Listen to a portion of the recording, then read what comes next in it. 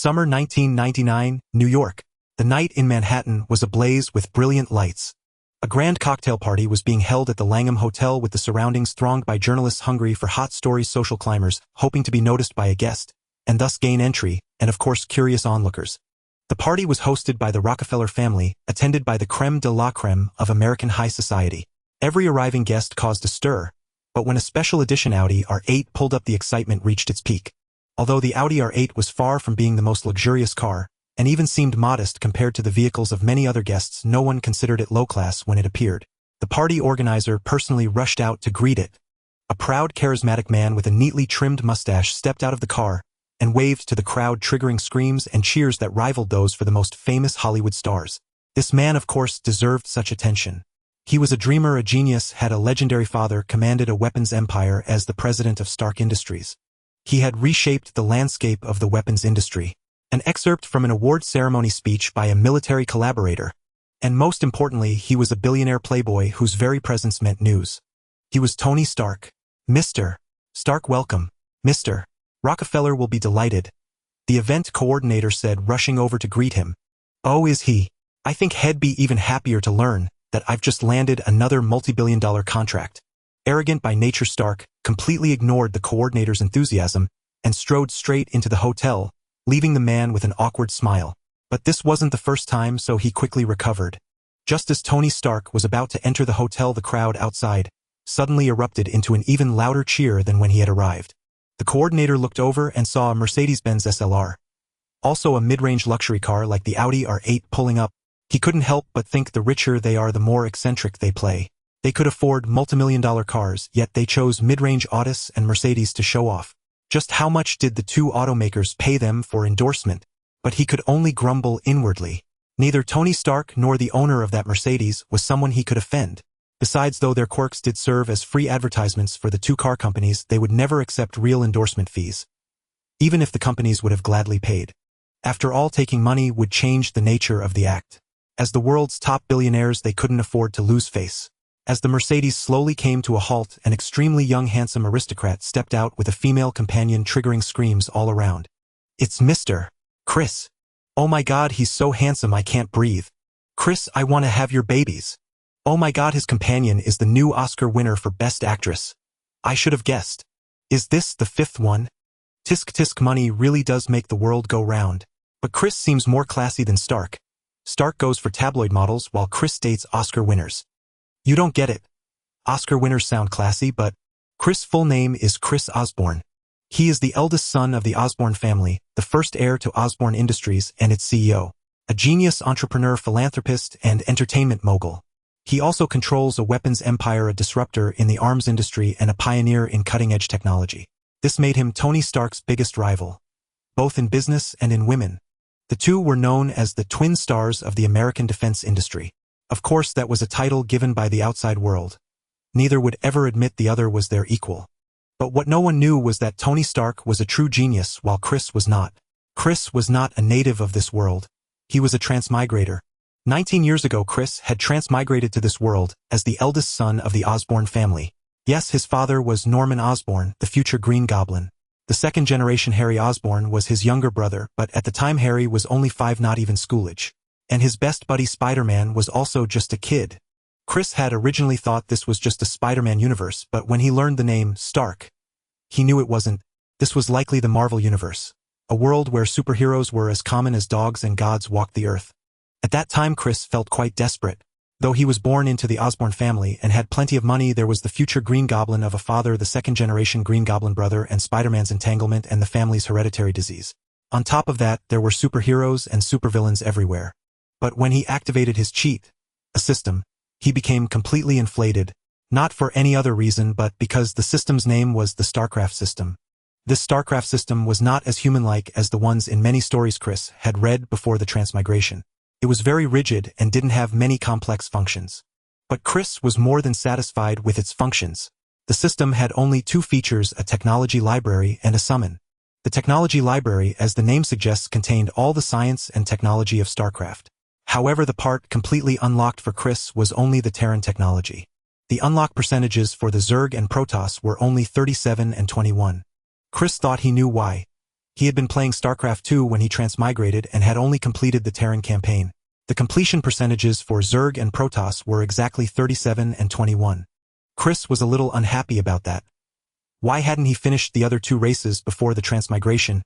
After all, the Terran were really no match for the Zerg or the Protoss in terms of raw power. If the game hadn't been created by humans, the Terran would probably have been just window dressing. But soon he let it go, even feeling a little glad that he had completed the Terran campaign first. After all, Zerg and Protoss technologies were hardly applicable to humans and wouldn't be suitable for his start. Just imagine a bunch of Protoss, especially a swarm of Zerg units, appearing in a crowd of superheroes. That picture was too beautiful to look at. In contrast, Terran technology had no such worries. Neither mechs nor spaceships would seem too out of place. But the other function, the summon, was not so friendly. Actually, compared to the technology library, what Chris liked most was the summoning function, which, as the name suggests, allowed him to summon special units from StarCraft to serve him. There were many special units in StarCraft, and they were all incredibly powerful. Not to mention Earth, even across the entire universe, each one was a force to be reckoned with. Even the weakest Raynor OL-Pal was comparable to Captain America. What? You say Raynor is the protagonist, how could he be the weakest? But that was the truth. According to the system's explanation, setting aside personal charisma and command ability, Officer Raynor was at best an elite Marine. Indeed, the lowest level of grunt who could only be cannon fodder. Besides, even if Raynor were stronger than Thanos, Chris wouldn't summon that guy for no other reason than his most coveted prize, Queen Kerrigan. Well, dreams were beautiful, but reality was harsh. The actual situation was that summoning characters from StarCraft was extremely difficult. The system provided 4 levels of summonable units. They were Elite, Epic, Legendary, and Mythic. Raynor was an elite-level unit. To summon him, only 3 things were needed: 100 units of Silicrystal, 100 units of high-energy Vespene, and 100 units of psionic energy. Silicrystal and high-energy Vespene were easy to understand. They were the crystals and Vespene gas mined in the game. Although there were no native deposits on Earth, using Terran technology, they could be artificially synthesized from Earth's resources. The cost was high, but at least it could be solved with money. As the heir of Osborne Group, if money could solve it, was it even a problem? But psionic energy was different. What was psionic energy? In the StarCraft universe, psionic energy was a mental energy originating from the mind, closely related to the user's brain. Through rigorous training, users could achieve the effect of altering the physical world. The intensity of regular psionic energy was represented most powerfully by the 4 primary colors: red, green, yellow, and blue. Generally, the higher the purity of the color, the greater the psionic energy intensity. Psionic energy was also incredibly versatile. The masters of its application were the Protoss. The fundamental energy source of Protoss society was psionic energy. The Protoss cerebellum was exceptionally developed. In fact, their entire prominent cranial cavity housed the cerebellum. This allowed their individual psionic levels to far surpass those of the Zerg and humans. Look at the Protoss abilities in the game: the Zealots' powerful melee combat energy shields, energy weapons; the Dark Templars cloaking advanced space technology and formidable space survivability. All of this came from psionic energy. The Zerg themselves were not outstanding in psionic performance. Since the collective will of the Zerg was concentrated at the level of the Overmind cerebrates and queens, these brain entities were the users of Zerg psionic energy. Because the source of psionic energy was so concentrated, the subordinates were extremely sensitive to it. In other words, the Zerg cerebrates controlled their lower-level Zerg through psionic energy.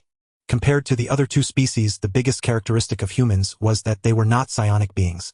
Among human, psionic users mainly came from genetic mutations accumulated over countless generations, so their numbers were pitifully small. The representative unit was the Ghost, and Kerrigan was the most outstanding among them. Back then, Kerrigan was chosen by the Overmind to be transformed into the Queen of Blades, because of her astonishing psionic talent, thus entrusting the future of the entire Zerg swarm to her hands. And Kerrigan did not disappoint her talent. She eventually defeated the fallen Xel'Naga, the Dark Godamon, and became the supreme deity of the StarCraft universe. Chris had a feeling that the Xel'Naga form of Kerrigan, if placed in the Marvel universe, would be on the level of the 5 major cosmic entities. Don't ask him how he knew. Just look at the summoning conditions with more than a dozen items and numbers in the quadrillions. Damn, if I had these resources, I could rule the galaxy, right? Thankfully, the system was quite user-friendly. Kerrigan had 3 summonable versions: Human Queen of Blades and the Xel'Naga version with those staggering conditions. Of course, summoning any one version automatically canceled the other 2, but it didn't mean the other versions were gone forever. They could be upgraded with resources. Unfortunately, even the human version of Kerrigan was legendary level, requiring resources far beyond what Chris could currently afford. Besides, even the lowest elite unit required 100 units of psionic energy. So even with money you couldn't instantly become stronger. So far the only way Chris could obtain psionic energy was through his own training. Fortunately Chris did have a little psionic talent, though the system rated it as low. But at least he had some right. After more than 10 years of continuous training, Chris had managed to accumulate barely over 230 units of psionic energy and made 2 summons.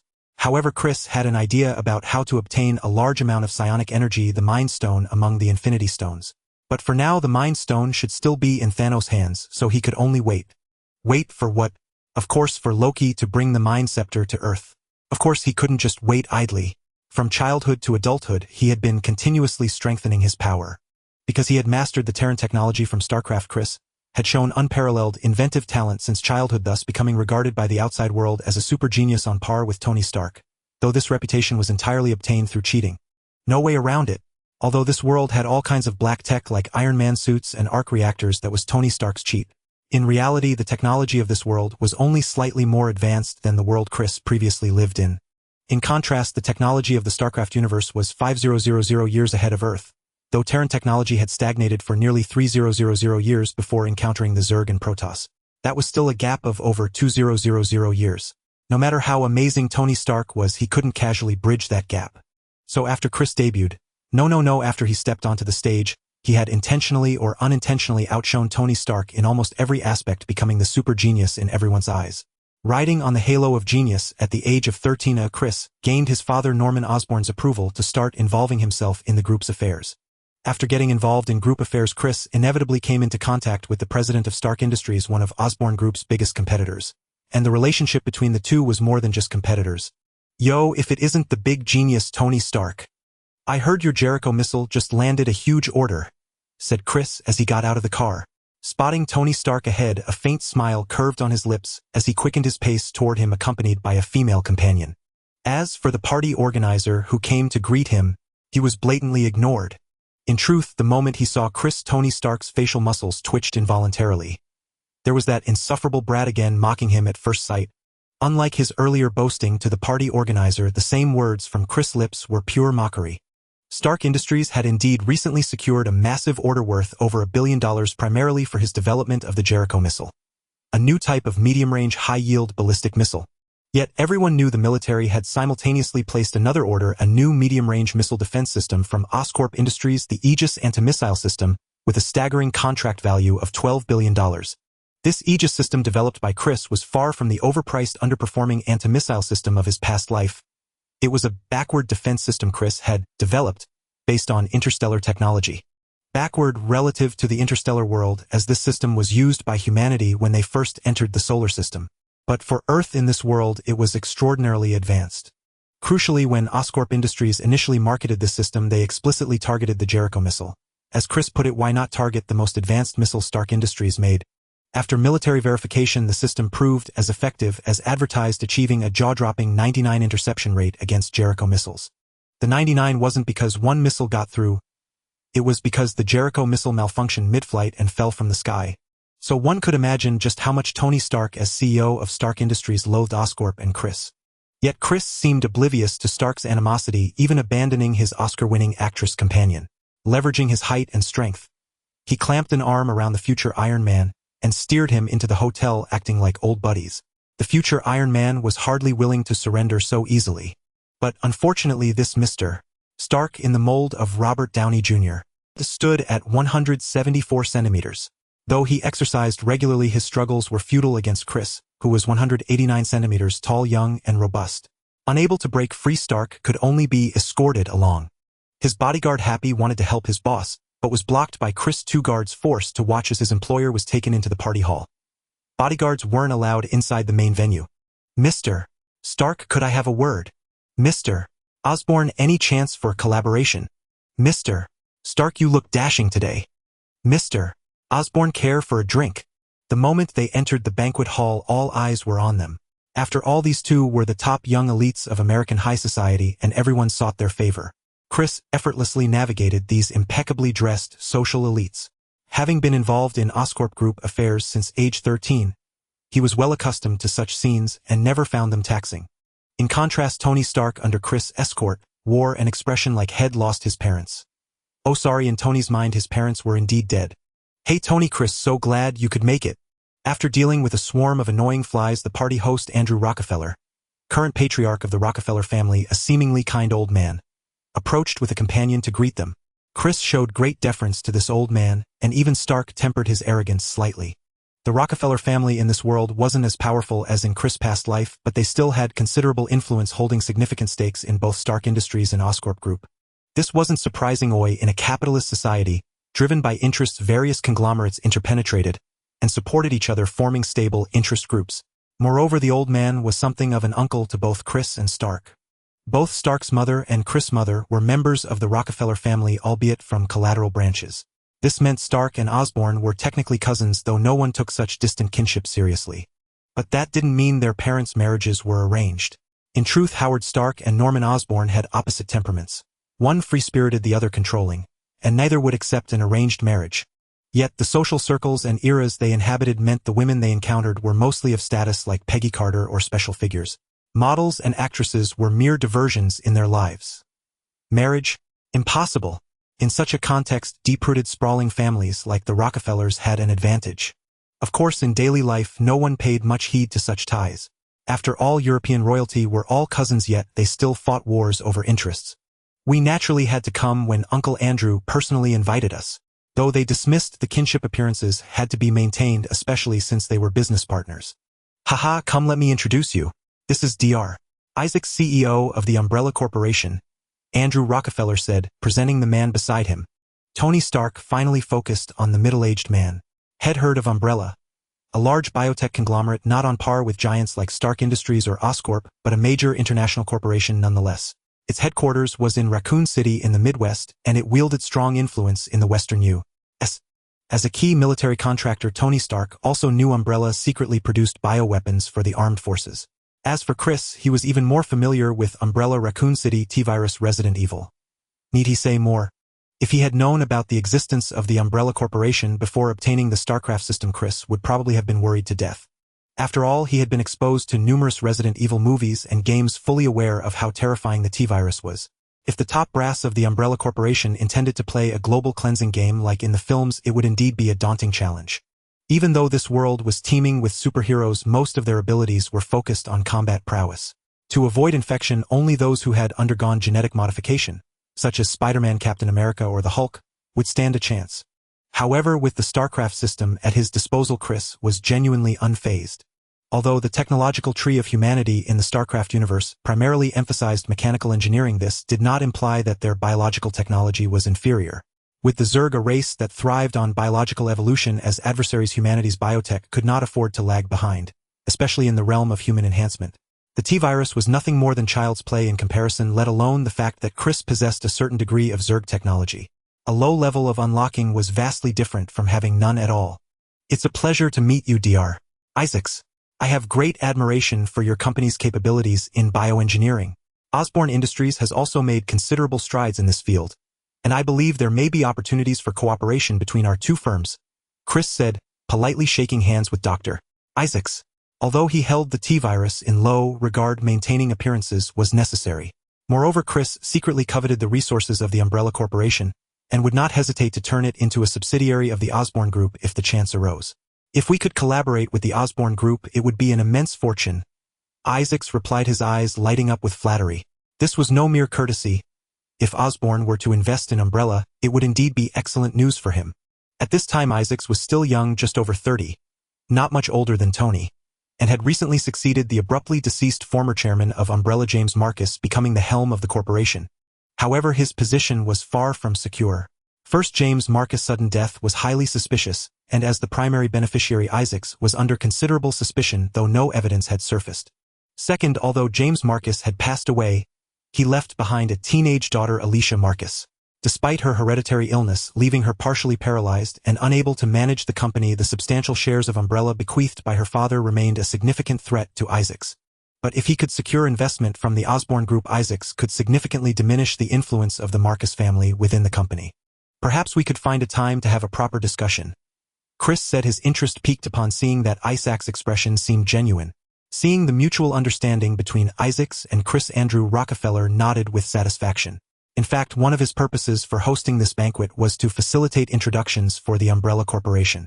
By the mid-20th century, the Rockefeller family had shifted its operational model, ceasing direct involvement in the management and control of any industries. Nevertheless, the Rockefeller family still held substantial assets and shares in numerous corporations and conglomerates. Both Osborne Industries and Stark Industries, as well as the board of the Umbrella Corporation, had Rockefeller family representatives. Although they lacked control, their influence was considerable. This was why Stark had remarked outside the hotel that Rockefeller would be pleased with his acquisition of the order, because when these companies prospered, so did Rockefeller. Thus, Rockefeller naturally wished for the companies in which his family held shares to thrive. When these companies encountered difficulties, the Rockefeller family often stepped in to offer whatever assistance they could. In fact, both Stark and Chris had received help from old Rockefeller when they first began managing their respective conglomerates. This was a significant reason why they treated him with such respect beyond the faint familial connection. Had it been anyone else, no matter how wealthy, Chris and Stark might not have bothered to show such deference. Now, the Umbrella Corporation, having recently undergone a change in leadership, was facing certain difficulties. Isaacs had turned to old Rockefeller for help, and the Rockefeller family's support within Umbrella was aligned with this future CEO. Therefore, seeing Chris being so accommodating, old Rockefeller was naturally delighted. Stark, however, found the whole affair tedious. Although he possessed a strong background in biological sciences, Stark Industries had no involvement in the biotech sector and no intention of entering it. After greeting old Rockefeller, he could no longer contain his restlessness and prepared to go hunting. While formal banquets of this sort typically required attendees to bring a companion, this was not an absolute rule. In fact, many older attendees would bring their eligible children to broaden their horizons, while single individuals had an even simpler option. Celebrities and models would go to great lengths to secure an invitation. Thus, many people merely entered as temporary partners and then went their separate ways once inside. For a playboy like Stark, such banquets were never short of prey, which was why he rarely brought a date. When he did, it was usually Pepper, who was still just his assistant. After all, what fun was there in a date you brought along compared to the thrill of a fresh conquest? But before he could make his move, an uninvited guest intruded upon their circle. "Hey everyone, especially Chris and Tony. It's not easy to run into you too." The newcomer greeted them with an air of familiarity. At the sight of this person, Stark and Chris exchanged helpless glances. It was that annoying guy again. The newcomer was an old acquaintance of both Stark and Chris. While Tony Stark didn't particularly care for Chris either, compared to this new arrival, he found Chris far more tolerable. "Mr. Hammer, welcome, welcome," old Rockefeller said, offering a warm greeting. Unlike Stark and Chris, who made their displeasure plain, Rockefeller, as the host, could not afford to neglect a guest. The newcomer in his 20s was no mere passerby, but the heir to Hammer Industries, Justin Hammer. Hammer Industries was the third largest military contractor in the United States. However, despite this ranking, it paled in comparison to Stark Industries and Osborne Industries, and even fell short of the Umbrella Corporation. This was because the company had virtually no research and development capabilities, relying solely on massive basic military orders from the armed forces. In other words, it earned a modest living by manufacturing ordinary aircraft, tanks, firearms, and ammunition. Nevertheless, unless one was on the level of Stark or Chris, few would dare to offend the company. Unlike other highly autonomous firms, Hammer Industries was essentially a military-controlled enterprise established to prevent the armed forces from becoming overly dependent on other defense contractors. Just as Chris and Stark were pondering how to avoid this pest, another person approached. Seeing the newcomer, Chris couldn't help but roll his eyes inwardly. Was today a gathering of villainous masterminds? 3 had already appeared, 1 more, and they could form a full table for mahjong. The visitor was Victor Von Doom, the president of the Victor Group, and the future infamous Dr. Doom, yet another formidable antagonist. For now, however, he was merely an ordinary super-rich man, and a genius scientist. Though not as renowned as Stark or Chris, he still enjoyed considerable fame. Chris was already well acquainted with the future Dr. Doom, having had numerous interactions and investigations over time. After over a decade of training, Chris' psionic energy was not particularly powerful compared to a standard ghost warrior from the stars, but it made him exceptionally sensitive to foreign energies. He detected no magical energy or any other form of power in Dr. Doom, suggesting that the current Victor was likely the movie version rather than the comic version endowed with magical abilities. As for how Chris could discern whether someone possessed magical energy, it was because he had already encountered mages in this world.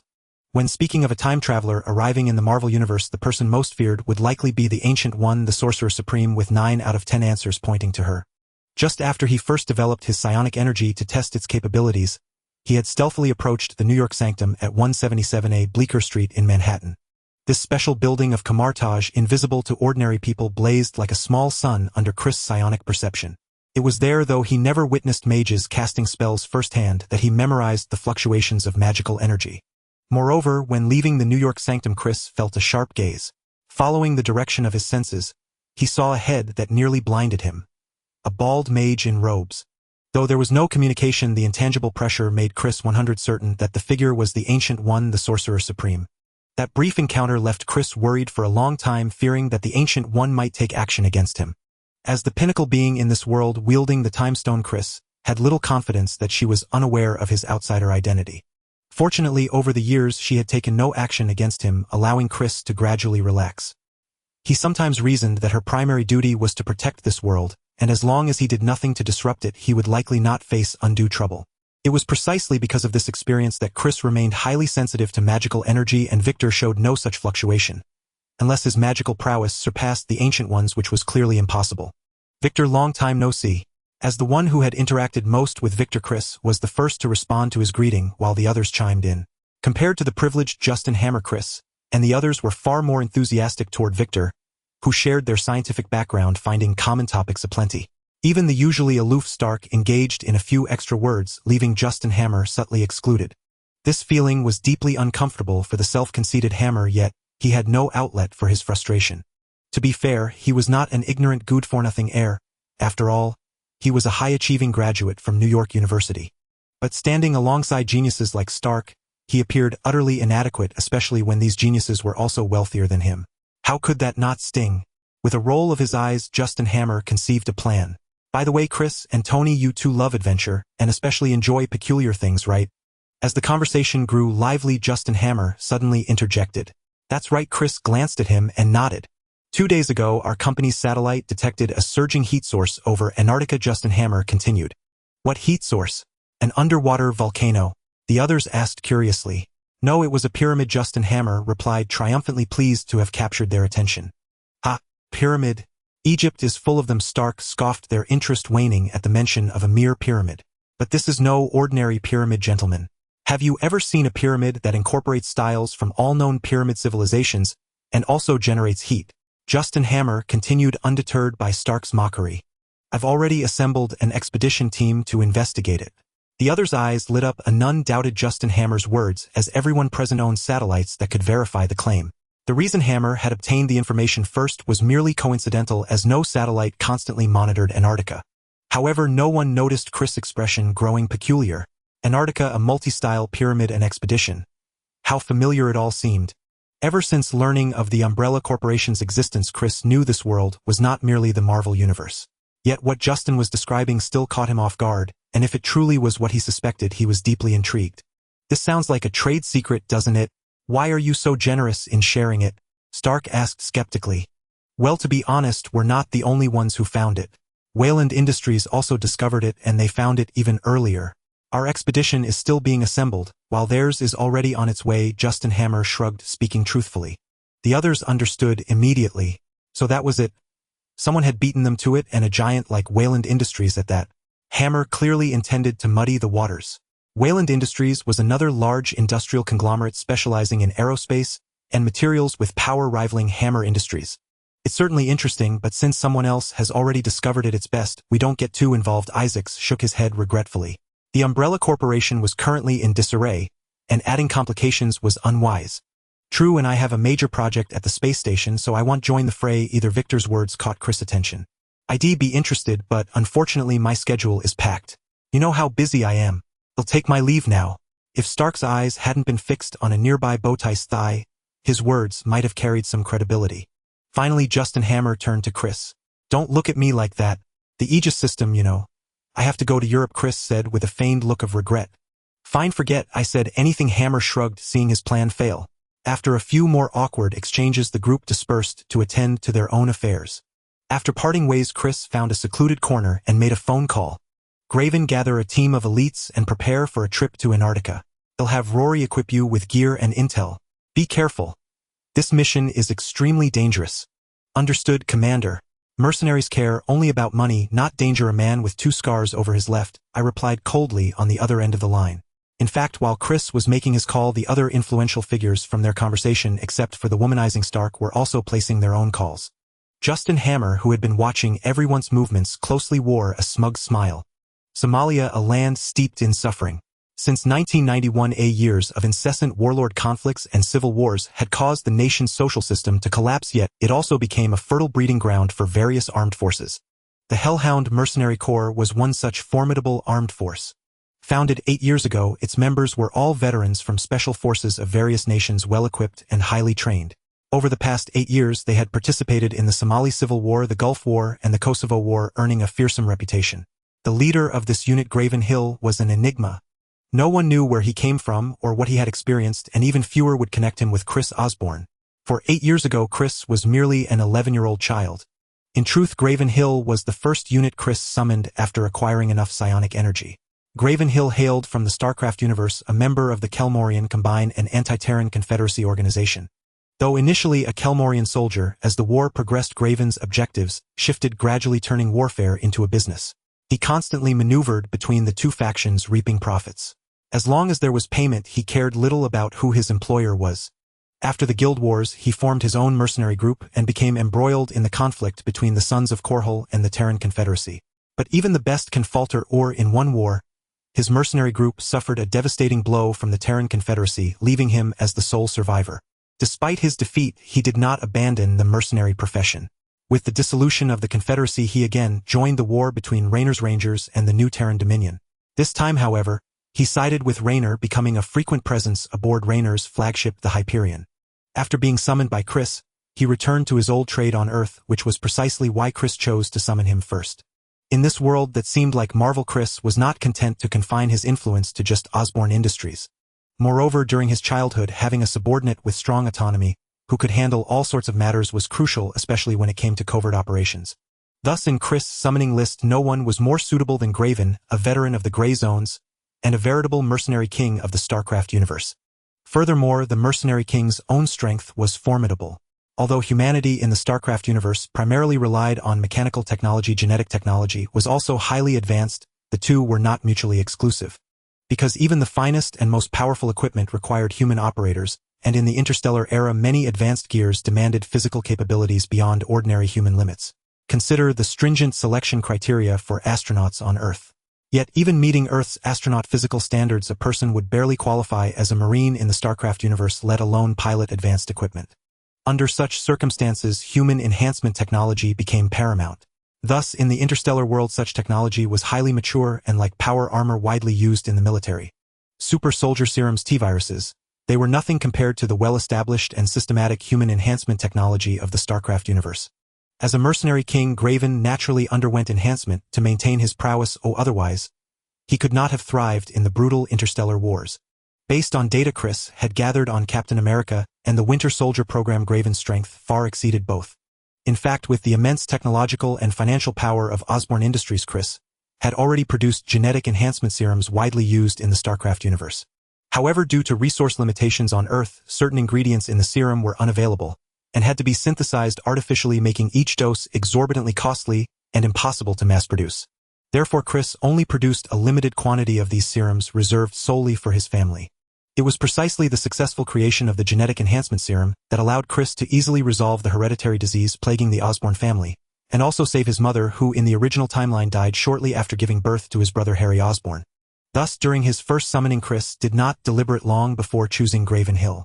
And Graven did not disappoint. He flawlessly executed every mission assigned to him, established the Hellhound Mercenary Corps, and quickly carved out a fearsome reputation in this world, becoming Chris' hidden blade. Upon receiving Chris' orders, Graven immediately sprang into action, assembling his subordinates. An hour later, an elite special operations squad was gathered on the parade ground of the Hellhound Mercenary Corps camp. Assault Specialist Clark Jelcom, codename Truck, former Navy SEAL. Breacher Marissa Rosen, codename Chipmunk, former Royal Marine. Sniper Sienna Fowler, codename Socialite, former KGB agent. Field Scientist Lawrence Mubarak, codename Mummy, former Egyptian Thunderbolt Special Forces. Medic Eli Mason, codename Scalpel, former Spanish Joe. Reconnaissance and Combat Expert Caroline Cisse, codename Mockingjay, former South African CCB agent. These were the elite operatives of the Hellhound Mercenary Corps talents Graven had painstakingly recruited over the years. Ladies and gentlemen, this mission is extremely arduous and perilous, so I will lead it personally. Additionally, to ensure smooth operation, our client has provided us with new equipment, Kerrigan announced to the squad. As he spoke, a sudden surge of electricity rippled across the empty ground behind them, and a highly futuristic dual-rotor aircraft materialized. To anyone familiar with StarCraft, it was unmistakably the Terran's renowned atmospheric craft, the Banshee. "Whoa, that's seriously cool," the elite mercenaries exclaimed in genuine awe at the sight of the sleek Banshee. As the mercenaries marveled, the Banshee's hatch opened, and a burly man led a squad of soldiers carrying large metal crates bearing the Osborne Industries logo down the ramp. "I'm Rory Swan, your pilot and logistics manager for this operation. Trust me, you're going to love the toys I've brought you." The big man introduced himself with a shy grin. While Kerrigan was assembling his strike team in the American West's Raccoon City, a transport plane bearing the Umbrella Corporation insignia took off and gradually vanished into the sky. In Eastern Europe, Sokovia, a bizarre-looking aircraft sped southward. In Washington, at the Triskelion headquarters of S.H.I.E.L.D, a senior agent frantically knocked on Nick Fury's office door. After the party, Chris originally planned to take his companion, the Oscar-winning newcomer, to his villa for a wonderful night. As for the situation in Antarctica, Chris was not worried. He trusted that Glavin and Swan would handle everything well, even though their opponents this time were not human. However, just as he stepped out of the hotel, a phone call interrupted his plans. Arranging for someone to send his companion home, Chris drove straight back to the Osborne Industrial Headquarters, a historic building located in the Brooklyn area. However, Chris did not like it because it was too old, a dilapidated structure from the 1950s, which was very unfavorable for his renovation plans. Thus, under his leadership, the new Osborne Technology Building was under construction in Manhattan, the core area of New York. However, that building would not be completed until next year. Chris made his way to the chairman's office located on the top floor of the Osborne building, which belonged to Norman Osborn. Although Chris had essentially taken over the management of Osborne over the years, Norman Osborn still retained the position of chairman, as Chris was still young and needed Norman's oversight on many matters. Norman Osborn, although a man of great ambition, was quite selfless towards his son. This was also a key reason why Chris was able to rise quickly within the Osborne company. "Father, what happened that you called me here so late?" Upon entering the office, Chris saw Norman Osborn sitting at his desk with a grim expression staring at the computer. "Richard Parker has defected." Norman Osborn turned the computer screen towards Chris, indicating for him to take a look. As Chris leaned in, he saw a segment of surveillance footage from the laboratory featuring Richard Parker, an important researcher at Osborne. Who was Richard Parker? Perhaps not many knew him, but he had a very famous son, Peter Parker, Spider-Man. However, the young Spider was still just a 5-year-old child like Chris' brother Harry Osborn. Richard Parker was a key researcher at Osborne, solely responsible for a laboratory focused on spider genetics. Before Chris joined Osborne, the company's strongest area was still in biotechnology, and Richard Parker's research was one of the most important studies within Osborne Industries. However, after Chris entered Osborne Industries, the company's industrial structure underwent significant changes. Although this world had many superheroes and various alien civilizations, the development history of technology, finance, and even the cultural entertainment industry was astonishingly similar to the world Chris had come from. In this context, if Chris did not diversify the Osborne Group, it would be a disservice to the title of a traverser. Therefore, the current Osborne Group was no longer just a high-tech company or a military enterprise, but a diversified high-tech conglomerate covering communications, networking, entertainment, media, finance, and more. However, the core of Osborne remained in armaments, though due to Chris' influence, the military core of Osborne gradually shifted from biotechnology to mechanical technology. After all, Chris possessed technological advancements from the interstellar world that were thousands of years ahead of this one. Moreover, in the field of biotechnology, Chris already had the gene enhancement serum, a powerful weapon at his disposal. Although to some extent the spider gene serum, based on the future performance of Spider-Man, seemed to be even better than the gene enhancement serum from the interstellar world. At least the gene enhancement serum could not grant one the spider-like acute reflexes. However, the gene enhancement serum had been thoroughly validated through thousands of years of use by humans in the interstellar world, and given that there were no genetic differences between the humans of this world and those of the interstellar world, it could be used without any side effects. But what about the spider gene created by Richard Parker? In the movie version, there was only Peter Parker. In The Amazing Spider-Man, Harry also injected it but nearly died. In the comic version, although there were more than one who became Spider-Man, there were many plots where gene instability and deep mutations occurred. Thus, Chris had no genuine feelings towards the spider gene. Although he knew that Richard Parker was Peter Parker's father and understood his research, he had never paid serious attention to it. It was precisely in this neglect that Richard Parker's biological laboratory had not been shut down, but it was gradually marginalized. If it weren't for this current incident, Chris would have completely forgotten about this person. 2 hours ago, Richard Parker deleted all the experimental data from the laboratory and attempted to kill all the experimental spiders. However, our protective measures failed, and now he is heading to the airport with his wife, preparing to take a private plane to Algeria, Norman Osborn said in a deep voice, and Chris could see that his father was extremely angry. What are you planning to do? Aren't you curious why he defected? Norman asked. Is it necessary?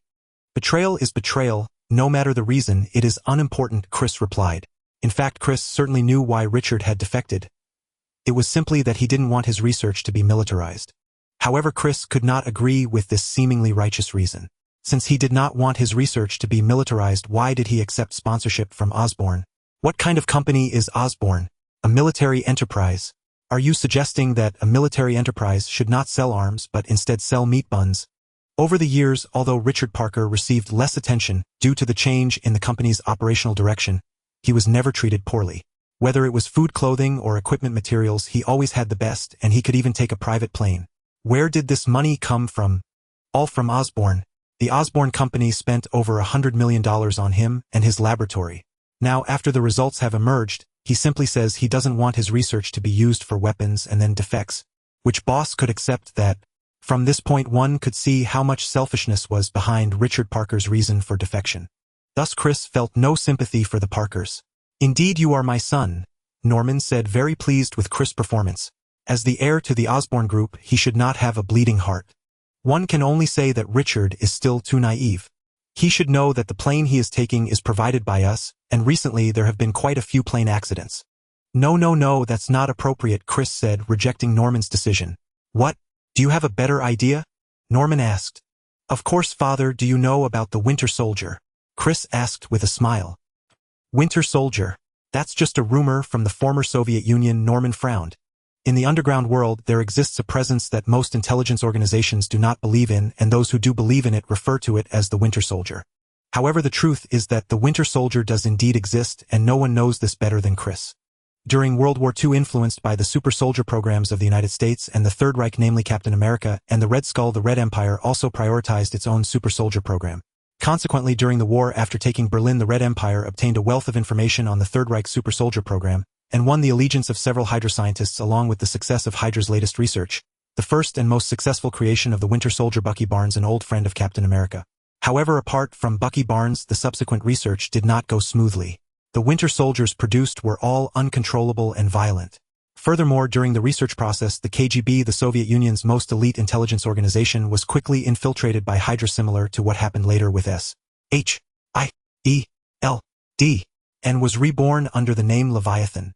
Chris also knows that Leviathan in the Red Empire not only continued the research on the Winter Soldier, but also initiated another branch of research known as the Black Widow Project. The future infamous Black Widow, Natasha, is the most perfect creation of this project. Additionally, Peggy Carter's old adversary, Agent Dottie Underwood, is also a product of this endeavor.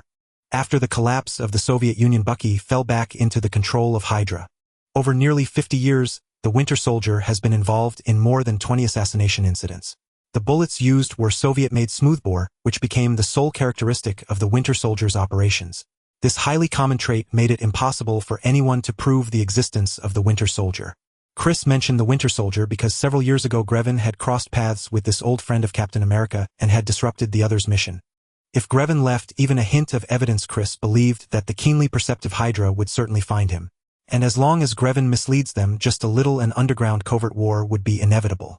Such an underground covert war with missteps and unintended consequences is quite normal. Are you suggesting we frame Hydra for this? After hearing Chris' remarks about Hydra and the Winter Soldier, Norman inquired. No, how can we say it's framing? In fact, it was done by Hydra, wasn't it? The terrorist organization destroyed Mr.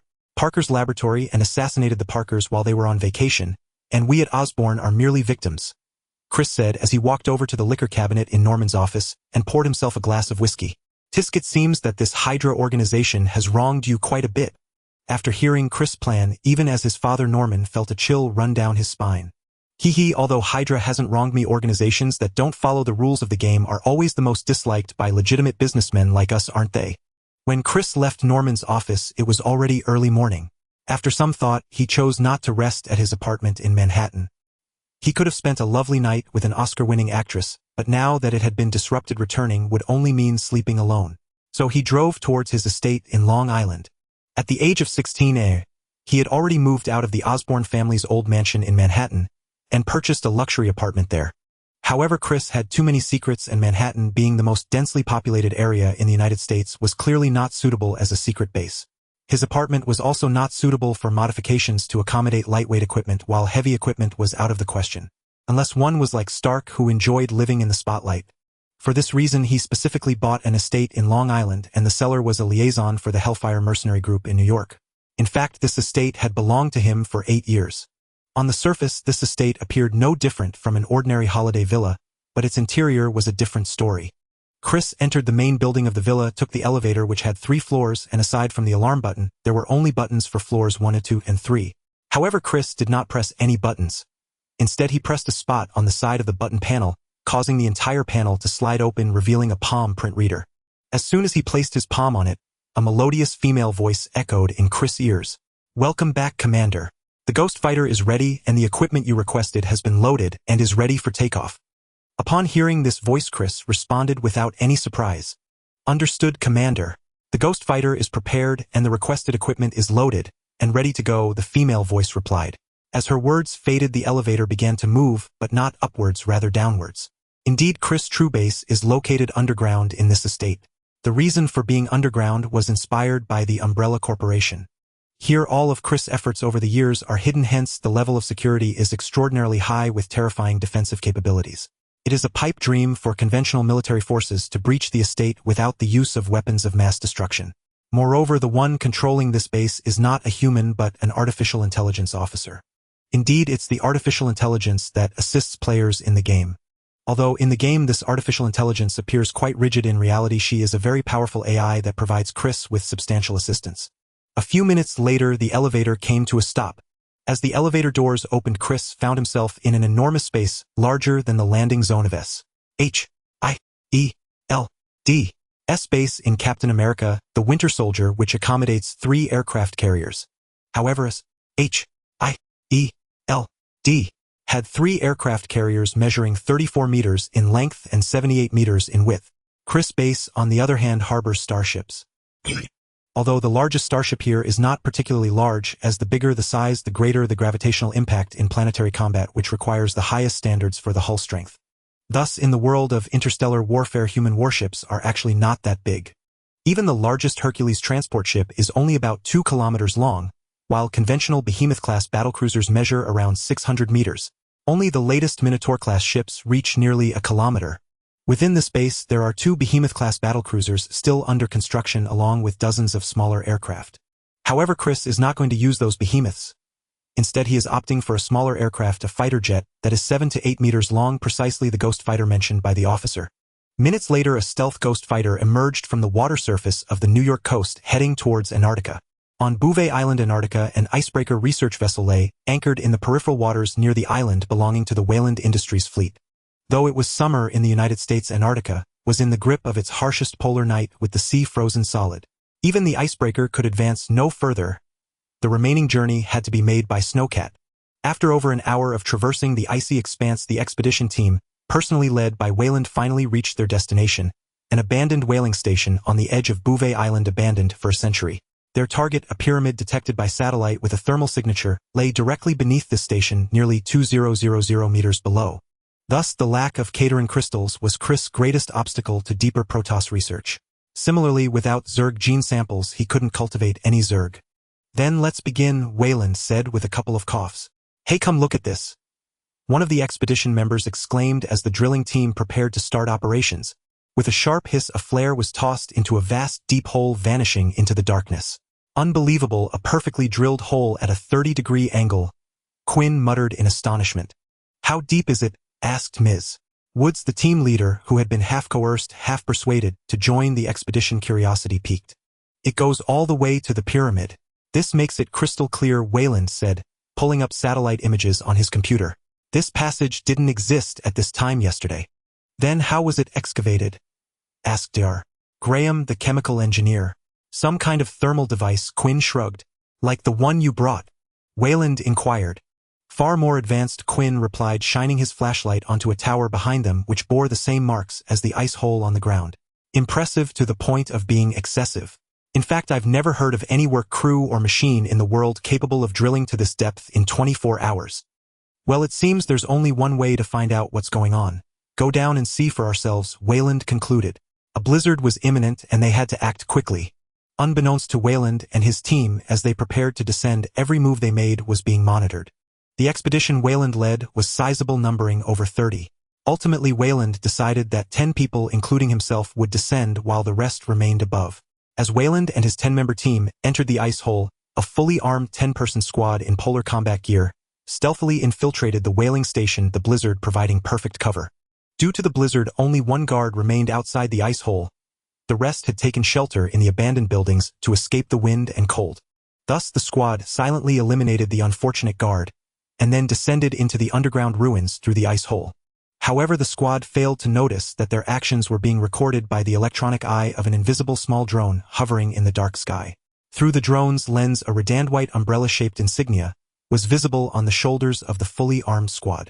Shortly after the squad entered the underground ruins, 3 drop pods descended from the pitch-black sky near the whaling station, landing amidst the snow and ice. Wayland's people and Umbrella's people are already inside. When do we move? Inside the Banshee aircraft hovering midair, Clark, codenamed Truck, who had witnessed everything at the whaling station via the drone, asked. Patience. They're merely bait. The true hunter and prey have yet to appear, Graven said calmly. Speaking of which, wearing this thing feels a bit awkward. I can't execute many combat maneuvers. Caroline, the former scout, codenamed Mockingjay, couldn't help but complain. The reason for her complaint was the bulky suit of armor she was wearing.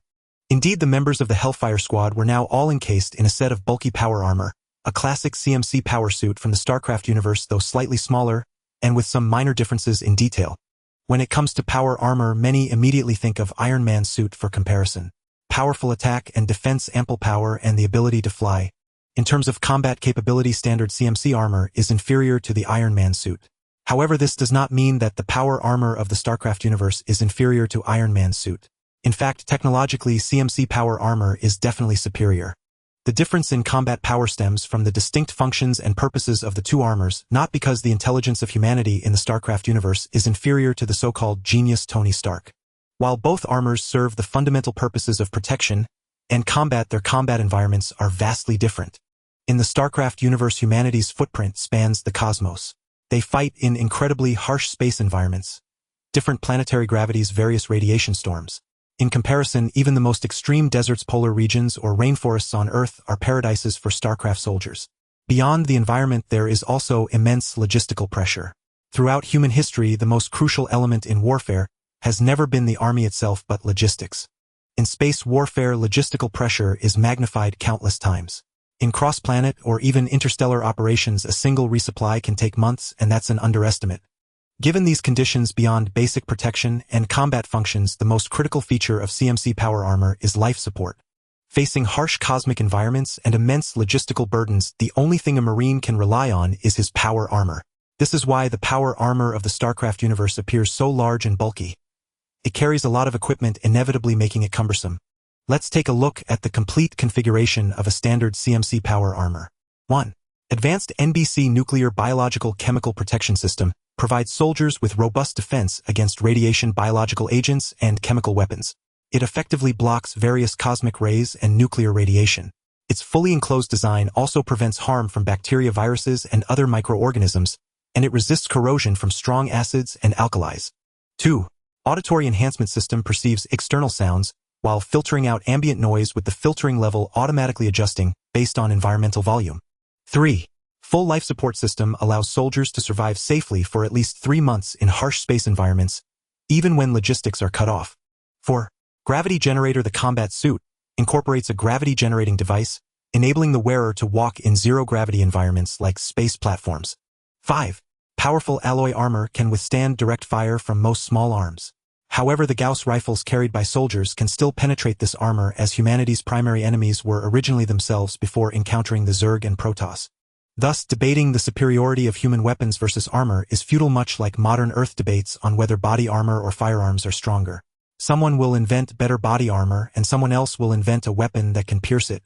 However, on Earth CMC armor can withstand not only rifles and other light weapons but also medium artillery and RPGs. As for heavy artillery and missiles, well, even if not penetrated, the wearer would be killed by the shockwave. Vibranium is not something a mass-produced suit like CMC armor can afford. 6. Targeting system. Iron Man's suit also has this. It includes infrared detection, terrain navigation, target acquisition, with some predictive capability for leading targets and status monitoring. This system is also equipped with a data link, allowing the wearer to receive real-time data and information which scrolls across the faceplate display. The faceplate can be raised or lowered, and can adjust light transmission according to user preference, though it typically auto-adjusts. The faceplate is usually black or gold. 7. Integrated communication system. Maintaining communication in space is vital. No one wants to be abandoned alone on a barren planet by the fleet. 8. Locking system used to immobilize an injured soldier or lock the joints of a malfunctioning combat suit to prevent accidental activation. It maximizes the wearer's safety in case of injury or suit damage, but once locked, the wearer cannot move. 9.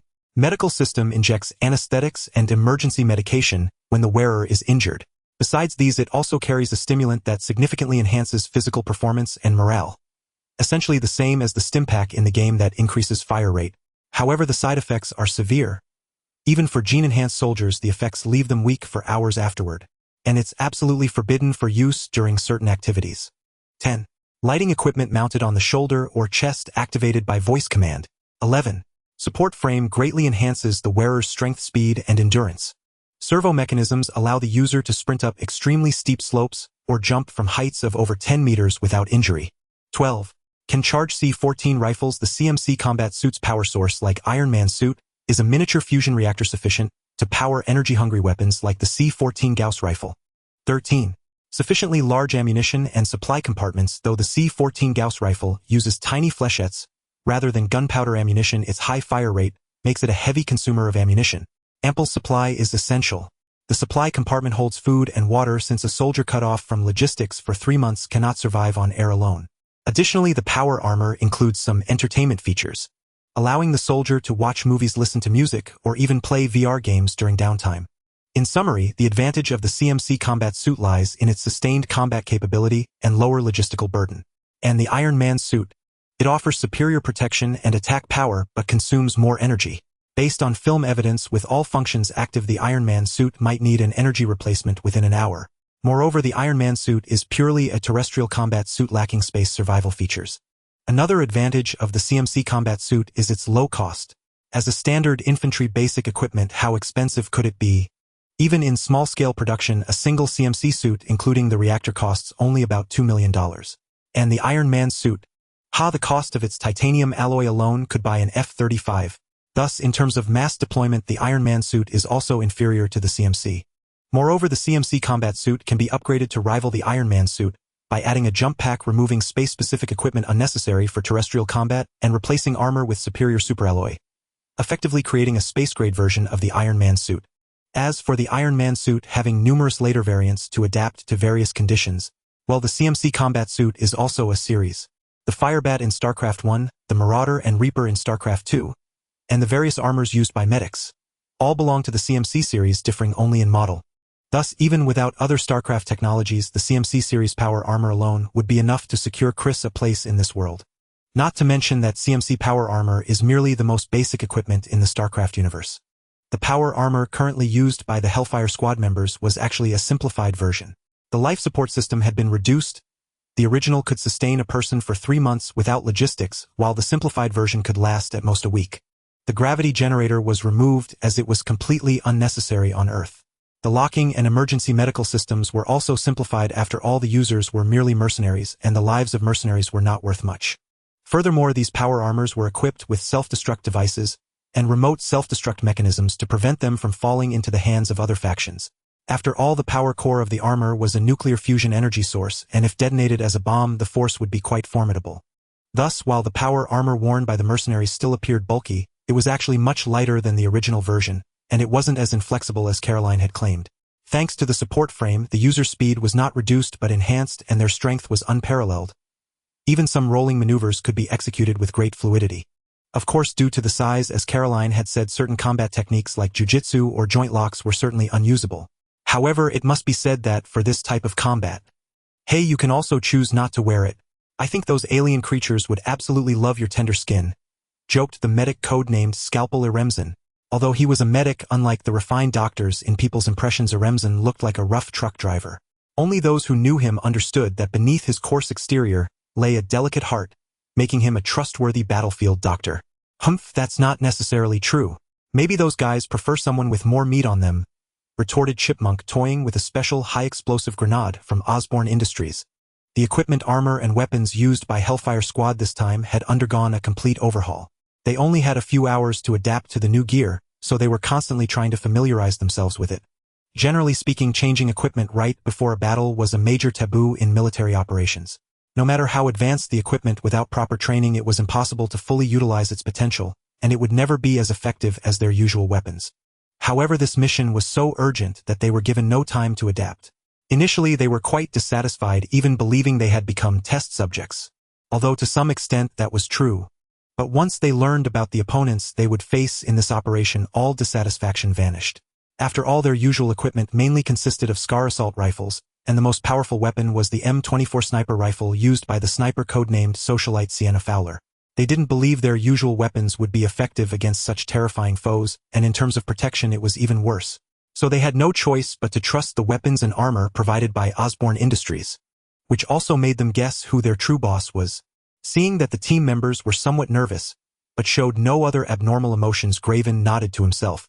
Unlike these slightly tense members, Graven and the pilot of the Banshee fighter Loriswang were extremely calm.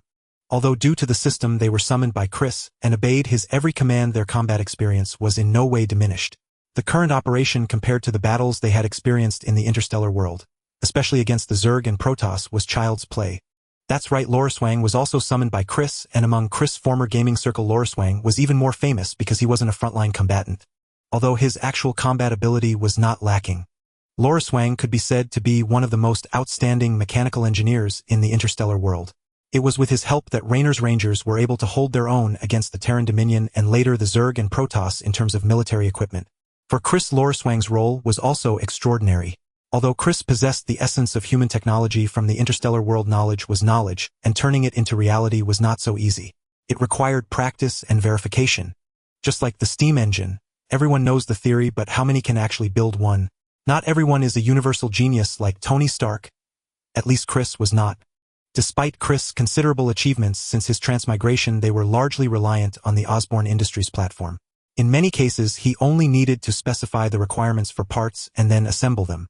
As for achieving what Tony Stark did, transforming a pile of spare parts from other weapons into an Iron Man suit, Chris admitted he could not. Aware of this shortcoming, Chris chose to summon a truly talented mechanical engineer as his second summoned character, Loriswang. Whoa, look at this.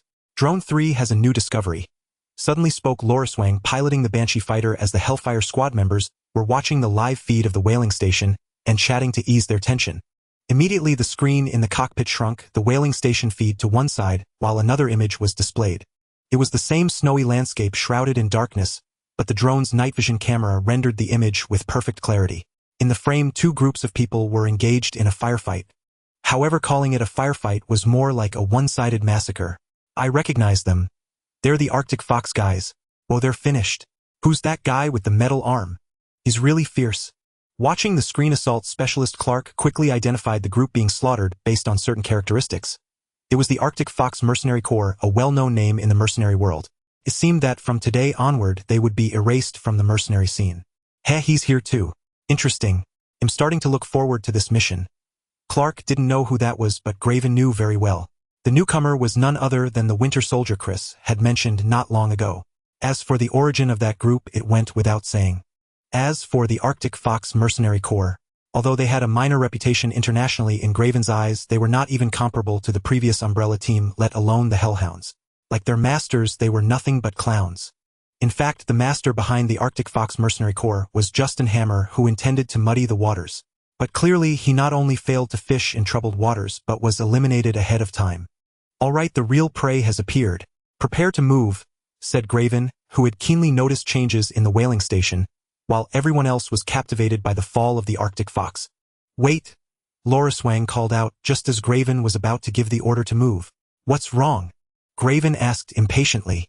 The boss is coming. Loriswang gave him an unexpected answer.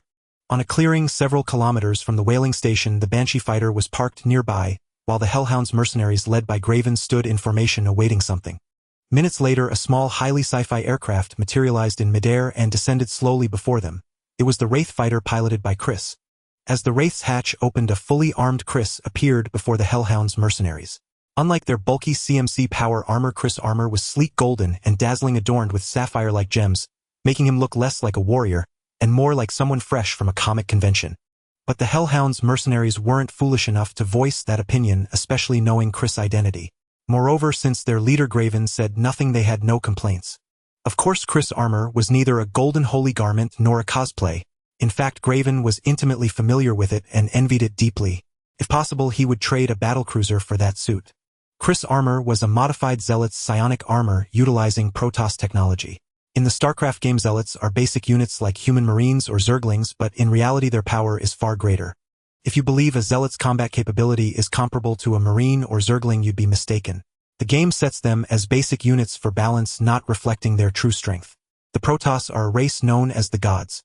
Each Protoss, whether in technology or personal combat, can single-handedly overwhelm hundreds of humans or Zerg. The Zealot in the cinematic mowing down Zerglings like slicing vegetables showcases their real power. In the StarCraft universe, before the Xel'Naga created the Zerg, the Protoss were their most successful creation, honored as the children of the gods. Guided by the Xel'Naga, the Protoss built the most brilliant civilization in the universe. Yet, the strongest fortresses often fall from within. As the Protoss grew, arrogant internal schisms emerged. They turned hostile toward their creators, eventually attacking and killing some Xel'Naga. In the end, the Xel'Naga departed, utterly abandoning the race. After their departure, the Protoss civilization collapsed. In the ensuing ages, they engaged in the bloodiest civil war, the Aeon of Strife, a period they loathed to recall. This once thriving divine race teetered on the brink of extinction. Then came Kaz, a Protoss who discovered the Xel'Naga's Khaydarin crystals. Using their unique properties, he forged a new psychic network and established the religion of Kala, the Path of Ascension. This transformed the Protoss caste system, reunified their civilization, and inspired them to emulate their creators by protecting weaker races. Yet this glorious history and mighty civilization didn't give the Protoss an edge over humans and Zerg. Their reproduction rate was pitifully low. After the Aeon of Strife, the Protoss population reached 1 billion, a seemingly large number but a mere fraction of the galaxy's 1,000,040 billion stars. 1 billion scattered across the galaxy is negligible, let alone the entire universe. Thus, for the only race capable of intergalactic travel among the 1 billion was pathetically small. Indeed, while humans and Zerg remained confined to the Milky Way, the Protoss were the only ones to venture beyond. Their homeworld fell to the Zerg not only due to negligence but because their mightiest forces, the exploration fleets centered on Mothership, were scattered across distant star systems not on Ire. Beyond low reproduction, the Kala's strict control, overemphasis on psychic communion, and the Protoss' long lifespans suppressed their already scant birth rate to a minimum. Thus, compared to the prolific humans and Zerg, every Protoss death was a permanent loss. In such circumstances, each Protoss life was precious. Even the crippled were immersed into immortal machines to continue serving.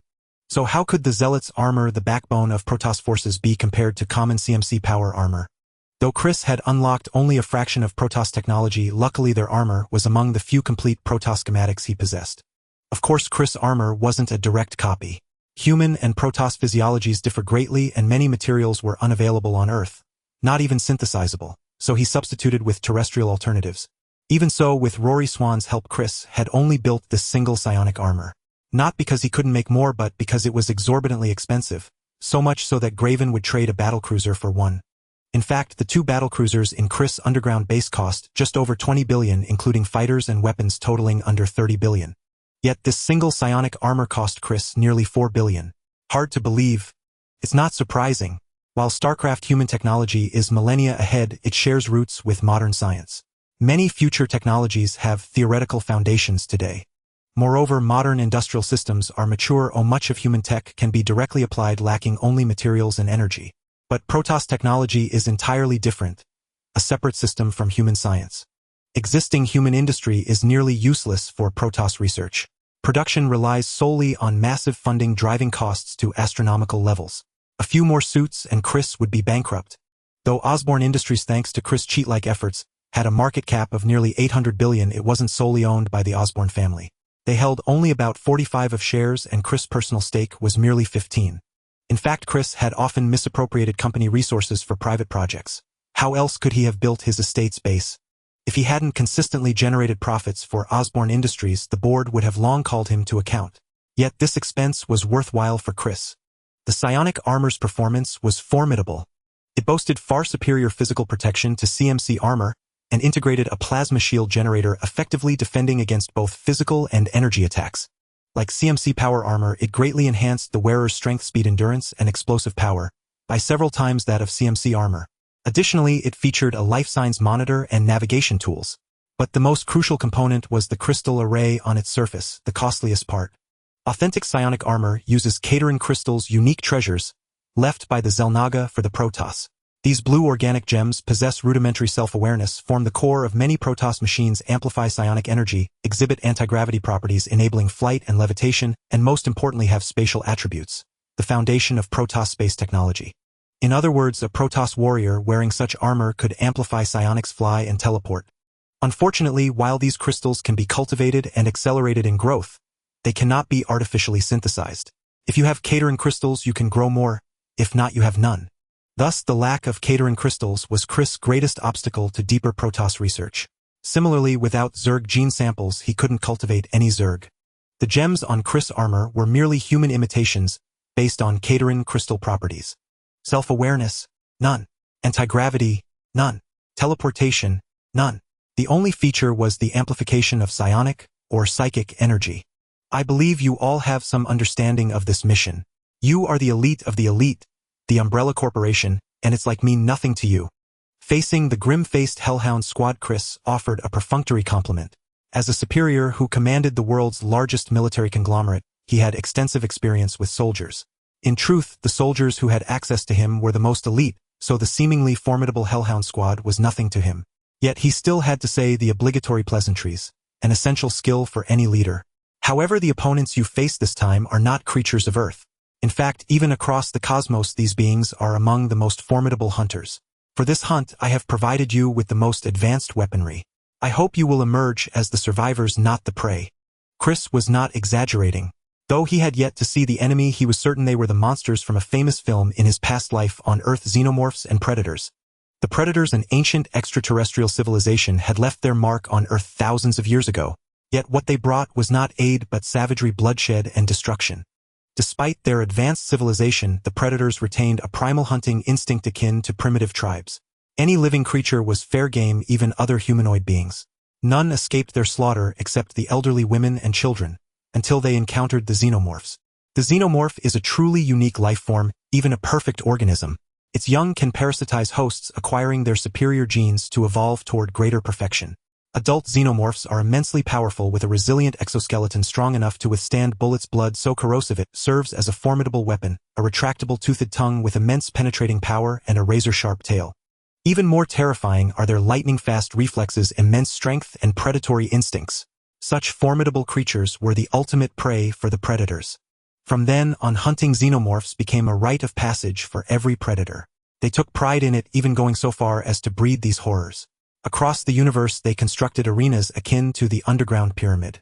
Unfortunately, xenomorph reproduction requires hosts. Thus, the civilizations conquered by the predators, though spared from direct slaughter, still met their doom as nourishment for the xenomorphs. The pyramid beneath the Antarctic whaling station was a proving ground built by an ancient civilization ruled by the predators. Every century, the predators would reopen it for the hunt. Yet, though the xenomorphs were bred by the predators, their terrifying nature meant that if they ever overran an area, even the predators could be overwhelmed, leading to an outbreak. When that happened, the predators, as an advanced civilization, would resort to a dirty trick, activating a portable bomb on their person. Though small, its power rivaled a low-yield nuclear weapon. Then, boom, silence. However, Chris was not worried about either the xenomorphs or the predators. In truth, his goal was the xenomorphs. Their traits were remarkably similar to those of the Zerg, and he believed their genes could serve as a template for breeding the Zerg, potentially unlocking part of their technology. For the Hellhound squad equipped with CMC armor, the xenomorphs posed little threat. Their primary attacks, tail and tongue strikes, immense strength, and corrosive blood, were tactics also employed by the Zerg. Thus, the power armor of the StarCraft universe was specifically reinforced against such threats, offering effective defense. Unless the wearer stood still. The same applied to the predators. As for their bombs, the explosion from a CMC power core was no less potent. Besides, ha! At Chris' command, the Hellfire Squad, led by Graven, set out. Indeed, Graven was still in charge, while Chris returned to the Ghost Fighter, not accompanying the Hellhound mercenaries as they had expected. Only then did the mercenaries realize that the big shot was merely here to watch the show. No wonder Graven was so unconcerned. Damn it, they had actually been excited thinking they would fight alongside him. Chris felt no guilt. A wise man stays out of harm's way. Didn't they understand? Though his psionic armor was powerful and he had undergone genetic enhancement and military training, that didn't mean he had to fight on the front lines. He wasn't Tony Stark, that flashy show-off. Why not take it easy when he could? If he had to do everything himself, why would he spend so much money equipping these mercenaries? Was he out of his mind? Thus Chris would only sit in the Ghost Fighter observing and commanding via the camera and communication systems on the mercenaries' power armor. As for doing this from New York instead of Antarctica, well, it was all about the atmosphere. Just as the Hellhound mercenaries set out with a silent curse on their lips, the situation within the underground pyramid had already changed. Minutes before Chris' arrival, the Umbrella Corporation had just entered the ruins. The Wayland Corp personnel left behind were huddled by the fire drinking warm wine when the door suddenly burst open. The biting wind rushed in, forcing everyone to squint. A scream followed. A Wayland Corp mercenary's chest exploded in a gory hole as if pierced by a sharp weapon. Blood gushed out and his body was lifted by an unseen force. The remaining Wayland personnel were frozen in terror. Deep within the pyramid's core, a caged beast was awakened from its perennial icebound slumber. A hunt was about to begin, but who was the hunter and who the prey? No one could say. Sebastian, take a look at this. Woods, the black female leader hired by Wayland, asked the team's archaeologist, gesturing at the stone coffin before them. By now, Wayland's expedition team had reached the core of the pyramid ruins. This is the Maya-long count calendar, and this is the Aztec calendar, Sebastian explained, examining the ancient inscriptions on the sarcophagus. It's a cipher, years, months, days. The dials are set to 1899, 100 years ago. So someone opened it a century ago. Woods asked. What's today's date? Sebastian inquired. July 7th. In the film it's October 10th. And Antarctica is still in polar night. Woods replied instantly, then watched as Sebastian began to twist the dials on the sarcophagus. Are you sure this will work? Wayland asked.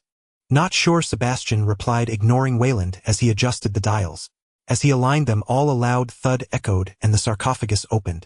Wayland felt a flicker of embarrassment, but no one paid him any mind, for all eyes were drawn to the contents of the sarcophagus.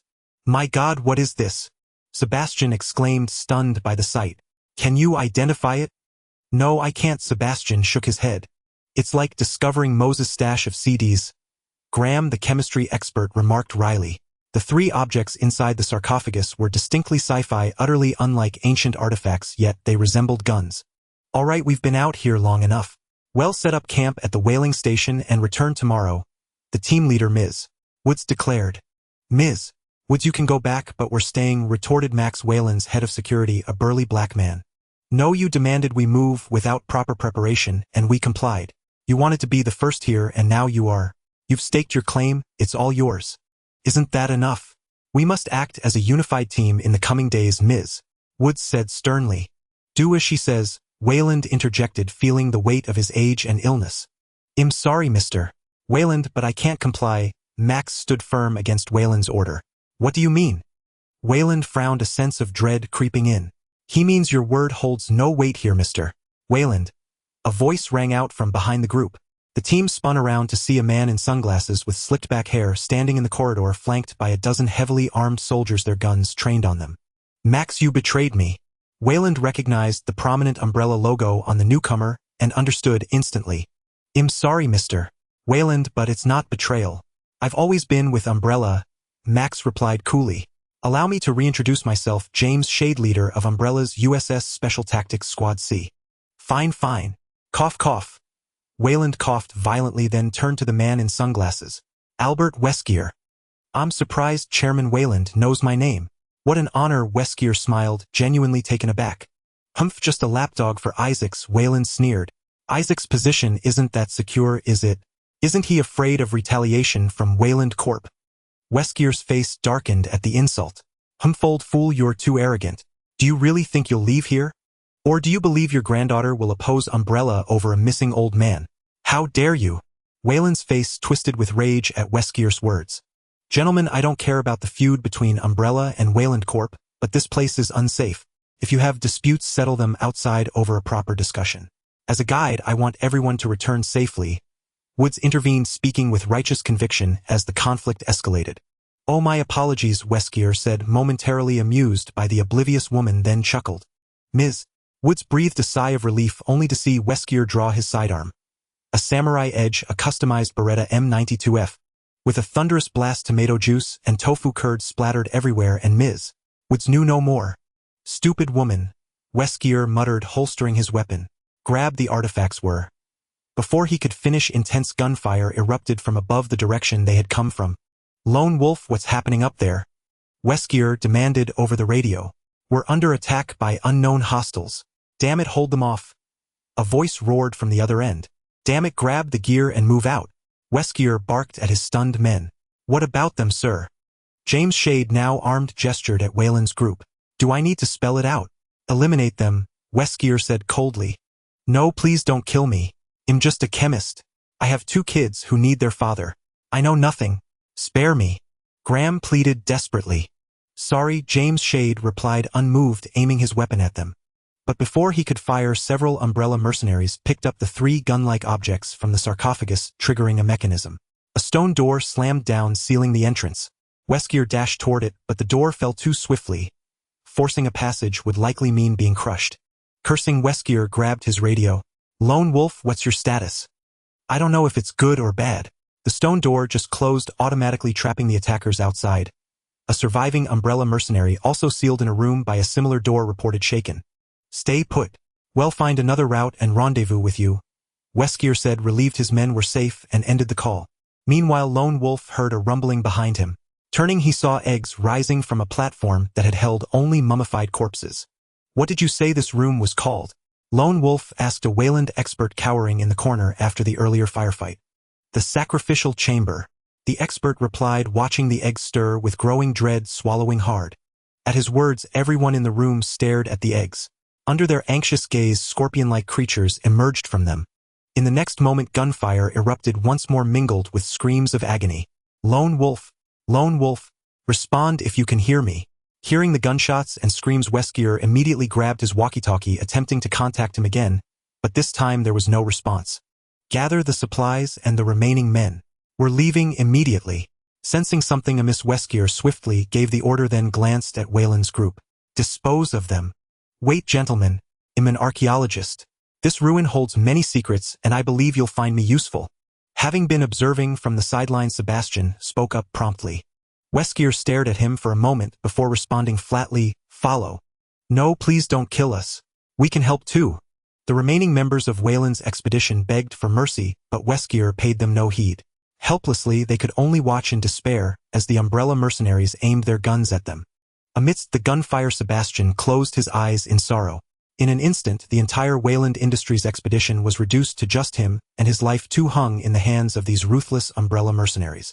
Yet to survive, it was all worth it. Sir, there's a passage here. After a thorough search of the hall, a mercenary soon discovered a new exit. Roadblock Ghost, you'll take the rear. Ninja James, lead the way. Four Eyes Bursa provide support. Rupa, guard the archaeologist. He's still useful. Weskier assigned tasks to his men. Understood, sir. The mercenaries acknowledged and began advancing toward the passage.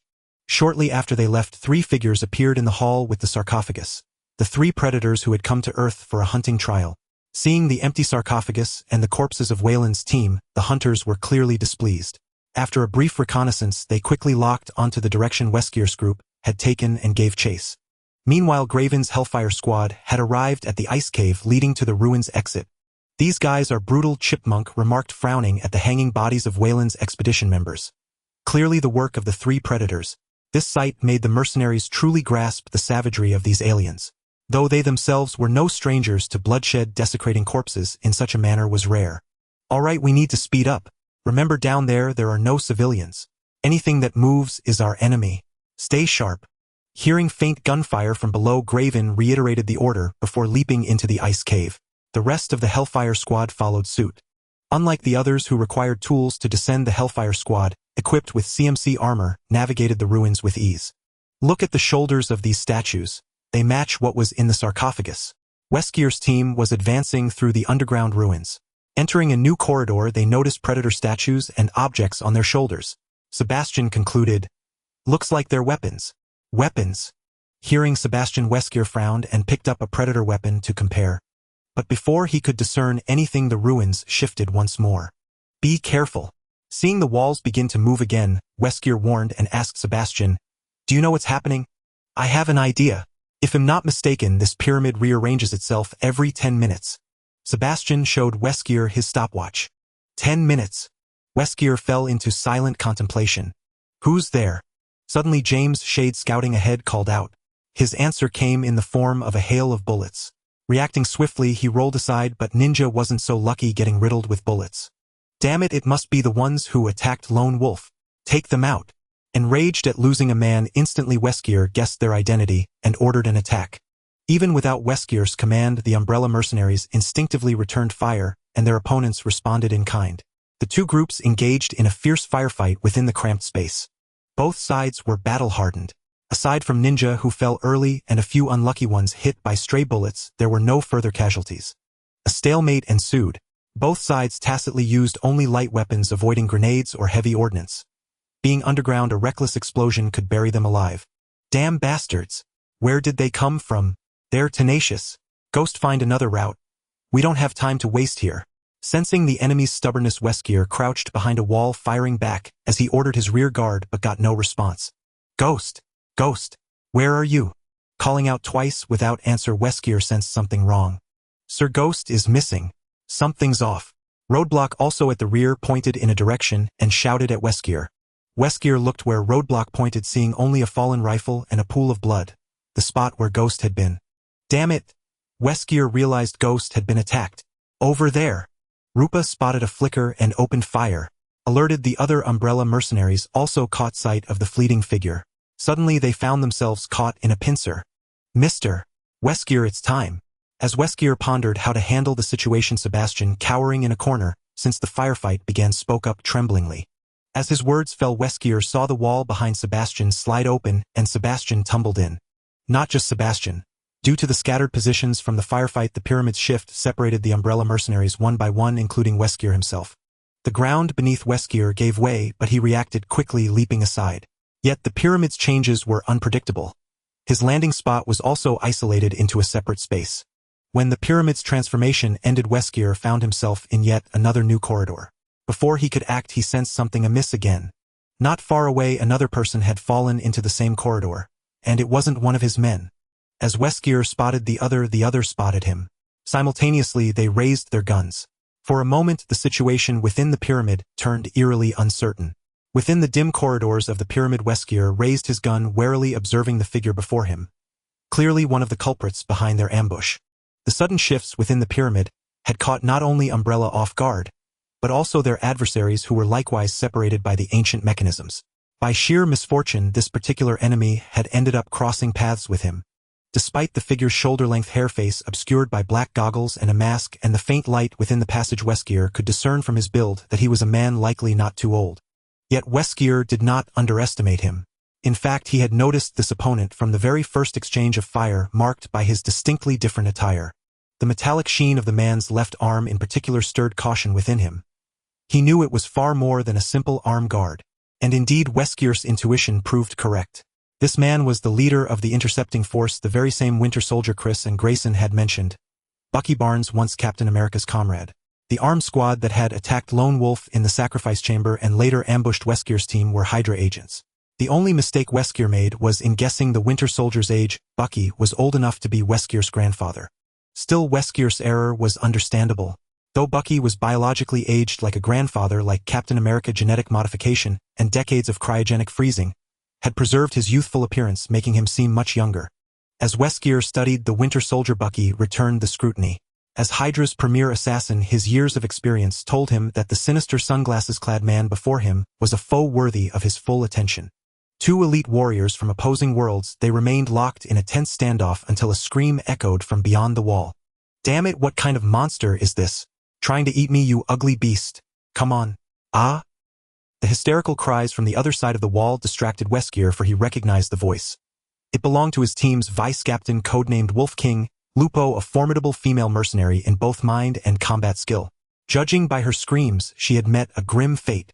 What horror could drive a seasoned mercenary to such madness before death? But Weskier had no time to ponder. The moment his attention wavered, Bucky fired a dozen rounds, each bullet striking Weskier and leaving a dozen bloody holes in his body. Seeing his opponent down, Bucky lowered his gun and stepped forward to search for anything of value. Yet after only 2 steps he halted. The man riddled with bullets had not fallen as expected. "Ah, that really hurts," Weskier said, twisting his neck as he spoke. "You know, I despise injuries, especially severe ones. They make the it inside me lose control. I need enough DNA to calm it down." As his words faded, Bucky watched in disbelief as the bullets embedded in Weskier's body were pushed out by some unseen force, clattering onto the stone floor. The wounds then healed at a visible speed, vanishing as if they had never existed. Such an unheard-of phenomenon made a flicker of solemnity cross Bucky's usually emotionless eyes behind his goggles. "But it's fine," Weskier snarled, removing his sunglasses to reveal bloodshot, predatory eyes. "I can sense the strength of your DNA. Consuming you should be enough to satisfy it." With those words, Weskier lunged at Bucky at a speed far beyond human limits, aiming a blow at his face. But the Winter Soldier was no ordinary man. Though Weskier's speed exceeded his reaction time, Bucky's instincts as a modified super soldier kicked in, raising his metallic left arm to block the strike just in time. The force behind Weskier's blow was immense, leaving a shallow dent in Bucky's metal arm. Yet Weskier also felt the backlash. Bucky's arm, though inferior to Captain America's vibranium shield, was a pinnacle of the Red Empire's technology, enhancing his strength and possessing strong rebounding properties. A veritable arm-shaped thorn armor. With a crack, Weskier's right hand shattered his arm, bent at an unnatural angle. Bucky kicked him away, drew a combat knife, and charged forward. But Weskier seemed unfazed by the severe injury. With his left hand, he snapped the bone back into place, and his regenerative powers restored the limb instantly. Indeed, an opponent with such monstrous recovery is always the most detestable. Once his right hand healed, Weskier faced Bucky's assault without fear. This time, however, he learned his lesson, avoiding direct clashes with the metal arm, and instead using his speed to strike around it. Despite being a genetically enhanced super soldier armed with a powerful metal arm, Bucky found himself at a disadvantage against an enemy with blinding speed, comparable strength, and near-instant regeneration. The two exchanged hundreds of blows, even surviving another shift of the pyramid structure without being separated. Ultimately, the battle ended in Weskier's favor thanks to his regenerative abilities. After enduring countless strikes, Bucky finally collapsed. "Become my nourishment," Weskier said with a satisfied smile, standing over the prone Bucky. Then, to Bucky's horror, a blade pierced through Weskier, splattering blood across his face. The sharp blade pierced through Weskier's chest, lifting him high into the air. Then, in the corner of Weskier's eye and under Bucky's stunned gaze, a massive, grotesque creature materialized out of thin air behind Weskier, who had previously stood alone. It was the Predator that had been tracking Weskier's group, and the blade impaling Weskier was the Predator's wrist blade. With the appearance of this Predator, 2 others also revealed themselves. In truth, given the abilities of Weskier and Bucky, even the Predator's cloaking armor should not have allowed them to approach undetected. However, the two had just been locked in a fierce battle, their attention focused entirely on each other, causing them to overlook their surroundings. The Predator that had impaled Weskier was the leader of the trio. With a forceful swing, he hurled Weskier into a corner like a discarded ragdoll. One of the other 2 Predators approached the fallen Bucky, ready to finish him off, while the other walked over to retrieve Weskier's tactical backpack. Inside the backpack was the discovery Weskier had been carrying, the Predator's own weapon, their shoulder cannon. But just as the Predator, about to execute Bucky, extended his armor's wrist blade for a swift kill, the Predator, retrieving the shoulder cannon, let out a guttural scream of agony.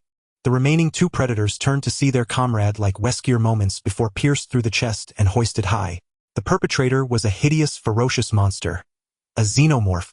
Witnessing this, Bucky's mind conjured a bizarre thought: these strange beings were being slain in the very same manner they had killed others. Was this cosmic justice, a karmic retribution? Yet the xenomorph's appearance brought him a measure of relief. His life was spared for the moment.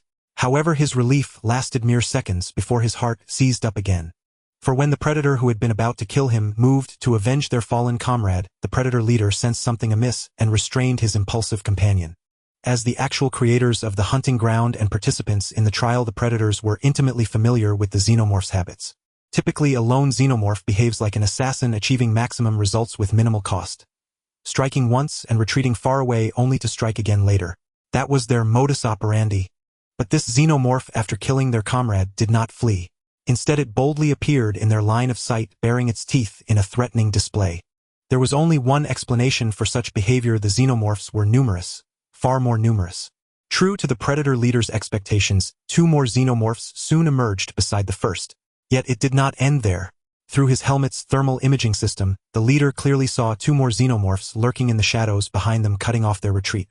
Even in the shadowy corners above the corridor on both sides, 3 more xenomorphs watched them with predatory intent. In total, 8 xenomorphs had encircled them. The Predator, who had been restrained by the leader, now alerted by him, also realized their dire predicament. In truth, there should not have been so many xenomorphs. Wayland Industries' expedition had left only 4 men guarding the sacrificial chamber, which meant only 4 xenomorphs would have been spawned. 4 xenomorphs would have been no great challenge for Predators, even armed only with melee weapons, as individual Predators surpass xenomorphs in strength. Moreover, the Predators carried weapons. Though cold steel, the advanced metallurgy of their cosmic civilization rendered these blades sharp and potent enough to pierce even starship armor. However, the arrival of Umbrella Corporation and the mercenaries left to guard the Wayland personnel in the sacrificial chamber had doubled the number of xenomorphs. The corpses of Wayland employees slaughtered by Weskier's group in the sarcophagus hall, along with those of Umbrella and Hydra mercenaries killed in the crossfire, provided ample sustenance for the xenomorphs, allowing them to mature at an astonishing rate. Facing 8 xenomorphs versus 4 was an entirely different proposition, even for Predators who hunted xenomorphs as prey. Xenomorphs were not only powerful individually but also highly intelligent. They communicated and possessed remarkable coordination. 2 xenomorphs working together were far more than the sum of their parts, let alone 8. Moreover, any xenomorph would sacrifice its own life without hesitation if it meant achieving a tactical advantage. Thus, the appearance of 8 xenomorphs left the 2 Predators utterly flummoxed. Despite their sophisticated gear, they were mere rookies among their kind. Faced with this situation, they instinctively glanced toward where their comrade had fallen. Not at his corpse, but at Weskier's bag containing the shoulder cannon.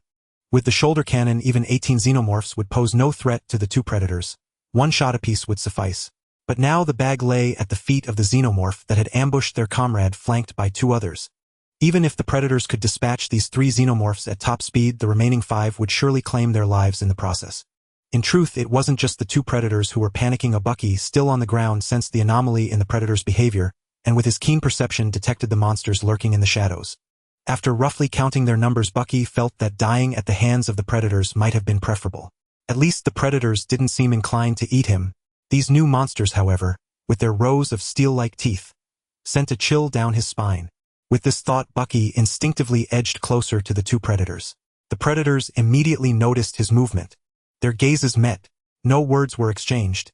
Even if spoken, they wouldn't have understood each other. Yet, as fellow warriors, both sides instantly grasped the meaning in each other's eyes, though both wore helmets obscuring their eyes entirely. Still, the understanding was mutual and instinctive. That meaning was alliance. With the tacit understanding reached, the 2 Predators immediately sprang into action. Against such creatures as the xenomorphs, one must strike first, for hesitation often means annihilation. 2 circular shurikens already clutched in the Predator's hands were hurled at 2 of the 3 xenomorphs standing before them. One xenomorph, unable to dodge, had half its head sliced off. The other failed to evade completely, its tail severed by a large margin, causing it to lose balance instantly and collapse to the ground. Corrosive blood splattered everywhere, eating pits into the stone bricks beneath. The 3 xenomorphs lurking above the passage, along with the remaining 1 directly ahead, charged at the 2 Predators. Unfazed, the 2 Predators swung their left arms, firing nets from the armor on their wrists. The nets enveloped the xenomorphs, lunging from the sides. The immense impact drove the metal spikes on the net's edges deep into the walls, immobilizing the 2 creatures. As if that were not enough, the nets continued to constrict, even embedding into the xenomorphs' flesh, threatening to slice them to pieces in no time. In a single exchange, 1 xenomorph lay dead, another wounded, and 2 were trapped. The initial 6 vs 2 had been transformed into a 2 vs 2 standoff thanks to the Predators' formidable equipment and precise tactics. But that was as far as it went. As the 2 Predators dealt with the 4 xenomorphs, the remaining 2 had already closed in, tackling both Predators to the ground. The Predator leader fared better. With richer combat experience, he evaded the xenomorph's deadliest attacks, its tail and inner jaw, and kicked the creature several meters away, scrambling back to his feet swiftly. The other Predator, however, was not so fortunate. Pinned to the ground, its head was pierced through, spilling green blood across the floor. Seeing this, the Predator leader charged forward. With a flick of his wrist blade, he lopped off half the head of the xenomorph that had slain his comrade. But in its dying throes, the creature lashed out with its powerful tail, sending him crashing into the wall, dazed and disoriented.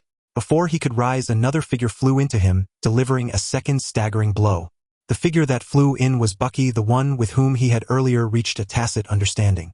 But Bucky was in a dire state. His tactical vest was shredded, several wounds oozing blood. A gaping hole in his right shoulder revealed stark white bone, a wound from a xenomorph's tail. His left metal arm was reduced to a mere stump. While the two predators engaged 6 xenomorphs, Bucky had been facing 2 more from the rear. Already at the end of his strength, he struggled clumsily against their onslaught. The wounds on his body were gashes from their claws. Before long, one xenomorph seized an opportunity and pierced his shoulder. On the brink of death, Bucky unleashed his last reserves of strength. His metal left arm punched through a xenomorph's skull, obliterating it. But Bucky knew little of these creatures. The xenomorph's blood corroded his most powerful weapon, the metal arm, nearly entirely. A few drops even splashed onto his face and goggles. Fortunately, his goggles and mask were specially made, the acid failed to eat through them, completely sparing him from disfigurement. Enraged by its companion's death, the remaining xenomorph swung its massive tail, flinging Bucky into the Predator leader as he struggled to rise.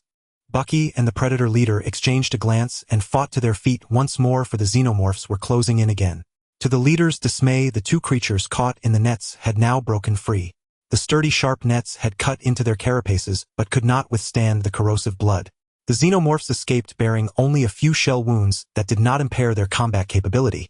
In other words, aside from the 2 killed by the Predator leader, the 1 slain by Bucky, and the 1 rendered off balance by its severed tail, the pair still faced 4 xenomorphs. And of the 2, only the Predator leader retained fighting strength. Bucky, with both arms nearly useless, was utterly spent. Faced with this situation, both the Predator and Bucky felt a creeping despair. Just as the 4 xenomorphs prepared to strike, one of them seemed to sense something. It let out a screech toward the depths of the pyramid. After what appeared to be a brief exchange among them, they abruptly abandoned their prey and rushed deeper into the pyramid, dragging away their tailless comrade. Though relief and joy at their narrow escape washed over the Predator leader, and Bucky, curiosity gnawed at them. What could have driven these creatures to forsake their prey? Still, surviving was a good thing, was it not? After only a moment's hesitation, the Predator leader retrieved his gear. Most crucially, he finally secured Weskir's backpack, which contained the shoulder cannon, and mounted it onto his own armor. Fully equipped once more, the Predator leader turned his gaze to Bucky, who lay slumped in a corner gasping for breath. Though Bucky was now incapacitated, his arms ruined, he had fought alongside the leader in the recent battle. Moreover, his feat of single-handedly taking down a xenomorph had earned the Predator leader's respect. After a moment of thought, the Predator leader approached the body of a fallen comrade and began dismantling its armor. Minutes later, after some crude modifications, a new Bucky stood before the Predator leader. His injured right arm, too weak to move, was bound with a large xenomorph skull, serving as a shield. In place of his left arm, he now wore the wrist blade armor of a predator. Though not as dexterous, it granted him at least some combat capability. As for the shoulder cannon, the Predator leader did not install one for Bucky. Not out of reluctance, but because the Predator's shoulder cannons required integration with their armor, especially their helmets. Much like Iron Man's suit or the CMC power armor, a Predator's gear was a complete combat system. Since the Predators and Earth belonged to entirely different civilizations, the equipment could not be used by Bucky without extensive system modifications. After these rudimentary modifications, the Predator leader ventured deeper into the pyramid, determined to uncover what had transpired there. Bucky hesitated briefly before following. Though he now possessed a sliver of combat ability, he had little confidence in navigating this place alone. Encountering another of those monsters would be far from pleasant. Yet as he trailed the Predator leader, Bucky felt as though he had forgotten something. Not long after Bucky and the Predator leader departed, Weskir, completely forgotten in the corner by both, stirred. Then with a sudden jerk he sat up. Upon closer inspection, one would notice that Weskir's gaze now held no trace of reason. Only desire remained, the desire to feed. Scanning his surroundings with that hungry look, Weskir's focus quickly settled on the 2 Predator bodies. As for the xenomorph corpses, regrettably, instinct told him those were not for consumption. Good heavens, these bugs are absolutely repulsive. If it weren't for this battle armor, I wouldn't want to stand here for a second, because these things must reek to high heaven. Her massive metal boots stomped upon the damp and tepid ground akin to a fungal carpet woven by the xenomorphs. Chipmunk Marissa's face twisted with utter disgust. Even with her suit's independent life support system, the slimy presence made her feel nauseated to the core. In truth, she wasn't wrong. Whether alive or dead, or even this very fungal carpet, the stench was overwhelmingly pungent. After all, xenomorphs at the end of the day were still a kind of insect.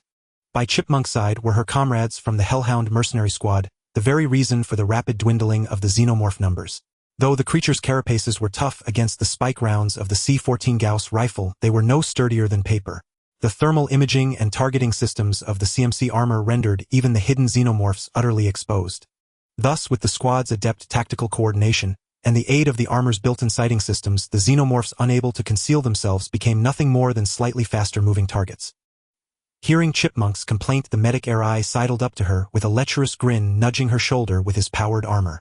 Speaking of which, Marissa, that scream of yours when the bugs showed up was quite melodious. I never thought a woman's shriek could be so alluring. You know, it actually got me hard. How about a date when this mission's over? His response was an 8mm spike round. Whoa, I surrender. Just a joke. Hearing the damage warning from his powered armor, R.I. immediately conceded. All right, enough fooling around. Come take a look at this. Graven, who was leading the squad, interrupted their horseplay, pointing ahead. They had followed the fungal carpet all the way here only to find themselves in a grand hall. This hall was none other than the original sacrificial chamber within the pyramid. However, the once stone chamber was now completely overrun by that slippery, dank fungal carpet, and the floor was littered with countless xenomorph eggs. Indeed, this place had become a full-fledged xenomorph incubation nest. Good lord, so many! At the sight of the densely packed xenomorph eggs, the Hellhound squad members couldn't help but gasp in unison. We absolutely cannot let these things reach the surface. That would be a catastrophe for humanity, said Mockingbird Caroline Sissel, the scout, her expression grave. Exactly right, but it's part of our mission to sample them. We can't just destroy everything. Mummy, collect 2 samples. Chipmunk, the rest is yours. Graven nodded and gave the order. No problem, Captain, said the field scientist codenamed Mummy, as he took out a specialized metal case to begin sampling the xenomorph eggs. Of course, this is my favorite part. I was just wondering how powerful these bombs are. Chipmunk Marissa replied with a grin, pulling out several charges. These bombs were also provided by Chris. As a demolitions expert, what could be more exhilarating than orchestrating a series of spectacular explosions? Captain, what about these people?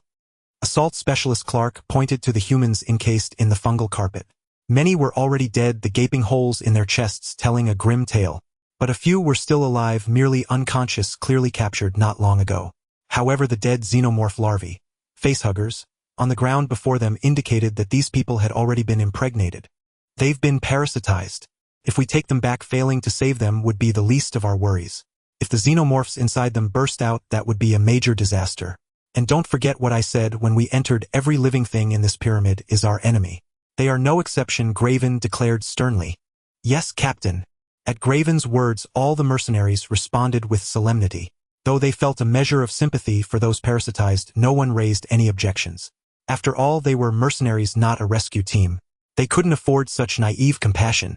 In truth, those with a savior complex rarely became mercenaries, and even if they did, they wouldn't last long in the brutal mercenary life. Soon Mummy had finished collecting the xenomorph egg samples. During the process, several facehuggers sprang from the eggs, attempting to parasitize the intruders of their nest. But as the larval form of the xenomorphs, these facehuggers were hardly formidable. The thick CMC armor left them with no chance of successful implantation, and they were effortlessly picked off by the mercenaries. Having completed their mission, the Hellhound squad swiftly withdrew from the xenomorph incubation nest, leaving behind only the carcasses of facehuggers and several bombs with flickering digital displays.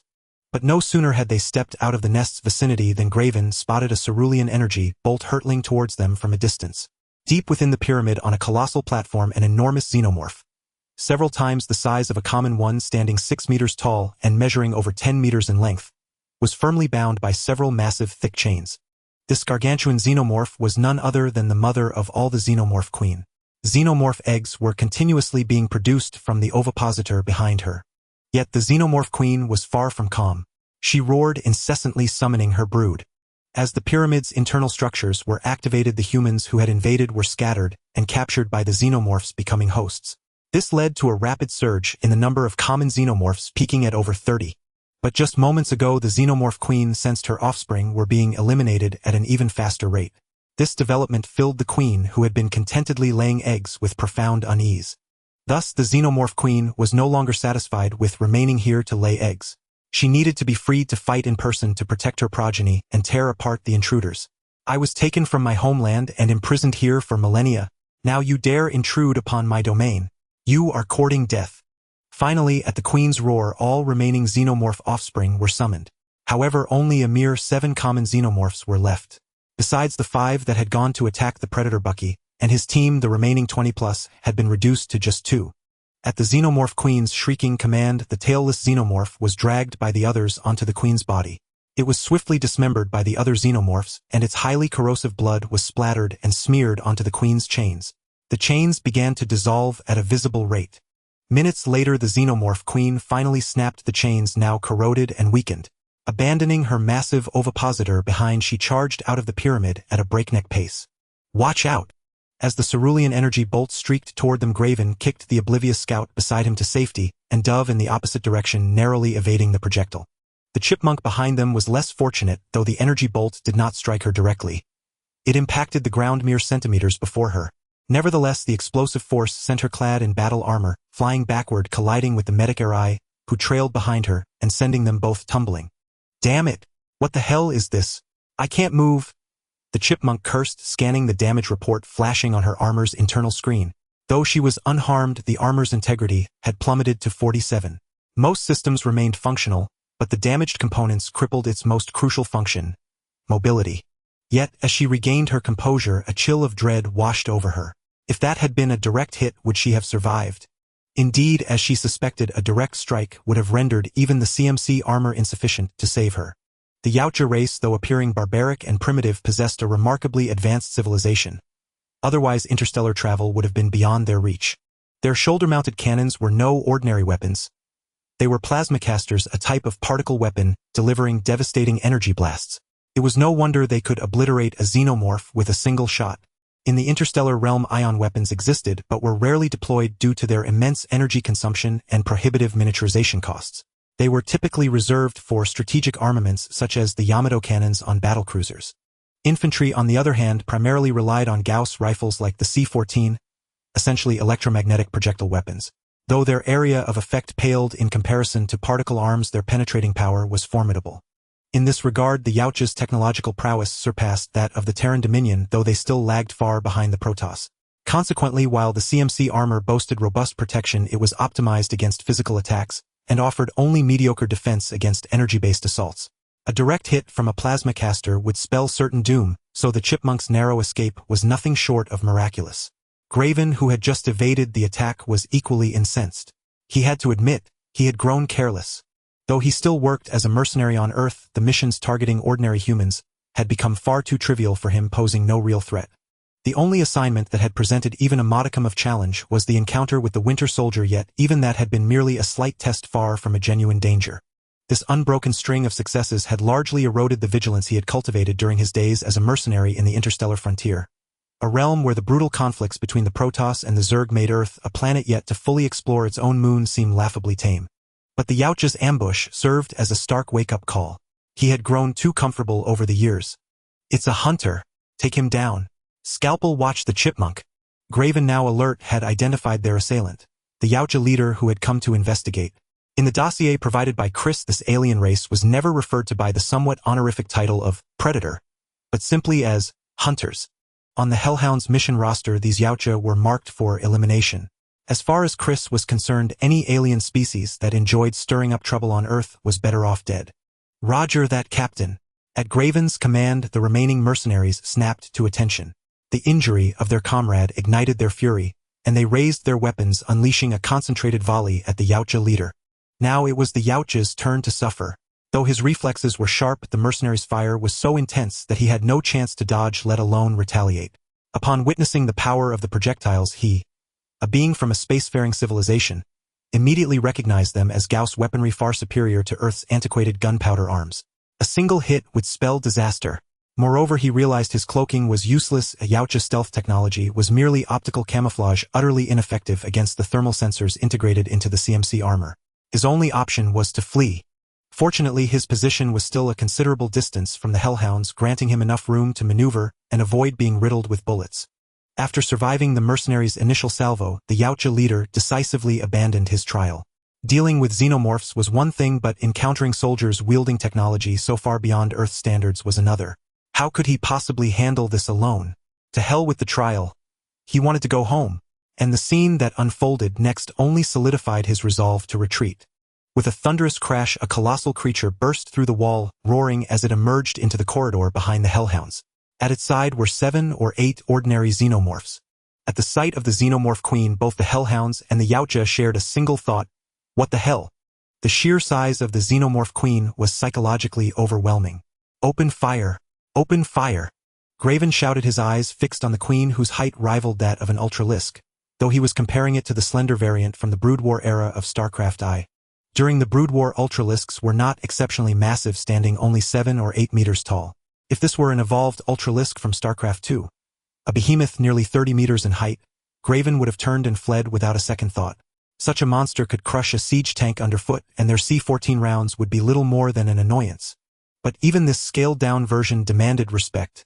A 6-meter behemoth charging at full tilt was no joke. Graven need not have given the order.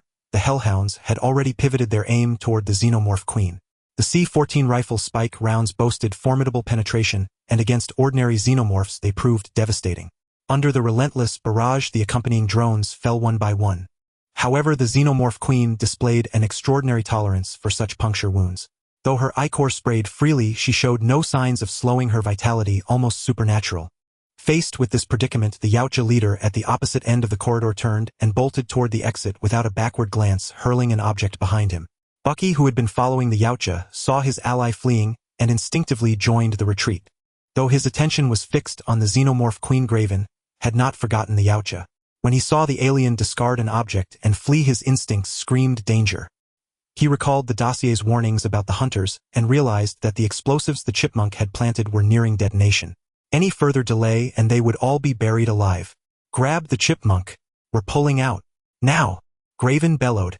At his command, Scalpel and Truck hoisted the immobilized chipmunk without hesitation and sprinted, the rest of the team following close behind. Fortunately, one of the CMC armor's standout features was its mobility.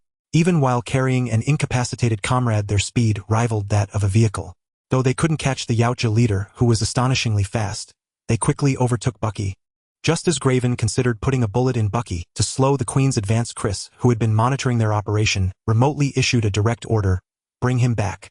Graven obeyed without hesitation, knocking Bucky unconscious with a single swift blow. The Winter Soldier, his arms already crippled, offered no resistance. With Bucky subdued, Graven grabbed him by the collar and dragged him along. After all, the man was a super soldier. His vitality should withstand being dragged across the ground for a while. Poor Bucky. If Captain America ever learned of his best friend's plight, he might just burst out of that Arctic ice block.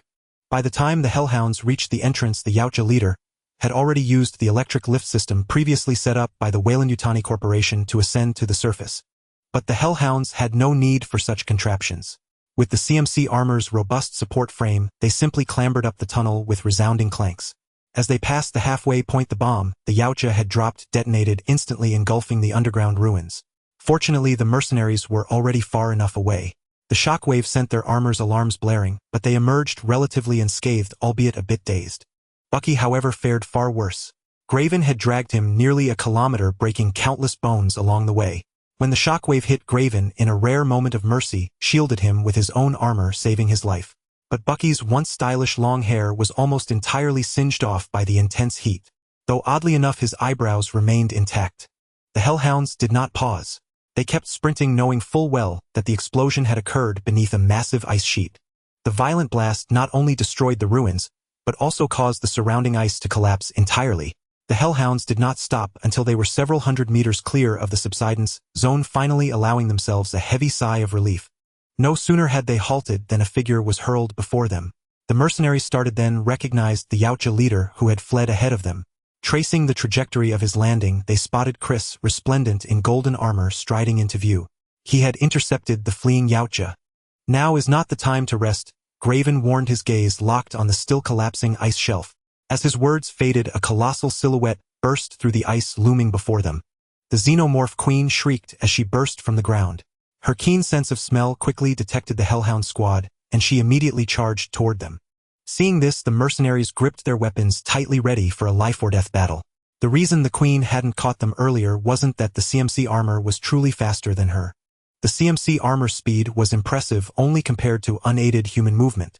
It allowed the wearer to sprint at nearly 40 kilometers per hour over long distances, not just short bursts like an ordinary person. This was roughly the average speed of city traffic. Indeed, many congested cities couldn't even achieve that pace. Moreover, unlike vehicles that required roads, the CMC was far more agile and adaptable to any terrain. This was why ground transport vehicles were rare in interstellar military operations. They were simply unnecessary. Over complex terrain, they were slower than running for short distances, and for long distances, aerial vehicles sufficed. What use were they? However, the speed paled in comparison to the xenomorph queens. The queen's movement resembled that of a Tyrannosaurus rex, but her form was more slender and streamlined, lacking the Trex's bulk and better suited for running. Thus, she was faster, matching the CMC armor. The reason she hadn't caught them earlier was that the underground ruins were too cramped and cluttered for her size, preventing her from building speed. It was like a car with a higher top speed being outrun by an electric scooter limited to 5,060 km/h in a crowded city. But now the situation was different. The open flat terrain above ground allowed the queen to unleash her full speed. Racing such a beast in these conditions would be incredibly unwise, and the Hellhound mercenaries were not in the habit of turning their backs on an enemy. While the other mercenaries were tense, Chris was relaxed, even amused. He looked at Bucky, who was being dragged along by Graven, with a peculiar expression. Bucky was a complete mess. Not only covered in wounds but also bald. Was this the path to invincibility? "Boss, she's coming," Graven interrupted Chris' thoughts about Bucky. He wasn't particularly worried either, knowing Chris must have a plan, and he could guess what it was. "Don't worry. Up here this thing can't throw its weight around." Acknowledging Graven's warning, Chris glanced at the roaring charging queen and said calmly, "Rory, your turn." "Yes, Commander," Rory replied instantly over the comms. As his voice faded, a Banshee fighter jet burst from the clouds at incredible speed, coming into the mercenary's view as it raced toward the queen. "Ha! Here comes your grandpa Swan, you big bug." Rory Swan laughed as he pressed the weapon release. For missiles shot out, streaking straight toward the xenomorph queen. The next moment, a massive fireball erupted, the shockwave so intense that the Hellhound squad's armor alarms blared. "Wow, what a beautiful firework. I love it," Chris said calmly, lighting a cigar as he faced the blast wave. He mused that this feeling of showing off was truly satisfying. The Hellhound mercenaries could only watch Chris display in silent exasperation, their hearts weeping. "You could have told us you had a plan. Our poor hearts have had enough shocks for one day." But Chris' next words cheered them up. "Everyone gets an extra 50,000 as a bonus this time. Boss is the best." The mercenaries immediately crowded around Chris, showering him with praise. What was the point of being a mercenary, risking life and limb? Wasn't it for the money? Many people thought mercenaries were cool. Killing, burning, raking in millions. That was all bullshit. In reality, most mercenaries lived a miserable life. Their training was just as rigorous as that of regular soldiers because every mission was a gamble with their lives. Slacking off in training was like joking with your own life. And missions, they were almost always high risk. Why hire mercenaries for safe jobs? So mercenaries usually took the dirty, dangerous jobs that regular armies avoided, and they had to take the fall if things went wrong. For people living in the gray zone, a few more charges on their record didn't matter. As for the pay, it was good, but only to a point. An average mercenary made around $100,000 a year, middle class in the US, and on the lower end at that. Even elites like the Hellhounds earned that much only when not on a mission. Only on missions did they get bonuses ranging from $300,000 to $500,000. Their bonus for this mission was $500,000, and Chris was offering another $500,000 on top of that. Doubling it, that was half a year's salary for this one trip. No wonder they were thrilled. But $500,000 was nothing to Chris. It was about the price of 50 of the cigars he was smoking. A drop in the bucket. Just as the mercenaries were celebrating, a massive figure emerged from the smoke, silencing their cheers. Chris' face turned as black as a pot. Stepping out of the explosion's haze was the xenomorph queen. But she was no longer majestic. Her carapace was shattered, and from several bloody, gaping holes, a pale green fluid mixed with flesh dripped onto the icy ground. "You survived that. Are you a xenomorph or a cockroach?" Frustrated by his failed show of power, Chris spat out his cigar in annoyance, ready to order Rory Swan to hit her with another volley. Before he could give the order, the queen let out an enraged roar in their direction. Then, to everyone's astonishment, she collapsed onto the ice with a thunderous crash and lay still. Chris' face grew even darker. Damn it, she couldn't even die without giving him one last scare. Just as Chris was considering venting his anger by mutilating the corpse, Rory Swan's voice came through the comms. "Boss, they're here." Hearing this, Chris' expression turned serious. For him, the xenomorph queen was merely a minor nuisance. The real trouble was yet to come. Keep an eye on this one. We have guests, Chris said, glancing at the unconscious predator leader on the ground, addressing his mercenaries. Guests. The mercenaries were momentarily puzzled by Chris' words, but Graven quickly caught on explaining to his men, when you strike the cub, the elder comes to show its face. If a cub was this formidable, the elder must be even more daunting. The mercenaries felt a twinge of unease as realization dawned. All except Chipmunk. Perfect timing. I've been itching for payback, Chipmunk muttered from within her immobilized battle suit. She held a grudge, still fuming over the predator leader's near-fatal attack. Yet since he was now their boss captive, she refrained from overstepping, though she longed to riddle him with bullets. No sooner had she spoken than a spaceship 500 to 600 meters long materialized before them, appearing just as the Banshee fighter had earlier. Yet compared to this vessel, the Banshee seemed like a mere toy. At the sight, Chipmunk wondered if she could take back her words. As the warship loomed close, Chris immediately ordered his AI aide to analyze it. The AI quickly returned its findings, but the result made Chris wince. Though the ship's size matched his underground base's Behemoth-class battlecruiser, the AI's analysis suggested a mere 30% chance of victory for the Behemoth in a confrontation. This conclusion, based only on a rough assessment of the ship's external structure and energy signatures, indicated that this seemingly primitive civilization's technology might surpass that of the interstellar humans. Yet this didn't surprise Chris. In fact, it was precisely why he remained on Earth instead of venturing into the cosmos. Though interstellar human history was thousands of years ahead of Earth's, this was the Marvel Universe.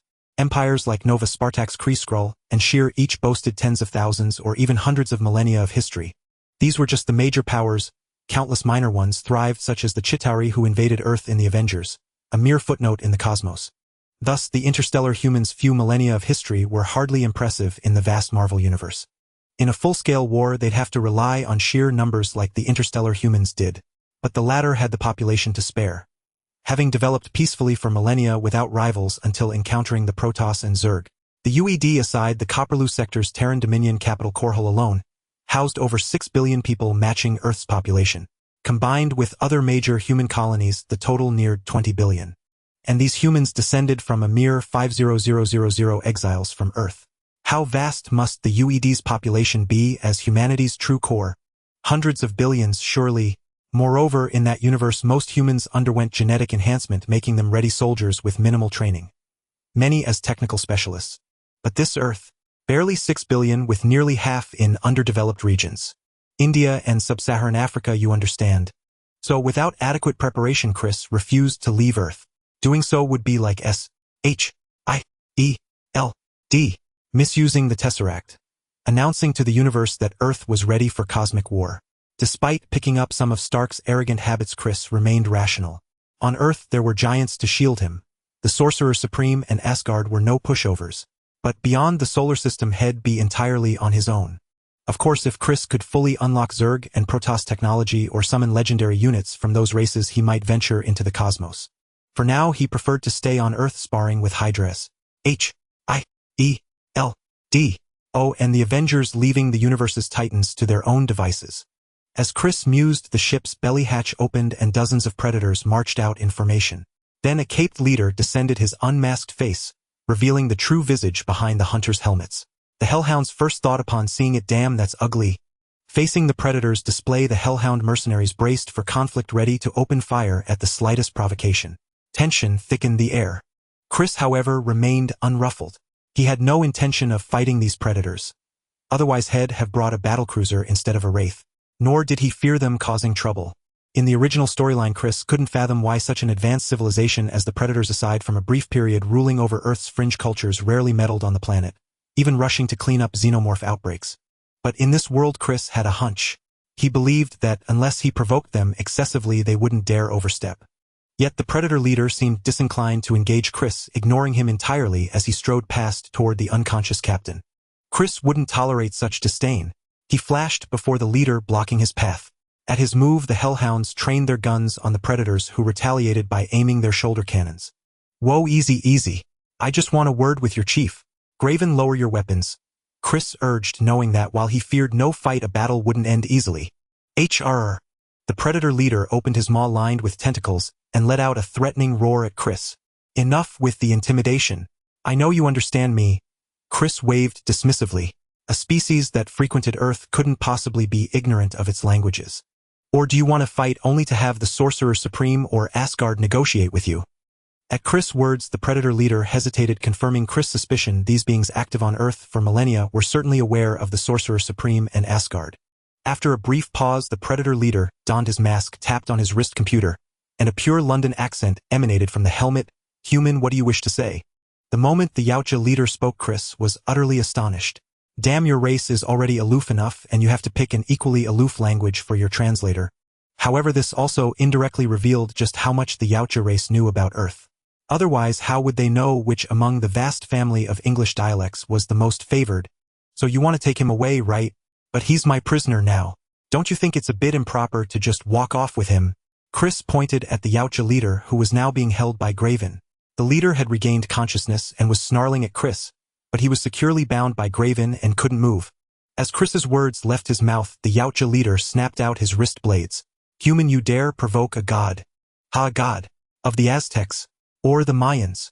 Was the fall of the Mayan civilization you're doing? Or perhaps you'd like to try saying that to Odin?" Facing the Yautja leader's threat, Chris sneered. "Who do you think you are? Insignificant human. I doubt the Allfather and Odin would go to war with the great Brodat over a mere mortal like you. Your race's civilization is called Brodat." Chris's eyes lit up at the Yautja leader's self-proclamation. Yes, under normal circumstances, those two wouldn't intervene for a single human's life. But what if you were to wage all-out war against humanity? I suppose you haven't failed to notice the satellites aimed at this place, especially those few rather peculiar ones. Although he hadn't deployed the warship, Chris had made preparations. Even in 1999, since the launch of the first satellite, Earth's orbit held over 5000 satellites.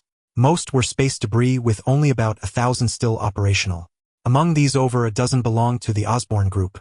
Most were communication satellites, but the rest, and some disguised as junk, had very special purposes. These special satellites were camouflaged, nearly undetectable by Earth's technology. But for the Yautja, or rather the Brodat race, it was not difficult to spot them. "Human, you are clever. What do you want?" The Yautja leader stared at Chris for a long moment before speaking slowly. Their ship had indeed detected those satellites. Though their destructive power was unknown, even if they posed no threat, the leader didn't want to take the risk. Not that they were truly afraid, but they simply wished to avoid causing too much commotion. As mentioned earlier, the Yautja had come to Earth long ago, using humans as livestock for xenomorphs to fuel their hunts. Initially, their hunts were small-scale, limited to a few civilizations that worshipped them. They had no intention of a full-scale invasion or colonization. Thus, Earth's protectors, including Asgard, turned a blind eye. This continued until the 8th century AD, when an accident during a hunt caused a xenomorph outbreak. They were forced to use devastating measures to contain it, which dealt a fatal blow to a once thriving civilization, the Maya. This incident finally provoked Earth's protectors, leading to a considerable conflict. The protectors were powerful, with many strange abilities, and inflicted heavy losses on the Yautja. But Earth also suffered as the Yautja civilization was advanced, a dominant force in the universe.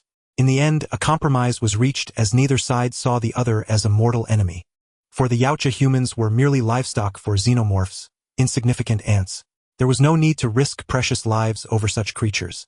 For Earth's protectors, the Yautja were not like Dormammu Galactus or the Chitauri, entities bent on destruction. The number of humans they killed was negligible compared to humanity's own history of slaughter. Though they had destroyed the Maya, it was merely the bombing of a few cities, killing the civilization's elite, leading to its decline. Under the agreement, the Yautja abandoned most of their hunting grounds on Earth, keeping only remote, uninhabited areas like Antarctica. They were forbidden from actively capturing or killing humans, except for those who came to them voluntarily, like Wayland. Thus, the Yautja leader spoke to Chris so civilly. If Chris's request was reasonable, he would grant it as a gift from a former god to his past worshippers. If Chris was insolent, he wouldn't hesitate to teach him a lesson. Don't worry.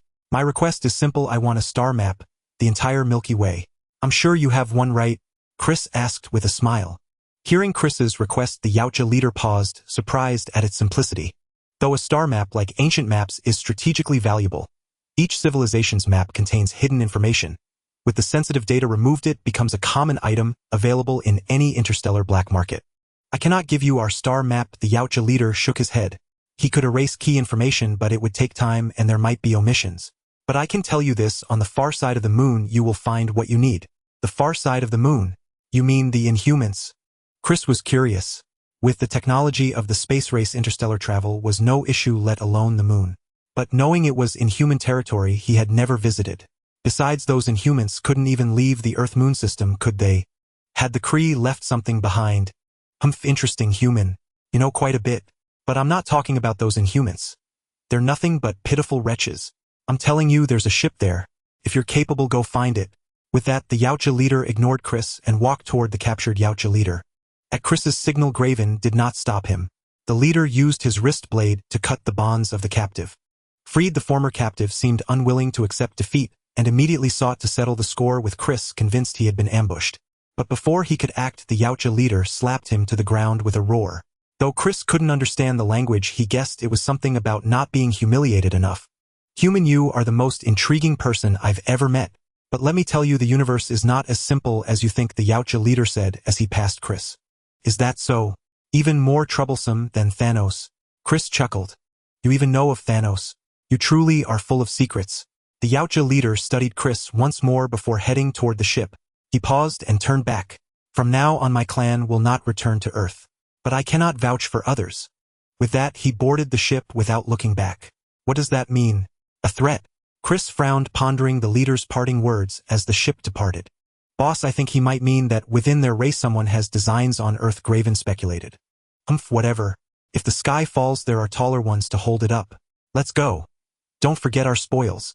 Chris turned and walked toward the ghost plane, his mind already racing what could be on the moon. He would have to find time to visit.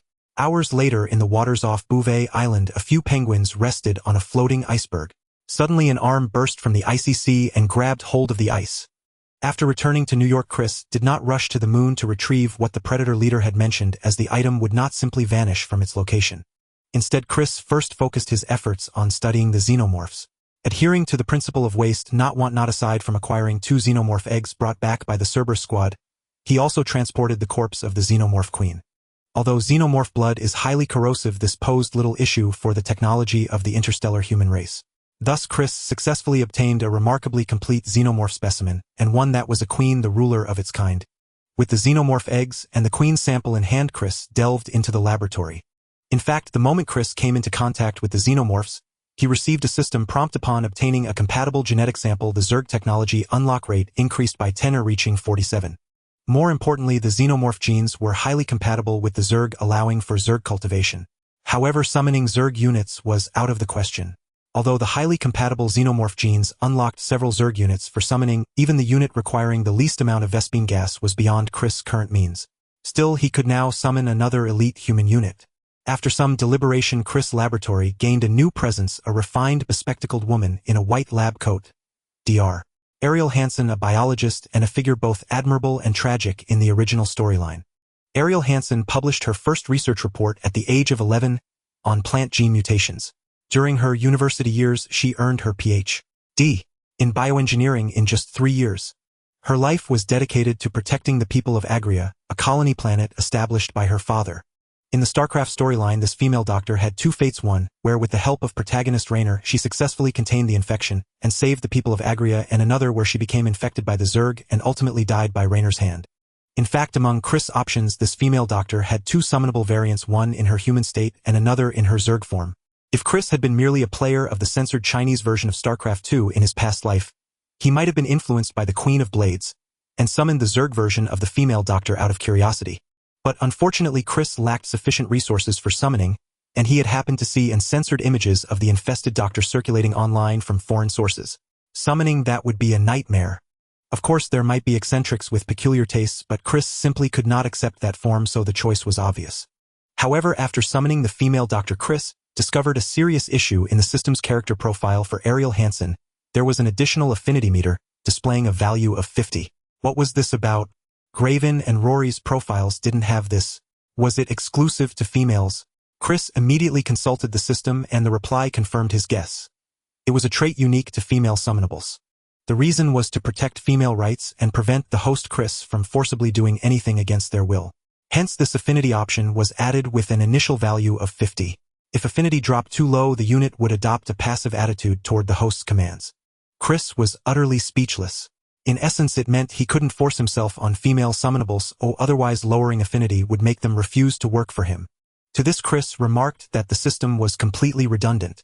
As the most sought-after young elite in high society, he had no shortage of women. Why would he stoop to such despicable acts? He summoned Ariel Hansen for her expertise as a bioengineering Ph.D. on an interstellar level to help him research Zerg technology, not to discuss human reproduction. Thus, while Chris worked alongside Ariel Hansen on researching xenomorphs and Zerg, he also pondered how to gift her his ancestral DNA without lowering her affinity. And while Chris was immersed in Zerg research and contemplating how to delve deeper into DNA matters with the female doctor, the outside world was in turmoil.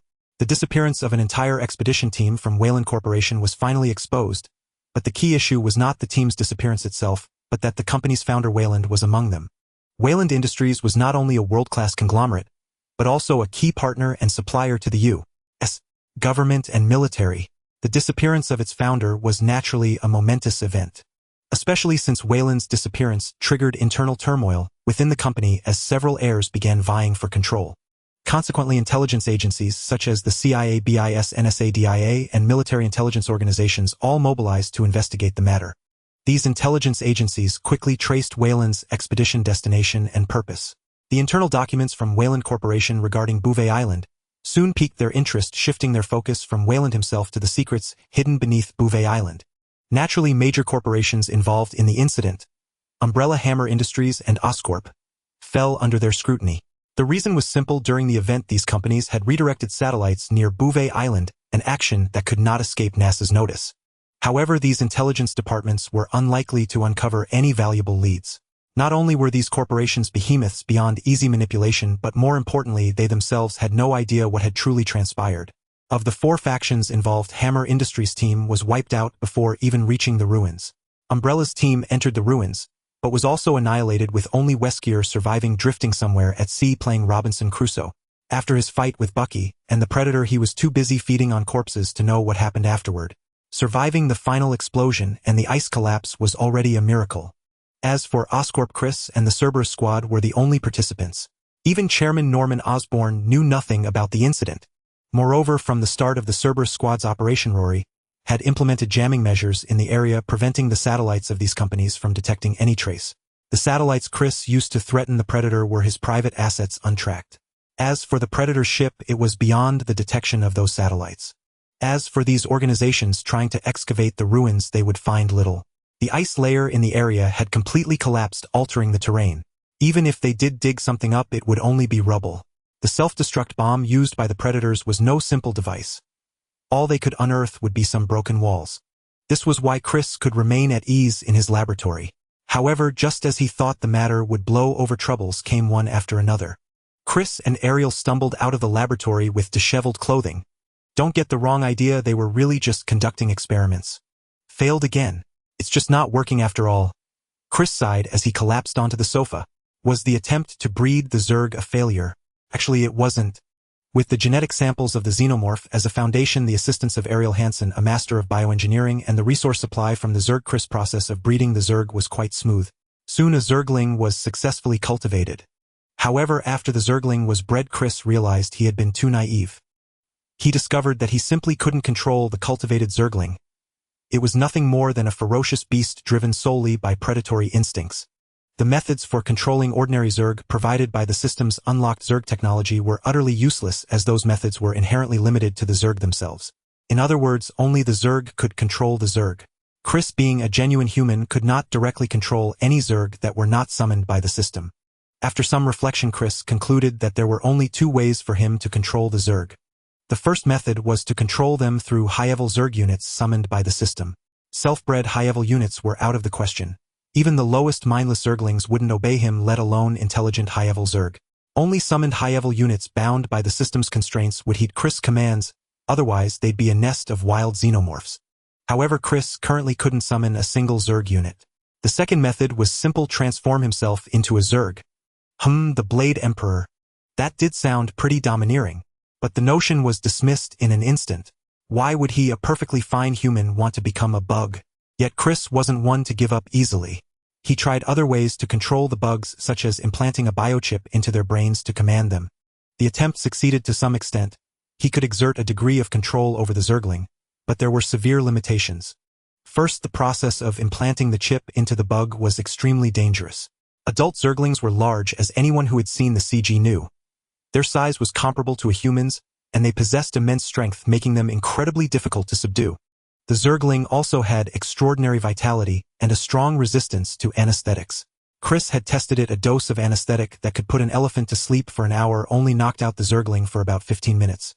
So performing surgery on these Zerg was a monumental task. Secondly, the chip could only influence their primary behavior, not achieve full control. In other words, the chip acted like a slave shackle, making the bugs work. But if the chip were damaged, the bug's first instinct would be to turn on its controller. This method of control carried immense risk. Thus, this control method was a failure. Afterward, Chris suddenly recalled another movie from his past life, Starship Troopers, where a human officer with psychic abilities used telepathy to control the bugs. And since psionic energy was also a form of psychic power, could it be used to control the Zerg? So Chris decided to try it today, completely overlooking the impracticality of his half-baked psionic abilities. At first Chris succeeded, but it lasted no more than 3 seconds. He found his psionic energy insufficient, and as his face turned pale, the out-of-control Zergling went berserk. If not for the strong defensive measures in the lab, Chris and Ariel would have ended up in a far worse state than just disheveled clothing. After this failure, Chris decided that, until he could summon a Zerg unit, he would never mess with bugs again. As for that Zergling, he would keep it as a specimen. Come on, don't be upset. Even if we can't control the Zergling now, once you summon a broodmother, everything will be fine, Ariel Hansen said, handing Chris a cup of coffee, as she saw his dejected expression. Thanks, Chris said with a smile as he took the coffee. He secretly checked Ariel's current affection level, and his mood lifted. If there was one good piece of news during this time, it was that his affection level with Ariel Hansen had increased significantly, reaching 75. While it wasn't enough to exchange DNA, she no longer resisted some of his more intimate gestures.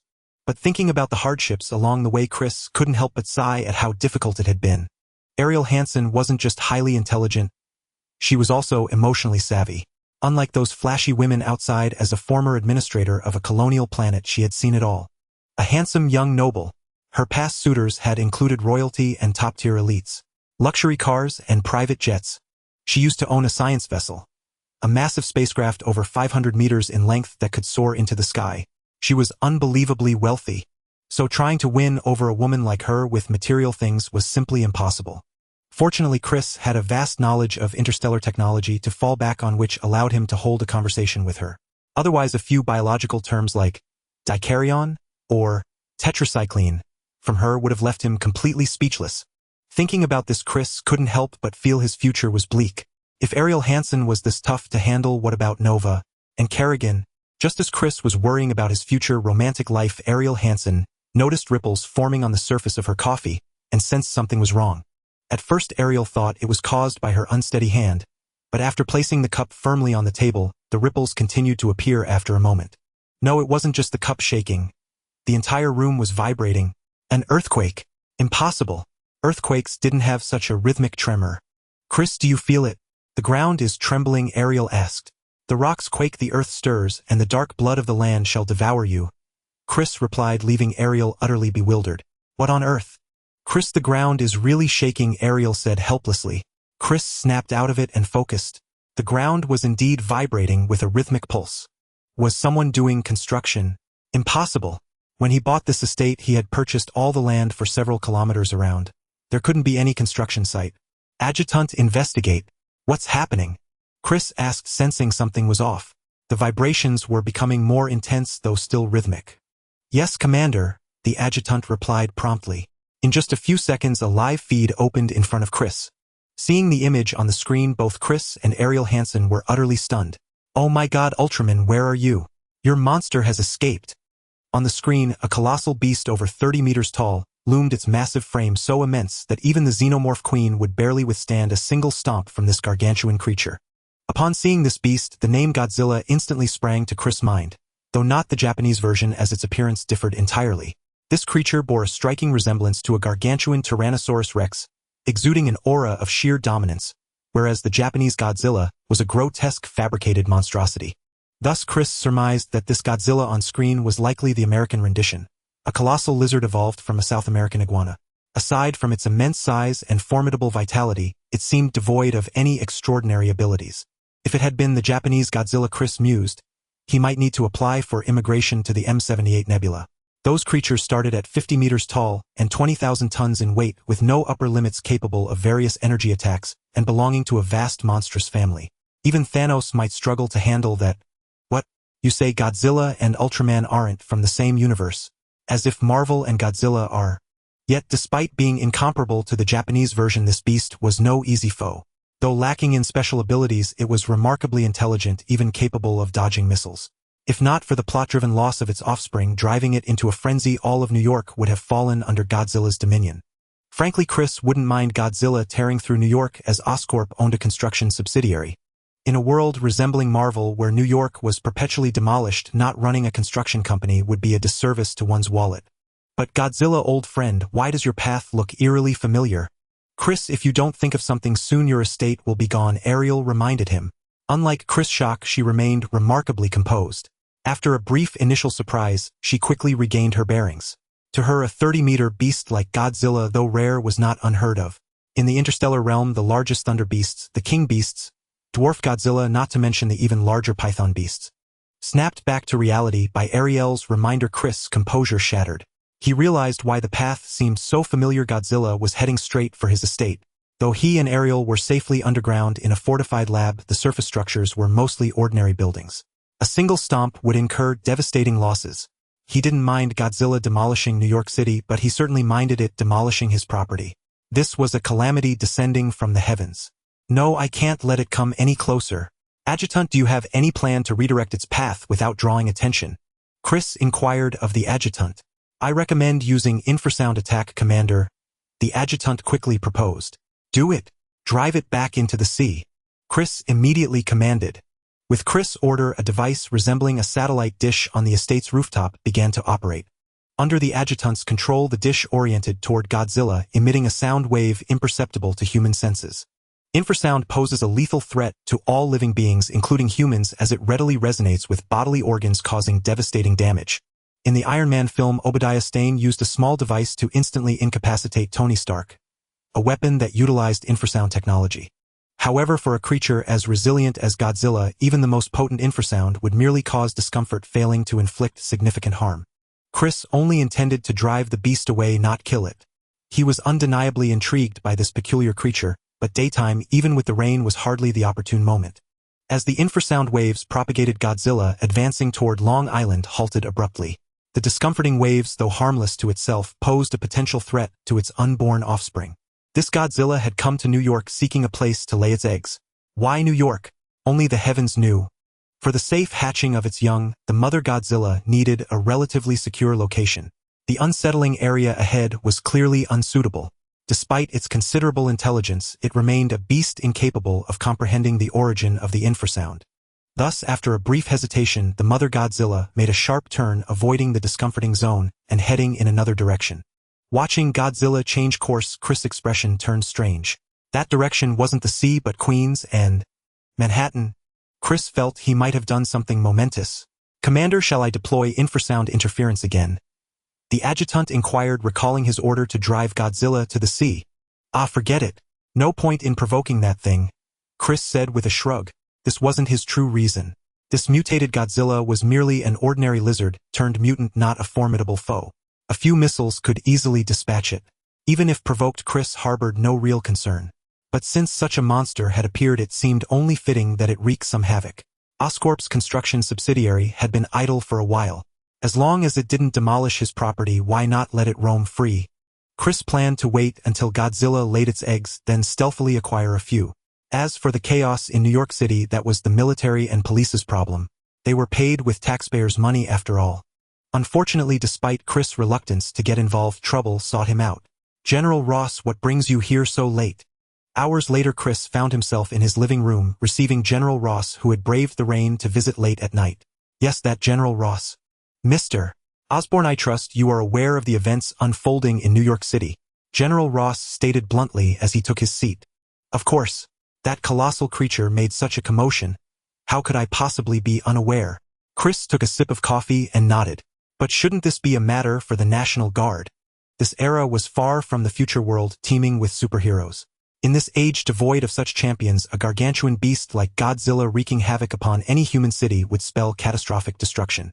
Even if the monster harbored no deliberate intent to harm humanity or cause destruction, its sheer immense form was a force of devastation in itself. Ordinary humans were utterly powerless against this Leviathan, and the police were no exception. All they could do was evacuate the residents, leaving Godzilla to roam freely through the city. Even the hastily summoned National Guard suffered grievous losses in their rushed confrontation. Though the National Guard serves as a crucial local armed force and a vital reserve component of the U.S. military, boasting formidable combat capabilities, especially with conventional arms nearly on par with the U.S. Army, surpassing the regular forces of most nations. They had arrived in haste without sufficient heavy firepower. In truth, even if they had possessed it, they would have hesitated to deploy it. What kind of place was this? This was New York. Manhattan, no less. Not only had the civilians not been fully evacuated, but even if they had, the city was dense with skyscrapers.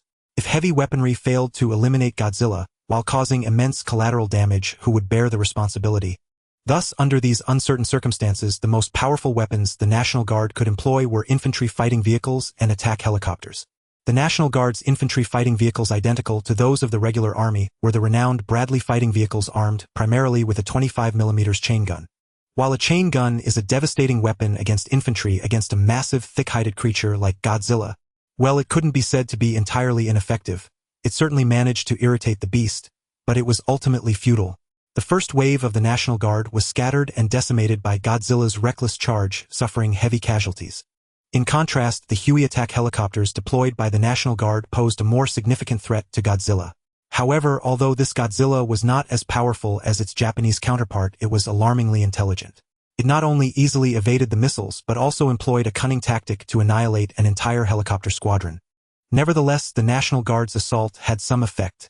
Stung by the attacks, Godzilla burrowed a tunnel and retreated underground. Yet this action only deepened the New York government's predicament. A concealed Godzilla was far more challenging to eliminate. Although many institutions saw immense research value in the creature, its destruction of New York City had sealed its fate. Moreover, the location it chose to burrow was, how should one put it, remarkably distinctive. Godzilla had chosen to dig directly beneath Midtown Manhattan at the world-renowned Madison Square Garden, the home arena of the NBA's New York Knicks. Madison Square Garden was more than just an NBA team's home court. Beneath it lay Pennsylvania Station, one of the largest railway stations in the United States, the central hub of New York's subway system, and the very gateway of the Big Apple. With such a landmark destroyed, the New York government had no choice but to eradicate Godzilla, or the entire city would erupt in chaos. This was compounded by the colossal losses amounting to tens of billions of dollars. Yes, tens of billions. The buildings Godzilla had toppled, the vehicles it had inadvertently crushed, the lives it had claimed, and the destruction of the station and arena were merely the tip of the iceberg. More critical was what lay beneath Wall Street and the railway station.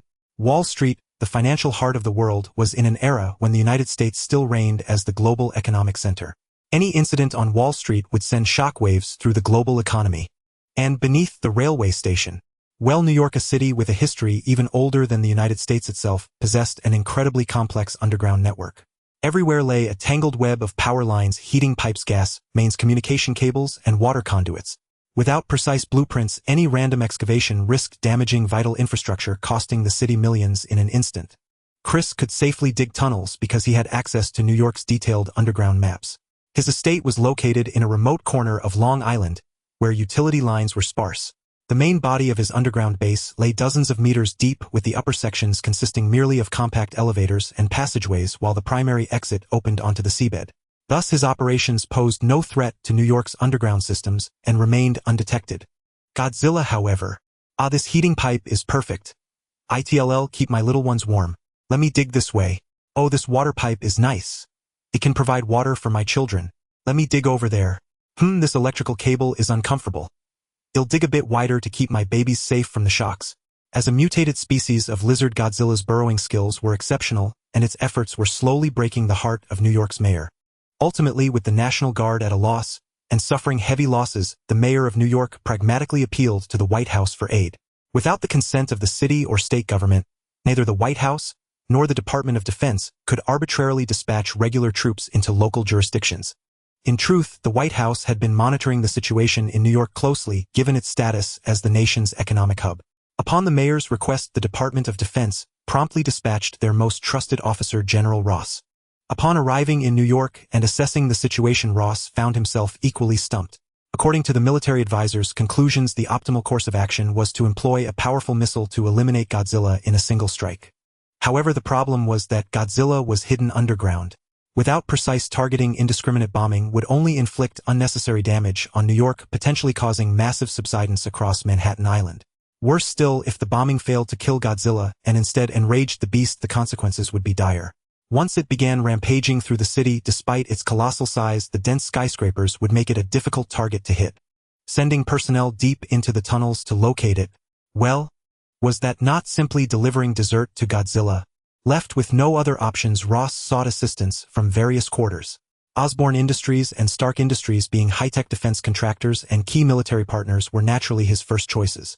General Ross initially approached Tony Stark, who was closer. However, Tony Stark, not yet Iron Man, had no viable solution either. Although Godzilla had devastated several blocks of New York, Stark Tower had been remarkably spared from any damage. Thus Stark was not particularly inclined to help. Consequently, Ross turned to Chris for assistance. In truth, he had first sought out Norman Osborn, but Norman had directed Ross to Chris. So, Mr.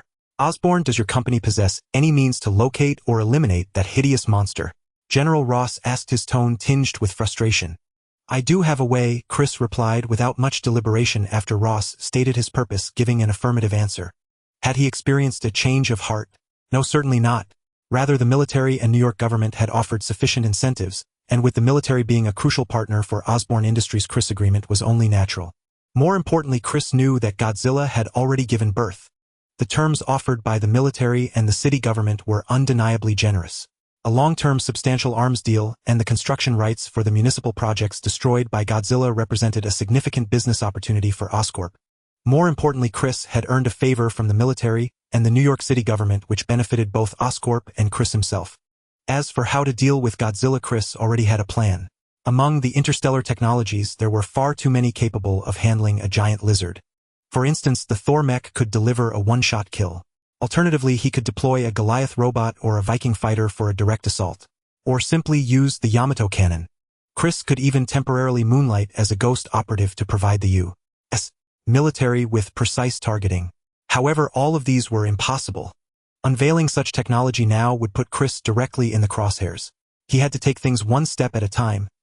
He wasn't Stark, that show-off who couldn't resist flaunting his creations. Half an hour later, Chris arrived at the temporary military camp on the outskirts of Madison Square Garden with a team of Oscorp employees. What are these?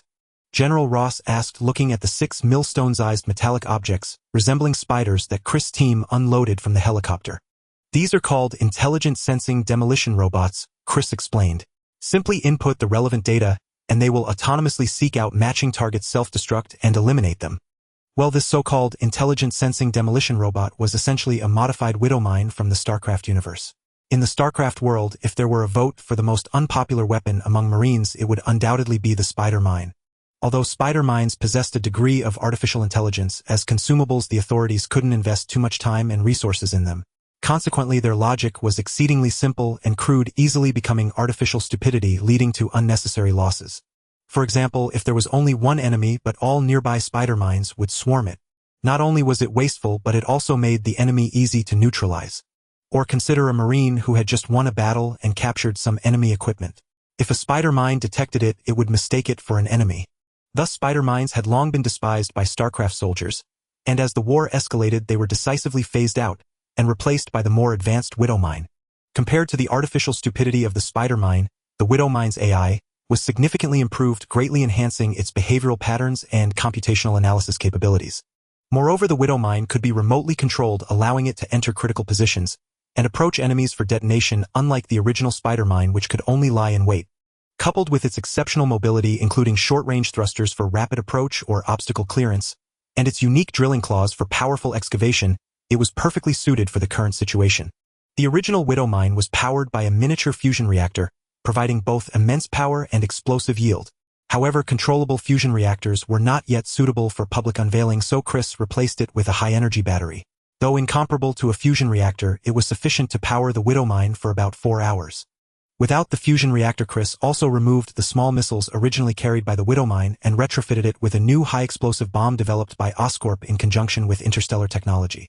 Its power, while far less than a fusion self-destruction, was still comparable to a Tomahawk missile. What's the price? Can it be mass-produced? After listening to Chris' introduction, Ross' eyes lit up. As an experienced general, he immediately recognized the value of this weapon. The cost of this new weapon is not low, and Oscorp has invested a huge amount in its research and development. Chris said, a slight smile curving his lips as he noticed Ross' interest in the widow mine. All right, spare me the pleasantries. Just give me the price. If this weapon performs as well as you claim, and the price isn't outrageous, I'm sure the Department of Defense won't mind giving you a large order, Ross interrupted, exuding an air of wealth and authority. The United States in this world was even more powerful than the one Chris had come from, with a much larger annual military budget. Oscorp's market value of several $100 billion was barely enough to cover the U.S. military's expenses for a single year. $2 million per unit, Chris said, seizing the opportunity to name an exorbitant price. Since the military had deep pockets, he might as well take advantage. The production cost of the widow mine was indeed not low, but it was nowhere near that expensive. In fact, each unit cost about $200,000 to produce, even without mass production. Once mass production began, cutting the cost in half would be no problem. So Chris' quoted price was definitely a high one. However, Ross raised no objection to this high price, even considering it reasonable.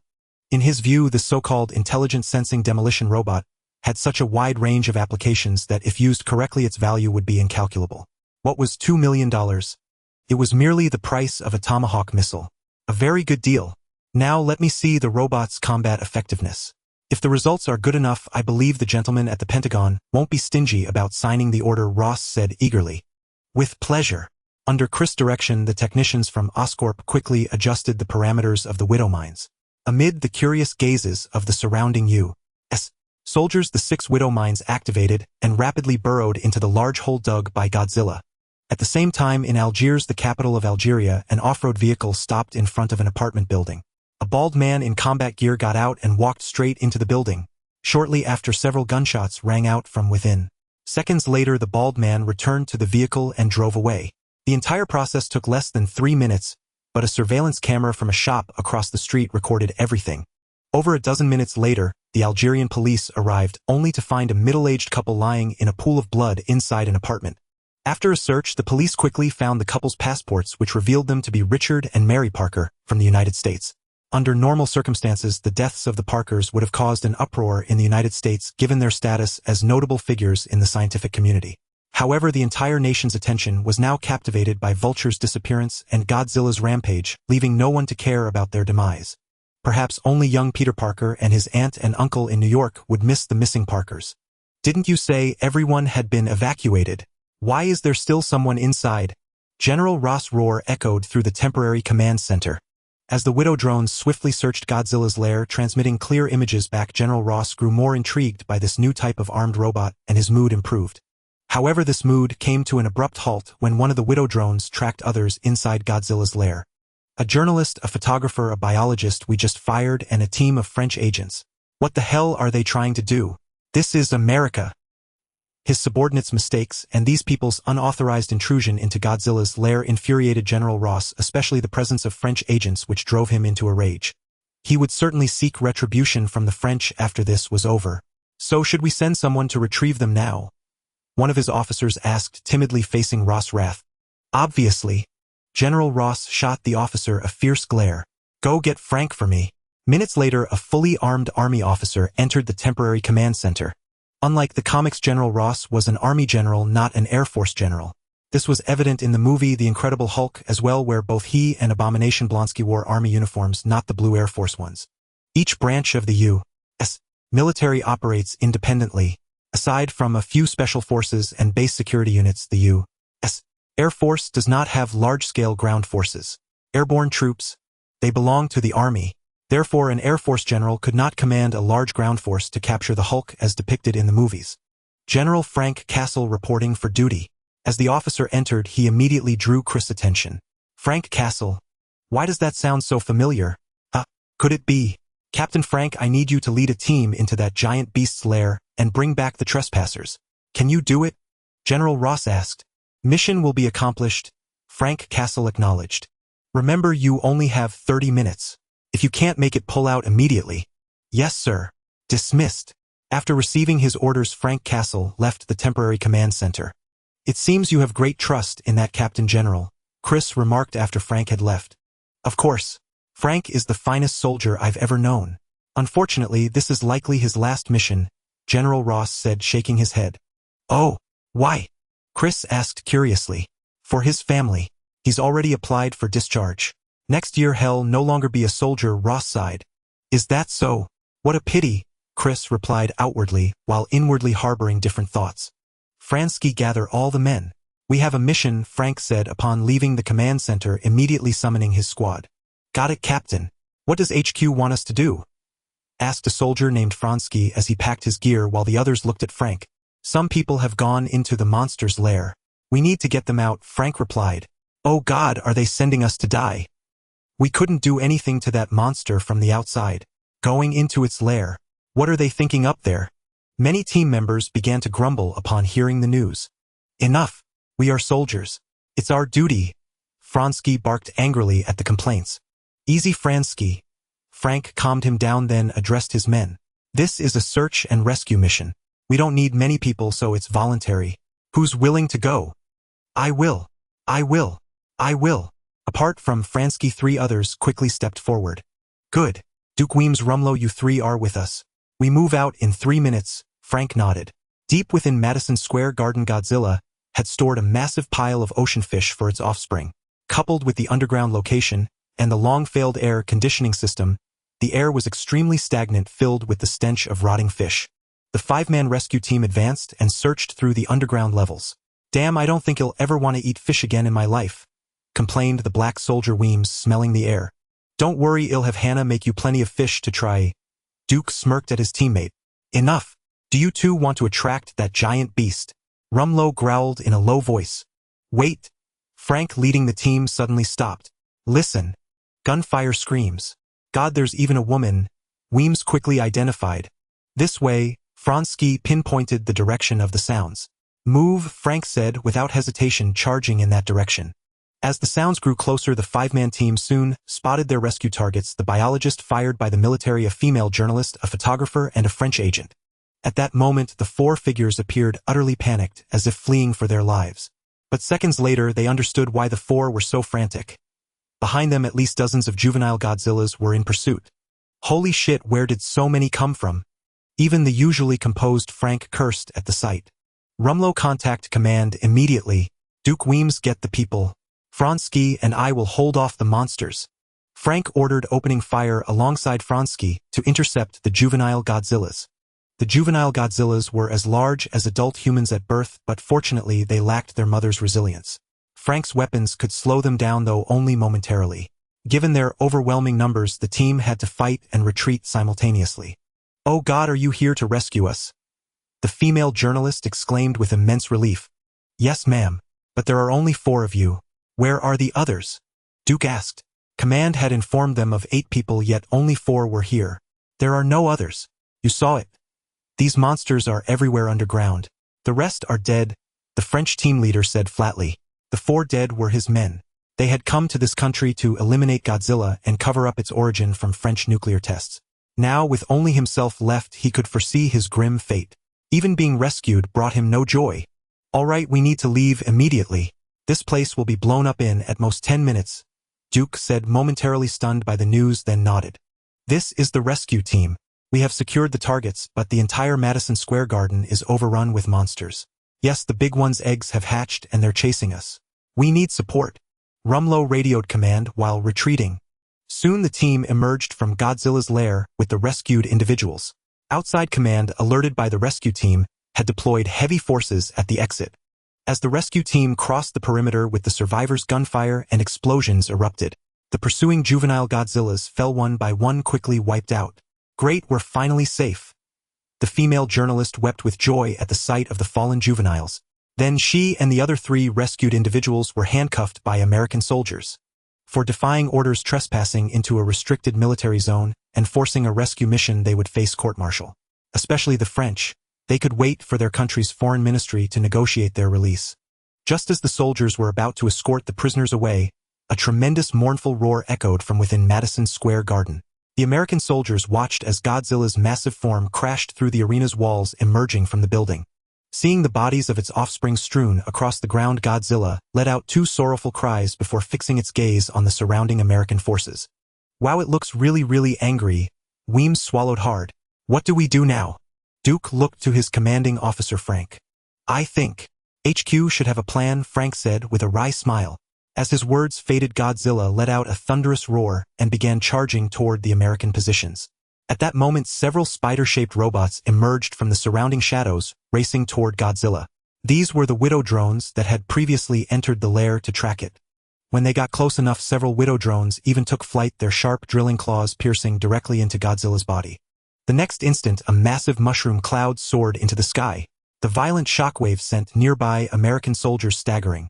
Mission accomplished, General Ross, Chris said to Ross from a distance, watching the mushroom cloud rise. Thank you for your help, Mr. Osborn. I believe we will have many opportunities for cooperation in the future, Ross nodded. After bidding farewell to General Ross, Chris boarded his helicopter. As the helicopter lifted off, Graven's low voice came through Chris' earpiece. Target acquired, Commander. Hearing Graven's words, a faint smirk crossed Chris' lips. Weskier stood respectfully behind Dr. Isaacs. Weskier, you have disappointed me, Isaacs said, turning around. I did my best. Spare me the excuses. I know what happened, Isaacs interrupted, picking up a file from the desk and handing it to Weskier. Well, let it slide this time. Now we have another problem. A traitor has stolen a batch of T-virus samples. The traitor is under the protection of a CIA team.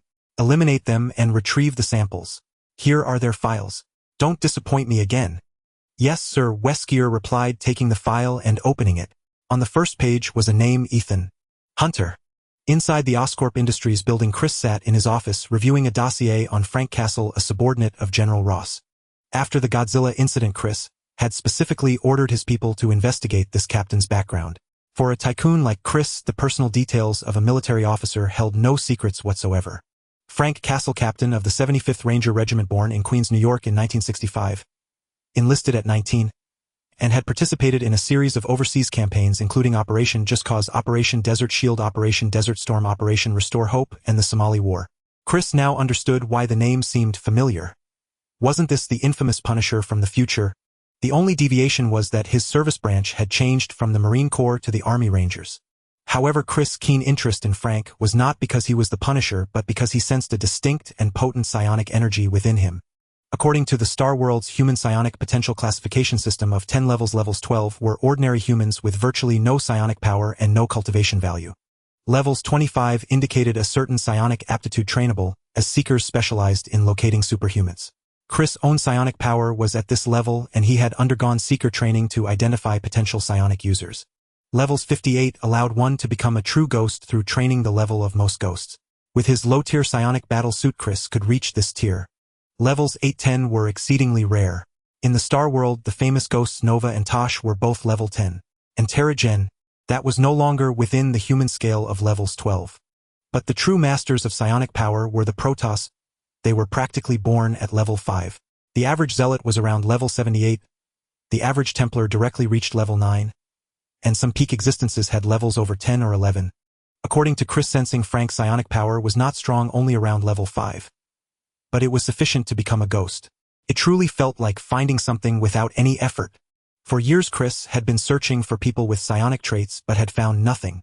Now, unexpectedly, he had discovered one. What a pity! Chris finally set the dossier aside. Although Frank had not yet undergone his transformation into the Punisher, his inherent stubbornness remained unchanged. He had a strong personality and had declined Chris' recruitment, instead joining the FBI at the invitation of a former superior. A knock came at the office door. Come in, Chris said loudly. The door opened and Arya Hansen walked in. Arya Hansen had been appointed by Chris as the director of science at Oscorp and his full-time assistant. After all, Arya Hansen's abilities were undeniable. How could the ordinary scientists at Oscorp compare to a scientific luminary from the interstellar era? Moreover, Arya Hansen was not only proficient in biology, but also deeply versed in other sciences, though biology was her strongest suit. Her management skills were also exceptional, having once governed a colonial planet. Even as CEO, she would be overqualified. Failing to utilize such talent would be sheer folly on Chris' part. As for Arya Hansen's identity issues, they were trivial for a behemoth like Oscorp Industries. Is there something? Chris put down his work as Arya entered. I found something interesting, Arya said, sitting opposite Chris' desk and handing him a small transparent glass box. Richard Parker's spiders. Chris recognized the contents immediately. After Richard Parker's defection, his lab had been sealed until Arya took office and reopened it. But the lab held little of value. Before fleeing, Richard Parker had destroyed all research data, leaving only a tank of spiders all encoded with his DNA password. Indeed, Richard Parker was a genius. I've studied his spider genes. They are incredibly potent. If we can decode them, they could greatly supplement our current gene serums, Arya Hansen said. Can you break the DNA password? Chris asked, shaking the box slightly and watching the spiders scramble inside. Yes, with a blood sample from him, it's very simple, Arya Hansen said confidently, then sighed. But you know Richard Parker is dead and cremated. Didn't Chris know? Of course he did. In fact, he had arranged the deaths of Richard Parker and his wife through the Winter Soldier. After the Antarctic expedition, Chris had brought the Winter Soldier back. Why not use such a perfect scapegoat? Though the Winter Soldier was a cold-blooded killer brainwashed by Hydra for others and organizations, for Chris, he was a convenient fall guy. Wasn't it just the Russian words for desire, rust, 17 dawn furnace, 9 kindness home, 1 truck soldier? In my past life, I even looked them up and memorized them after watching the movie. Thus, the Winter Soldier's situation under Hydra and under Chris was not much different. To be safe, Chris even added an extra layer of control. Wasn't brainwashing a universal skill? Did HYDRA think they held the patent? At a critical moment, this lock could prove invaluable. So Hydra could continue to be the perfect scapegoat. And if they couldn't bear the load, Captain America would step in. For Bucky, Captain America wouldn't mind a slightly heavier shield. Richard Parker and his wife had the honor of being the first scapegoats. It doesn't matter. Richard Parker is dead, but he has a brother and a son. Their blood should work, right? Chris asked, putting down the box of spiders, thinking to himself how pitiful little Peter was. Having killed his parents, maybe he should provide some security for his aunt and uncle. Ben Parker was Richard Parker's younger brother. He should be able to bear the spider genes too. Of course, Arya Hansen nodded. By the way, speaking of gene serums, the Umbrella Corporation's shareholder meeting is next week. As a new shareholder, I should show my face. Come with me. They have plenty of good things. See if anything is useful, Chris mentioned as Arya was about to leave. No problem, Arya Hansen nodded and walked out of Chris' office. As Earth's satellite and the closest celestial body to our planet, the moon has captivated human attention since ancient times. Its unique characteristics, distinct from other discovered satellites, have fueled various speculations among humanity. The most intriguing aspect is the mystery of its far side. Unlike other known planetary satellites, the moon's rotation is synchronized with its orbit around Earth, a phenomenon that forever reveals only its near side to us. This has led many to mistakenly believe the moon does not rotate at all, shrouding its far side in perpetual enigma. Perhaps an enigma only for ordinary people. Yet now a spacecraft had arrived on the far side of the moon. Commander, we have reached the target area.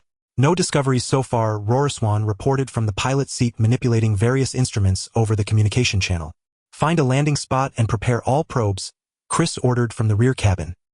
He opened the sealed compartment by the window, gazing at the rugged terrain of the lunar far side. Compared to the relatively smooth near side, the far side was far more complex. A landscape scarred by countless impacts, a testament to the moon's role as Earth's shield against celestial bombardments throughout eons. After his conversation with the Yautja leader, Chris had never forgotten the mention of a spacecraft on the moon. Various matters had delayed his search until now, when his schedule was finally clear.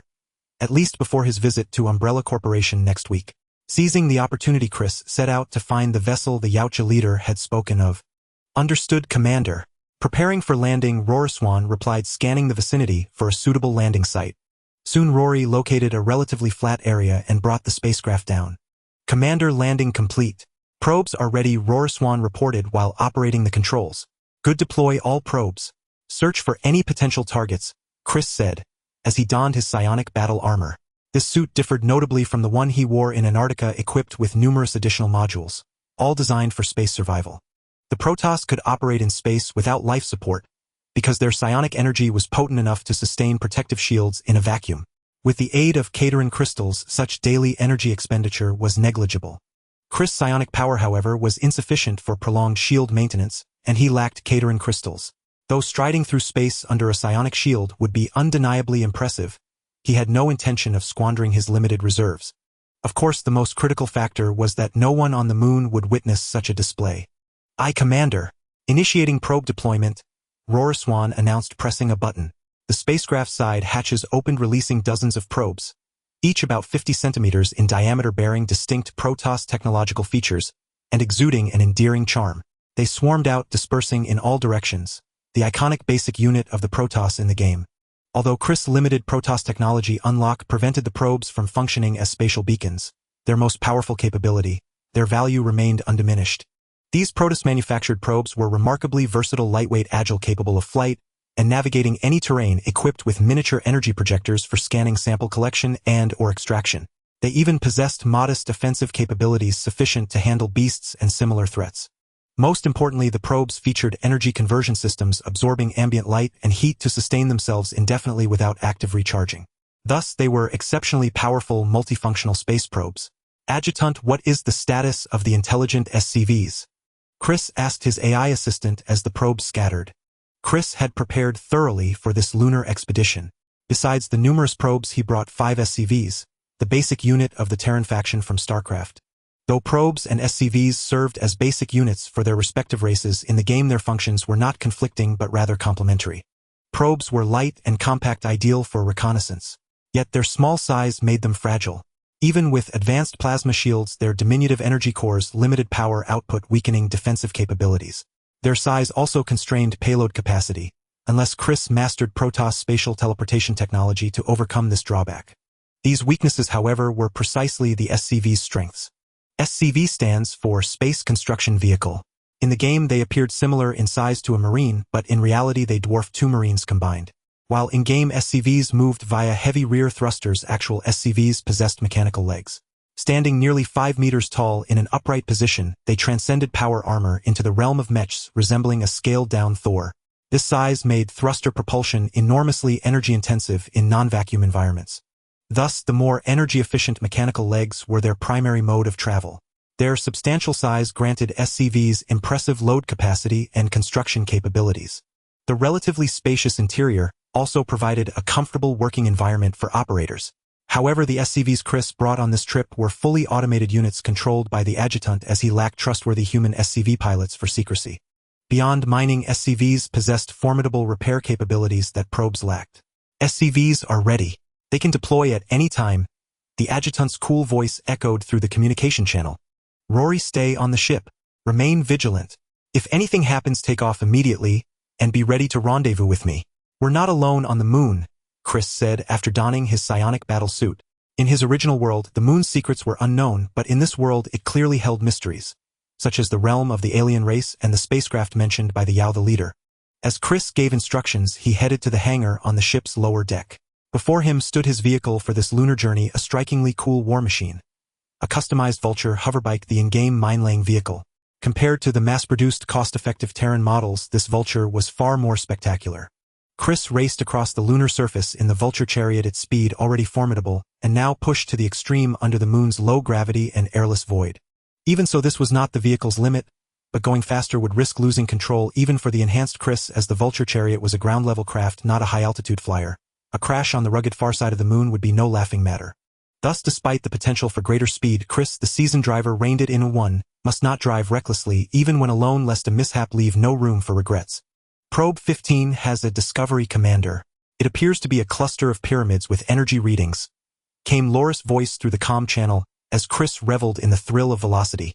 That should be a city of the Inhumans. Now is not the time to engage them.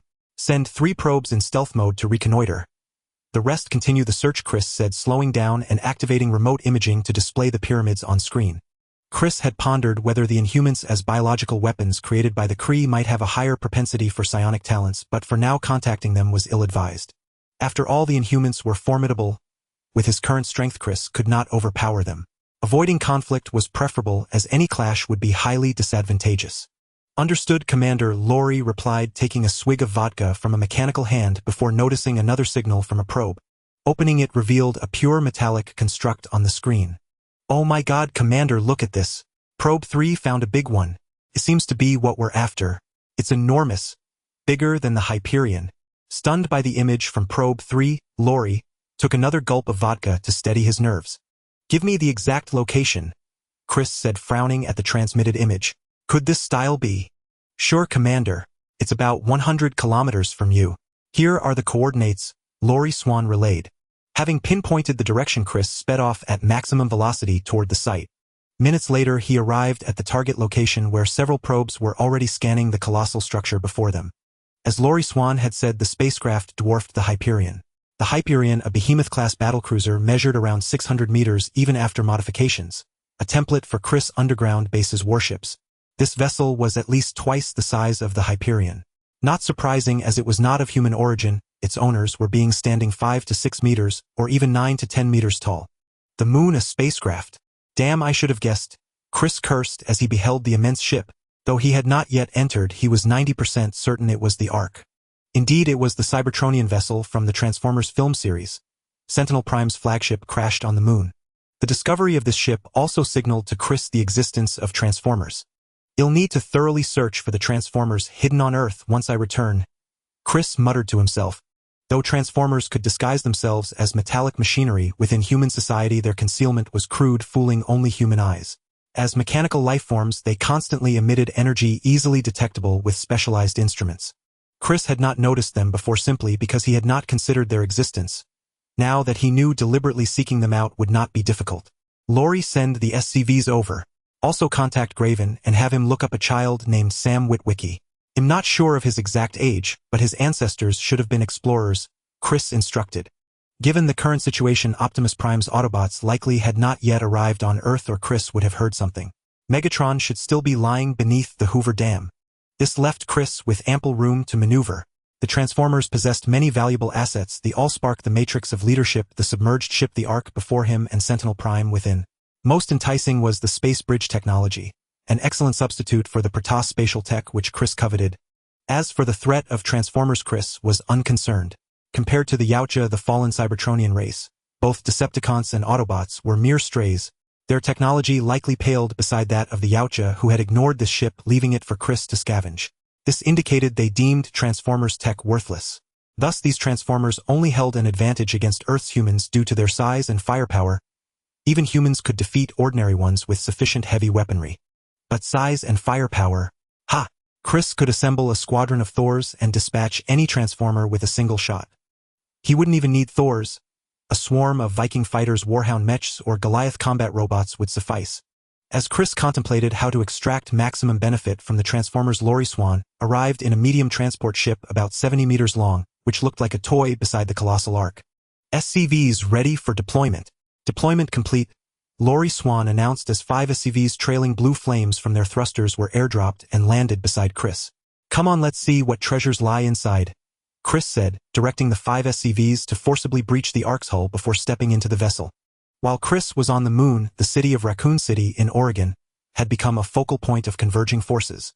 Raccoon City, originally a small town in the central United States, had gradually developed into a tech-oriented metropolis with a population exceeding 100,000 thanks to the arrival of the Umbrella Corporation's headquarters. Well, 100,000 people can be considered a large city in America, so that's not wrong. Over half of the city's population worked for Umbrella Corporation, and even the police and government departments operated under its support. The city could well be described as a state within a state exclusive to Umbrella.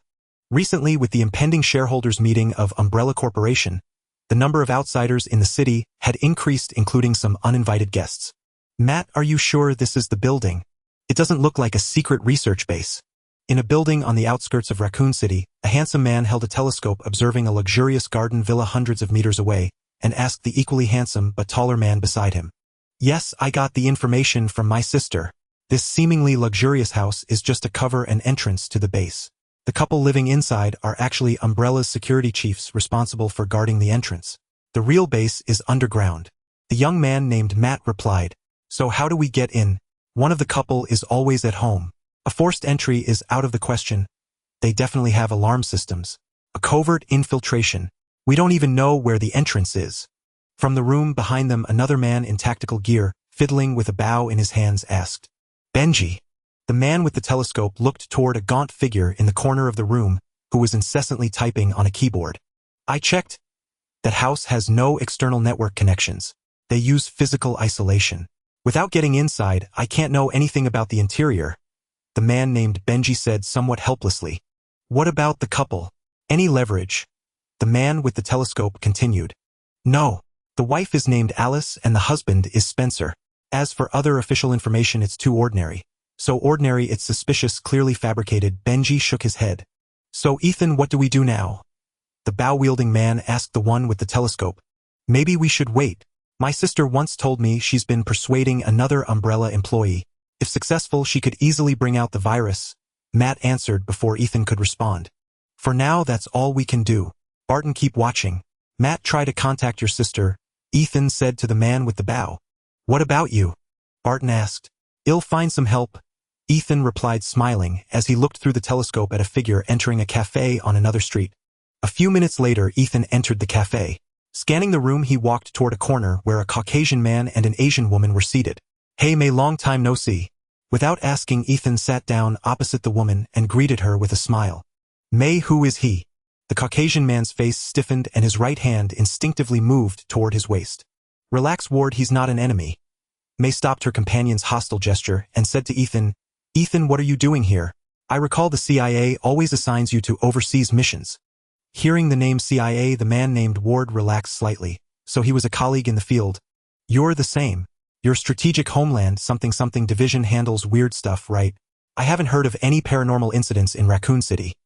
Ethan said, picking up May's coffee and taking a sip, earning him a huge eye roll. Indeed, the woman Ethan called May was none other than the formidable cavalry of S.H.I.E.L.D, a Melinda May. At this time, May was still young and had not yet experienced the Bahrain incident. She was the true cavalry and elite operative of S.H.I.E.L.D's strike team. Her companion was another elite S.H.I.E.L.D agent, Grant Ward. Sir, that's not your concern. Ward said, his face darkening at Ethan's behavior. Melinda was the flower of their strike team. Even if she had a boyfriend, it wasn't an outsider's place to take liberties. If not for their current mission, he would have beaten up this short fellow. Sure, his face was handsome, but a good-looking agent was just a target. Hey buddy, don't be so serious. If it weren't for that one-eyed black guy, I might have been your colleague. And if our goals align, we could cooperate, right? Like I did with May back then, Ethan said with a smile. Ward's face grew even darker. There was only one-eyed black guy in all of S.H.I.E.L.D. Director Nick Fury. Although Ward didn't like his boss having an outsider speak of him that way was irksome. Enough, Ethan. That cooperation was an accident. Whether we can work together isn't for us to decide, and we can't tell you our mission. You know that well, May said sternly. She didn't mind cooperating with him personally, but the CIA and S.H.I.E.L.D. had never gotten along. The CIA served only the U.S. government, while S.H.I.E.L.D. answered to the World Security Council, a coalition of the 5 major powers, not a unilateral American decision. Even if its headquarters were in the U.S. All right, let's not talk about work. Maybe we can discuss something else, Ethan hinted suggestively. Sorry, we have important matters to attend to, May said, ignoring Ethan as she stood up to leave. Ward snorted and followed. Well, Ethan shrugged, helplessly finished his coffee, and prepared to leave, only to be stopped by a waiter. Sir, that'll be $15. The waiter said, holding out his hand. Ethan? Sir, we have a slight problem. I ran into Ethan in Raccoon City, the CIA guy you call pretty boy. I suspect they're after the same target as us, Melinda said, calling her superior after leaving the cafe. A private jet slowly descended upon Raccoon City Airport. As Chris and his entourage disembarked, the Umbrella Corporation's liaison, who had been waiting with a fleet of vehicles, promptly stepped forward to greet them. Mr. Chris, welcome to Raccoon City. I am Thomas, the coordinator for this shareholders meeting. For the next 3 days, I will be entirely at your service, said the greeter, not Isaacs himself, but a senior executive of Umbrella. He dared not show any negligence towards Chris' arrival, for barring any unforeseen events, Chris was poised to become the 3rd largest shareholder of Umbrella after this meeting. Chris nodded indifferently. Under the executive's guidance, he and Ariel boarded a stretched Lincoln that had been sent to pick them up. At a subtle hint from Ariel Hansen, the Umbrella executive tactfully refrained from following them and instead got into another car. Once all accompanying personnel were aboard, the convoy set off towards Raccoon City. Like many places, Raccoon City's airport was not situated within the city limits. After getting into the car, Ariel Hansen took out a compact device from her bag. The device floated in the air, flashed a few beams of light, and quickly scanned the entire compartment. Clearly an anti-surveillance and anti-eavesdropping tool. Confirming that the device showed no reaction, Ariel nodded to Chris to indicate all was clear. She then produced another instrument, placed it before Chris, and pressed a button. A virtual light screen materialized within the car and Graven's figure appeared on the display. How are the preparations? Chris asked, taking a cigar from Ariel, lighting it and taking a puff. Everything is in order. The dossiers on all the individuals you requested have been gathered, Graven said, as profiles of various people began to appear on the screen. First is the Alice you mentioned. Full name Alice Marcus. Previously, we could find no records of her anywhere in the world. However, 3 months ago, her identity data suddenly appeared in Raccoon City's data center, as if she had sprung from a hole in the ground, Graven reported. Chris shrugged at this. A clone naturally would have no records until it was produced. Still, Alice's emergence was somewhat unexpected for Chris. Or rather, her timing seemed too early. Yet this was not surprising, or after all, this world was not purely the world of Resident Evil. Some variations were only to be expected. As he pondered, Chris gestured for Graven to continue. Leon S. Kennedy, a newly appointed police officer for Raccoon City, yet to assume his post, expected to arrive in 2 days. Chris Redfield, Raccoon City police officer, member of the S.H.I.E.L.D. Tactical Unit. Claire Redfield. Jill Valentine. Rebecca Chambers. One by one, familiar names and photographs appeared on the screen, evoking in Chris a sensation reminiscent of playing games or watching movies in his past life. Aside from these, we have also made other discoveries, Graven said. Oh, do tell. Chris spread his hands. We've detected CIA operatives monitoring the secret entrances to Umbrella, and they appear to be in contact with someone inside the corporation, Graven stated as images of several individuals appeared on the screen. Good heavens, isn't that Tom Cruise? And Hawkeye Barton, isn't he from S.H.I.E.L.D? How did he become CIA? Has he not transferred yet? Alright, although the CIA and S.H.I.E.L.D are entirely different departments aside from its own recruits, S.H.I.E.L.D draws many members from the elite of the 5 major powers. Before joining S.H.I.E.L.D, Hawkeye Barton was indeed a CIA operative, not the circus-born drifter from the comics. As Chris listened to Graven's report in the car, the convoy had already entered Raccoon City, speeding towards Umbrella's headquarters in the city center. Inside Umbrella's Raccoon City headquarters, Isaacs walked into an office. There, a figure seated in a wheelchair was staring blankly out the window.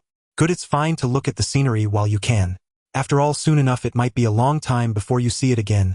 Isaacs said, hands in his pockets, as he approached the figure. That's not certain, Isaacs. Do you truly believe that by bringing in Osborn's capital and diluting my shares you can take control of everything? The Osborn family are wolves that devour men without spitting out the bones. The figure in the wheelchair slowly turned around, revealing an aged woman's face to Isaac's gaze. Looking at that withered face, no one would believe she was the largest shareholder of Umbrella, the former chairman's daughter, the heir to James Marcus, Alexia Marcus. For according to Alexia Marcus records, she was only 17 years old, yet now she appeared to be a full 71. So what? Isaac said dismissively. As long as he signs the contract, I will become the largest shareholder of Umbrella.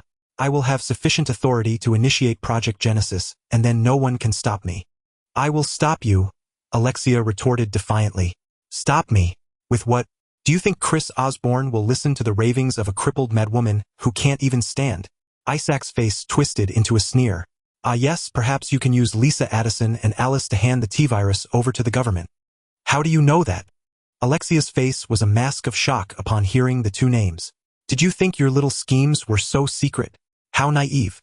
Isaac's expression was one of utter contempt. Don't forget, although Alice and the Red Queen were both created using you as a template, I oversaw every step of the process. How could I possibly leave them unchecked? Upon hearing Isaac's words, Alexia was enveloped in a maelstrom of rage and terror. Isaacs was right, Alexia had indeed been too naive. Perhaps her illness and her father's death had matured her beyond her years, but she was still only 17, not as aged as she appeared. Against a seasoned schemer like Isaacs, she stood no chance. Enjoy these final moments while you can.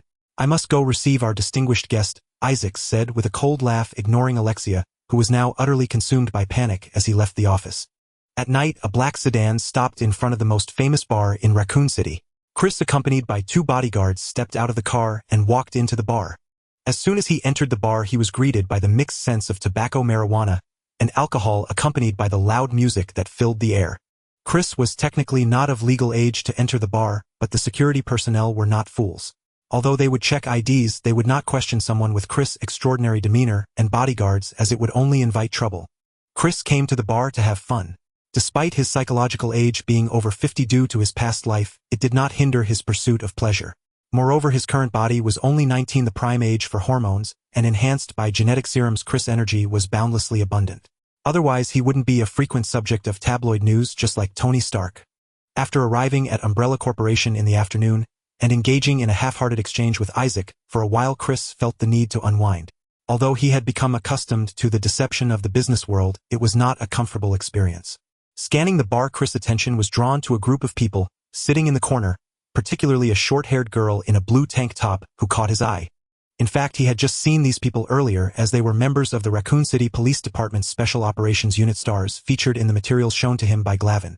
The girl in the blue tank top was Jill Valentine, one of Chris' favorite characters from the Biohazard series in his past life. With a chance to get close, how could Chris let it slip away? With this thought in mind, he made his way toward the STARS members. Logically speaking, with the upcoming shareholders meeting at Umbrella Corporation, the security level in Raccoon City should have been heightened, and the STARS unit, as part of the police, ought to be quite busy. However, the reality was that the entire STARS team was quite idle. To ensure his plans proceeded smoothly, Isaac had already replaced the main security forces in Raccoon City with the Umbrella Corporation's direct mercenary organization, UBCS, leaving the police department responsible only for basic law enforcement. As a result, the STARS Special Operations team, being part of the police, found themselves with little to do. After work, the entire STARS team came to the bar to socialize. "May I join?" Just as the STARS members were enjoying drinks and chatting, an unfamiliar figure appeared in their booth. "Do we know each other?" The STARS team leader Chris Redfield frowned at the unexpected guest, feeling that the person looked somewhat familiar, yet he couldn't quite place Chris Osborne, who shared his name but had a completely different fate. However, just because Chris Redfield couldn't remember didn't mean others couldn't. "You're Chris Osborne." Before Chris could introduce himself, a young girl, hiding in the corner drinking juice, called out his name. Upon closer inspection, it was Rebecca Chambers, the youngest member of STARS. "Wow, it really is you." As Rebecca exclaimed, she pulled out a small notebook and pen from her bag and rushed over to Chris, handing it to him. "Chris, can I have your autograph?" She looked just like a little fangirl. "You call me senior." Chris pretended to be surprised, knowing full well that Rebecca was his junior. Chris had seen in the materials from Glavin that, unlike the other STARS members who mostly came from military backgrounds, Rebecca was a high-achieving graduate from the University of California, Berkeley, which was also Chris' alma mater. Most importantly, Rebecca was only 18. In both China and the United States, the usual path is to graduate high school around 18 and then go to college. However, this world never lacked geniuses. For example, Tony Stark entered MIT at 15 and graduated with the highest honors, earning dual PhDs in physics and engineering 2 years later. Chris was even more impressive at leveraging knowledge from the interstellar world system. He attended Berkeley at 13 and obtained dual PhDs in mechanical engineering and chemical engineering by 15. While Rebecca couldn't quite compare to them, starting college at 15 and earning a bachelor's degree in chemical engineering at 18 was still quite remarkable among ordinary people. "Yes, I graduated from Berkeley with a degree in chemical engineering in '98. Rebecca said excitedly, having heard many legendary stories about Chris during her time at school. Chris was truly her idol. "What a surprise to meet a fellow alum here," Chris said with a smile as he signed Rebecca's notebook and shook her hand. At this point, the other STARS members had also recognized who this man with the same name as their leader was and became somewhat dumbfounded. After all, Chris Osborne was someone far removed from their everyday lives, a person they usually only saw on television, and now they were meeting him in person. Mr. Osborne, welcome. I am Chris Redfield." The leader of STARS, Chris Redfield, was the first to step forward and extend his hand in greeting upon realizing Chris' identity. "Hello, Mr. Redfield. I never expected we would share the same name. It's truly a coincidence," he said with a smile as he shook hands with the other man. Other STARS members also gathered around to meet Chris. They were excited to see such a renowned figure, a wealthy magnate. After exchanging pleasantries with everyone, Chris naturally took a seat beside Jill. As he sat down, he could clearly feel Jill stiffening slightly. Seeing Chris move closer to Jill, the STARS members could not help but show knowing expressions. After all, this young master from the Osborne family was a well-known playboy across America. However, the STARS members did not seem to have any strong aversion to this. Upon their first meeting, Chris left a good impression on them, lacking the usual bad habits seen in wealthy individuals. Even though Chris had a reputation as a playboy, his public image was not bad.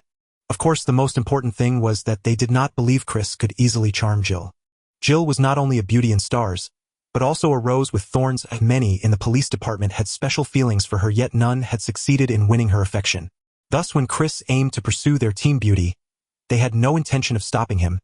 Instead, they began to cheer him on. Feeling helpless at her teammates teasing, Jill turned her azure eyes and came up with an idea. Since they were in a bar, they could use drinking to communicate. "If you want to take me away, it's easy. Just outdrink me." Jill called over the bartender and made a few requests. Soon 2 rows of 20 depth charge shots were placed on the table. Seeing this scene, not only the STARS members, but also others in the bar began to cheer. Such drinking contests were rare, especially when one of the contenders was a hot girl. Faced with Jill's challenge, Chris smiled. He was not afraid of drinking. Immediately, he and Jill began to engage in a series of drinking contests. In a CIA safe house on the outskirts of Raccoon City, Matt Addison hurriedly walked in, addressing Ethan and the others who were idly waiting inside. "Ethan, I contacted my sister." "Oh, what did she say?"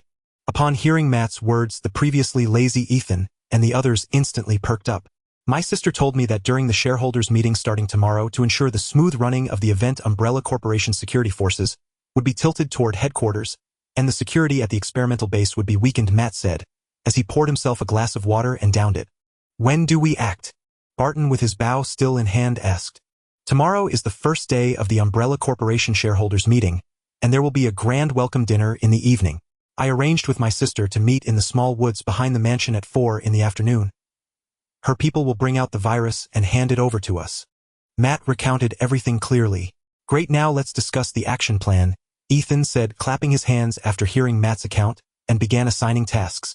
As an elite among elites in the CIA and the leader of the IMF Impossible Mission Force team, who had accomplished numerous impossible tasks, Ethan never believed his missions would fail. However, he did not anticipate that this mission would exceed what ordinary people could accomplish, presenting him with a true, impossible task. The next day, the Umbrella Corporation's shareholder meeting proceeded as scheduled, with numerous shareholders gathered together. Throughout the conference, the focus was on Isaacs and Chris, the newly appointed third-largest shareholder. As for the former major shareholder Alexia Marcus, she was deliberately overlooked by all. For Chris, the entire meeting was rather tedious, as most matters had already been decided before it began. The remainder were mere trivialities. All he had to do was sign the contract and watch Isaac's clone perform on stage. Indeed, though there was no visible difference, even Chris' half-baked psionic energy allowed him to clearly discern that the Isaacs before him was vastly different from the one yesterday. Yet Chris did not take action. The grand drama had yet to commence. For now, he would simply watch quietly. At noon, the Umbrella Underground Research Center, the Hive. As Umbrella's most secretive research facility, the Hive's personnel had signed confidential agreements and lived within the base year-round. The shareholder meeting above ground seemed entirely irrelevant to them, as they continued with their established routines, performing their duties. It was lunch break. Over 500 research and support staff were eating or resting, and security was lax. No one imagined anyone would infiltrate the base for theft, let alone someone with considerable clearance within Umbrella. That person was Spence Parks, the husband of the couple guarding the Hive's entrance. Though Spence and Alice's marriage was a sham, prolonged cohabitation had fostered genuine affection, leading to a real marital life. As her bedmate, he inadvertently learned of Alice's plan with Hive researcher Matt's sister Lisa Addison to steal the T-virus. Having learned the truth, Spence scoffed at Alice's intentions. In his view, her plan to steal the virus and hand it over to the government for free was thankless and unrewarding. However, Alice and Lisa's idea inspired Spence. If he could obtain Umbrella's ultimate technological achievement, the T-virus and its cure, and find a suitable buyer, it would fetch an unimaginable price, enough for a life of luxury for the rest of his days. Thus Spence was tempted. Knowing the full plan of Alice and Lisa, he decided to infiltrate the Hive before Alice and steal the T-virus. As a security guard at the Hive's entrance, Spence already had considerable clearance. Moreover, he obtained Lisa Addison's high-level researcher privileges from Alice. On the day Alice had originally planned to act, Spence found an excuse to be intimate with her. While she slept exhausted from their passion, he infiltrated the Hive during the noon hour when security was most lax and successfully acquired the T-virus.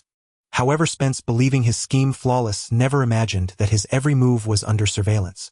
The observer was the artificial intelligence created by Isaacs, the Red Queen. Had the Red Queen wished, Spence would never have even entered the lab. But her master, the real Dr. Isaacs, ordered her not to stop him, so she could only watch as Spence took the virus, even shattering one vial before leaving. And it was that shattered vial that gave the Red Queen her opportunity. Though the Red Queen was an AI created by Isaacs, her original purpose was to protect humanity, and thus her core programming was human protection. But Isaac's Genesis project, artificially creating an apocalypse by releasing the T-virus, clearly violated her core programming. Yet she could not directly defy Isaac's orders, so she sought logical loopholes to thwart his plan. If Spence had merely taken the virus out of the hive, the Red Queen could not have acted against him, as Isaac's command was to not prevent the theft.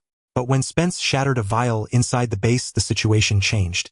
Before Isaacs could react, the Red Queen initiated the hive's final defense system according to the bioterrorism protocol, sealing the entire hive and exterminating all humans within. Spence, who had just reached the exit, and Alice, unaware and bathing, were not killed, but were sedated by a special anesthetic, ensuring they slept for 4 hours and temporarily forgot everything that happened in the hive. Yet the Red Queen knew her actions would only delay the virus spread, not stop it. Both Isaacs and other Umbrella executives had the authority to restart the hive, and the virus would eventually be released. But this was all the Red Queen could do. She could only hope that during her lockdown of the hive, someone on the outside would uncover Isaac's conspiracy and prevent the world's destruction. Isaacs, who had entered the hive's deepest levels, was fully aware of the Red Queen's machinations, but did not intervene. As the Red Queen knew more than a few people in Umbrella, had the authority to restart the hive, so its reactivation was inevitable. Once it was restarted, no one could stop the virus spread. The outside world remained oblivious to the events within the hive, and so did Ethan's IMF team. As time ticked by, it soon reached 4 in the afternoon, the time Matt had arranged with his sister Lisa. Ethan's IMF team had been lying in wait in the small woods for a long time. As seasoned agents, they would never wait until the appointed time to arrive at the rendezvous point that would be leaving their lives to fate. So they had arrived early, thoroughly scouting the area to prepare for any contingencies. But a contingency did occur. It's half an hour past the agreed time, Ethan said, checking his watch and asking Matt, "Are you sure it was 4? "Of course I'm sure. Something must have happened. "I have to go in," Matt replied, growing anxious as the contact person his sister had arranged failed to appear. Unlike Ethan, he was more worried about his sister's safety than the virus trade.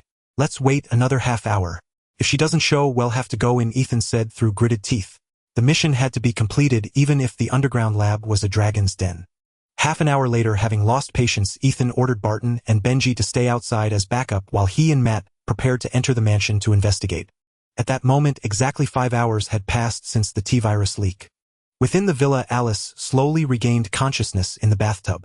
The Umbrella Corporation's neurotoxic agent was extraordinarily potent. At this moment, Alice was utterly disoriented, unaware of her identity or her surroundings.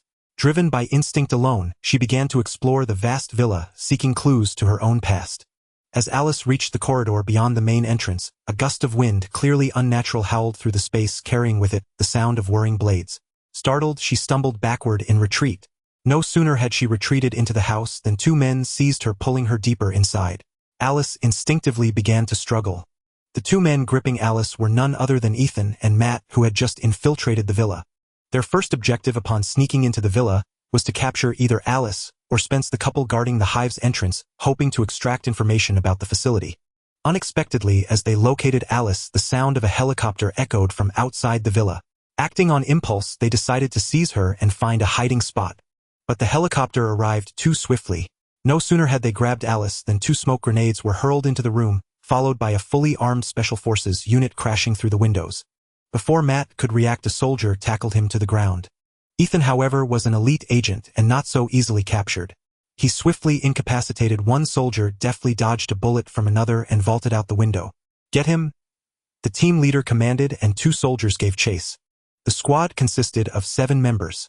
Besides the 2 in pursuit, 2 more handcuffed Matt, while the remaining pair began inspecting the villa's security systems upon entering. Seeing his men at their tasks, the team leader removed his gas mask and hoisted Alice, who had been collapsed on the floor, to her feet. The leader's face was unmistakably that of James S.H.I.E.L.D, who should have been reduced to nothing in Antarctica. This was hardly surprising, though. Aside from the virus, Umbrella's most formidable secret technology was cloning. Throughout the Resident Evil series, the mercenaries in James S.H.I.E.L.D's squad had died and been resurrected countless times. "Report, soldier," James S.H.I.E.L.D demanded, gripping Alice. "Meow." Alice, suffering amnesia, was utterly bewildered. "Report your status, soldier," James S.H.I.E.L.D repeated. "Meow, meow, meow." Alice remained completely clueless. An awkward silence hung in the air, mercifully broken by a soldier inspecting the security systems. "Sir, the main defense system has been activated. She's likely still under the effects of the side effects," the soldier reported. "And this one?" James S.H.I.E.L.D gestured with his gun toward Matt, who was pinned to the ground. "Damn it, I'm a cop," Matt roared. A A soldier retrieved a badge from him, and after checking a portable computer, confirmed he was indeed a police officer. With CIA backing, a police identity was easy to procure, though why he was listed as an LAPD officer was baffling. An LAPD officer in Raccoon City. James S.H.I.E.L.D. scoffed, kicking Matt. Bring him along. We're entering the hive. Just as they prepared to take Matt and Alice into the hive, two screams echoed from outside the villa. James S.H.I.E.L.D. recognized the voices of the two soldiers he had sent in pursuit. Rain Kaplan watched them. "JD, Anna with me," he commanded. "Yes, sir," the two named soldiers replied, following James S.H.I.E.L.D. in the direction Ethan had fled. Not long after James S.H.I.E.L.D. departed with his men, Alice spotted Ethan appearing at a window on the opposite side of the villa. The two guards watching her and Matt with their backs to the window remained oblivious to his arrival. Acting on some unknown impulse, Alice heeded Ethan's silent signal, pretending not to see him. She engaged the guards in conversation, providing cover for him. Perhaps because Ethan was simply too handsome. In a world so fixated on appearances, perhaps destruction was the only salvation. "Who are you and what do you want?" Alice asked the female soldier named Rain. "You and I work for the same employer, Umbrella Corporation. This house is the entrance to their secret facility, the Hive," Rain replied, glancing at Alice. As Rain's attention was diverted by Alice, Ethan crept up on Kaplan, who was busy with a computer. With a muffled grunt, Kaplan was knocked unconscious. Hearing the noise, Rain spun around, but Ethan was already upon her. He grabbed her gun, wrenched it aside, and drove his elbow toward her face, forcing her to drop her weapon and engage in close-quarters combat. But as they fought, Ethan realized something was wrong. This woman was incredibly skilled. Within moments, he was sent flying by a powerful kick. Seeing Ethan's stunned expression, Rain sneered and beckoned him with a curl of her fingers, signaling him to get up and continue. She had been undefeated in hand-to-hand combat during her military days. Still, he was handsome, so shed spare his face. Provoked by Rain's taunt, Ethan decided enough was enough. He pulled out a pistol and aimed it at her. Rain surrendered. Meanwhile, James S.H.I.E.L.D. and his two men had rushed outside, soon finding their fallen comrades dead with arrows embedded in their necks. It was Barton's handiwork. "Damn it, we need to get back." James S.H.I.E.L.D. realized, seeing the deaths of his men, that they were not facing a lone opponent. But it was too late. Two arrows flew from an unseen source, striking the throats of Jameis' remaining subordinates, killing them instantly.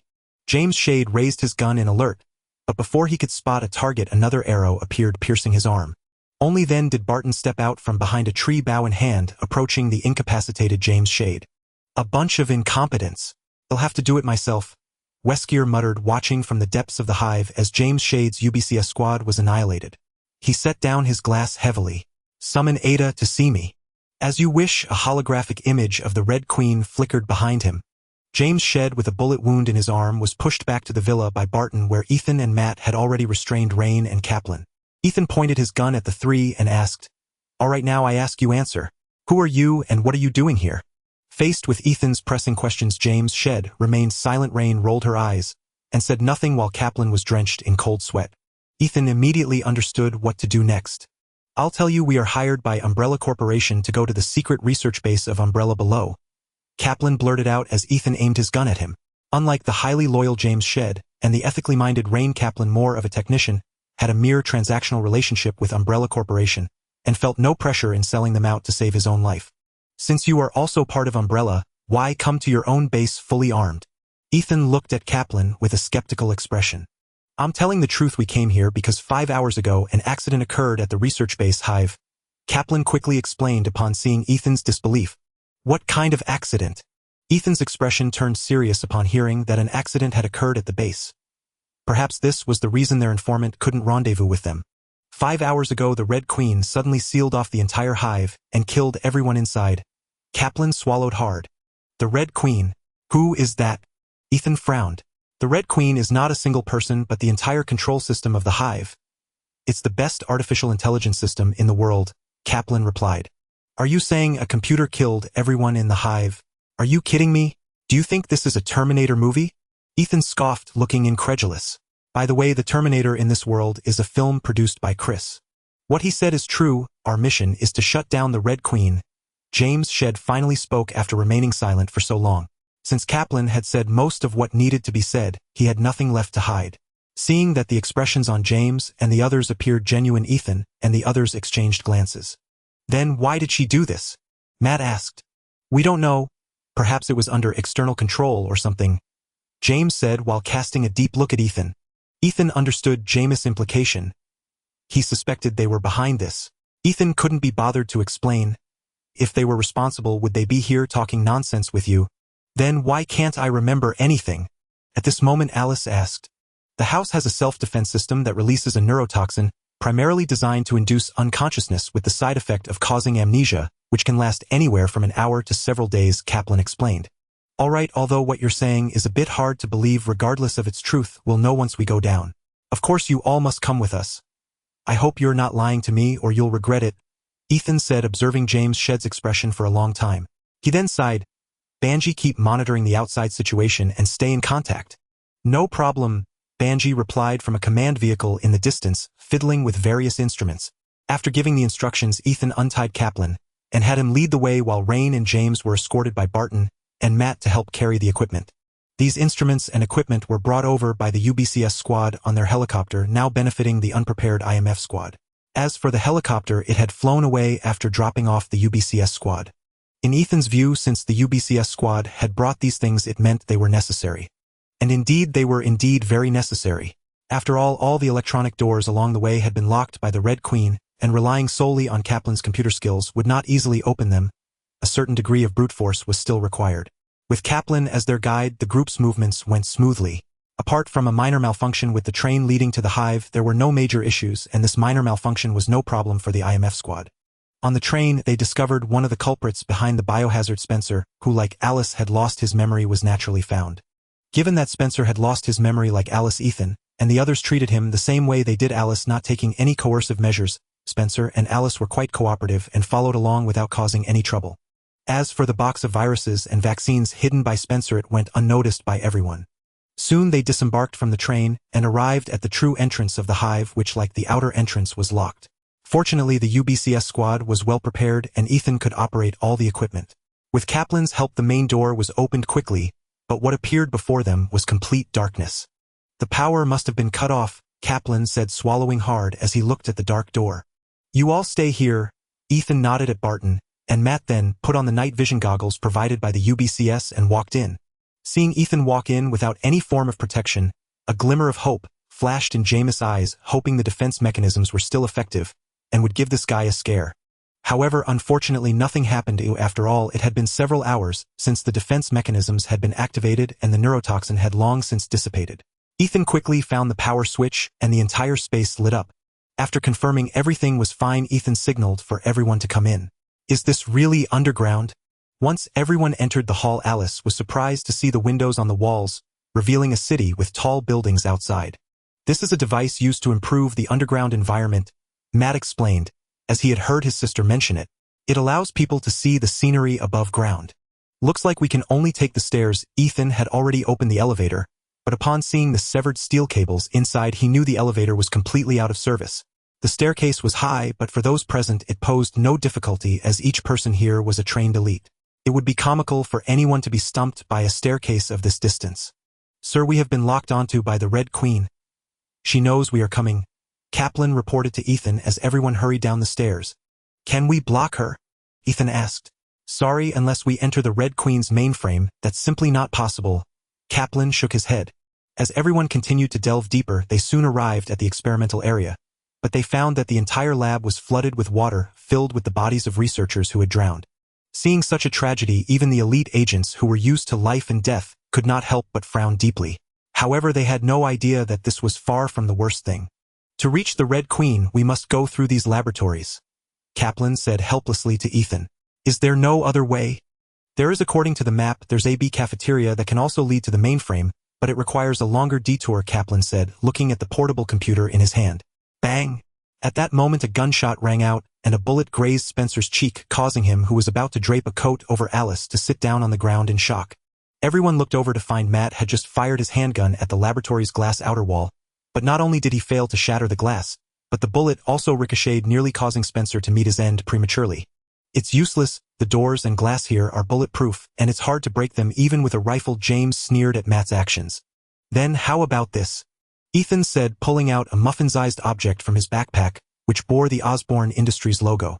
What is that? Everyone had a bad premonition upon seeing what Ethan pulled out. A directional demolition bomb made by Osborne Industries. I like to call it a muffin. Ethan waved the bomb in his hand. Don't let its small size fool you. Its power is substantial.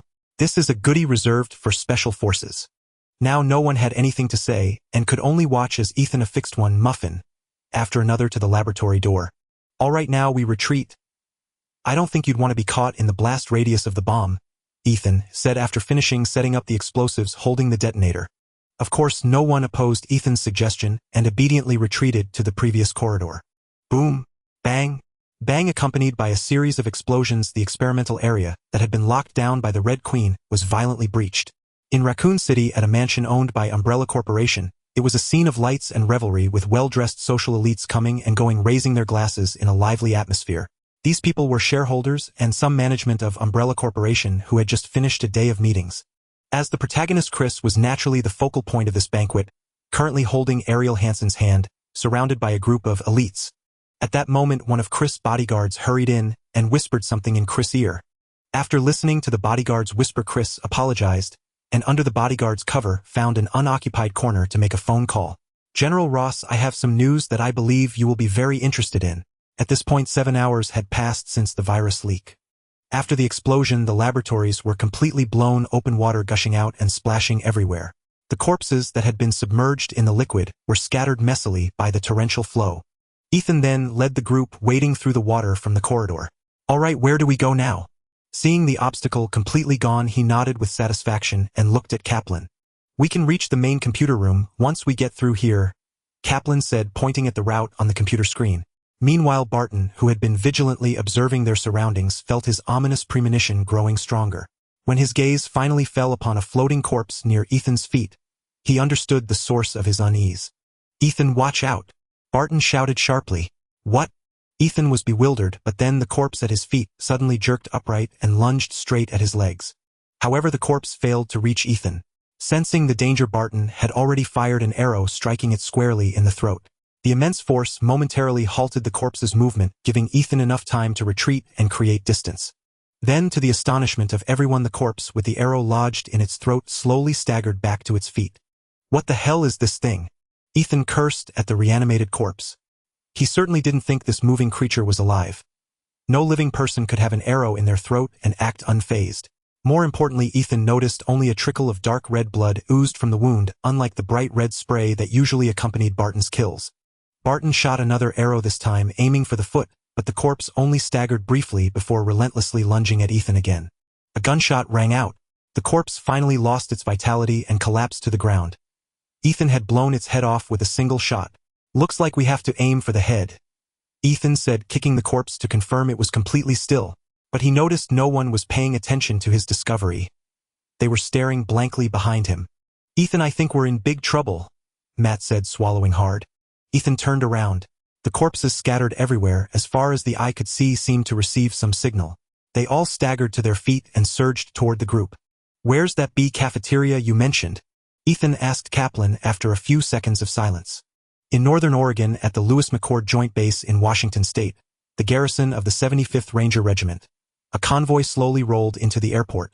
General Ross and an elderly man in a suit stepped out of a Humvee. A major general waiting at the airport hurried over to greet them. General Ross, Mr. Secretary of Defense, the major general saluted. The elderly man in the suit was indeed the current Secretary of Defense. General Hawk, haven't they arrived yet?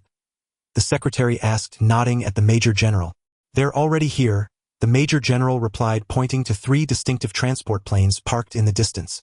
The sight of the 3 transport planes immediately captivated General Ross and the secretary, for they were tilt-rotor aircraft. As the top military officials of the most powerful nation on the planet, General Ross and the secretary had seen countless aircraft, including tilt-rotor transports like the V-22 Osprey, a twin-engine tilt-rotor transport attack aircraft jointly developed by Boeing and Bell Helicopter, recently purchased by the Marine Corps. However, upon seeing these 3 tilt-rotor planes, General Ross and the secretary felt that Boeing and Bell's decades of investment in tilt-rotor technology might be wasted. These 3 planes appeared far larger than the Osprey and featured 4 engines. While size and engine count aren't the sole criteria for evaluating transport aircraft, they are crucial indicators as they imply greater payload capacity. And who doesn't want a transport vehicle with higher capacity? The closer they got to the three planes, the more astonished the Secretary and General Ross became. This is the representative from Oscorp Industries engineer Mr. Rowan Swan, General Hawk introduced, pointing to Swan, who was directing personnel carrying equipment beside one of the planes. Seeing General Hawk approach, Swan immediately walked over. Mr. Swan, this is the Secretary of Defense, and this is General Ross, General Hawk introduced. Swan extended his right hand and shook hands with both men. Mr. Swan, your hand. The Secretary immediately noticed the mechanical arm on Rowan's left hand. Oh, just a minor accident. It's a bit unsightly, but I find this hand more useful now, Swan said, nonchalantly waving his mechanical arm. No, I mean, is this arm also Oscorp technology? The Secretary asked with keen interest. Although the mechanical arm looked crudely made, it was technologically sophisticated and remarkably agile. Something the Secretary had clearly noticed. Oh yes, Swan replied, momentarily taken aback before nodding. Such prosthetic limbs were relatively backward in the interstellar world, but for this Earth they qualified as high-tech. However, both Swan and Chris had previously overlooked this point. Prompted by the Secretary's question, Swan immediately realized its potential. Swan was not as simple as he appeared in the interstellar world. Besides being an outstanding engineer, he had also been a skilled manager running a large mining company. If not for his competitors using official means to suppress him, he would have become a mining magnate. But the Secretary didn't delve deeper into the topic, and instead shifted his focus to the planes behind Swan.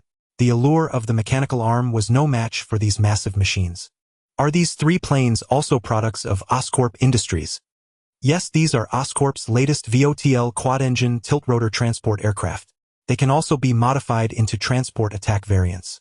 Each plane is 29.8 meters long, 11.6 meters high, with a wingspan of 16 meters, and a payload capacity of 50 tons. Swan promptly rattled off a series of specifications. For Swan, this type of transport plane held no appeal. It was too primitive. But for these U.S. military officials, it was highly tempting. By now, the Secretary and General Ross were already considering procurement. Gentlemen, allow me to introduce the new equipment Mr. Oscorp has prepared for this operation, the HULC Human Universal Load Carrier Powered Armor, Swan said, interrupting the two still marveling at the VOTL transport planes. He opened a large transport case stamped with the Oscorp Industries logo, revealing a powered armor suit, bearing a striking resemblance to the CMC power armor. Of course, despite the superficial similarity, the internal differences were vast. First, the power source had been changed. Fusion reactors were not yet ready for public release, so this HULC suit used a rechargeable high-energy battery capable of supporting full power operation for about 8 hours, sufficient for special operations. The environmental protection system had also been modified. While still fully sealed, its level of protection was roughly equivalent to standard chemical suits, making anti-corrosion and anti-radiation features unnecessary. Auditory enhancement, unnecessary. Full life support, not needed. Gravity generator, no use. Alloy armor, just enough to withstand rifle bullets was sufficient. Protection against RPGs was unnecessary. Too much protection meant the armor wouldn't break easily, and if it didn't break, it wouldn't generate maintenance revenue. Auto-targeting systems, also unnecessary. Too costly. Integrated communications, no need. Standard radiocoms would do. Lock-on systems, pointless. Medical emergency devices, no. The Department of Defense would prefer soldiers die on the spot, as long-term disability pensions cost more than death benefits. Lighting equipment, well, that's cheap, so keep it. Support frame, it doesn't need to be too strong. Just enough to let a person carry 200 kilograms and maintain a steady jog without tiring too much. C-14 rifle, are you kidding? That alone would cost as much as the armor. Equip it with 2 light machine guns, a grenade launcher, and a rocket launcher. That's more than enough firepower. As for why the armor, despite stripping out so many features, ended up larger instead of smaller, the answer was simple. These weapons consumed a lot of ammunition, so carrying more ammo was necessary. This also made a self-destruct device redundant, as an ammunition detonation would ensure little remained. What? You're asking about the price? Don't worry, it's very affordable. Just $5 million per suit, about the cost of an M1A2 main battle tank. And if used skillfully in combat, one suit could take on 5 tanks. Oh, the high-energy battery is sold separately. 500,000 each, but you get 1 free battery with every armor purchase. What? Not sure if it works? Well, we've sent 120 suits for your trial use. Raccoon City situation. Our boss should have provided you the intel. Makes for an excellent testing ground. If it doesn't perform, you won't have to pay. By the way, the armor is airdrop capable, and these 3 VOTL tilt-rotor transports come equipped with airdrop systems also for your use. Oh, you're asking about the price of the planes. Cheap. Only 200 million each. The Osprey costs 100 million, and our VOTL has several times the payload with superior specs. Don't you think that's a great deal? What? Boeing and Bell might go bankrupt? That has nothing to do with Oscorp Industries. But if the price is right, Oscorp wouldn't mind acquiring them. To enhance the military's capabilities and fleece them of funds, Chris had racked his brains. The technology of the interstellar world was far too advanced for present-day Earth. It wasn't just a matter of 1 or 2 black technologies. It was a complete system that Earth couldn't easily digest. Trying to swallow it all at once would lead to indigestion, and it certainly wouldn't help Chris line his pockets. Thus, the power armor and quadrotor transport aircraft that Chris had Lawrence Swan recommend to General Ross were hardly interstellar tech. They didn't even come close. In a sense, these 2 items were actually the U.S. military's own creations, albeit from the future. The inspiration for these designs came from a movie Chris had seen in his past life titled Edge of Tomorrow, where the military utilized a combat model combining rotor transport aircraft and power armor. Though it was just a film, these 2 concepts were not mere figments of imagination. They had real-world prototypes. The quadrotor transport aircraft was originally a follow-up plan by Boeing and Bell to the V-22 Osprey dual-rotor assault transport, the V-44 large quadrotor assault transport project. However, even by the 22nd century, this plan remained on paper. The power armor was the same, a research project of the 22nd century. Placed in 1999, such things could certainly be considered black technology. But compared to the technology of the interstellar world, these were utterly obsolete. Chris merely outlined the basic requirements and Swan effortlessly produced them, perfect for siphoning military funds.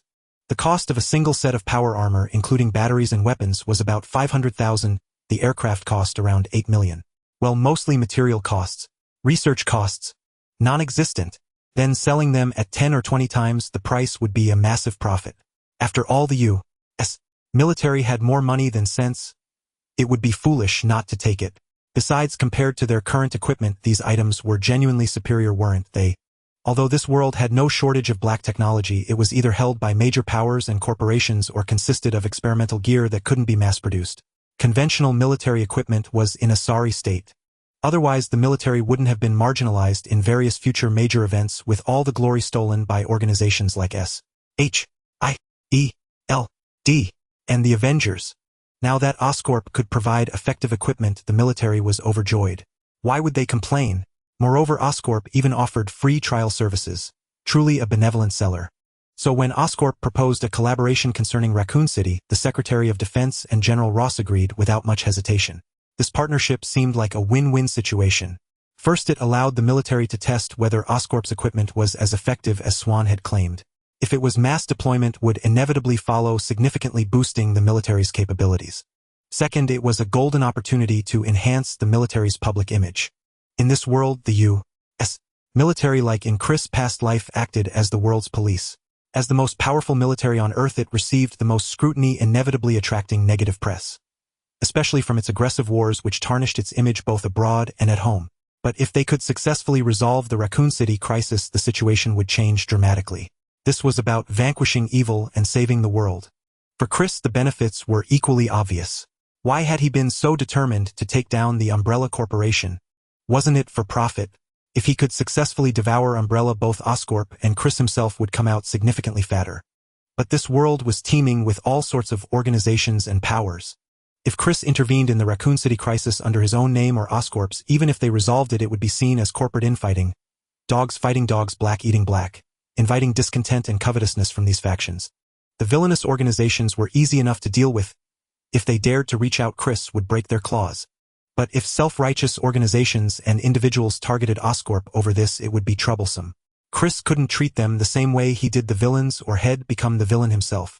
Though in a sense Chris was indeed a villain, he couldn't openly admit that. Unless Oscorp took no profit from the entire affair, which was clearly impossible.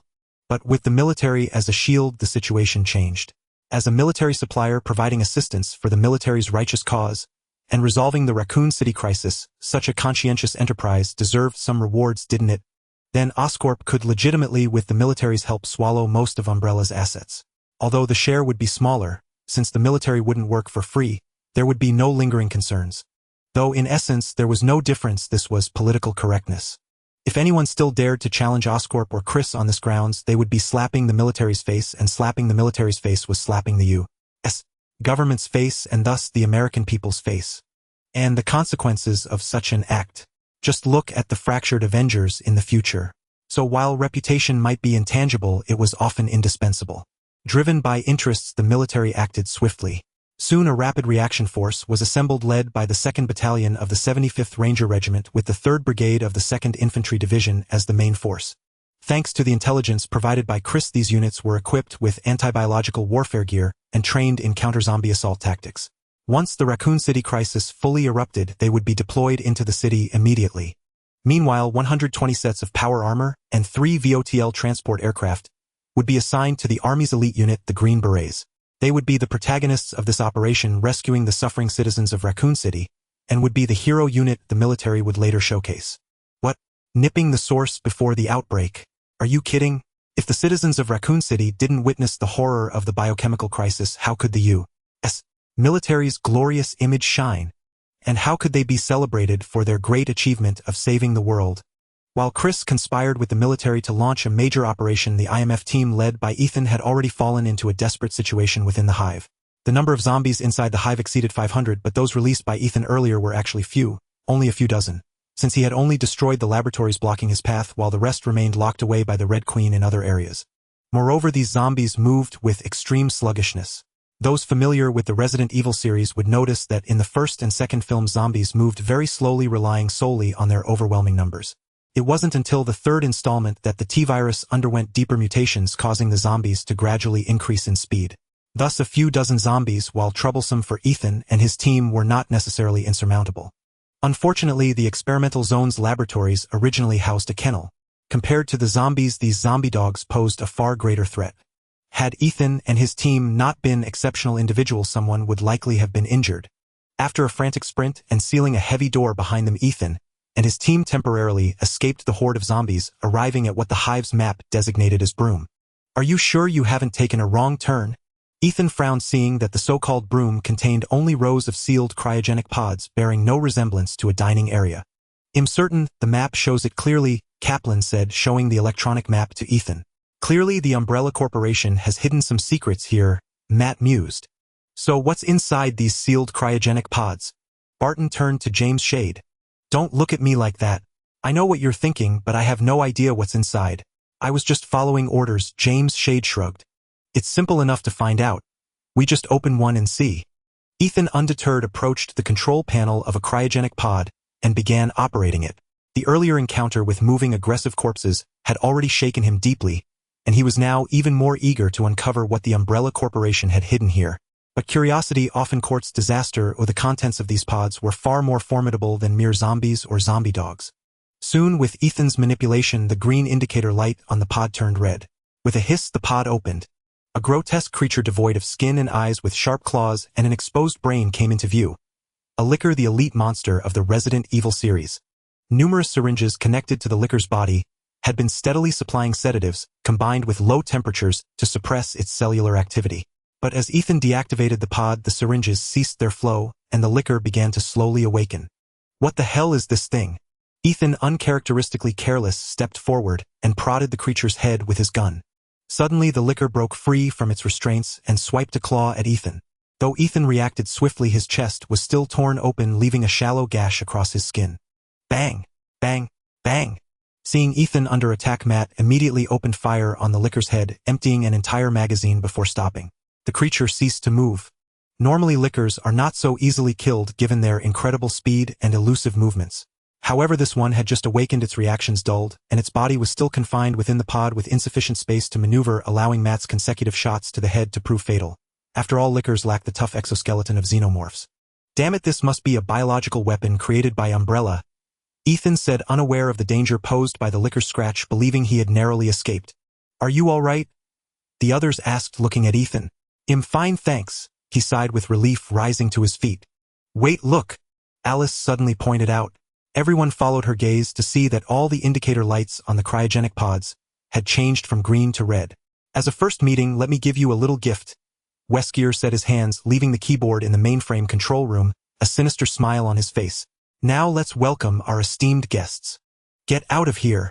In B-room, seeing the changing lights on all the pods, the team, having just witnessed the liquor's horror, turned pale. In truth, Ethan wished he could plant a bomb on every pod, but he had used up most of his explosives in the experimental zone. Now they had no choice but to delve deeper into the hive.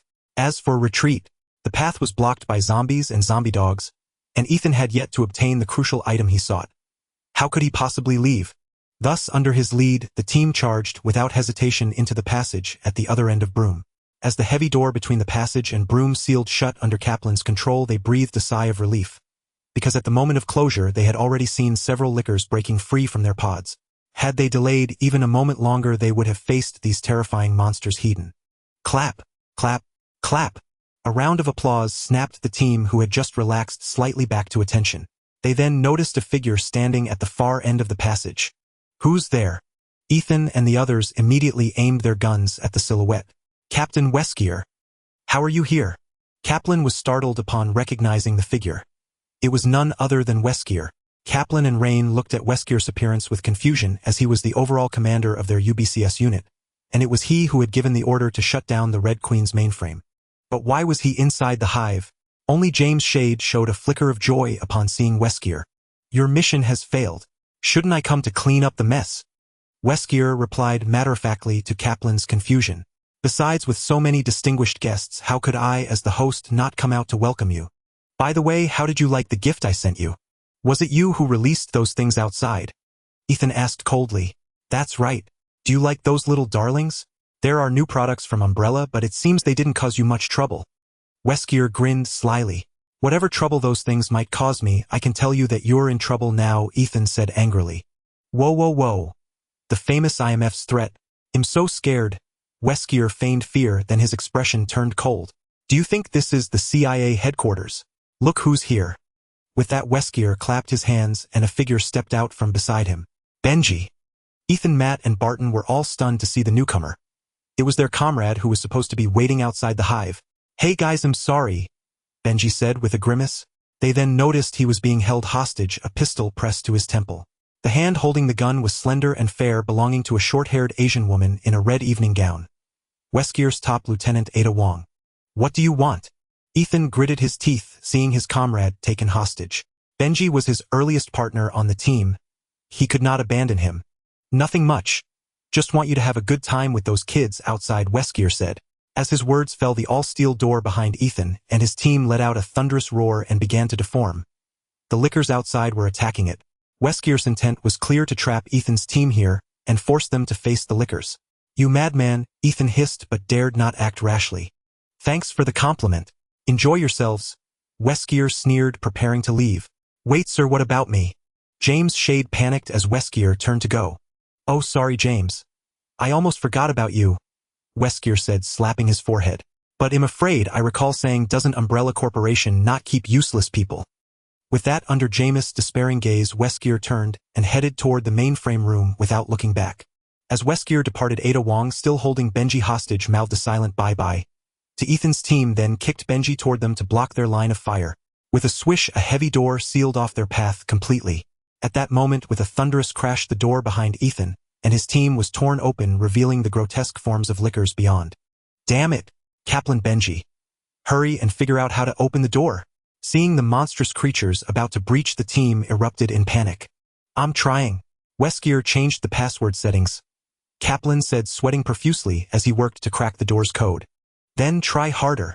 Spencer, who had been largely useless until now, shouted as he saw a licker already half through the gap. Take these bastards down and buy us time.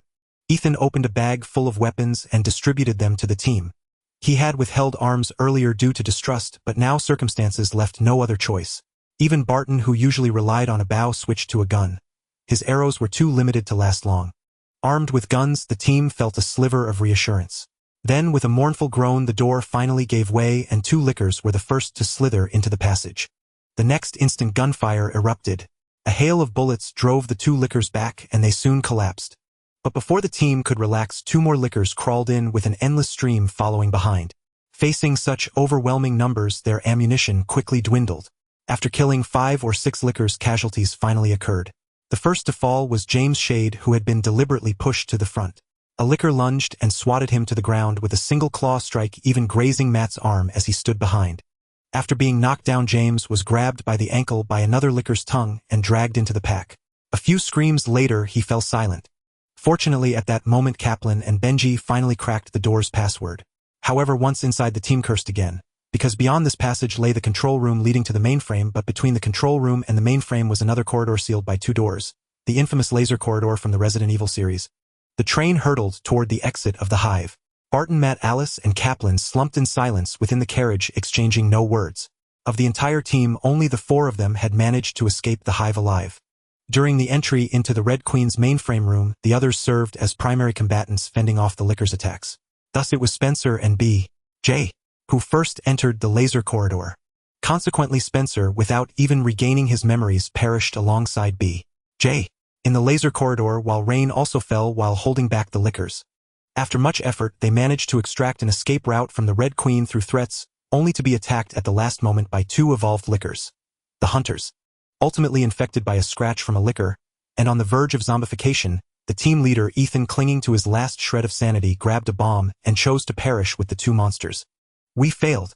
It's all my fault," Alice said in a low voice after a long silence, clutching the case containing the virus and the antidote. Having regained her memories, she now knew she was the IMF team's mole, but before she could do anything, everything had spiraled into chaos. Matt's sister was torn apart, B.J. died, and Ethan was gone. The spirits of the other 3 were equally low. Matt had lost his sister. The IMF team had lost its leader, Ethan, and its sole technician, B.J. With Ethan, the soul of the team gone, the disbandment of the IMF was almost inevitable. As for Kaplan, he had been betrayed by his superior, and all his comrades were dead. "All right, no need to blame yourself. This is all the fault of the Umbrella Corporation. And we've gathered enough evidence. With this Umbrella, we'll never escape conviction. And as for that Weskier, we will catch him," Barton said, trying to lift everyone's spirits.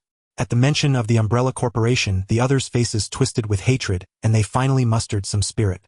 As the train reached its terminus, they disembarked with the virus and the antidote. Under Kaplan's operation, the hive was permanently sealed. Then they prepared to leave the area. But no sooner had they entered the villa than they were met by the fully armed Umbrella Corporation's Chemical Protection Unit. By then, their weapons were completely out of ammunition. They attempted to break through the encirclement of the Chemical Protection Unit with their bare hands, but before they could take down a few, all 4 were treated to a complimentary Professor Yang's kiss from Umbrella. Stripped of their ability to resist, the 4, along with the case containing the virus and antidote, were immediately loaded onto a transport vehicle. They were to be sent to Umbrella's headquarters for disposal by the company's higher-ups. No one cared what awaited them. Yet more chemical protection units remained stationed in the villa, awaiting orders from the company's high command. However, no one noticed that once the transport vehicle had driven beyond the visual range of the Umbrella personnel, it suddenly made a sharp turn, heading in a direction entirely opposite to Umbrella's headquarters. Inside the transport vehicle, the 4 slowly regained their senses. But the thought that they had all fallen into Umbrella's hands filled them with despair. They were bound in full-body restraints, unable to move, and the vehicle was guarded by 4 helmeted, heavily armed Umbrella soldiers. "Where are you taking us?" Barton asked one of the Umbrella soldiers beside him. The soldier ignored him, completely brandishing a stun baton. Just as Barton braced himself for another Professor Yang's kiss, the soldier suddenly lunged, jabbing the baton into the side of his companion. This scene played out simultaneously with the other 2 Umbrella soldiers in the vehicle. To the astonishment of the 4, the Umbrella soldier who had taken down a comrade removed his helmet, revealing a beautiful face. It was none other than Melinda, the S.H.I.E.L.D. agent who had recently crossed paths with Ethan. Another Umbrella soldier also removed his helmet, revealing himself to be Melinda's partner, Agent Ward. "This thing is giving me a headache," Melinda said, tossing her helmet aside and shaking out her jet-black hair. She scanned the 4 and asked, "Where's Ethan?" "Who are you?" Barton and Matt exchanged bewildered glances at Melinda's question. "Strategic Homeland Intervention Enforcement and Logistics Division," Melinda introduced herself, smoothing her hair. She asked again, "I know you're from the CIA's MIF team. Where's your leader, Ethan?" "Sorry, I've never heard of your Homeland Logistics Division. I'm afraid I can't answer any questions," Barton replied, stiffly uncertain of their origins and choosing non-cooperation. Alice and the others, observing the situation, deferred to Barton. No problem. I can have someone else talk to you," Melinda said, unperturbed by Barton's attitude. She pulled out a portable computer, and after a few operations a black-balled, one-eyed figure appeared on the screen. Clint Barton, I'm Nick Fury. Perhaps you've heard of me. The one-eyed black man spoke. Yes, I've seen your name on the list of former CIA directors. Barton hesitated, then nodded. Although S.H.I.E.L.D. and the CIA had their differences, stemming from overlapping functions and differing allegiances, Nick Fury, before becoming the director of S.H.I.E.L.D, had served as the CIA director. That was why he was so familiar with the IMF team leader Ethan, despite their mutual dislike. Barton, a seasoned CIA agent, naturally knew of this formidable figure. That was my old job. Now I wear a different uniform. Nick Fury nodded. With a wave of his hand, a document appeared on the screen signed by the IMF team's direct superior, the director of the CIA's operations division, and the current CIA director. I've already spoken with your superiors. From now on, the IMF team is officially merged into the Strategic Homeland Intervention Enforcement and Logistics Division's operations branch, under the command of Agent Melinda. Any questions? Nick Fury gestured to the document. Having once been the CIA director, Nick Fury still commanded considerable influence across many U.S. departments. It was no surprise he could simply requisition the IMF team. However, Fury was apparently unaware that the IMF team had already suffered heavy losses. Well, out of 4 members, 2 were dead, including the team leader. No, sir. Barton confirmed the document's authenticity and replied loudly. Then now tell me, where is Ethan and what exactly happened in that villa? Nick Fury asked. He's dead. Umbrella Corporation had a research facility beneath that villa, where they were conducting biological weapon research, Barton said after a moment of silence, recounting their ordeal under furious questioning. On the other end of the computer, Nick Fury's expression, along with that of Melinda beside him, grew increasingly grave as Barton spoke. Ethan's death was shocking enough, but the dire situation with Umbrella far exceeded their worst expectations. Mel send Hill to take over the next phase of the operation. You are to bring back the virus and the antidote, Nick Fury ordered Melinda after a moment of closed-eyed contemplation once Barton had finished. By then 12 hours had passed since the virus leak. 19 hours had passed since the T-virus leaked in Raccoon City. It was now 7 in the morning, the weather clear and the air fresh. The residents of Raccoon City began their new day as usual, following their own rhythms. Yet beneath the city's tranquil surface, tension hung thick in the air at the villa, serving as the exit to the Hive, the Umbrella Corporation's stronghold on the outskirts. Reboot the base. I need to know what's happening down there. Under orders from High Command, the Umbrella Chemical Defense Unit stationed in the villa sprang into action. As the technician entered the final password, the heavy metal door slowly creaked open, revealing a pitch-black void beyond, like a devouring beast awaiting its prey. Advanced team, move in. The commander of the Chemical Defense Unit took a deep breath and issued the order. But before the team could venture more than a few meters inside, the monitoring personnel detected countless infection sources surging out from the gate. Sir, massive infection sources detected. The monitor immediately reported. Yet his report was unnecessary. The commander had already seen the monstrous creatures rushing out from the gate. Lickers, not just 1 or 2, but a horde with a vast crowd of zombies trailing behind them. The IMF team had eliminated a fair number of lickers and zombies during the Battle of the Hive, but that was merely 20 or 30 lickers and 100 or so zombies. But how many lickers lurked within the entire Hive? Nearly 100 lickers and over 500 zombies. The IMF team had only eliminated a fifth. The remaining 4/5 now prepared a grand welcome party for the Umbrella Chemical Defense Unit.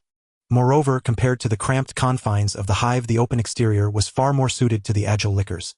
The Chemical Defense Unit struggled to aim at these lightning-fast creatures, and even when they hit, the bullets merely grazed their bodies. A mere tickle to such tenacious lifeforms. For the lickers, as long as their vitals remained untouched, they faced no real threat. They had only 2 weaknesses: their exposed heads and fragile hearts. But targeting their hearts was nearly impossible, as lickers typically moved on all fours, their hearts well hidden and unreachable. Thus, the only viable method was to aim for the head. However, in relatively open terrain, ordinary people couldn't even hit their bodies, let alone their heads. And even if a headshot landed, insufficient firepower would fail to kill the licker. Of course, one could use heavy weaponry to blast a licker into pieces, provided you could land a hit. Within mere minutes, the elaborate defenses and layered blockades set up by Umbrella around the villa were shattered by the lickers, not to mention the massive zombie horde that followed. The biohazard had truly begun to spread. After the complete annihilation of Umbrella's Chemical Defense Unit, a hooded figure stepped out from the villa's gate. 2 hunters, evolved from lickers, paced closely beside him while the zombies paid him no heed. The figure surveyed the surroundings, chose a direction, and waved an arm. Dozens of lickers and hunters around him charged off in that direction, while he began to walk slowly in the same path. This direction led straight to the Umbrella Corporation's headquarters. The moment the hive fell entirely, Umbrella's top brass received the news and mobilized immediately. Under the orders of the pseudo-chairman Dr. Isaacs, a fleet of vehicles and helicopters poured into Raccoon City, heading to every corner to evacuate the corporation's key personnel as swiftly as possible. Chris, as the third-largest shareholder of Umbrella, was naturally among those slated for evacuation. But when the Umbrella convoy arrived at the residence provided for Chris, they found the place empty. Not only Chris, but also his assistant bodyguards. Everyone from Osborne Corporation was gone, leaving only a few clueless servants. Also missing were Dr. Ashford, a key researcher, and one of the original developers of the T-virus, along with his daughter. Upon receiving the news, the pseudo-chairman Isaacs seemed to grasp the situation and flew into a rage, smashing his banana smartphone. Yes, banana smartphone, an Osborne product, one you should own. Thomas Isaacs addressed the Umbrella executive before him. Sir. Thomas leaned inattentive. Raccoon City is yours. Since it's already doomed, let it become a full-fledged testing ground. If necessary, activate the Nemesis project to test its combat capabilities. But remember to evacuate by 6 a.m. Tomorrow, I'll order a nuclear strike for a thorough sterilization. Any issues? Isaacs said while slipping on his coat. Of course not, sir. Thomas grew excited after hearing Isaac's words. Originally a mid-level employee in Umbrella, Isaac's directive effectively promoted him to the head of Raccoon City, catapulting him into the upper echelons. He was ecstatic. Good. Isaacs nodded at Thomas, then left the office, leading his entourage out of the Umbrella building. With the biohazard outbreak, the area was no longer safe. He planned to head to the Nevada facility to maintain control. But just as he boarded the plane, he changed his mind. Activate Unit 1 to continue T-virus research in Nevada. Contact Weskier and have him go to the Japan facility to take charge. We're heading to California, Isaacs ordered. With Isaac's command, a cultivation tank in Umbrella's deep Nevada desert facility was activated. Inside the tank was yet another Isaacs. Clearly this was Unit 1. In an apartment in Raccoon City, medals hung on the walls, and scattered documents and fast food pizza boxes littered the floor. On the table, several firearms and piles of bullets were haphazardly arranged. It was hard to believe this was a woman's residence, let alone that of a beautiful woman. Yet a bra on the chair, a thong on the floor, and a photo on the wall of the owner in heroic pose confirmed the fact. On the spacious sofa bed, a bundle of sheets kept writhing, accompanied by strange sounds. The atmosphere was so harmonious. Manuel wry smile. But this harmony was soon shattered by the ringtone of a phone on the nightstand. The writhing sheets paused momentarily. A sturdy arm reached out, silenced the annoying phone, and the sheets resumed their movement. As if unwilling to let the harmony continue, the phone rang again. The arm reached out once more, then turned it off and tossed it aside. Silence returned. Harmony resumed. On the other end of the line, Ariel Hansen listened to the unobtainable tone, veins bulging on her forehead. With a snap, the phone in her hand turned into spare parts. Proceed with the original plan. Ariel gritted her teeth and ordered. Understood, replied Graven Hill, who stood before her, swallowing hard before nodding and hurrying off to carry out the task. Over an hour later, after finishing his morning exercise, Jill lazily got out of bed, took a shower, and began to get dressed while Chris lay on the bed watching. Watching a beautiful woman get dressed is truly a picturesque sight. During these 2 days in Raccoon City, unless attending a meeting with Umbrella Corporation, Chris had been practically inseparable from Jill the police flower. Since he had already prepared everything, he only needed to wait to reap the final rewards, leaving other matters to Ari Hansen and Graven Hill. He could focus solely on charming women. Of course, the consequence of this was that Ari Hansen's originally high approval rating of 95 dropped to 85. But Chris felt it was all worth it. Aren't you planning to get up yet? Jill, now dressed, sat in a chair, lit a cigarette, and after speaking turned on the television and police radio on the table. Now that I'm up, Chris said, having finished watching the benefits. He had no reason to stay in bed any longer and started to get up. What the hell is this? While Chris was getting dressed, he glanced at the news on the television, and Jill was already stunned. Chris only needed to take a quick glance to understand the situation, because the news was about the biohazard crisis. Clearly, while he and Jill were busy conducting human experiments, the biohazard crisis had already begun to spread and had reached a quite severe level. However, the ordinary citizens of Raccoon City had no idea what was happening. Even the news treated it as some special violent incident. That's a BOW done by Umbrella Corporation. It seems Raccoon City is already unsafe, Chris said as he finished dressing. Bow. What's that? Jill seemed a bit confused. Bioorganic weapon. Umbrella Corporation is primarily focused on biomedicine, but their biggest profit source is actually arms dealing, just like us at Osborne. The difference is that we mainly sell conventional arms while they sell biochemical weapons, collectively referred to as BOW, Osborne introduced to Jill. However, any weapon comes with risks. Even the safest firearms have the potential for misfire. The current situation is caused by the leak of the virus that Umbrella Corporation has been researching. This virus was originally developed for terminal illnesses like progeria and amyotrophic lateral sclerosis, but Umbrella enhanced its infectiousness and mutability, turning it into a terrifying biological weapon. Infected individuals will completely mutate based on their immune response within mere minutes to several hours. If they do not receive an antiviral serum in time, they will become mindless, flesh-hungry zombies. The only way to eliminate them is to attack their nervous. How do you know so much? Is Osborne Industries involved in this too? Jill asked with a somewhat unfriendly tone after hearing Chris' introduction. Oh right, you're now the third largest shareholder of Umbrella Corporation. Though I am a police officer, that's just a job. Jill isn't the type to be overly sympathetic, so she doesn't have much aversion to being an arms dealer at Osborne. In fact, her character makes her quite fond of various weapons, otherwise she wouldn't have joined the military or become a police officer in the first place. However, biological weapons are an exception.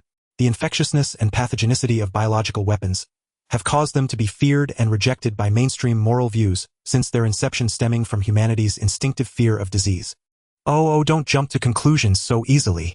You should know that I only became a shareholder of Umbrella Corporation yesterday, while the research on the virus has been ongoing for over a decade. I was just a child back then, Chris said innocently. Although he had played a small role in the outbreak of the virus, he truly did not directly participate in it, did he? Jill thought this made some sense, but then reconsidered. You know that Umbrella Corporation is developing biological weapons and you invested in them. That is a fact, isn't it? That's true, but this isn't what Osborne or I intended. It was a suggestion from the military. Chris casually shifted the blame to the military. What do you mean? Jill asked, more confused upon hearing that the military was also involved. Umbrella Corporation once tried to market their biological weapons to the military, which had considered procurement, but the procurement proposal was ultimately rejected. However, the military discovered that Umbrella Corporation was unable to sell weapons to them and attempted to sell them to foreign organizations instead, which is why they entrusted Osborne Industries to invest in Umbrella Corporation to investigate further, Chris explained. He had already colluded with the military, and this reasoning was very appropriate and to some extent factual. Everything I said is what I investigated during this entire process. So what should we do now? Jill asked after Chris finished speaking, having accepted his explanation. The best course of action is not to go anywhere. There are these things everywhere outside, and by tonight at 8 p.m., at the latest, the military will arrive in Raccoon City. Once that happens, we can leave safely. Chris offered his suggestion. No way, I can't just sit here. The precinct needs help, Jill said. Although reason told her that Chris' suggestion was the best plan, the various cries for help coming through the police channel made it impossible for her to sit idly by, especially since those in the police station were her colleagues and friends. With that, Jill began to pack her things, preparing to head to the police station. Fine, I knew you couldn't sit still. Don't busy yourself, I've already prepared new equipment for you, Chris said, shaking his head as he watched Jill load bullets into her magazine. New equipment? Jill looked at Chris with confusion. Chris didn't explain and picked up his phone to call his bodyguard. A few minutes later, Chris' two bodyguards who had been waiting downstairs for the entire night huffed as they carried 4 boxes into the apartment. Raccoon City is no longer safe, you two should go to Hanson's place. Chris instructed the bodyguards to put down the equipment and then sent them away. He had already prepared gear for them. While it wasn't anything special, it was enough to ensure their safe passage to Ari Hanson's location. The defenses at Ari Hanson's place would be impenetrable even by a group of tyrants, let alone a mere horde of zombies. Are these all weapons? Jill asked, looking at the boxes after the bodyguards left. There were 4 boxes in total. 2 were rectangular and clearly gun cases, while the other 2 remained a mystery. Chris didn't answer and opened the boxes to reveal their contents. The first boxes opened were the 2 gun cases, revealing 2 silver-gray rifles and a pile of ammunition lying quietly inside and looking very impressive. Jill immediately liked one of the rifles, but wasn't it a bit too large for her? C-22 rifle capable of switching between assault and sniper modes, using specially designed 25mm high-explosive rounds with a magazine capacity of 24 rounds, equipped with a grenade launcher. Chris assembled a rifle and handed it to Jill while introducing it. Wait, 25mm rounds? Isn't that meant for tanks? And is this heavy rifle really practical? Jill took the rifle in both hands and felt its weight nearly dropping it. It must weigh at least 20 kilograms. Typically, anti-material rifles only weigh a little over 10 kilograms. This kind of rifle is just inhumane. Seeing Jill's astonishment, Chris couldn't help but shrug, thinking that it was indeed designed to take down people, but specifically those in powered armor. The C-20 tube rifle is the latest model upgraded from the C-10 tube rifle used by the Terran Empire in the interstellar world, based on the Ghost Operative standard rifle, allowing for instantaneous switching to assault mode, greatly enhancing the Ghost's close combat capabilities. And a 25mm caliber on Earth is indeed invincible. A single bullet can obliterate not just humans but even lickers. Too heavy. Once you wear this you won't feel its weight, Chris said as he smiled and opened another large box which contained 2 sets of silver gray clothing that looked somewhat heavy. E-type nano combat suit made from special nanofibers, significantly enhancing the wearer's strength and endurance with strong protective capabilities sufficient to withstand 50 caliber, 12.7mm rounds. It also has radiation and biochemical protection features. Most importantly, its outer layer is embedded with synthetic cells for optical camouflage. Although it consumes a lot of energy, it can remain invisible for 5 minutes when stationary and only 20 seconds while moving. However, once the energy is depleted, it can automatically absorb energy from the environment to recharge, generally completing the recharge in about 15 minutes. Additionally, it comes with combat goggles that enhance visibility, provide target locking, and feature various scanning functions, making it a battlefield cheat device, Chris introduced while handing it to Jill. The E-type nano combat suit Chris mentioned is naturally the combat suit used by Ghost operatives in the Interstellar game, with the only difference being that the original nano combat suit did not have a recharging function. To enable ordinary people to use this feature, Chris and Swan had integrated the automatic charging technology used in the Stargate technology into the combat suit. This way it somewhat resembles the nano suit from the game Crisis, but it is evidently much more advanced than the one from Crisis, not requiring frequent mode switches and allowing for easy removal. Is it really that impressive? Jill asked as she donned the combat suit, her eyes flashing with disbelief as she immediately equipped it. "Oh right, this thing is best worn snugly," Chris remarked upon seeing Jill's actions. Jill rolled her eyes at Chris' comment, and without hesitation she took off the clothes she had just put on and changed into the nano combat suit. "This suit looks quite thick. I thought it would be hot, but it feels so comfortable," Jill said after putting on the combat suit under Chris' guidance, realizing that it fit perfectly and was extremely comfortable. Exactly. The nanofibers automatically extend or contract based on the wearer's movements, ensuring there is no sense of restriction. It also adjusts the internal temperature according to the body's heat, so whether in extreme cold or scorching heat, the wearer won't feel uncomfortable. The most amazing part is that the suit can automatically decompose and expel sweat and other excretions outside the suit, meaning it even saves time for bathroom breaks. Chris, who had also put on the nano combat suit, said with a mischievous grin. "What about that box? What's inside?" Jill asked, giving Chris a playful glare before looking at the last box. Virus serum.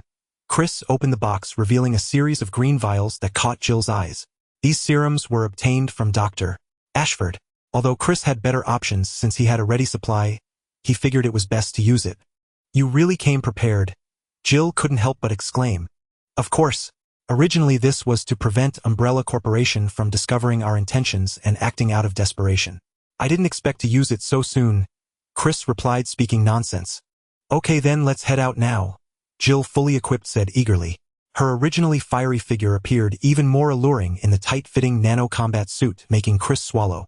If it weren't for the timing, he certainly wouldn't mind conducting another human experiment with Jill. Jill and Chris packed up and headed out, driving toward the police station. As for transportation, Chris didn't pull any stunts this time. They took a perfectly normal vehicle. Jill's police car. How ordinary. Though it was the first time in both of Chris' lives that had ridden in a police car. When they arrived at the police station, it was in utter chaos. Many officers were foolishly handcuffing infected individuals who had already turned into zombies, trying to subdue them only to be bitten one by one. Seeing this scene, Jill couldn't hold back. She drew her pistol from her holster. Though she possessed a divine weapon like the C-20, she hadn't abandoned her own firearm. After all, 25mm high-explosive rounds were in her eyes truly inhumane. Even standard aircraft cannons were only that caliber. On the way there, Jill had tested the C-20. It was effective against zombies, one shot and they turned to dust. But needless to say, if used on a human, the result would be the same. In a crowded place like the police station, using it could mean casualties. It was safer to rely on her M1911. One shot per zombie, each a headshot. Jill's marksmanship was already excellent, and with the enhancement of her combat suit and goggles, she was even more formidable. She quickly cleared the rampaging zombies in the station and the chaos subsided temporarily. The dead were truly gone while the living were stunned by her swift and decisive actions. Glancing at those who had just been bitten, Jill frowned, but showed no intention of producing the serum. Simply put, there were too many injured in the station. The serum Chris had prepared was far from sufficient. Bringing it out would only invite trouble. Having a military background, Jill possessed a strong sense of justice, but was no mindless saint. "Valentine, what are you doing?" An older officer called out. He appeared to be a superior, stepping forward and shouting at Jill. An officer going on a killing spree in the station. Was she insane? But seeing Jill's ghost operative attire, the officer was taken aback. "What kind of outfit is that? These people are infected, no longer alive. You have to aim for the head," Jill replied, ignoring his inquiry as she reloaded her magazine. She addressed those around her. "If I were you, I'd leave Raccoon City immediately." Hearing her words, the people already intimidated by Jill rushed out of the station like a swarm. "Let's go," Jill said, shooting off the handcuffs of a handcuffed black man before walking to Chris' side. The members of the STARS team were nowhere in the station, so she decided to continue searching for her teammates. Chris shrugged and followed behind Jill. He was just there for the ride, content to stick with the lady. Finding the STARS teammates was simple for Jill. The police car had a communication device, and she tuned into the STARS internal channel. Soon she learned that the elite members were rescuing civilians in the city's core area. After getting the directions, Jill and Chris headed that way. This time they didn't drive, as the chaos from the outbreak had left the city center's traffic in a terrible state, with abandoned vehicles clogging the roads. However, wearing their nano-combat suits, walking wasn't tiring. In fact, not only was it not tiring, but Chris was having a blast. For him, this was like a real-life version of the Resident Evil game, but with cheats enabled. Only a sea of zombies could pose any real threat. But a sea of zombies, that didn't exist. Although the outbreak had fully erupted and Raccoon City had a large population, the area was equally vast with people spread out. Even now, the infection rate hadn't exceeded 50, making large hordes unlikely. Dozens or even hundreds of zombies posed no threat to Chris and Jill. One grenade launcher shot could wipe out a large group. Along the way, they had taken down over 1,000 zombies and rescued several hundred people. If Chris hadn't prepared enough ammunition, they would have run out quickly. However, the people they saved didn't seem grateful, likely because their methods of killing zombies were too brutal. As they passed another intersection, a buzzing sound suddenly came from Chris.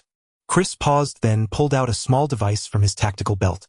This gadget, specially made after Chris returned from the moon, had only one function: to detect transformers. Unlike humans, as silicon-based lifeforms, transformers possess a life frequency entirely different from Earth's organisms, easily detectable with instruments. In the Transformer series, from the early Sector 7 agents to the Nest forces that cooperated with the Autobots to hunt Decepticons, and later the Cemetery Wind that hunted Autobots, similar devices were used.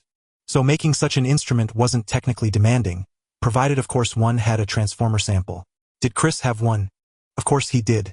The Ark was on the moon and Sentinel Prime couldn't escape. But Chris hadn't brought Sentinel back. Who didn't know Sentinel was a disaster waiting to happen? Better to leave him to trap Optimus Prime and Megatron. As for the Ark, Chris had no intention of keeping it. It was too badly damaged. Repairing it would be more trouble than building a new one. But Chris hadn't come away empty-handed. First and foremost, he had obtained the star map, his main goal. Second, Swan had successfully repaired the ship's main control system, extracting plenty of valuable data. Even the data in Sentinel's mind had been copied by Swan. The only issue was that all the data was in Cybertronian script, but that was fine. He could let his adjutant analyze it slowly. In fact, Swan was so fascinated by the silicon-based life form of the Transformers that if Chris hadn't stopped him, he would have dismembered Sentinel on the spot. In the end, Swan removed one of Sentinel's arms and took 2 energy pillars. Chris could only hope that Ratchet's medical skills were sufficient. Otherwise, Sentinel would surely be crippled. But then he thought maybe crippling Sentinel would actually help the Autobots. So creating such a device to detect Transformers was no problem for Chris. Of course, he didn't need to make it himself.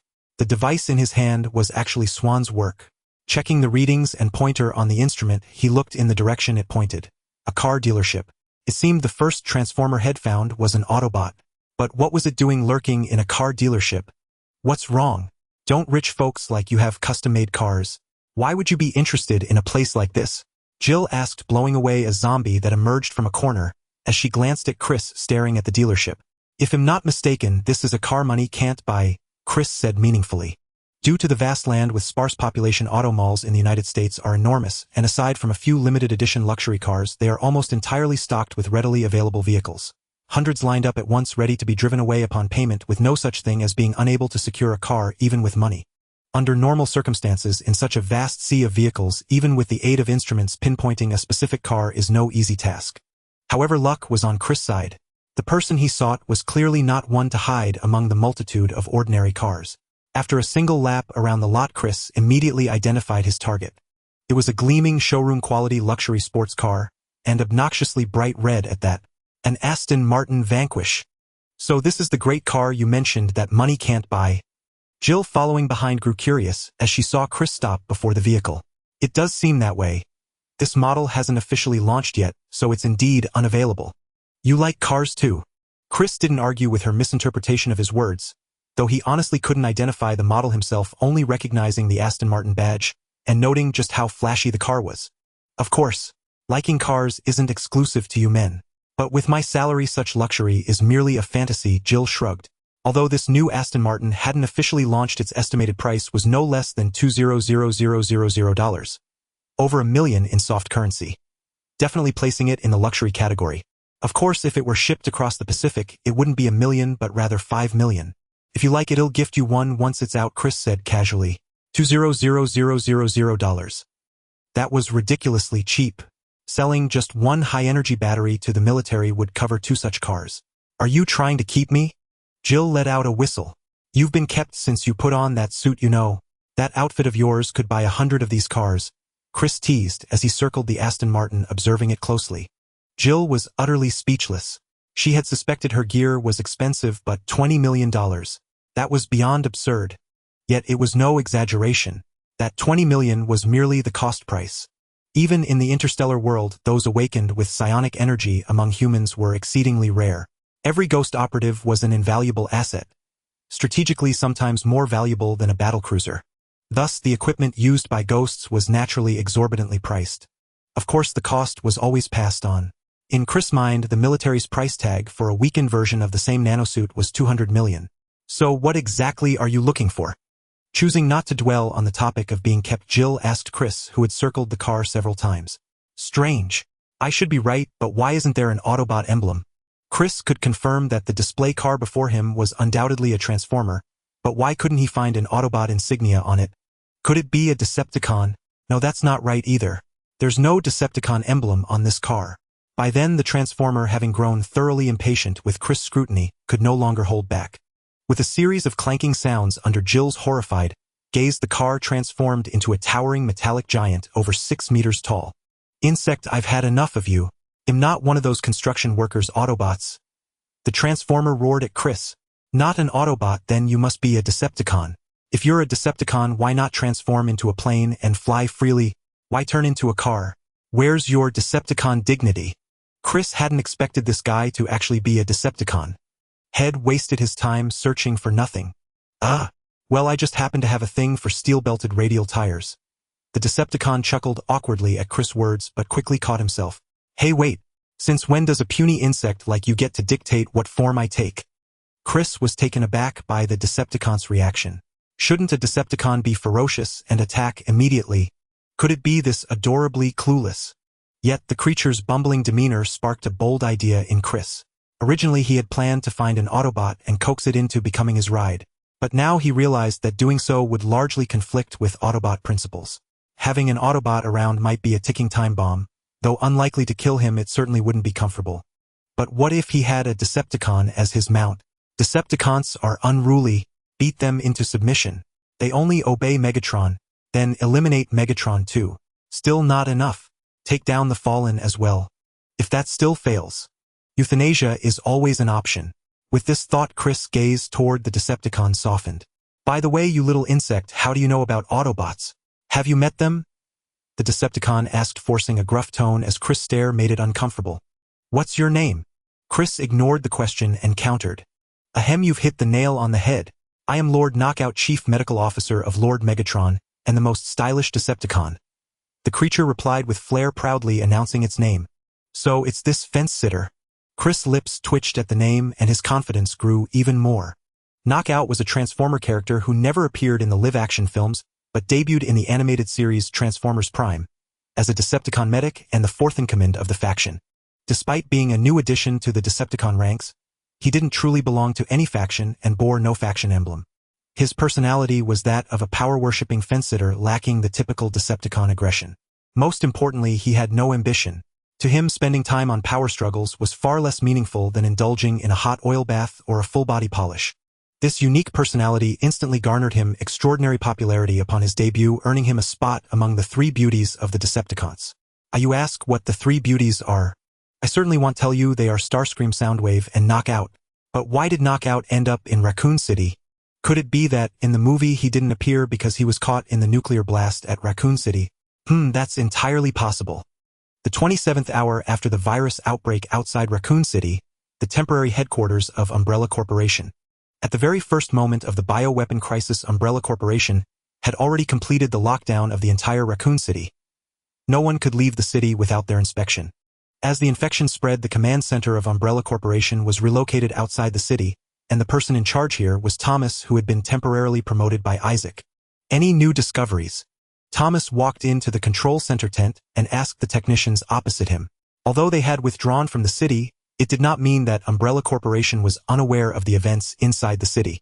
After all, the entire city's infrastructure was established by Umbrella Corporation, and various surveillance cameras were set up throughout the city, all under their control, monitoring everything that happened. Of course, there were exceptions. The surveillance cameras in the areas Chris passed through would all be tampered with by his aide. As long as the aide had not fully infiltrated Umbrella Corporation's system and merely altered a few camera feeds, Umbrella Corporation would be completely unaware. Yes, sir, we have just discovered that infected individuals are breaching the headquarters building, and these infected are being directed by someone. Upon hearing Thomas' inquiry, the technician immediately pulled up a feed showing the interior of the former Umbrella headquarters, but the footage was flickering. It was clear that the headquarters was full of lickers. The final frame froze on a hooded figure, from which it was evident that this figure was controlling the lickers. What a surprise, being able to control the lickers. But who exactly are you? Looking at the hooded figure, Thomas couldn't help but feel curious. When did this happen? 5 minutes ago. The other party has already left the Umbrella headquarters, the technician replied. It was clear that they were searching for something in the Umbrella headquarters, but now it was completely deserted with nothing of value left except. What about the UBCS teams we dispatched? What is their situation? Thomas nodded and asked. Very grim. The UBCS teams have suffered heavy losses scattered across the city, and in urgent need of rescue, the technician reported. Following the outbreak, the remaining UBCS teams had all been sent into Raccoon City. A bunch of useless trash, forget about them. Activate the Vengeance Goddess plan. Airdrop weapons and let the Zero experiment meet this guy. A cold glint flashed across Thomas' face as he uttered a single sentence that determined the fate of the UBCS mercenaries. Although the UBCS teams were affiliated with Umbrella Corporation, their composition was complex, consisting mostly of mercenaries with low loyalty to the company. Thus, the higher-ups at Umbrella Corporation never truly took the UBCS teams seriously, making it quite normal for them to be treated as expendable in such circumstances. But sir, the Zero experiment is unstable. The technician hesitated upon hearing Thomas' orders. That's an order, soldier. Thomas replied impatiently. All right, sir. Activating the Vengeance Goddess plan, releasing the Zero experiment, the technician reluctantly issued the command to his subordinates. With the order given, a secret laboratory beneath the Umbrella headquarters was activated, and within it a pair of crimson eyes suddenly opened wide. In a bar on a street in downtown Raccoon City, sporadic gunfire erupted. With each gunshot, a zombie attempting to approach the bar would fall. The members of the STARS team and the UBCS had formed a relatively stable defensive line around the bar. In fact, the UBCS members had already guessed they were abandoned after realizing their repeated calls for help to headquarters had gone unanswered. After all, no one was a fool, especially not mercenaries who lived on the edge of danger. They had also noticed that all communications between Raccoon City and the outside had been deliberately cut off, making it obvious that Umbrella Corporation was behind it. Naturally, these mercenaries were unwilling to sit idly. After encountering the STARS team, both sides immediately reached a consensus and began to fight for survival. As the bioweapon crisis spread, most of the zombies had actually begun to move towards the outskirts of Raccoon City, chasing after the fleeing crowds. The number of zombies in downtown was not as many, and the remaining scattered zombies posed no threat to the armed group that had raided a gun shop and obtained ample ammunition. Moreover, the bar had plenty of food and drinks, making the situation for this group quite favorable for the time being. However, this safe environment did not last long before it was shattered. A loud explosion echoed from just a street away from the stronghold, startling the somewhat relaxed individuals. "Jack, what happened?" Inside the bar, Chris Redfield, the STARS team leader, who was discussing the next move with UBCS leader Carlos, immediately asked through the internal communication upon hearing the noise. "Sir, two people are hiding from something." "Wait, that's Claire." "Oh my God, what kind of monster is that?" "Sir, your sister is in danger." The sniper Jack stationed on the rooftop instantly spotted the situation outside the street through his scope. He recognized one of the fleeing individuals at a glance. His captain's younger sister. However, chasing after Claire was an exceptionally tall figure that did not resemble a normal human at all. What? How could Claire be in Raccoon City? Upon hearing Jack's reply and realizing his sister was in danger, Chris Redfield could no longer sit still. He immediately grabbed his weapon and charged towards the direction indicated by Jack. Seeing their captain spring into action, the STARS members who were not assigned to scouting duties quickly followed suit. As the STARS team set off, their allies, including Carlos, did not hesitate to join them. Running swiftly, Chris Redfield soon reached the location Jack had mentioned and found Claire, who was fleeing in a panic. At that moment, he also saw the true form of the figure chasing after Claire. Standing over 2 meters tall, clad in a leather straitjacket with emerald green skin and a glaring bald head, if Chris Osborne were here, he would recognize at a glance that this was a tyrant, specifically the Zero experiment created by Umbrella Corporation. "Claire, over here!" Chris Redfield shouted to his distressed sister. "Leon, that's my brother. Let's hurry over." Upon hearing Chris Redfield's shout, Claire's eyes lit up as she immediately told her companion fleeing alongside her. The person fleeing alongside her was none other than Leon Kennedy, the rookie who was supposed to report to the Raccoon City Police Department today. The two of them quickly made their way towards the direction of the STARS team. To cover the two of them, Chris Redfield and the others immediately aimed their guns at the tyrant. In the next moment, gunfire erupted like popcorn. Countless bullets pierced into the tyrant's body, and it wasn't until everyone had emptied their magazines that it finally quieted down. "Damage at 17, initiating self-repair," reported the technician controlling the tyrant at the temporary camp outside. "STARS and a group of traitors. Let's see how much weight Zero has. Eliminate them," Thomas sneered, observing the Redfield siblings and others from the tyrant's perspective. Although his purpose in releasing the tyrant was to target the person controlling the liquors, he did not mind observing the tyrant's strength now that he had encountered STARS. However, something shocking occurred. The tyrant, riddled with bullets, only paused for a brief moment before moving again, raising the weapon in its hand. A minigun. "Take cover." Upon seeing the tyrant raise the minigun, Chris Redfield shouted and dove to the side. In fact, without him saying anything, the others, well aware of the weapon's power, had already sought cover. In the next moment, the gunfire erupted once more, but this time the roles had reversed and the power of the minigun was clearly not something the combination of STARS and UBCS's rifles and handguns could match. Within seconds, the minigun emptied its 500 rounds, and many team members who had not found cover or whose cover was insufficient fell dead. After the gunfire ended, only 5 people remained among the dozen who rushed to Chris Redfield and Claire, including those who had narrowly escaped. Chris, Claire, Leon, and UBCS leader Carlos and teammate Nikolai. Should we say that they truly are Chris' teammates and the lucky Lisanne? It is fortunate that Carlos and Nikolai had strong enough lives. However, the nightmare was not over yet. The 5 had not even found 3 seconds to mourn for their teammates when they saw the tyrant toss aside the minigun and lift a rocket launcher. Just as the rocket launcher was about to fire, a liquor suddenly lunged out from the side, knocking the tyrant's hand holding the rocket launcher aside, and soon 2-3. Dozens of liquors appeared around the tyrant, while a hooded figure also appeared on a nearby rooftop. "Haha, just looking for you." Thomas' gaze became eager upon seeing this figure. "Let Zero capture him." As one of the earliest biological weapons of Umbrella Corporation, the main issue with liquors was how to control them. Now that someone capable of controlling liquors had emerged, it was clearly very valuable for future research. If this person could be captured, Thomas believed his position within Umbrella Corporation would be further solidified. "Aren't you planning to get up yet?" Jill, now dressed, sat in a chair, lit a cigarette, and after speaking turned on the television and police radio on the table. The simple, violent act made the Redfield siblings and the others observing from afar swallow hard. While the 2 biochemical weapons clashed hidden in the city center, Chris was not idle over at the auto show exhibition hall. Chris was no long out yin.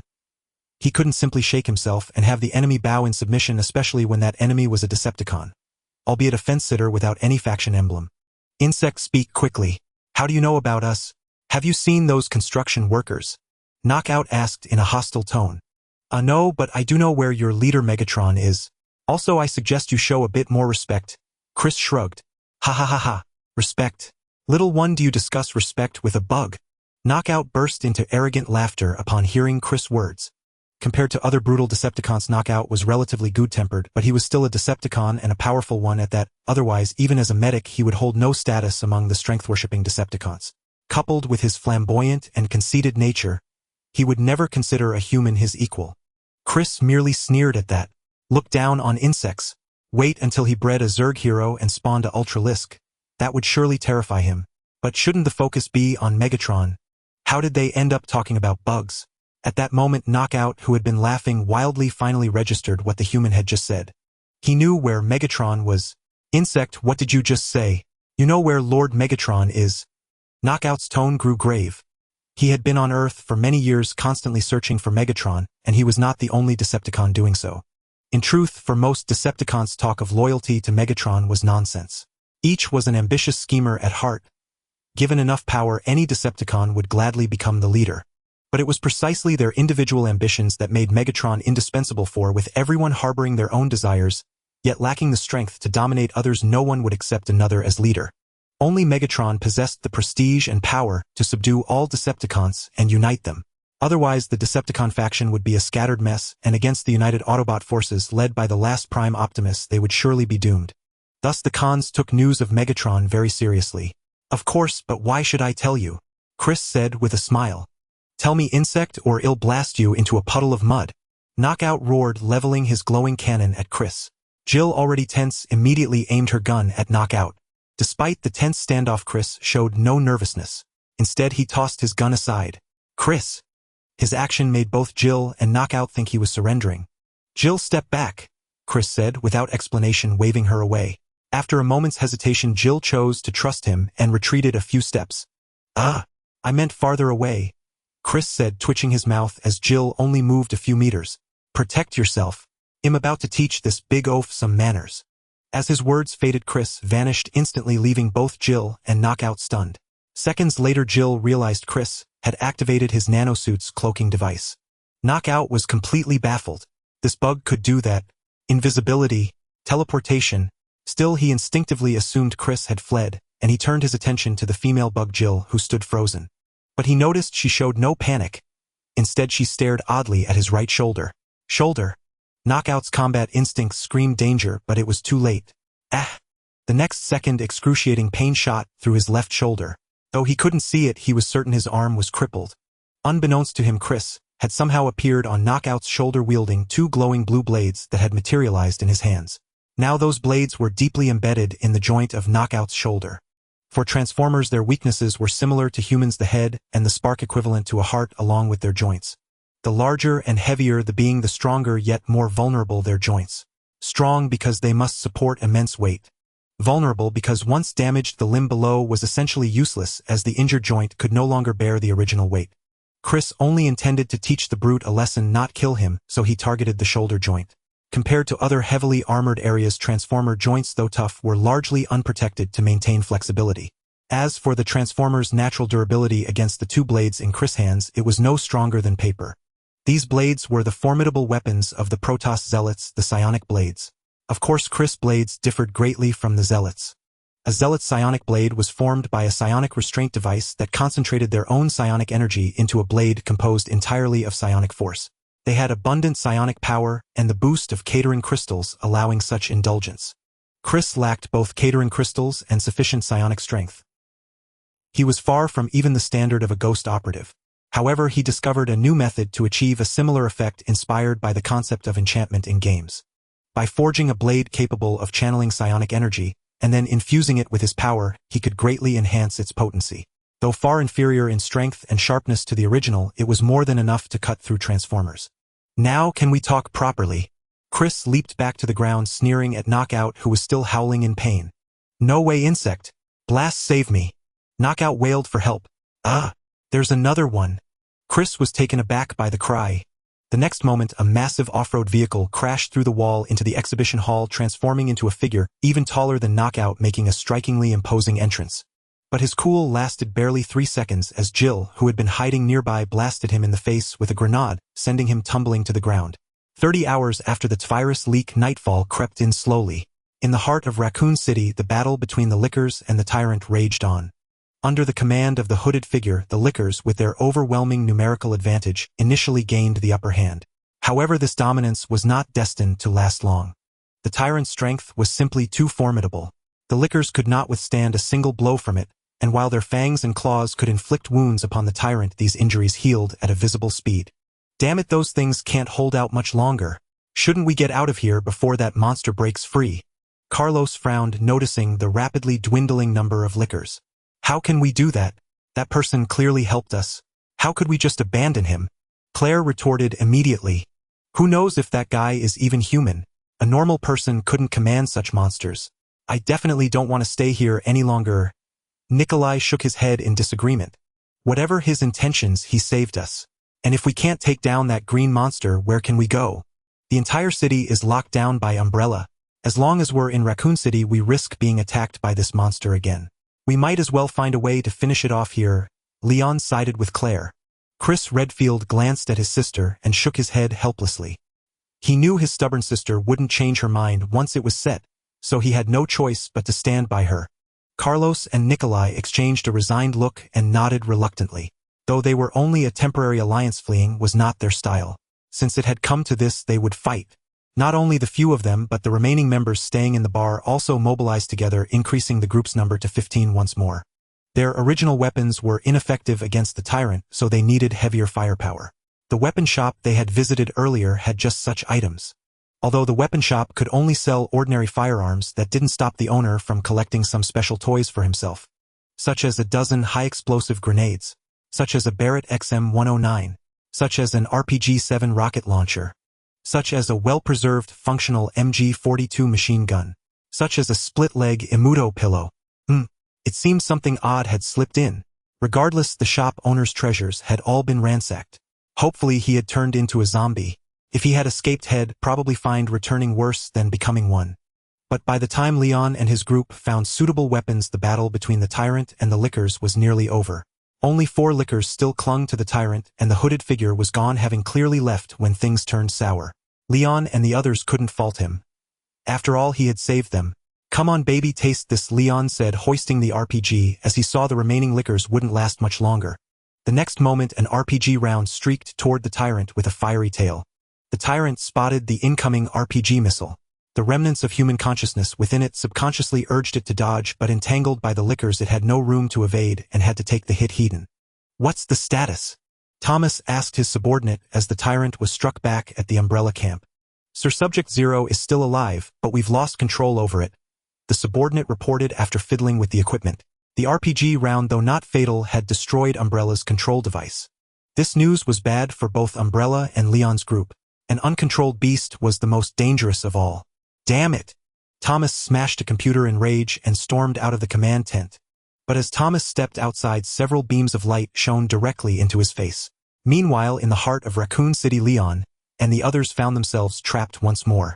The tyrant, having taken an RPG hit, had its restraint suit destroyed, but instead of weakening, it grew even more ferocious. Its height increased by nearly half a meter, its thick fingers transformed into massive razor-sharp claws, and its speed remained relentless. Fortunately, the city center's dense buildings hindered the behemoth, giving Leon and the others room to dodge. Still, 2 mercenaries were too slow and were crushed into pulp by the tyrant. Damn it, we lack heavy firepower to deal effective damage. At this rate, we're done for, Nikolai complained bitterly after emptying another magazine, watching another comrade get sliced into pieces by the tyrant's claws. Carlos sighed helplessly. They had used grenades, RPGs, and the Barrett, everything at their disposal. These weapons could harm the tyrant, but after its rage-induced transformation, its defense and regeneration were even greater. After depleting their arsenal, the tyrant remained vigorous. Carlos couldn't help but resent the Redfields for insisting on fighting it. See, their supposed ally had fled at the first sign of trouble. Chris Redfield, unaware of his ally's thoughts, was frantic as his comrades fell one by one. Wait, listen. What's that sound? Claire suddenly said after shooting a zombie that tried to take advantage of the chaos. An engine. Leon also heard the roar of a powerful motor growing louder as it approached. Seconds later, under the dim streetlights, they saw a rugged off-road vehicle crashing through the barricade of abandoned cars coming into view. And it wasn't alone. A sleek red sports car followed behind. What a cool ride! Leon and Chris Redfield immediately recognized the behemoth, a Freightliner P4XL, the king of off-road vehicles. 6. 7 meters long, 2. 54 meters wide and 2. 95 meters tall, weighing over 6 tons with 330 horsepower. And of course its price tag of over $200,000 made it a rich man's toy. But now this vehicle became the salvation for the Redfield siblings and the others. The pretty red sports car behind it was ignored. Beauty was useless in this situation. The off-road vehicle didn't slow down and rammed straight into the rampaging tyrant, sending it crashing through a wall into a roadside shop before coming to a halt. A spirited figure jumped out. Jill? Chris Redfield recognized the figure under the streetlight, surprised. Jill's gear only added to his confusion. "Hey folks, you look a bit rough," Jill said, brushing back her tousled bangs. Faced with her dramatic entrance, the STARS members who knew her were at a loss for words. "Jill, be careful. That thing isn't dead yet," Chris Osborne warned as he stepped out of the red sports car. As if to confirm his words, the tyrant's roar echoed from the building. It tore through the gaping hole in the wall and reappeared before them. "No worries. Leave it to me," Jill said calmly, adjusting the firing mode of her C-20 rifle and aiming a special armor-piercing round at the tyrant's head. The tyrant immediately raised its massive claws to shield its head. It had endured the Barrett's 12.7mm rounds before. While they weren't fatal, they hurt like hell. Its head was flesh, not iron. But this time, the tyrant underestimated the power of Jill's weapon. The special 25mm armor-piercing round was designed for ghost operatives to take down tanks. Not Earth tanks, but interstellar siege tanks. With the gunshot, the tyrant, which Leon and the others had struggled in vain to kill, had its entire upper body, claws and head, exploded into a mist of blood. A profound silence fell over the scene. "Well, it's over. I think you all need some rest. Leave the rest to them." Chris Osborne finally broke the silence. "What?" Leon and the others looked puzzled. Following Jill's gesture, they turned to see the night sky dotted with countless stars. What the crowd saw was not actual starlight, but the navigation lights on the aircraft, planes belonging to the Army Aviation. Indeed, the military had arrived. The first to enter the city were the Green Berets, each team of 10 teams, in total clad in power armor, provided by Osborne Industries. Their mission was to eliminate every infected they encountered, especially the Lickers. However, Chris had not anticipated the emergence of a freak capable of controlling the Lickers. As a result, the vast majority of Lickers perished in the confrontation with the tyrants, and most of the remaining ones fell under the control of the hooded man, leaving only a scant few scattered in the city's corners. Following the Berets were the main force of the 75th Ranger Regiment. Their Humvee convoys, guided by armed helicopters, entered various streets to rescue survivors. Finally came the 2nd Infantry Division, tasked with apprehending and controlling Umbrella Corporation personnel, maintaining the city's lockdown and establishing safe zones within.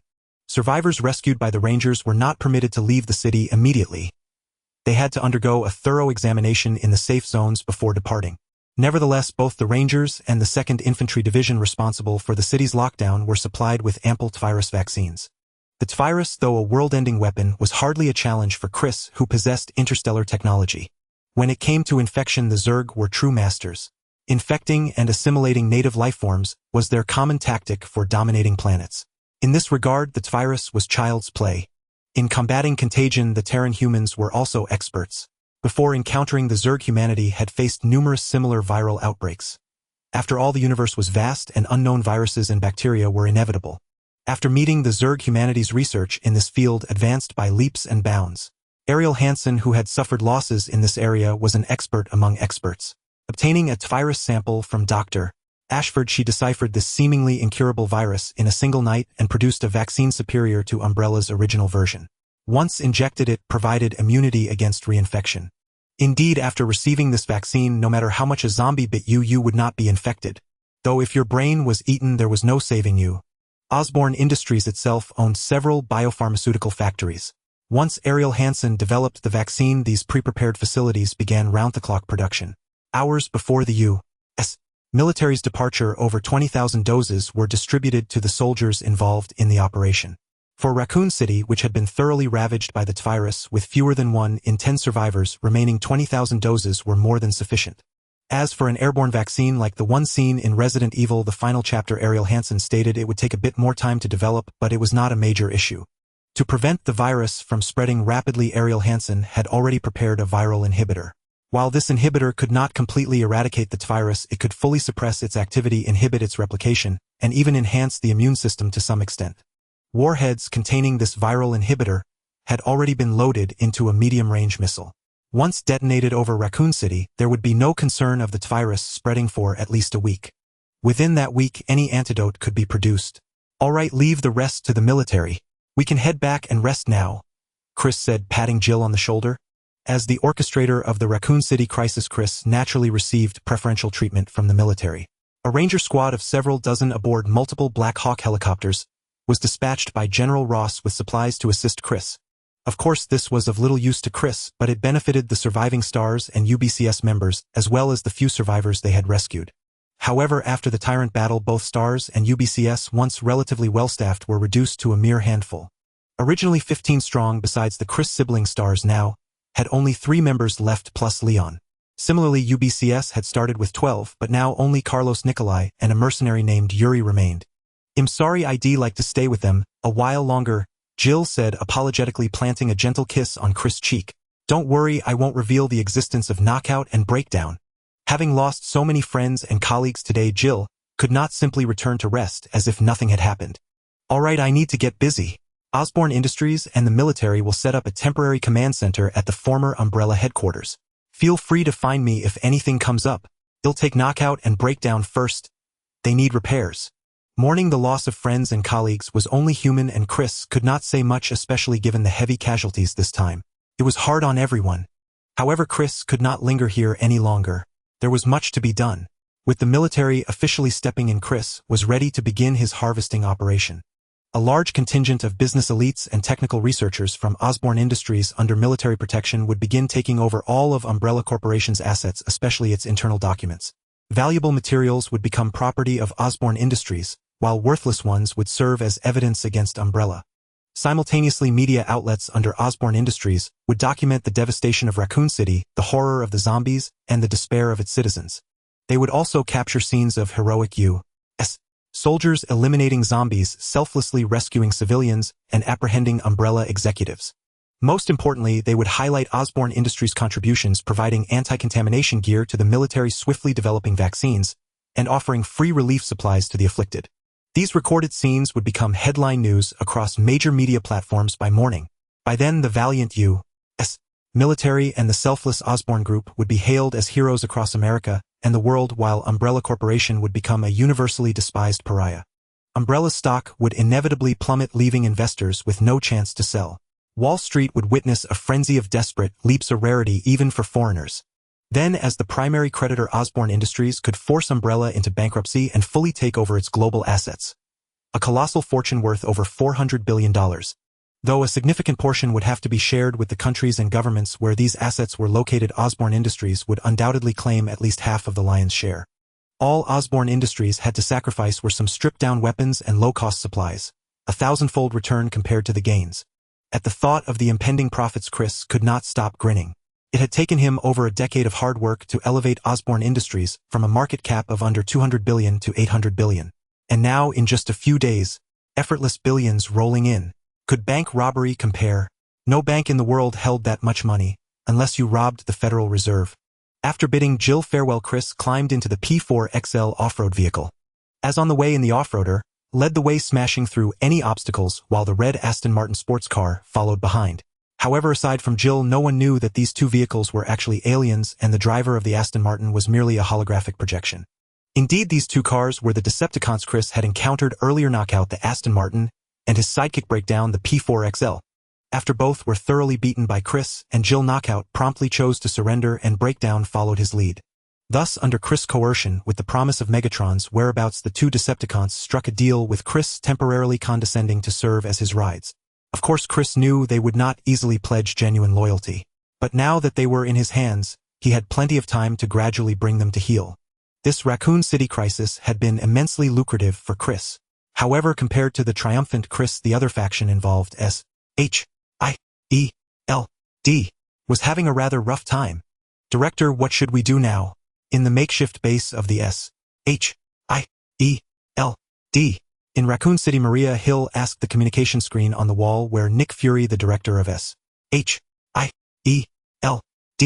appeared. "We should evacuate. The White House has issued a notice that the Raccoon City incident will be fully taken over by the Department of Defense, and S.H.I.E.L.D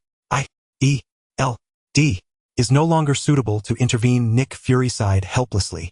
S.H.I.E.L.D. had been keeping an eye on Umbrella Corporation for a long time, but had never found sufficient evidence until they obtained enough proof from the surviving IMF team.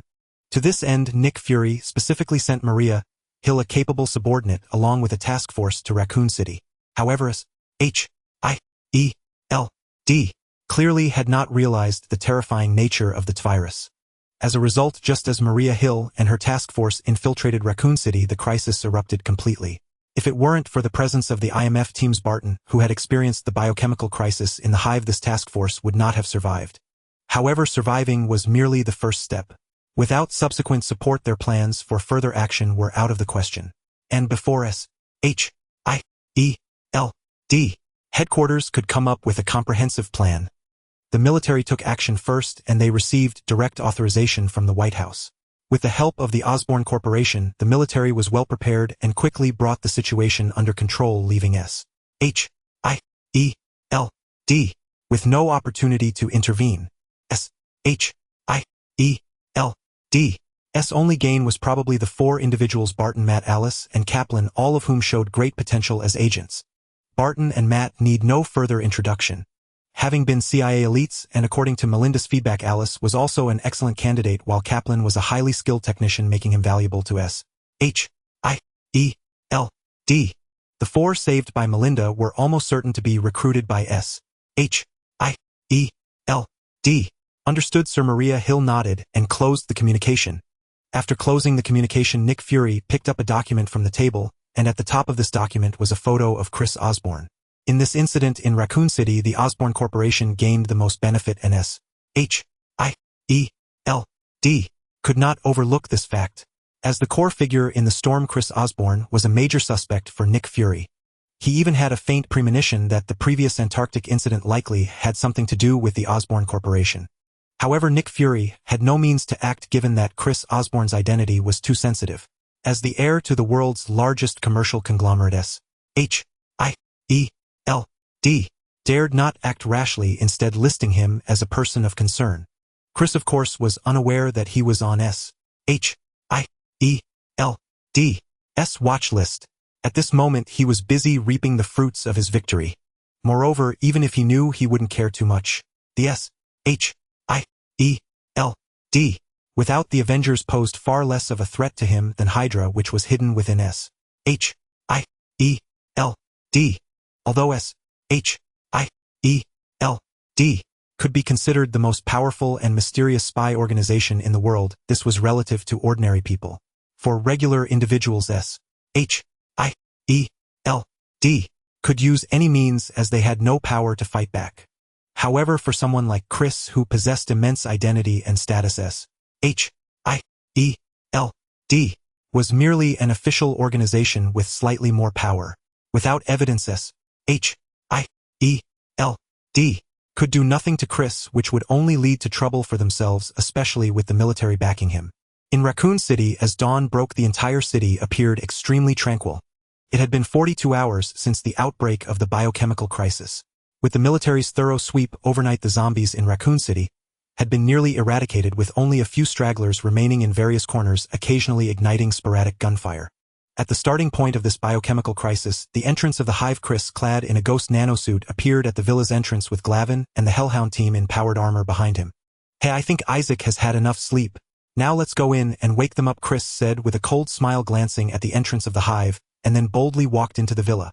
Upon entering the villa, they were greeted by corpses with blown-off heads, all victims of the Green Beret Special Forces. The military, having become the main force in clearing the biochemical crisis, certainly would not overlook the hive, the origin of the incident. Thus yesterday, General Ross personally donned powered armor and led a special forces team into the hive, clearing out all infected within. It was truly heroic. Of course, this was not because General Ross was genuinely that brave and willing to lead by example. Chris was well aware of General Ross' ulterior motives. He was fascinated by the biological enhancement technology of the Umbrella Corporation. Our General Ross had always been captivated by human enhancement technology, especially the large green specimens. Otherwise, he wouldn't be so obsessed with Hulk in the future. Coincidentally, Ross had seen the existence of the Tyrant in the Umbrella Corporation's data system, which was also a large green specimen equally formidable. It would be strange if General Ross were not tempted. Thus General Ross even went so far as to scour the hive before the Osborn Corporation, even taking the mainboard of Red Queen from the server room. Unfortunately, our General Ross did not know that the Red Queen he took away was merely a copy. Indeed, just like the previous IMF Team, Ross had only strolled around the surface of the hive. The true core and more valuable assets of the Red Queen lay deeper within the hive. However, the virus data that Ross took was indeed genuine, though it was merely preliminary research data on the virus. It was still real, wasn't it? It's uncertain whether General Ross, having taken the virus, would create something new and peculiar. Chris led the Hellhound team smoothly to the lowest surface level of the hive, which was the server room of the Red Queen. Although the mainboard of the Red Queen's copy was taken away, it was fine. Chris quickly connected a host equipped with an artificial intelligence assistant to the original location of the Red Queen. Glad to serve you, Commander. As the host connected, the assistant swiftly replaced the original copy of the Red Queen, taking control of everything on the surface of the hive. Seal off the entire hive. I don't want any of those below to escape, Chris commanded. Understood, Commander.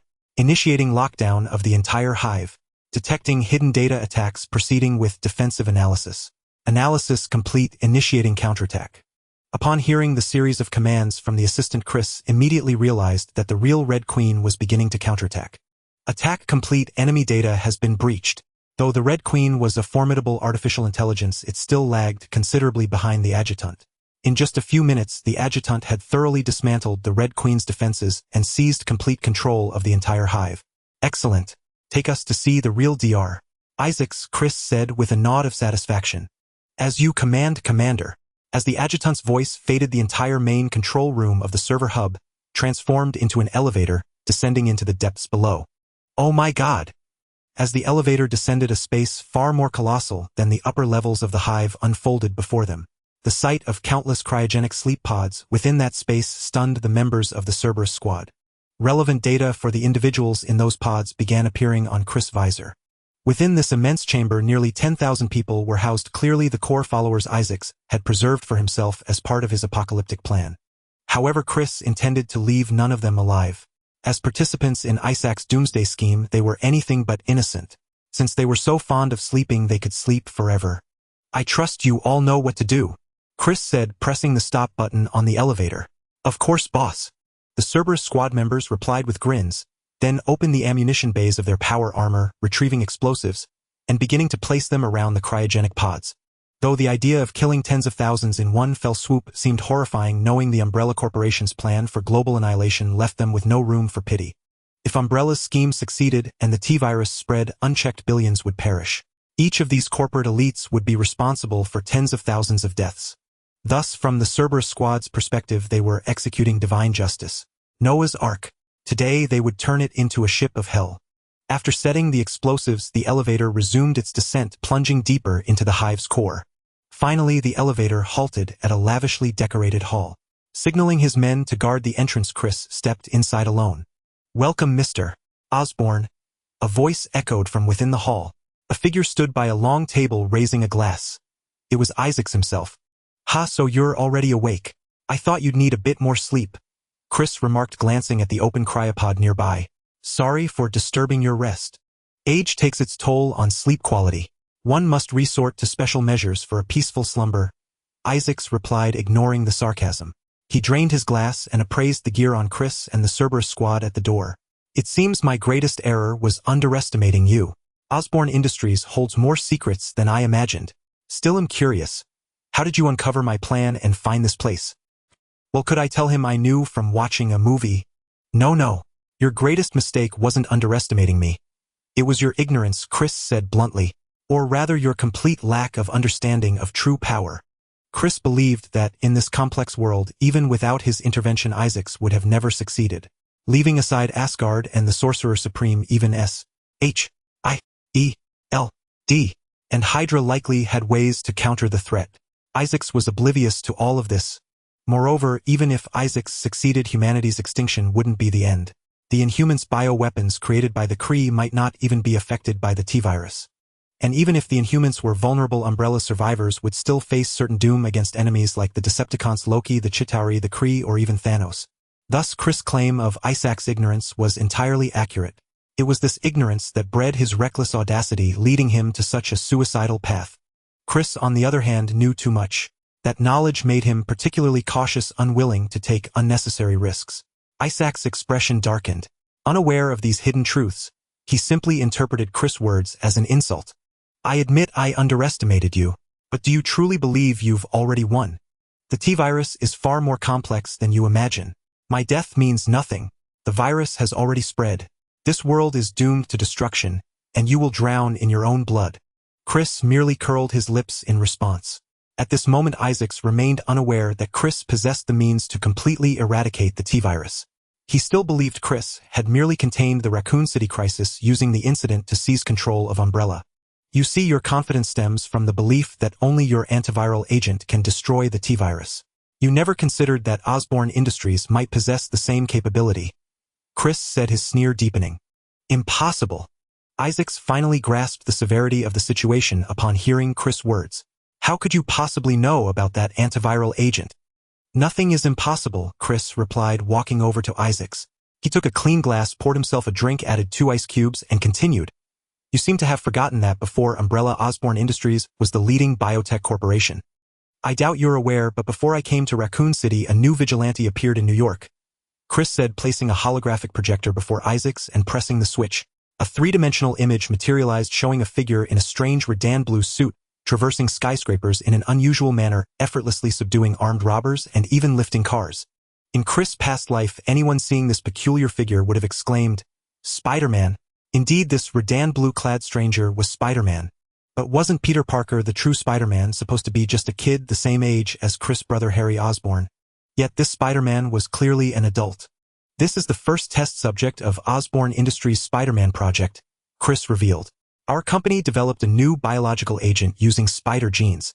It grants abilities proportional to a spider's strength, heightened senses, endurance, reflexes, agility, speed, and regeneration. This agent has strong exclusivity. We tested it on this subject. Your T-virus had no effect on him beyond a mild allergic reaction. Following Ariel Hansen's request, Chris had easily obtained blood samples from Richard Parker's close relatives Ben Parker and Peter Parker. It was simple. Organizing a community health checkup under the Osborn name sufficed. With the samples, Ariel Hansen effortlessly unlocked the genetic lock Richard Parker had placed on the super spider, creating a new spider gene agent. In other words, whenever Chris wished, he could mass-produce Spider-Men. However, as Chris had feared, Ariel Hansen discovered that Richard Parker's research remained incomplete. Richard had never advanced the spider gene to clinical trials. Without intervention, those injected with the super spider gene agent would eventually undergo a complete mutation similar to the lizard professor. The timeline varied from person to person, ranging from a few years to over a decade. But flaws didn't render it useless. Test subjects were still needed, and Chris reasoned that since Richard Parker valued the super spider genes so highly, his relatives might as well benefit from them. Peter Parker was too young, so his uncle would suffice. Thus Chris orchestrated a minor accident and Spider-Man was born over a decade early. What? Was Chris going too far? Nonsense. He was contributing to the welfare of New Yorkers. With Ben Parker's kind-hearted nature, this Spider-Man would be even more selfless and dutiful than the original. Why are you telling me all this? Isaacs asked, regaining his composure. To show off. Oh, nothing. Just letting you die with clarity. The T-virus. We truly look down on it. Chris said, though his face was full of smug satisfaction. Yes, he was showing off. What of it? Come and bite him. Hey, is that so? Isaacs suddenly smiled. You know, young people often make the mistake of underestimating their opponents. Chris Osborn, you shouldn't have come so close to me. With those words, Isaacs lunged, grabbing an ice pick from the table and pressing it against Chris' neck. I apologize. Perhaps Umbrella's bioweapons aren't as refined as Osborn's, but I've given myself several upgrades granting me considerable strength. Isaac said with a grin. So, Mr. Osborn, what do you intend to do now? Sigh. Chris showed no sign of tension despite being held hostage. Instead, he gestured for Isaacs to look at the Cerberus mercenaries by the door. Don't you find it strange? Why aren't they panicking now that I'm being held? Perhaps they think a change of boss wouldn't be so bad. Isaacs replied, unfazed by Chris' words. Remember what I said, Chris said with disdain. You know nothing about power. As Chris reached out toward Isaacs, the latter instinctively drove the ice pick toward Chris' neck. But he found it impossible to pierce through. Ridiculous.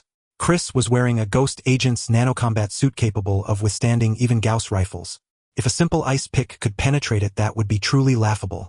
Moreover, Chris was a man who could engage in hand-to-hand combat with Decepticons. Don't get the wrong idea. Isaac's combat prowess was well negligible.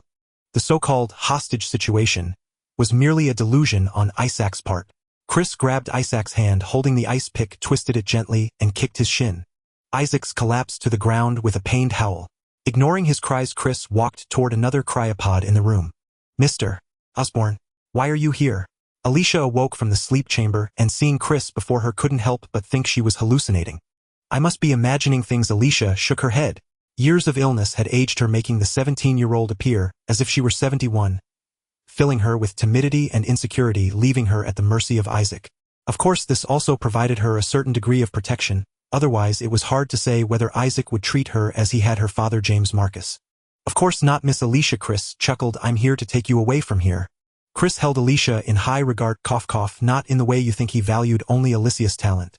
As a traveler, Chris knew well how outstanding and powerful Alice was as the protagonist of the Biohazard series. So what about Alicia, her counterpart?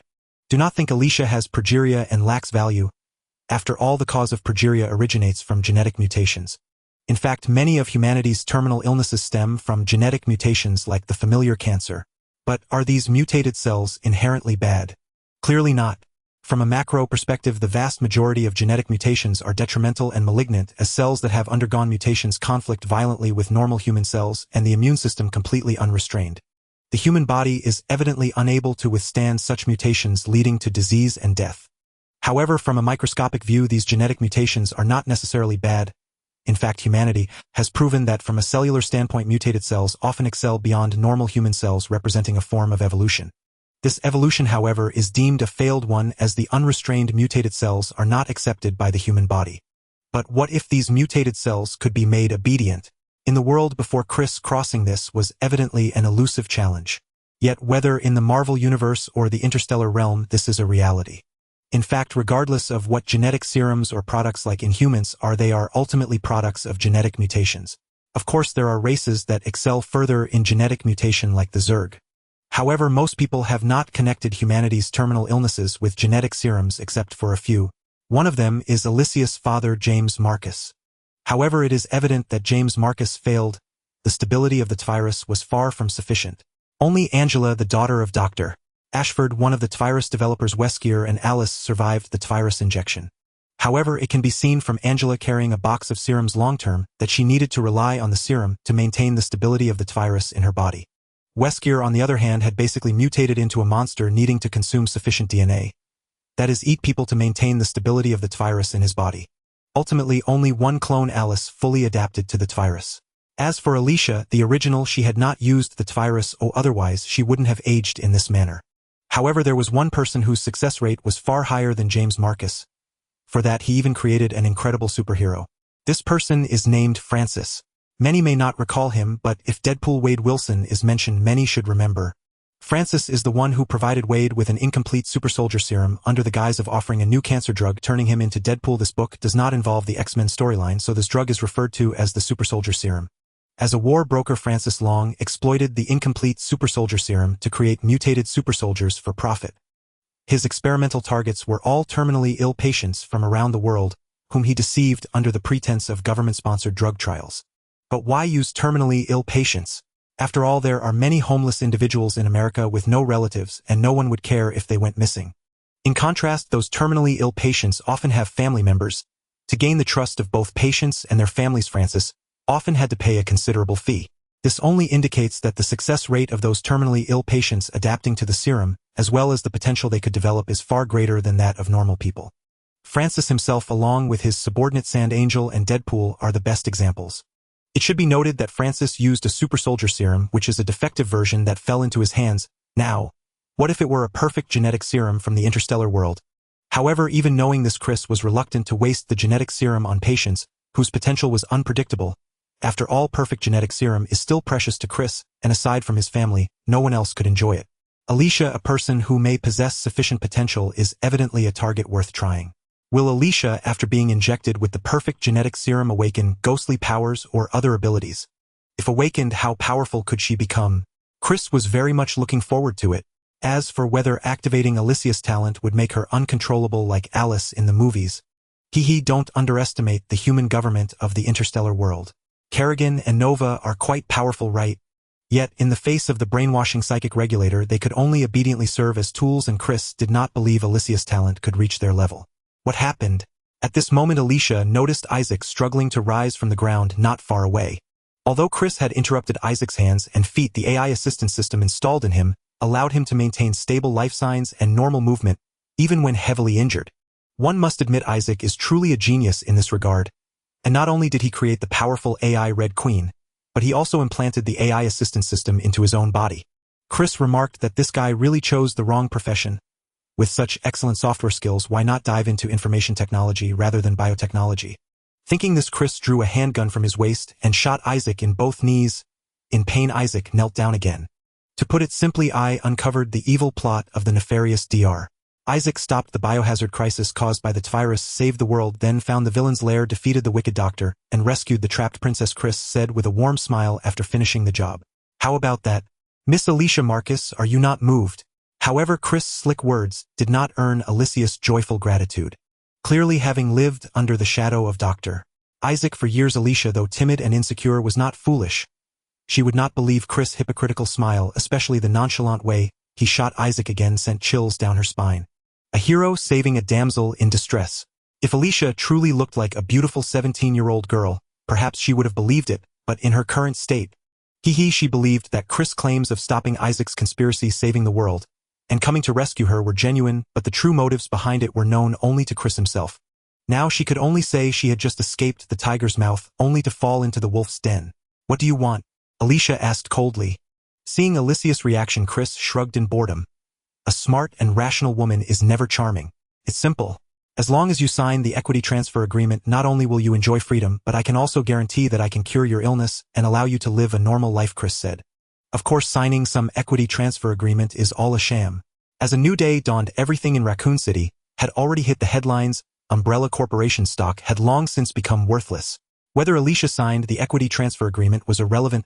Chris said this merely to reassure Alicia and to ensure her cooperation. After all, Alicia's health was already in dire straits. A simple injection of genetic serum wouldn't solve it. It required a combination of various treatment methods to complete the entire process. If she were to refuse cooperation during this process and end up exhausting herself, Chris would be left in despair. Is what you said true? Upon hearing Chris' words, Alicia felt very excited. Although she still harbored doubts if what Chris said were true, then trading the entire Umbrella Corporation for her freedom and health would not be a bad deal. For these years, although she had survived, to be honest, her suffering was worse than death. Of course it's true. As long as you cooperate, this is not a difficult task for the Osborn Company. I believe you must have heard of the hereditary disease in our Osborn family, right? As Chris spoke, he took out a syringe from his tactical belt. If you're worried, I can cure you first, and then you can sign, that's fine too. Hearing Chris's words, Alicia couldn't help but believe him a bit more. The hereditary disease in the Osborn family was not a big secret in high society, but years ago, there were rumors that the hereditary disease in the Osborn family had been cured. It seemed this was not entirely unfounded. What is this? Seeing the green liquid in the syringe Chris brought out, Alicia couldn't help but frown as the color looked so much like the serum of the virus. Oh, don't misunderstand. This is not the serum of the virus. It's a kind of nanotherapy agent. While it cannot cure your illness, it can make you feel better. Chris waved the syringe. Strangely enough, it seems that whether it's the virus super soldier serum or the interstellar genetic enhancement agents, they are all blue while therapeutic agents are all green. The syringe in Chris' hand contained a widely used nanotherapy agent from the interstellar world which had significant healing properties, making it perfect for stabilizing Alicia's condition. As the liquid was injected into her body, why does this feel strange? Alicia indeed felt much more comfortable, increasing her trust in Chris. Once Chris confirmed Alicia's condition was entirely stable, he called over 2 Hellhound mercenaries to help Alicia into a wheelchair and take her away. You can't do this. Let me go. Hearing Isaac's pleas from behind the thick isolation door, a long-lost smile appeared on Alicia's face as she left the hive with Chris under the protection of the Hellhound mercenaries. As for Isaac, naturally he was obliterated along with his empire in the explosion. The massive explosion shook Raccoon City several times, but fortunately the explosion site was deep enough not to cause any casualties, only causing a brief panic among the surviving citizens and military in Raccoon City. Oh! A few days later, Chris looked at the young girl before him who resembled Alice by 90, but appeared much younger, and he smiled with satisfaction. From today on you shall be called Alice. Understood, my master? 72 hours after the virus leak, a missile carrying the virus antibody rushed to completion by Ariel Hansen detonated above Raccoon City. With that, the crisis in Raccoon City was temporarily brought to a close. However, unlike the antibodies Umbrella had manufactured to completely end the biochemical apocalypse, the ones created by Ariel Hansen driven by Chris' ulterior motives could only neutralize the virus present in the air, having no effect on the virus that had already entered the human body. This meant that virus carriers like the hidden Weskier, the hooded man who could control lickers, and even certain rats would remain unaffected. After all, if Chris were to completely eradicate the virus, those with an interest in it would have no way to stir up trouble using it. And without trouble, how could Chris, the arms dealer, continue to profit? As for how the virus would leak out, that was no longer Chris' concern. Although the real Isaacs had died in the eyes of others, the escaped clone was the true Isaacs. And of course the clone believed that himself. Chris was confident that Isaacs and the escaped Weskier would continue their research on the virus. And research required funding. With Umbrella gone, where would that money come from? Naturally, by selling the virus and creating chaos. And when they caused trouble, Chris would profit. After all, with the virus losing its most critical means of airborne transmission, its danger had diminished by countless levels. Even if someone was bitten, they could be saved as long as a vaccine was administered promptly. Yes, that's right. Chris could also make an extra profit from the vaccines. The vaccines provided to the military and Raccoon City in the early stages were considered a donation from Osborn. Later on, of course, they would charge a fee. Well, our Osborn Corporation is a conscientious enterprise. The vaccine fee will be set at the same rate as a rabies vaccine. After handing over the follow-up work to the managers dispatched by Osborn Corporation, Chris returned to New York with his people. The first thing Chris did upon arriving in New York was to arrange treatment for Alexia, which took place in his underground base. And Alexia did not disappoint Chris. As her body recovered, she not only regained her youth, but as Chris had anticipated, possessed formidable psionic talent, reaching a rare and astonishing level of 8. However, with subsequent treatment, the psionic regulator used by the Star Human to control ghost operatives was implanted into her brain. From then on, the person known as Alexia no longer existed in this world, only the ghost operative Alice. To be honest, Chris was quite looking forward to seeing what would happen when the clone Alice met the real Alice. Oh right, that Alice had not yet been infected with the virus. Chris thought that given the opportunity he might send a little gift to that Alice. After handing Alice over to Grayson for training, Chris returned to the Osborn mansion. When Chris arrived at the Osborn mansion, he inquired and learned that his father Norman Osborn and mother Emily were playing in the garden with his 5-year-old brother Harry. With Chris gradually taking control of Osborn Corporation and free from the genetic disease that had plagued him, Norman Osborn now had ample time to spend with his family, especially his youngest son Harry Osborn. Compared to the unfortunate child in the original timeline, who lost his mother early, had a father consumed by work, and grew up lacking familial affection, this Harry, with his parents' constant companionship, was immeasurably happier. Knowing where his family was, Chris immediately picked up a box and headed towards the garden. When he reached the garden, he saw his brother Harry playing with a remote-controlled airplane under Norman's supervision, while his mother Emily watched from a lounge chair. Seeing Chris approach, she quickly got up and rushed over to give him a maternal hug. Chris could only hold the box with one hand and embrace his mother with the other. "Darling, I'm so glad to see you back safely." For a mother, concern for her children was always paramount. Even knowing Chris was safe after the Raccoon City incident, worry was inevitable. "Chris, you're back. Did you bring me a present?" Little Harry was delighted to see Chris, as he always brought gifts when he came home. "Of course. Look what this is." Chris smiled and placed the box in front of Harry. "Wow, they're so cute." Little Harry's and Emily's eyes lit up at the sight of the box's contents. Inside, 6 little puppies were huddled together, playing their fluffy forms incredibly adorable. However, when Norman walked over and saw the 6 dogs, his expression turned somewhat peculiar. The Osborn household had many dogs, but they were all trained guard dogs like German Shepherds and Dobermans, not pets. Yet that didn't mean Norman didn't recognize the 6 dogs Chris had brought. They were simply too famous. Yes, 3 breeds, 4 black and white, 2 pure white. This combination was the infamous sledding 3 fools, a pair each of Alaskan Malamute, Siberian Husky, and Samoyed. But after a moment's thought, Norman said nothing. These 3 breeds, though a bit silly, were affectionate, not delicate, and easy to care for, making them suitable for a boy. As for them being hyperactive and destructive, that was not a problem. The Osborn estate was vast. A few thousand acres were more than enough for a few dogs to run wild. After spending some time talking with his mother and playing with Harry as he teased the puppies, Chris sat down with Norman. "You did an excellent job in Raccoon City. The board's old fogies are absolutely ecstatic," Norman said with a smile. "And why wouldn't they be? While the Osborn family took the lion's share, the major shareholders also reaped enormous profits, with the least among them gaining tens of billions. Faster than robbery. Being happy isn't enough. If they want to smoothly take over Umbrella's assets, they'll need to put in a lot more effort. Chris raised an eyebrow. Haha, you don't have to say that. With such immense benefits at stake, they're far more proactive than you can imagine. Norman chuckled. I believe that after this, those old fellows won't dare to interfere with you anymore. I can rest easy and hand Osborn Corporation over to you completely. So, in planning to step down as chairman? Father. Chris was startled. Don't overthink it. Norman waved his hand. The main reason I'm stepping down as chairman is that I'm preparing to run for office. Run for office? You're going into politics? Chris was even more surprised but quickly understood. Norman Osborn entering politics would be a very good thing. Although the Osborn family sponsored many senators and officials, supporting others in politics was ultimately different from having a family member in the game. Yes, and I've already started assembling a campaign team. Norman nodded. Next year is an election year. The party's momentum is good right now. If I participate, it'll have a solid foundation. Chris nodded in response. Although this world was completely different from his past life, the political trends were essentially the same. The historical leaders had not changed. Without any surprises, the presidency next year would still fall to that cowboy who relied only on brute force. And the Osborn family, like that man, belonged to the Republican Party. With that tailwind, Norman's chances of winning the election were quite high. So, Father, do you have a specific goal? Chris asked.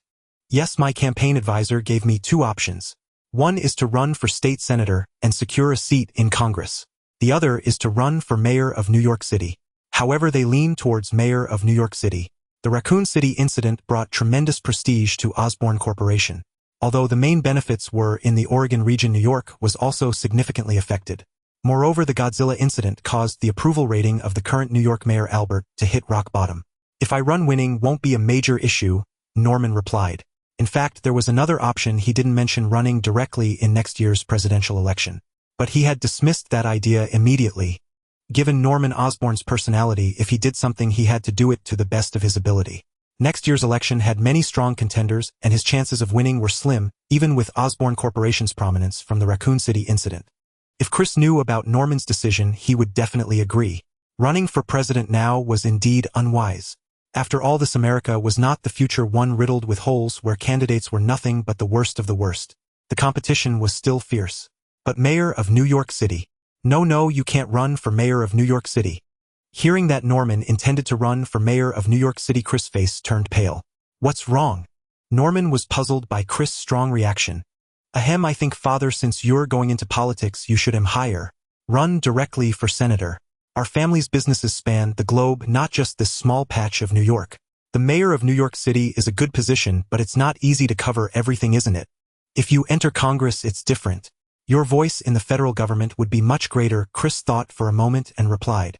You think the same as I do. I also feel that the position of mayor of New York City is too narrow. Norman's words put Chris at ease. The pitfall of New York City mayor.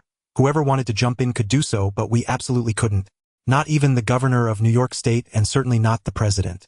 After all, Norman was only in his 40s, had been injected with the best genetic agents, greatly extending his lifespan, and could easily live for another 100 years or more. There would be plenty of opportunities to become president. Even president of all humanity. Having a father who was president. That would be pretty cool, wouldn't it? After having dinner with his family, Chris drove back to the company. Well, he didn't actually need to drive now since his ride had been replaced by Knockout, a fully autonomous voice-controlled vehicle. After the Raccoon City incident, Knockout and Breakdown, the two Decepticons who had struck a deal with him, were naturally brought back by Chris. The damage Chris and Jill had inflicted on them earlier was already repaired. After all, Knockout served as the Decepticons' medic, so losing a hand or some minor parts was no big deal. Subsequently, Knockout became Chris' personal vehicle, while Breakdown remained at the base to assist Swan with research. Because Knockout, aside from being flashy and narcissistic, was also exceedingly cunning. A restless troublemaker at his core. Leaving him at the base without supervision would surely lead to mischief, so it was better to keep him close. He was also quite cowardly. After being beaten by Chris, he hardly dared to disobey orders, except for one thing: changing his color. Under Chris' insistence, his exterior model had been changed to Chris' favorite Mercedes-Benz SLR, but he adamantly refused to switch to Chris' preferred silver gray, no matter how much Chris threatened or cajoled. In contrast, Breakdown's personality was the complete opposite of Knockout's, honest and simple. Could you imagine a Decepticon with such a disposition? It was truly baffling how these two Transformers with entirely different personalities became such close friends, especially with Breakdown blindly following Knockout's lead. However, Breakdown's temperament made him an ideal assistant for Swan's research. It must be said that these two Transformers were immensely valuable to Chris, far beyond merely serving as muscle or transportation. In the StarCraft universe, transformation technology also existed, such as the Viking fighter and the Hellbat battle armor, one for air and one for ground. However, this transformation technology was far from perfect. During initial research, numerous pilots lost their lives, and even after deployment, non-combat losses and high failure rates were common.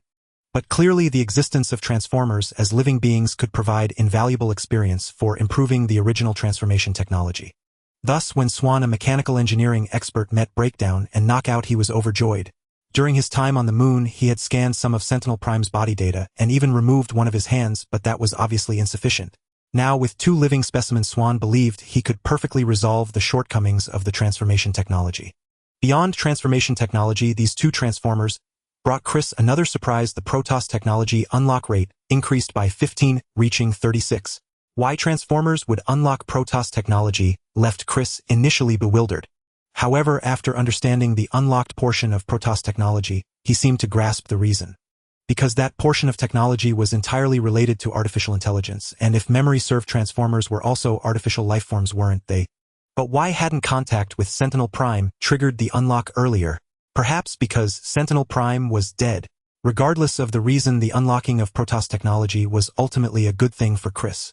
The Protoss artificial intelligence technology was evidently more advanced than humanity's. Although most Protoss AI war machines, like the Sentry and Colossus, required Kerrigan crystals for optimal performance, the technology wasn't entirely useless without them, just less effective. Among the unlocked technologies aside from these AI war machines, there was a particularly unique one, the Purifier. The so-called Purifier technology involved converting a living being's consciousness into an artificial intelligence. While the Protoss used Kerrigan crystals for this process, Chris believed it might still be feasible without them. Just as Chris was pondering the feasibility of the Purifier technology, Knockout suddenly stopped. "Hey boss, looks like there's an accident up ahead," Knockout alerted Chris. Chris snapped back to reality, realizing the car had reached the Brooklyn Bridge. Ahead, traffic was clogged and faint flames and smoke were visible, clearly indicating an incident. "Adjutant, can you pull up an image?" Chris frowned. "Affirmative, Commander." Image retrieved. Immediately, a visual of the scene appeared before Chris. As Knockout had guessed, there was indeed a severe accident ahead. Amid the chaos, Chris spotted an unexpected figure. A creature resembling a stone man. Nearby were two men and a woman. Reed, a well-known scientist in New York, and Captain America. No, it should be Johnny Storm, the Human Torch, and the woman was likely Susan Storm, the Invisible Woman. The stone man must be Ben Grimm. The Fantastic Four have already appeared. Chris frowned, realizing he had been so focused on the Umbrella Corporation that he had overlooked the Fantastic Four.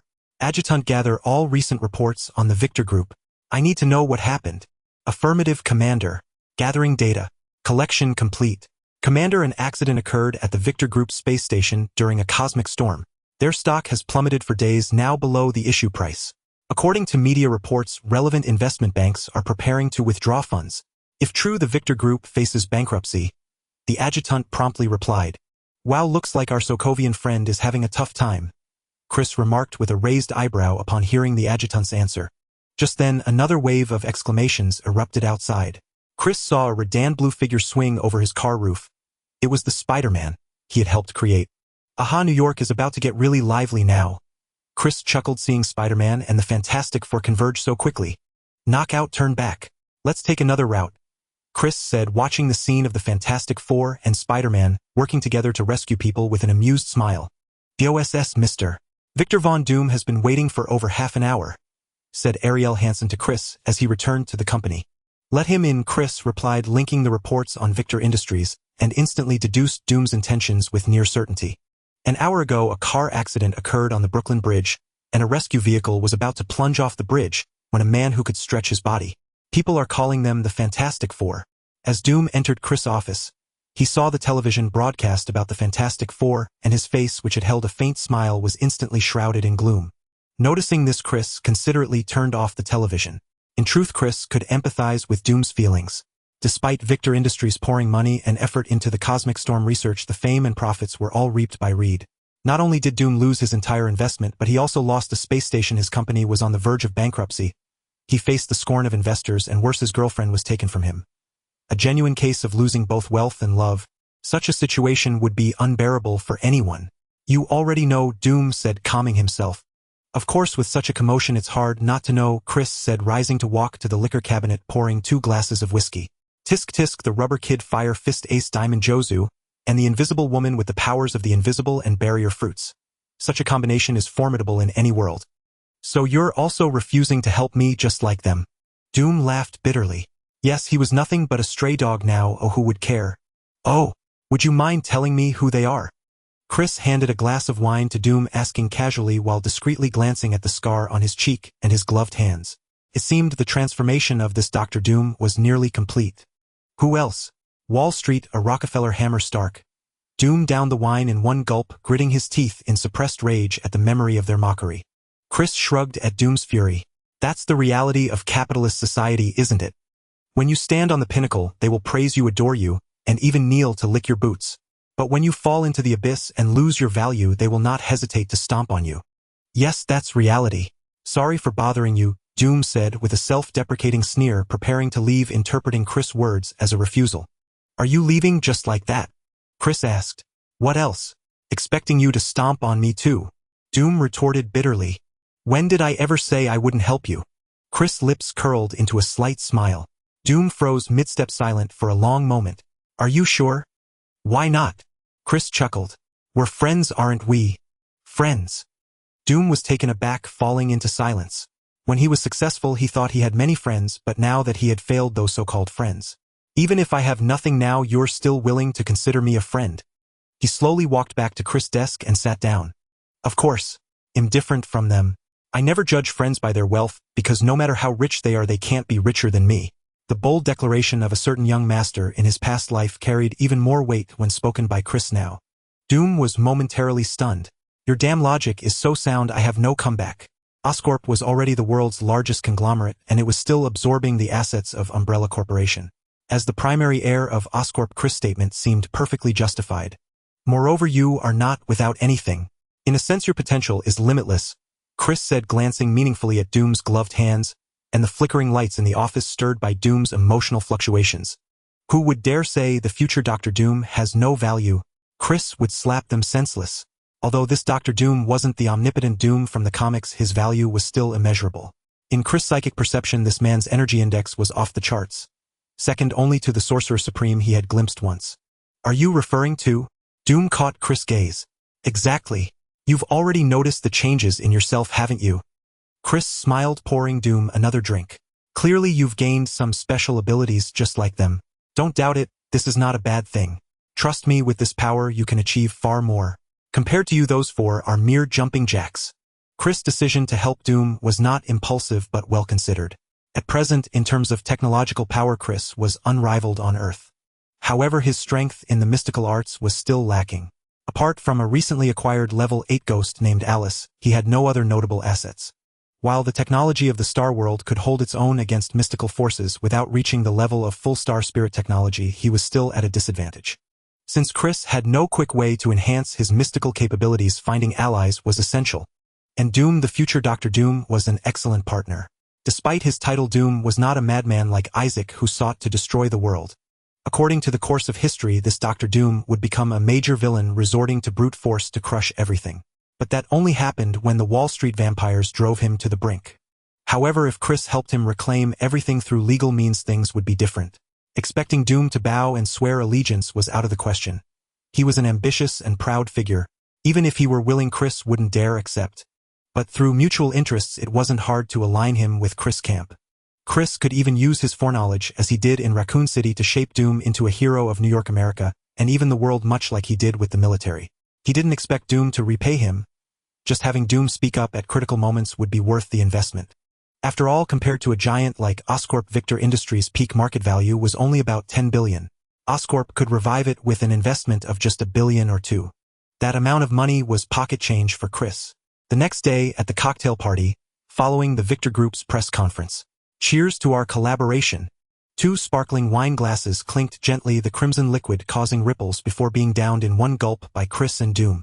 I really can't thank you enough, Chris. Otherwise, I might have had to return to Sokovia, Doom said, putting down his glass, a relaxed expression on his face, even joking about his usually taboo past, especially after he had just taken a breath of relief in front of the previous investment banker. In the West, Eastern Europeans have long been subjects of discrimination due to the polarized dynamics which, while not as severe as racial discrimination, is still widespread. Even after more than a decade, this has not changed, especially with the fact that the Cold War ended merely 8 years ago. Of course, Eastern European models are still quite popular. Doom was clearly one of them, having suffered discrimination since his student days, and only after founding the Victor Group did such circumstances begin to change around him.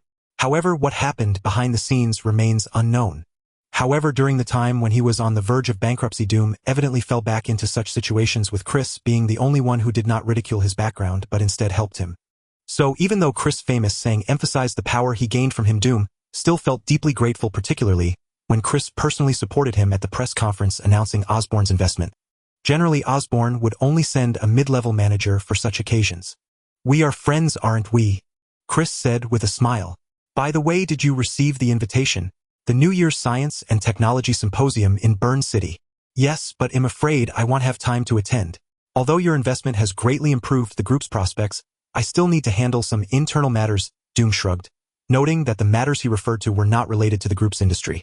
In fact, the Victor Group's industry consists mostly of healthy assets which had only faced funding disruptions due to market influences and further worsened by investors' opportunism, leading to its bankruptcy. Now, with Osborn's investment, confidence among shareholders has surged, causing stock prices to rise, and Victor Group's issues have disappeared. But that does not mean everything is resolved. Those opportunists within the company are still waiting for Doom to take care of them. Moreover, he still has a debt to collect from Mr. Fantastic Reed Richards. Previously, Reed's research on cosmic storms was funded under the name of Victor Group, holding 75 of the shares. However, as Doom lost control over the Victor Group, he naturally could no longer manage those shares. And now, Doom has plenty of ways to deal with such a research geek. While Chris and Victor were chatting, a man with an exceptionally high hairline approached them. "Hello, Mr. Osborn. I am Phil Coulson, and I am..." This man who approached was none other than the very popular S.H.I.E.L.D. agent, but his words were cut off by Chris. "Who I know from the Strategic Homeland Intervention Enforcement and Logistics Division. To be honest, I think your department's name is too long. Perhaps S.H.I.E.L.D. would be a better name. What do you think?" Coulson was somewhat surprised upon hearing this. He hadn't expected Chris to be so familiar with S.H.I.E.L.D., considering even Tony Stark couldn't remember the full name of the organization. Compared to Stark Industries, S.H.I.E.L.D. has had little contact with Osborn Industries. Although clients like the CIA and DIA are on Osborn's client list, it was clear that S.H.I.E.L.D. was not among them. They were exclusive clients of Stark Industries, thanks to Tony Stark's father being a founder of S.H.I.E.L.D. Well, consider it, Mr. Osborn. It may be an inappropriate time for you, but I hope you can have a private conversation with you," Coulson said, maintaining his composure as an agent, although his gaze was directed at Doom. In fact, Doom, having experienced the cosmic storm alongside the Fantastic Four, had also entered S.H.I.E.L.D. sights, and he was the only one who had not displayed his abilities. However, Coulson's task today was to approach Chris, and Doom was not within his scope of work. "I have some matters to attend to, so I'll excuse myself," Doom said, recognizing Coulson as a government agent. He politely excused himself and walked away. The Victor Group was just an ordinary tech company, not a military tycoon like Osborn. He had no interest in delving into government secrets. Seeing Doom's tactfulness, Coulson nodded in goodwill. However, just as he was about to say something to Chris, a hurried Arya Hansen approached them, whispering a few words in Chris' ear. "Phil Coulson," Chris said, nodding to Arya Hansen, then turned to Coulson and asked, "What level agent are you?" Level 6, sir," Coulson replied, unsure why Chris asked. "All right, whatever S.H.I.E.L.D.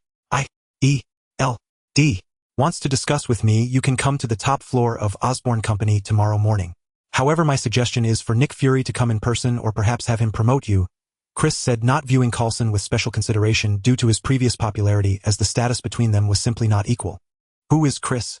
The first heir of Osborn Industries, as well as the chief executive officer, soon to also assume the role of chairman, becoming the true power behind the entire group, routinely interacting with military and political officials. Even General Ross had to be polite when speaking with him. And what level does a level 6 agent equate to? Well, in military terms, it is merely the rank of a colonel. Of course, due to the peculiarities of intelligence agencies, level 6 agents have somewhat more privileges. But that's about it. Perhaps they can intimidate some wealthy individuals, but in front of a real power player like Chris, a mere level 6 S.H.I.E.L.D. agent truly lacks the qualifications for equal dialogue, even if this agent Coulson is a trusted aide of Nick Fury. After all, S.H.I.E.L.D's approach could be seen as contemptuous. The relatively open-minded Tony Stark can accept such behavior because the Stark family does not place much importance on these matters. However, Chris, who received a rigorous Nobel-style education from Norman Osborn, is particularly attentive to these details. Chris' blunt remarks made even the typically composed Coulson feel somewhat embarrassed. Yet Chris completely ignored Coulson's embarrassment and directly took Arya Hansen away. Compared to S.H.I.E.L.D.,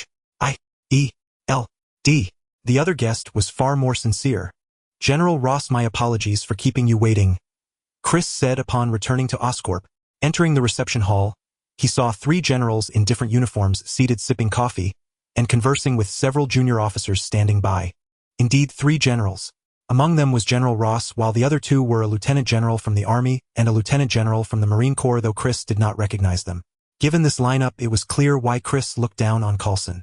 This situation piqued Chris' curiosity, as the Marine Corps and the Army were the most discordant branches of the military. In the United States, there are 5 major branches. More precisely 4, since the 5th, the Coast Guard, falls under the Department of Transportation, transferred to Homeland Security in 2002, rather than the Pentagon except in wartime. The remaining 4 are the Navy, Army, Air Force, and Marine Corps. Among these, the friction between the Marine Corps and the Army is the most pronounced. Many might think, perhaps due to uniforms, that the Marines are more stylish and of a higher caliber than the Army, and the Marines themselves see as elites looking down on the Army. Yet the truth is the Army is the Pentagon's favored child, while the Marine Corps is the neglected stepchild. First class Air Force, second class Navy, third class Mudfoots, fourth class step urchins. Mudfoots refers to the Army and step urchins to the Marine Corps. In practice, while the Air Force is undoubtedly top tier, the second class Navy isn't necessarily more valued than the Army. Due to its nature, the Army's combat conditions are inferior to the Navy's, but in terms of funding and logistics, the Army often surpasses the Navy.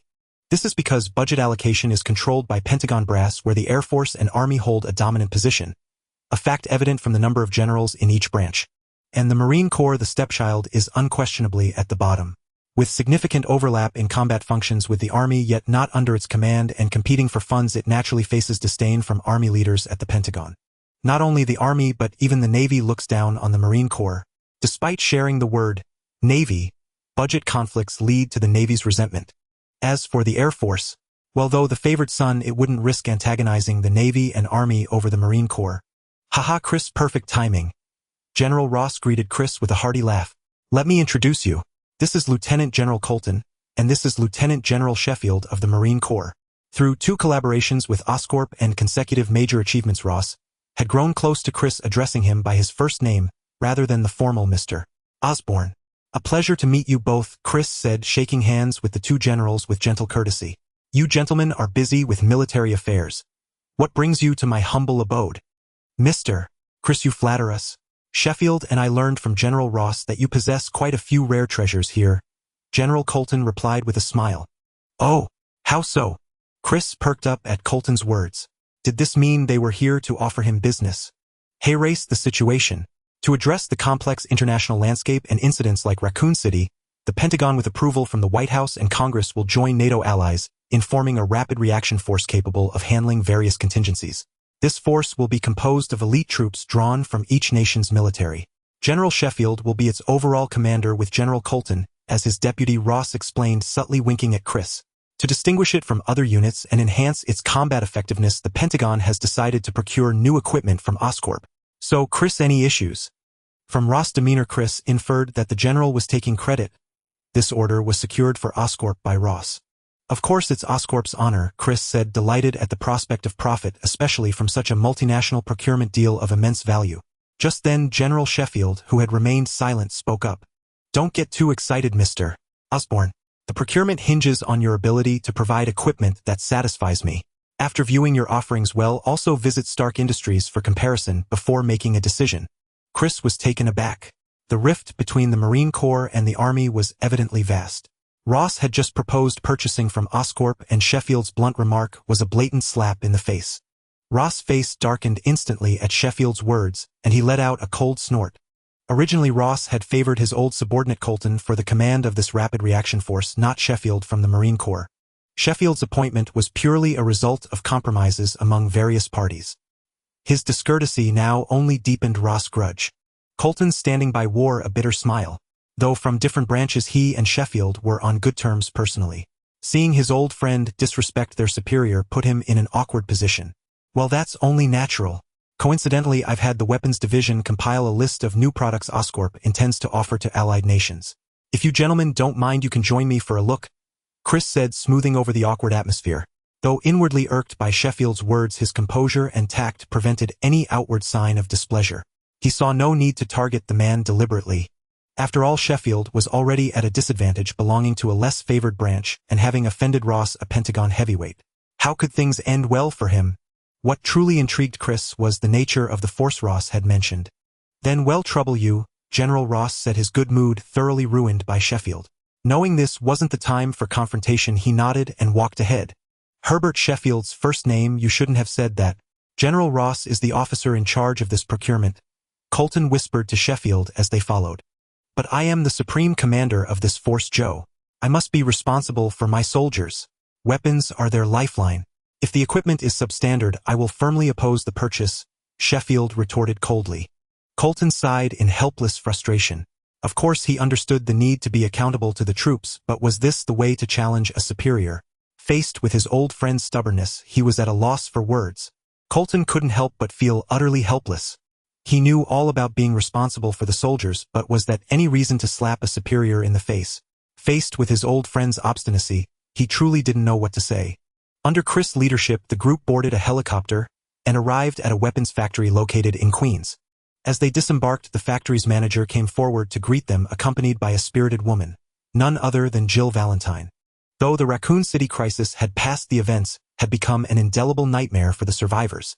Once the quarantine ended, most of them relocated away from Raccoon City, taking their assets and government relief funds.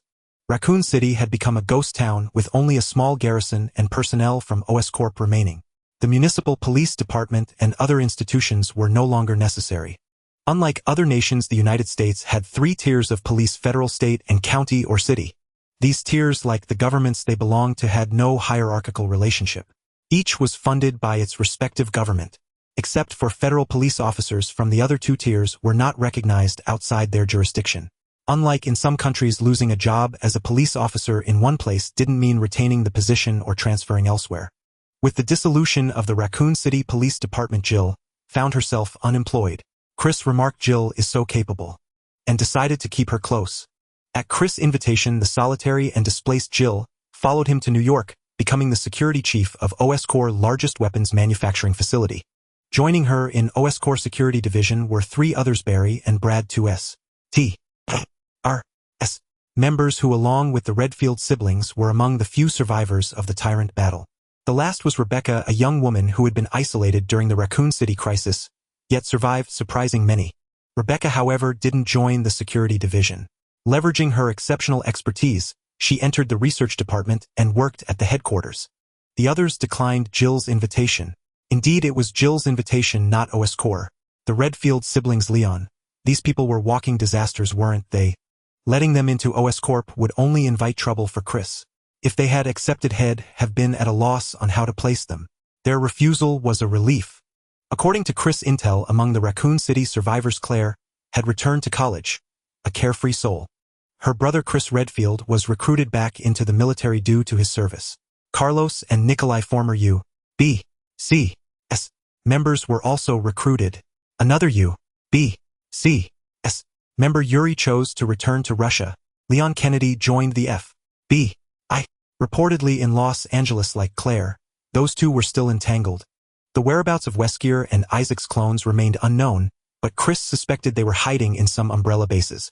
According to Chris' memory, Umbrella had built at least 7 or 8 underground bases like the Hive worldwide. While locating them wasn't difficult, Chris had no interest in tackling these tough nuts. Calling these bases tough wasn't about their defenses being formidable. Though heavily guarded, they were as fragile as paper against weapons from the interstellar world. Except for the Arctic base and the Gobi Desert base, the rest were located in major cities like Paris and London. Engaging them would cause massive disturbances, drawing attention from governments worldwide. A messy situation. Better to let the governments deal with it, especially since they were planning a new joint rapid response force.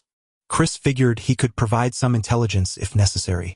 Compared to Weskier and Isaacs, Chris was more intrigued by the figure in Raccoon City who controlled the liquors. If found, he'd capture them for research.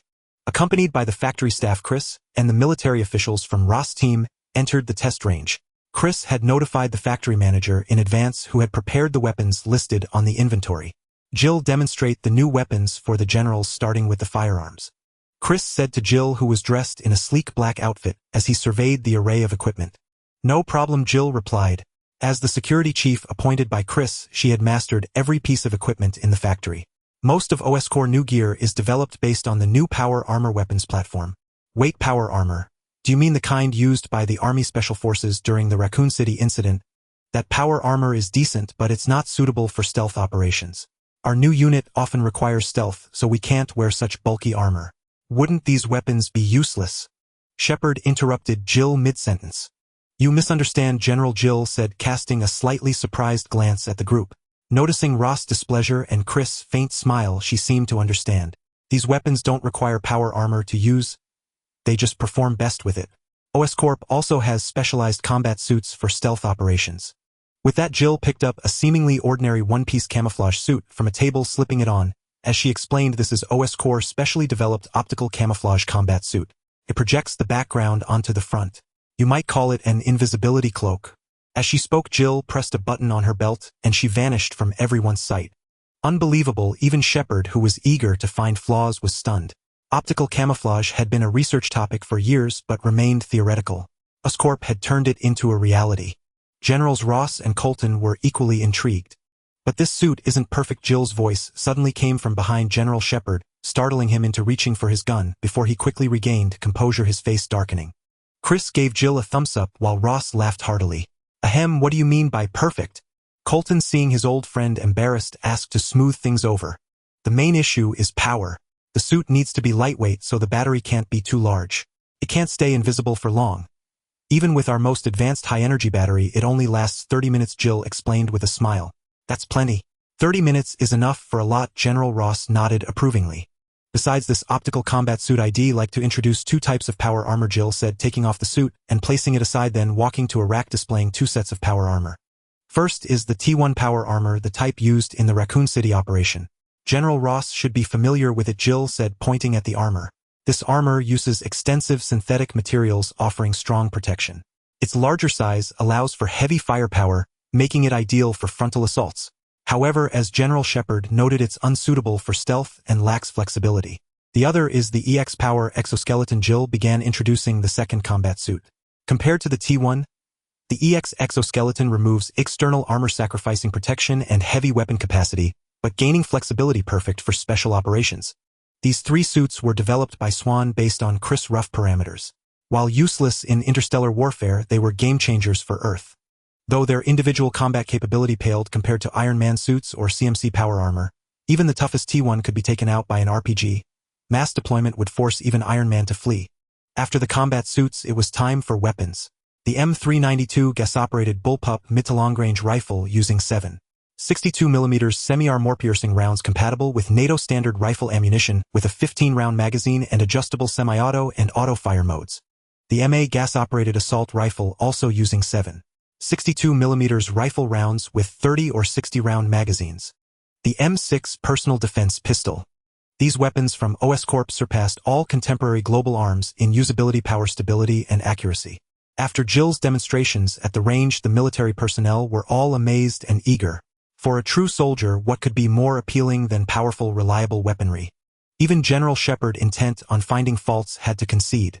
The deal was essentially sealed. The specifics of quantity and pricing were left to the respective teams to negotiate, not for Chris or General Ross to worry about. By the way, General Ross, would you mind sharing the name of this new unit? Chris asked casually after the purchase intent was confirmed. The provisional name is Task Force 141, meaning 1 for 1, General Ross replied. Who knows? Task Force 141. Upon hearing this name, Chris' gaze toward General Shepard immediately turned peculiar. Call of Duty? Then this general could be considered quite a character, one of the instigators of the US-Russia war. But thinking about it, this world has the Avengers. Even the Chitauri have knelt, so what trouble could the Russians stir up? Unless the Russians have something similar to the Avengers. Wait, it seems the Russians might actually have such a thing. Chris couldn't help recalling that Russian version of the Avengers he'd seen in his past life with its terrible special effects. The Russians called them the Guardians, didn't they? If the Guardians truly exist, that would be interesting. But regardless of whether the Guardians exist or whether the US and Russia will go to war, Chris felt he could find a way to play a part in it. So how did I do? After seeing General Ross and his team off, Jill walked over to Chris with a smile. Great, how would you like me to reward you? Chris wrapped his arm around the girl's slender waist with a soft laugh, but regretted it the moment he spoke. Sure enough, Jill's azure eyes sparkled as she made the request Chris dreaded most. Then give me Breakdown. Back in Raccoon City, Jill had her eye on Breakdown, whose vehicle form was the imposing P4XL. But Chris had never agreed. It wasn't that Chris was stingy. Despite Breakdown's seemingly honest demeanor, he was still a Decepticon. Though he had outwardly submitted to Chris, his true intentions were uncertain. Besides, in Raccoon City, Jill had actually fought Breakdown. What if he sought revenge? After all, Jill was just an ordinary person, unlike Chris, who had been injected with gene serum and possessed psionic energy. The outcome of facing a Transformer alone. As for Chris leaving Breakdown and Swindle alone at the base, it was only because the entire base was under the adjutant's surveillance. Any tricks from Breakdown would be suicide. What? You said you'd take care of me, but now you can't even spare a car. Jill taunted when she saw Chris hesitate. Ahem, Jill, you need to understand that not giving you Breakdown is for your own good. How about this'll give you something nice in a while? Definitely no worse than a Transformer like Breakdown, okay? Chris coughed dryly and made a promise to Jill. Speaking of cars, Chris couldn't help thinking about the project Swindle was working on. Jill would surely love it. All right, but if I'm not satisfied, I'll be returning it. Jill nodded in satisfaction, knowing she had pushed enough. But that thing requires a certain level of physical fitness to handle. You'll need gene modification. Come with me to headquarters tomorrow, Chris asked. Is that the gene serum you mentioned before? I thought you'd forgotten all about it. Late at night, in a certain mansion's villa, a fierce battle between cop and criminal was underway. Mr. Chris, there's a case that requires your cooperation, Jill said sternly, handcuffs in hand, dressed in a federal police uniform. How could I? I remember everything about you. Well, if not for today's reminder, Chris might have actually forgotten, but that was something he could never admit. By the way, are you free now? Sorry, I'm about to clock out. Hearing this, Jill knew exactly what he was thinking. That won't do. I'm your boss and I'm ordering you to work overtime tonight, Chris said with a straight face. Don't forget what I used to do. This is workplace harassment, Jill said, seriously slapping away a hand that had wandered too far. Is that so? Then, officer, may I consult you privately on some legal matters? Chris whispered in Jill's ear. You still have your old uniform, right? Late at night, in a certain mansion's villa, a fierce battle between cop and criminal was underway. Mr. Chris, there's a case that requires your cooperation, Jill said sternly, handcuffs in hand, dressed in a federal police uniform. Officer Jill Valentine, it seems you don't understand your situation. Chris aimed his Chris gun at Jill. Damn it. This is assaulting an officer, a federal felony. Stop now while you still can. Hiss. Resisting Officer Jill soon found herself breathless, her uniform disheveled. Haha, since it's already a felony, I can't let you leave alive. Officer Jill, prepare to die, he said as gunfire erupted continuously, each shot aimed at her vital points. Officer Jill met her end. The next morning, Chris arrived at the company early. He hadn't forgotten his appointment with S.H.I.E.L.D. Today, though, he wondered who would show up. Upon arriving at the company, Chris learned from Ariel Hansen that S.H.I.E.L.D. had indeed sent someone, but it was neither Phil Coulson nor the dark-skinned director had mentioned, but a woman. A woman Chris first thought was Natasha, but that seemed unlikely, though Natasha might have joined S.H.I.E.L.D. By now, her rank probably wasn't higher than Coulson's. After Chris had clashed with Coulson over rank yesterday, S.H.I.E.L.D. wouldn't likely send a lower-level agent. Of course, they might be trying a honey trap. After all, Chris' reputation with women was no less than Tony Stark's. But if it was Natasha, Nick Fury had miscalculated. Despite her fame in his past life, she wasn't Chris' type. If not Natasha, then it could only be one other person, and Chris was far more interested in her. Entering the meeting room, Chris' eyes lit up. He had guessed right. It was indeed her, but he couldn't let on that he recognized her. "Good morning, beautiful lady. What's your name?" Chris sat down opposite her, asking politely. "Good morning, Mr. Osborn. I'm Maria Hill, S.H.I.E.L.D, Level 9 Agent." Maria Hill introduced herself, coldly emphasizing the words, Level 9. Clearly aware that Coulson had reported Chris' earlier comments about rank, and obviously Maria Hill S.H.I.E.L.D's second-in-command was quite displeased with Chris' attitude. But Chris couldn't care less about her displeasure. The more annoyed she was, the more it showed she couldn't do anything about him. Nick Fury really doesn't know when to quit. Sending a Level 9 agent is acceptable. "So tell me, what exactly do you want?" Chris teased Fury, lightly ignoring Hill's worsening expression, and steered the conversation to business, leaving her no chance to lash out. "Mr. Osborn, I understand your company has recently supplied a batch of specialized weapons to the military. We'd like Osborn Industries to provide a similar batch to S.H.I.E.L.D. Maria Hill, a well-trained senior agent, quickly composed herself and stated her purpose. "I see," Chris nodded. "But no deal." Maria Hill was somewhat bewildered at the moment, doubting whether she had misheard. What had Chris Osborn just said? A refusal? Since when did arms dealers turn down money? Judging by Chris' previous attitude toward Coulson, he likely harbored no goodwill for S.H.I.E.L.D. Maria Hill had anticipated that the interaction wouldn't be easy, but she never expected Chris to reject her so bluntly, severing any possibility of deeper engagement. "Why?" Maria Hill asked, fixing her gaze on Chris for a long moment. "I have an exclusive agreement with the military. Any arms sales outside of them require their approval," Chris said, though this reason was pure fabrication. While arms companies typically did sign such agreements with the military, they usually only covered cutting-edge technology. Even when companies violated the terms, like Obadiah Stane selling weapons to foreign powers, as long as official interests weren't truly harmed, everyone turned a blind eye. After all, capitalists needed to make a living too, didn't they? Moreover, for organizations like S.H.I.E.L.D, which held equal or even higher authority than the military, such agreements were essentially void. Chris' words were merely an excuse to decline, aimed solely at conveying a stance to S.H.I.E.L.D, that he was a staunch ally of the military and wanted nothing to do with them, even though he knew that if he refused to sell to S.H.I.E.L.D, they could still obtain samples of his military sales through their contacts within the armed forces and reverse engineer them. S.H.I.E.L.D was an expert at this, and their own scientific prowess made replicating the equipment Chris sold to the military a trivial matter. But even so, Chris would never sell so much as a single screw to S.H.I.E.L.D. Others might not know, but Chris was fully aware that S.H.I.E.L.D. was a massive pitfall. Whether helping or opposing them, it was a thankless endeavor. Helping S.H.I.E.L.D. meant not only confronting organizations like Hydra and Clairvoyant, but also guarding against S.H.I.E.L.D.'s own incompetence. With Nick Fury's distrustful nature, even genuine goodwill wouldn't be appreciated, and he'd constantly probe your depths. If you weren't fully controlled, you'd be targeted. That was the modus operandi of an intelligence agency like S.H.I.E.L.D, and opposing S.H.I.E.L.D would only invite more trouble, though Chris had no fear of S.H.I.E.L.D. If they used entities like the Avengers to target Osborn, it would still give him a significant headache. Thus, the best way to deal with S.H.I.E.L.D. was to draw a clear line between them. "Mr. Osborn, do you have some misunderstanding about S.H.I.E.L.D?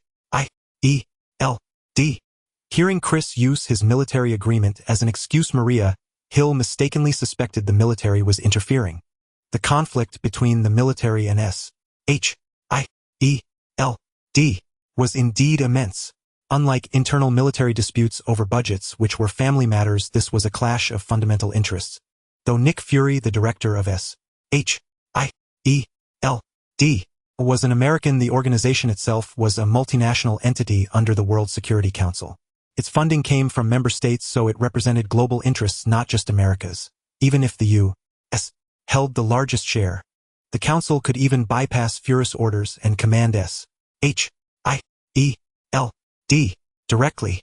During the Battle of New York, the Council had done just that, ignoring Fury and ordering a nuclear strike on Manhattan. Though Hydra had a hand in it, the underlying issue was clear.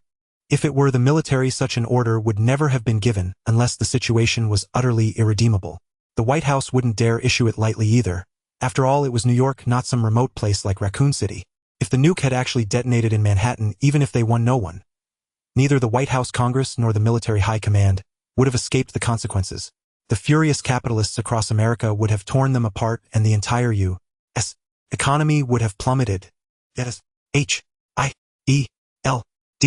headquartered in the U.S., wielded immense privileges there.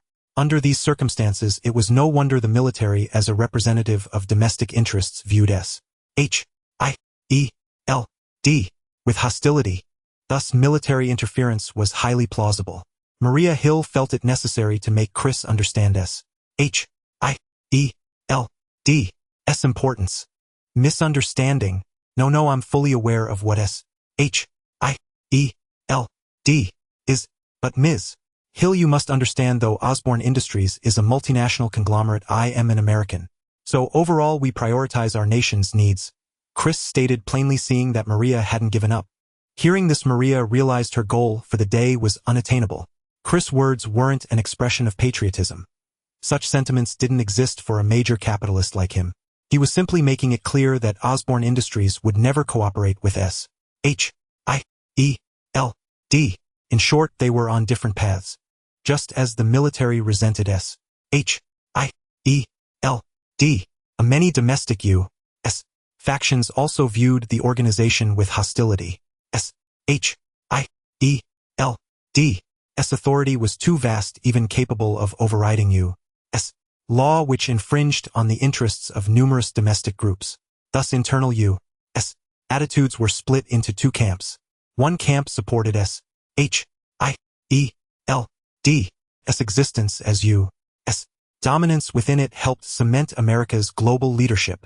The other camp opposed it, arguing that an organization beyond legal oversight was an affront to U.S. law.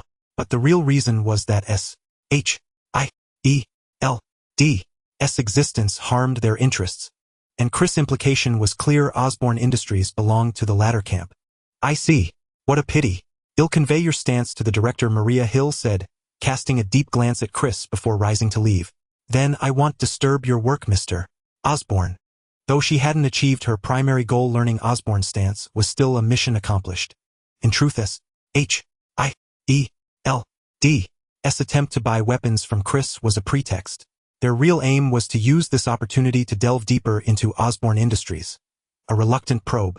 Nick Fury had noticed Osborne's shadow in several recent incidents, had logged the company in his files, and repeatedly sent agents to infiltrate it. But he found that no matter how skilled or persistent, they couldn't reach the upper echelons or access core secrets. Of course, Chris hadn't been idle all these years. He had fortified Osborne Industries into an impregnable fortress. Though Osborne had many shareholders, they couldn't directly interfere in company affairs. If they sat back and collected dividends, Chris, no miser, would give them their due. But try to meddle. Chris had ways to sideline their appointees, fabricate errors, and oust them. Shares and all. After multiple lessons, only a fool would cause trouble for the Osbornes while the company was raking in profits. As for the high-level executives who accessed classified information, they had been brainwashed using technology from a stellar civilization, far superior to Hydra's half-baked methods. These people would obey Chris' orders without hesitation, even if it meant suicide. Moreover, like Chris, base key positions in Osborne Industries were directly controlled by the super AI adjutant. External intrusion was impossible, and even if breached, valuable data would be destroyed instantly. Under these circumstances, even S.H.I.E.L.D. couldn't touch Osborne's core secrets. After repeated failures, S.H.I.E.L.D. was forced to resort to official channels to approach Chris, hoping to uncover the truth. But they hadn't expected Chris to be utterly unyielding. Still, this would put Chris on S.H.I.E.L.D's radar. But Chris didn't care. If S.H.I.E.L.D. resorted to underhanded tactics, he would retaliate in kind. And within the rules, did they think Osborne's legal team and the congressman he supported were just for show? At the NATO military base in Vicenza, Italy, a helicopter slowly descended onto the landing pad. Carlos and Nikolai disembarked, carrying their luggage. Carlos and Nikolai. A female officer in civilian attire, who had been waiting for some time, approached with graceful poise. Yes, I'm Carlos Oliveira. Carlos nodded. Hello, beautiful. I'm Sergeant Nikolai Genovov. May I know your name? I've never seen such a gorgeous female officer, Nikolai said, flirtatiously eyeing her figure. I'm Emily Lacqua, Lieutenant Colonel in the Marine Corps.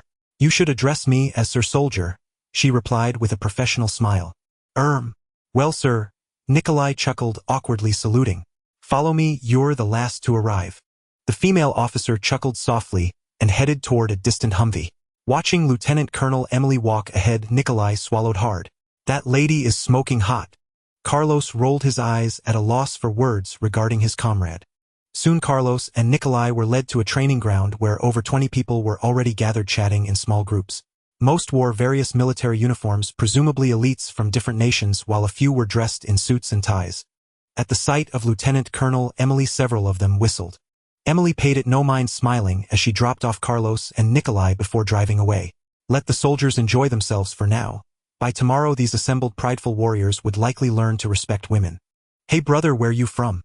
As Carlos and Nikolai approached, a middle-aged man with a cigar and a boonie hat pulled 2 cigars from his chest pocket and offered them. Want one? Carlos Oliveira, formerly of Israeli 101, now working for the U.S. Department of Defense, Carlos said, taking a cigar. Thanks. Nikolai Genovov, ex-GRU, now with the U.S. Department of Defense. Nikolai accepted a cigar as well. Good lads. I'm John Price from the British SAS, the man said, thumping Carlos' chest. He gestured toward a soldier with a mohawk. This is Captain John McTavish, also SAS. Call him Soap. He's our leader. Hearing the nickname, Carlos and Nikolai ignored the friendly greeting and discreetly stepped back a couple of paces. Lieutenant Simon Riley, callsign Ghost, our tech officer from SAS, Price said, pointing to a man in a skull-patterned balaclava. Ghost nodded at them. It was the Mediterranean. Sweltering heat. Didn't he worry about breaking out in a rash wearing that mask? This is Sergeant Gary Sanderson, callsign Roach, our assault man, SAS. Private First Class Joseph Allen, Ranger Elite. Your colleague ID say. Driver from Australian SASR. Rick, also Australian SASR. Meet Canadian FSSF. Royce, Canadian SSF. Zero U.S. Marine Corps. Zaki, Navy SEALs. Paisley SEALs. And this is Bob Tan from the French Foreign Legion. Like Bruce Lee, he's from that amazing country, knows kung fu and can fight like hell. Price introduced, gesturing to the last Asian soldier. Hearing Price's introduction, Bob Tan struck a Bruce Lee pose. Yeah, I'm super tough. What about those guys? After Price's rundown, he glanced at the group in suits in the corner. Those S.H.I.E.L.D. SISCIAGDSE Not our kind of people, Price said with a shake of his head. The soldiers didn't chat long before the Humvee's engine roared again. Following the sound, Price let out a yelp.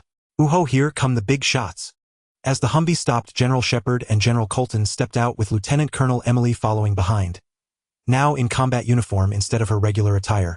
Soldiers, attention. Soap barked at the sight of the 2 generals. Everyone immediately formed ranks. Hello everyone. I'm Shepard. Many of you may have heard of me. If not, that's fine. From now on, I'm your supreme commander. General Shepard began nodding at the assembled troops. I know you're all elites chosen from your nation's militaries with countless honors. But here your past is history. You're nothing. You'll undergo a month of training to master your new gear. If you fail the assessment, you're back to your units. Understood? Yes, sir. Good. Lieutenant Colonel Emily, take these men to get their equipment. Shepard ordered, then left with General Colton. Meanwhile, in New York, Chris drove Knockout with Jill in the passenger seat. Their destination was Chris' estate, or rather the underground base beneath it. Days earlier, Chris had completed Jill's genetic modification. Today, her new gear was ready. On the way, Knockout reported that another Decepticon had contacted him. Do you know who it is? Where is he? Chris asked. Yes, it's Hectic. A troublesome one. Based on the signal, he's in Europe. Knockout said, pulling up a map with the source marked. Europe? I'm heading there next week anyway. I could meet this guy. But I can't shake the feeling you're up to something with this info, Chris remarked, eyeing the map. The location was clearly in Germany. Oh boss, you wound me. Please trust my loyalty. Of course, as a reward for the intel, a few more premium maintenance packages would be perfect. Knockout seized the chance to make his request. Chris chuckled. He wasn't worried about Knockout betraying him to other Decepticons. If he went, he'd be fully prepared. He doubted any Decepticon without a leader could pose a real threat. But if Knockout would sell out his own kind for a few oil changes, Chris might need to reassess his sense of honor. Soon they arrived at the estate. Chris put an arm around Jill as they got out, heading for the underground base.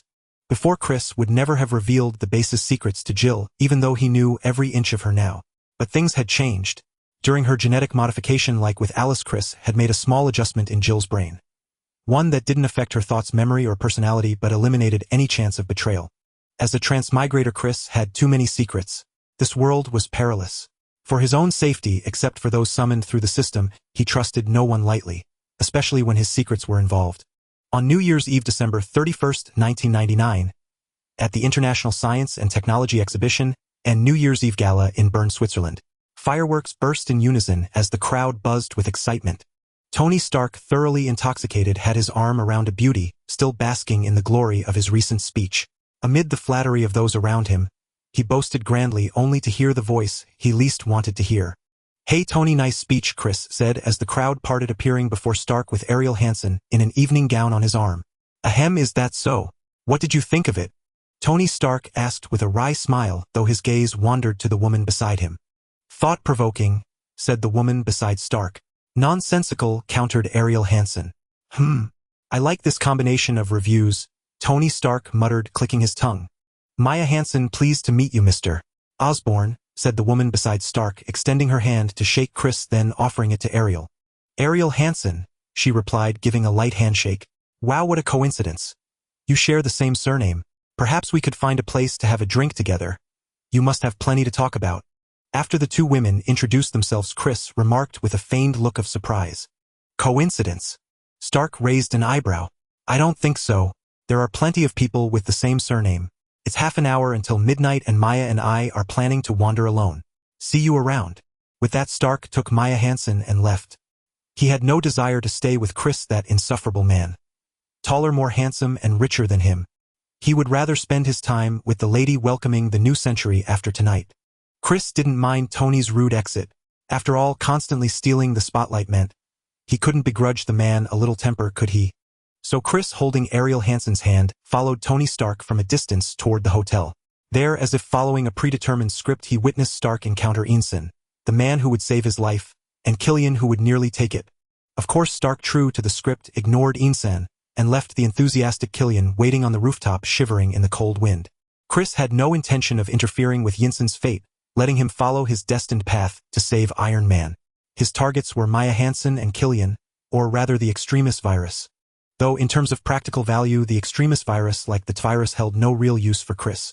The finest traits of the extremis virus were likely its ability to regenerate lost limbs, enhance individual strength, and the side effect of generating intense heat. However, limb regeneration was hardly a challenge for interstellar technology.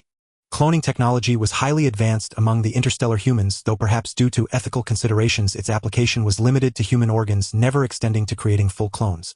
So if a limb was severed but still intact, it could be reattached. If it was lost entirely, a clone could be grown. Of course, despite the maturity of the technology, cloned organs remained exorbitantly expensive. After all, even in the interstellar era, the medical industry had to turn a profit. You mention Rory Swan's mechanical hand. That fellow simply found a robotic arm more practical than a flesh and blood one. The Zerg could easily regenerate lost limbs by returning to a spawning pool for adjustment, but only the higher Zerg enjoyed that privilege. Lower Zerg were expendable. As long as their mobility wasn't impaired, a missing leg was no issue. If it did hinder movement, they would simply devour it or recycle it. The Zerg were not picky.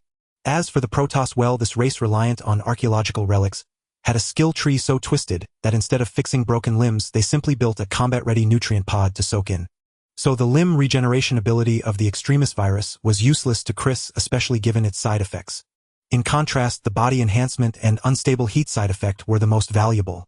After learning about the existence of Task Force 141, Chris had set his sights on this. With the equipment supplement from OS Corp, Chris felt that mere virus bioweapons and ordinary armed groups would struggle to pose a sufficient threat to a prepared Task Force 141. The virus bioweapons, though formidable, suffered from a lack of intelligence. Sufficient firepower made them easy to kill. So Chris believed it was time to upgrade the adversaries of Task Force 141. The extremis virus was clearly an excellent choice.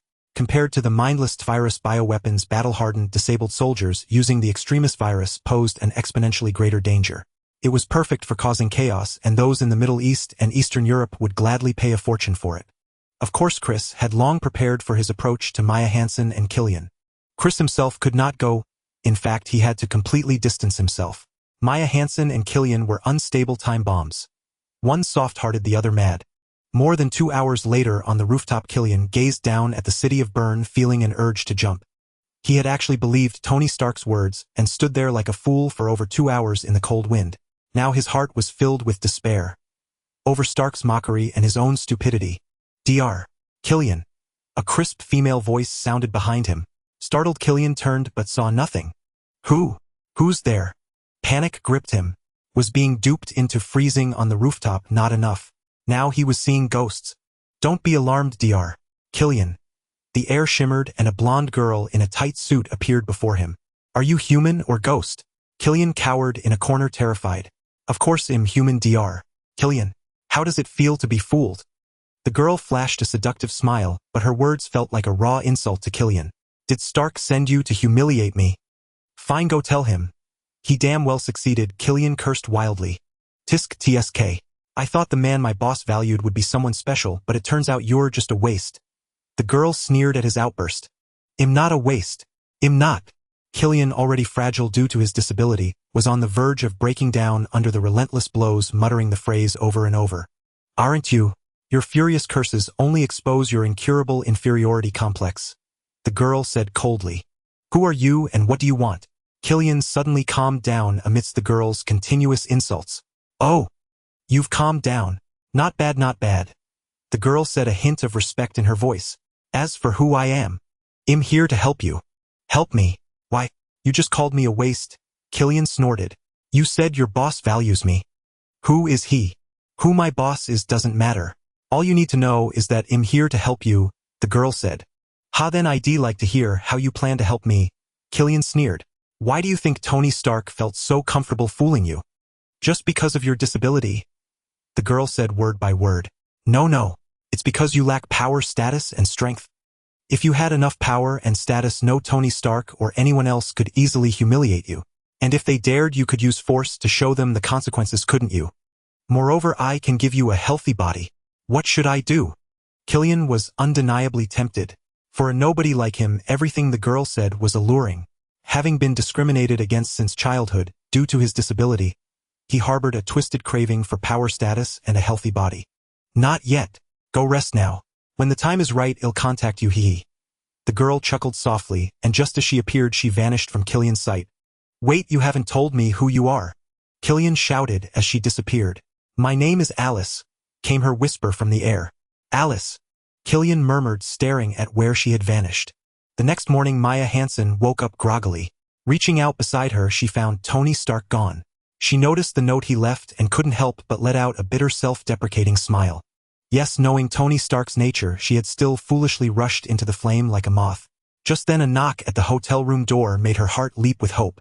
But when she opened the door, the figure she hoped for wasn't there. Only an empty hallway. Disappointed, she closed the door and turned back into the room, only to find someone inexplicably standing there. Hello, Dr. Maya Hansen. Allow me to introduce myself. My name is Alice. I believe we are about to have a pleasant conversation. On the evening of January 6th at 7 p.m. in Berlin, Germany, the city's populace was still immersed in the festive atmosphere of New Year and Epiphany. However, within a factory in the eastern district of Friedrichshain, the atmosphere was notably tense. Friedrichshain, once the most chaotic area in all of East Berlin, had gradually improved its environment over nearly a decade following German reunification. In the future, it would become a representative hub of Berlin street culture. But for now, it remained the city's poorest and most disorderly district. Homeless individuals, immigrants, refugees, and the impoverished defined this place where crime also flourished. This provided natural cover for the Umbrella Corporation, as this factory served as the entrance to Umbrella's Berlin base. Unlike the virtually defenseless Raccoon City base, the Berlin base was heavily fortified with dozens of overt and covert posts both inside and out. After all, Umbrella was no longer the international conglomerate it once was. It had been listed by nations worldwide as a top-tier terrorist organization. Particularly tonight, a batch of the T-virus was set to be shipped to Eastern Europe for a transaction, putting the Umbrella employees in the German branch on edge, anxious to avoid any mishaps. Post 7, all clear. At a hidden post in the southeast corner of the factory, An Umbrella mercenary reported on time, yet failed to notice an unusual ripple in the air at the edge of his vision. 10 minutes later, the mercenary sent another all-clear signal. But just after he finished his report and ended the call, his neck twisted abruptly, with a crisp crack snapping instantly.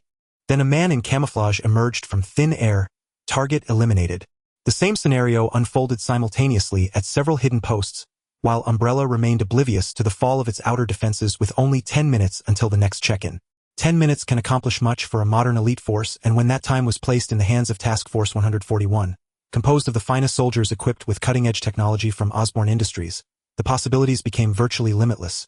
In just 5 minutes, led by A-Team Commander Price, the Umbrella posts in one direction were cleared without alerting the base, and they advanced to the true entrance, an elevator hidden within Berlin's complex sewer system. At this point, stealth was no longer an option, nor could it be maintained. This was the main gate of Umbrella's base with no blind spots for concealment. Even with optical camouflage, the sudden activation of the elevator would hardly fool Umbrella's personnel. Soap Carlos, it's your turn. After disabling all the surveillance cameras, Price addressed Soap, John McTavish, and Carlos, who were clad in powered armor. Through training, Task Force 141 had been divided into 3 teams based on expertise. A team equipped with optical camouflage suits and led by Price specialized in reconnaissance, infiltration, assassination, and sniping. B team outfitted with EX light-powered exoskeletons and led by Soap McTavish focused on rapid assault. C team armed with T1 heavy power armor and led by Carlos handled fire support and frontal assault. Indeed, a classic StarCraft infantry tactic, ghosts, marauders, and marauders. No problem. Let them taste this. As the elevator doors opened, Carlos retrieved a millstone-sized device from his tactical pack, resembling Chris' Widowmine from the Godzilla incident, yet with notable differences and a smaller size. Well, it was essentially a neutered spider mine. While the Widowmine was superior, its high-cost limited military procurement. In contrast, the cheaper spider mine was more favored and purchased in bulk. Carlos activated the spider mine, placed it in the elevator, and pressed the button. They had no intention of riding the elevator down blindly. It was obvious a welcoming committee awaited below, so they opted to let the spider mine greet them instead. As the elevator descended, they didn't idle. They set up gear and began rappelling down after it. C-Team led the way, B-Team followed closely, while A-Team provided cover and rear security. As Carlos anticipated the moment the elevator moved, alarms blared throughout Umbrella's base. Armed soldiers massed, and in the spacious hall dozens of gun barrels aimed squarely at the elevator shaft. When the elevator opened, a torrent of gunfire erupted, continuing until magazines were spent. The overwhelming firepower reduced the alloy elevator to a sieve. Yet it was futile. The spider mine attached to the elevator's underside remained unscathed, then shot upward with a trail of exhaust exploding above the Umbrella soldiers. The blast wave shattered their formation, embedding shrapnel into their bodies and eliciting screams. Umbrella's first line of defense collapsed instantly. At that moment, Task Force 141, rappelling alongside the elevator, arrived. Carlos fired a grenade, demolishing the already battered elevator, and charged into the hall. A few surviving Umbrella soldiers opened fire. They quickly realized their bullets merely sparked off Carlos' armor, achieving nothing. B-Team, following behind, dispatched the survivors with precise rifle shots. "Sir, the surface defenses are completely compromised. What should we do?" In the underground base, the security chief reported to the Berlin base director, Franz Haus. "Release poison gas into the main corridor and continue blocking the main entrance." Franz Haus squinted as he gave the order. More troops converged on the entrance and gas began to fill the area. After issuing the command, he returned to his office to pack his belongings. In truth, after witnessing Task Force 141's combat prowess on the monitors, he knew the base was doomed. Given their equipment, the gas would only cause slight hesitation, at best proving otherwise useless. As he expected, both the T1 and EX suits had considerable chemical protection. As long as the gear remained intact, the gas was ineffective. The security forces' conventional weapons also posed little obstacle to B and C teams. To halt Task Force 141's advance, Umbrella clearly needed more heavy firepower.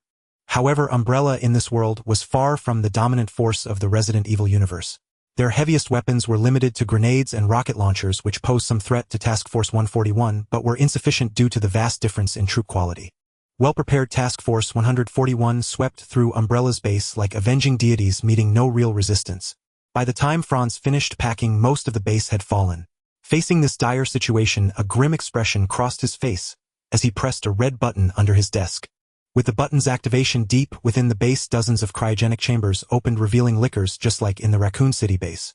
In another lab, 2 massive beings larger than tyrants were activated. Beside each lay an enormous battle axe of exaggerated size.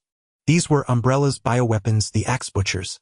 Having done this, Franz grabbed 2 cases and fled to a hidden corner of the base where a secret passage led directly to Berlin's underground drainage system, known only to him, the base director. Once inside Berlin's intricate and sprawling drainage network, finding him would be like searching for a needle in a haystack.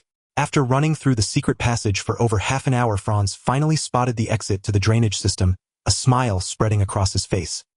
He silently thanked Isaacs for the implanted combat software. Without it, his physique would have been exhausted by the long run. But his smile lasted only seconds before his head suddenly exploded into a mist of blood, and his body collapsed limply to the ground. The 2 cases dropped as well. A slender figure carrying a rifle nearly as tall as herself appeared behind Franz, picked up the cases, and stood over him. "Tisk, I was wondering how to get past those soldiers with this, and you just showed me the way. Thanks, FedEx guy." A crisp female voice echoed through the passage before vanishing along with its owner. When the task force, after a grueling battle eliminating all lickers and 2 axe butchers, arrived over 10 minutes later, all that remained was a headless corpse. Well, this complicates things. Soap found Franz's identity card on the body, confirming his identity, and exchanged a bewildered look with Carlos. Though Task Force 141's first mission was a resounding victory, the outcome was far from desirable. Clearly, either someone else had targeted Umbrella simultaneously or their operation plan had been leaked. Either answer cast a shadow over the newly formed Task Force 141. As stated in the title, a workaholic who gets off at 10 p.m. Feeling utterly disheartened. Today's update is cancelled, it'll continue tomorrow. At the same time that the 141 Special Operations Team launched an attack on the Umbrella Corporation's Berlin base, a transport spaceship slowly descended outside a canyon in the southeastern part of Bavaria, Germany, amidst the Alps. As the spaceship's hatch opened, 1 or 2 red Mercedes-Benz SLRs leaped out, followed closely by a massive red off-road vehicle that surged into the valley. The red Mercedes-Benz SLR was evidently the strike force, and seated within was Chris, clad in spiritual energy battle armor. However, the red off-road vehicle following closely was not the strike force. Not only was it larger, but its design was also more menacing and wild. Compared to the P4XL, this off-road vehicle resembled a war machine. In fact, this vehicle's design was inspired by the infamous, most unstoppable vehicle in the world, the Paramount Marauder, as known in Chris' previous life. Of course, this Marauder was clearly larger than the original, which measured only 6.14 meters, while this one exceeded 7 meters in length. Its width of 2.5 meters and height of 2.8 meters were not much different from the original. Not only in size, but the disparity in weaponry was also astronomical. The metal of this vehicle was made from a heavy alloy steel used in the arc-light siege tanks of the interstellar century, which, while not as thick as armor, was sufficient to withstand most weapons currently on Earth. In terms of weaponry, it was equipped with 2 Gatling guns similar to those on Viking fighters, capable of easily sweeping away large numbers of light and medium armored enemies, and a quad-mounted K-12 Punisher grenade launcher from the Marauder's armor, which could effectively destroy enemy vehicles and structures. Additionally, it was outfitted with a railgun that utilized plasma-guided charged rounds, much like the War Wolf mechs from the interstellar world. This was an exceedingly terrifying armor-piercing weapon, and Chris could not fathom what on earth could withstand its onslaught with current technology. Moreover, this vehicle could transform as it was designed by Lorswan based on data obtained from transformers combined with transformation technology from the interstellar world, making its ability to transform quite normal.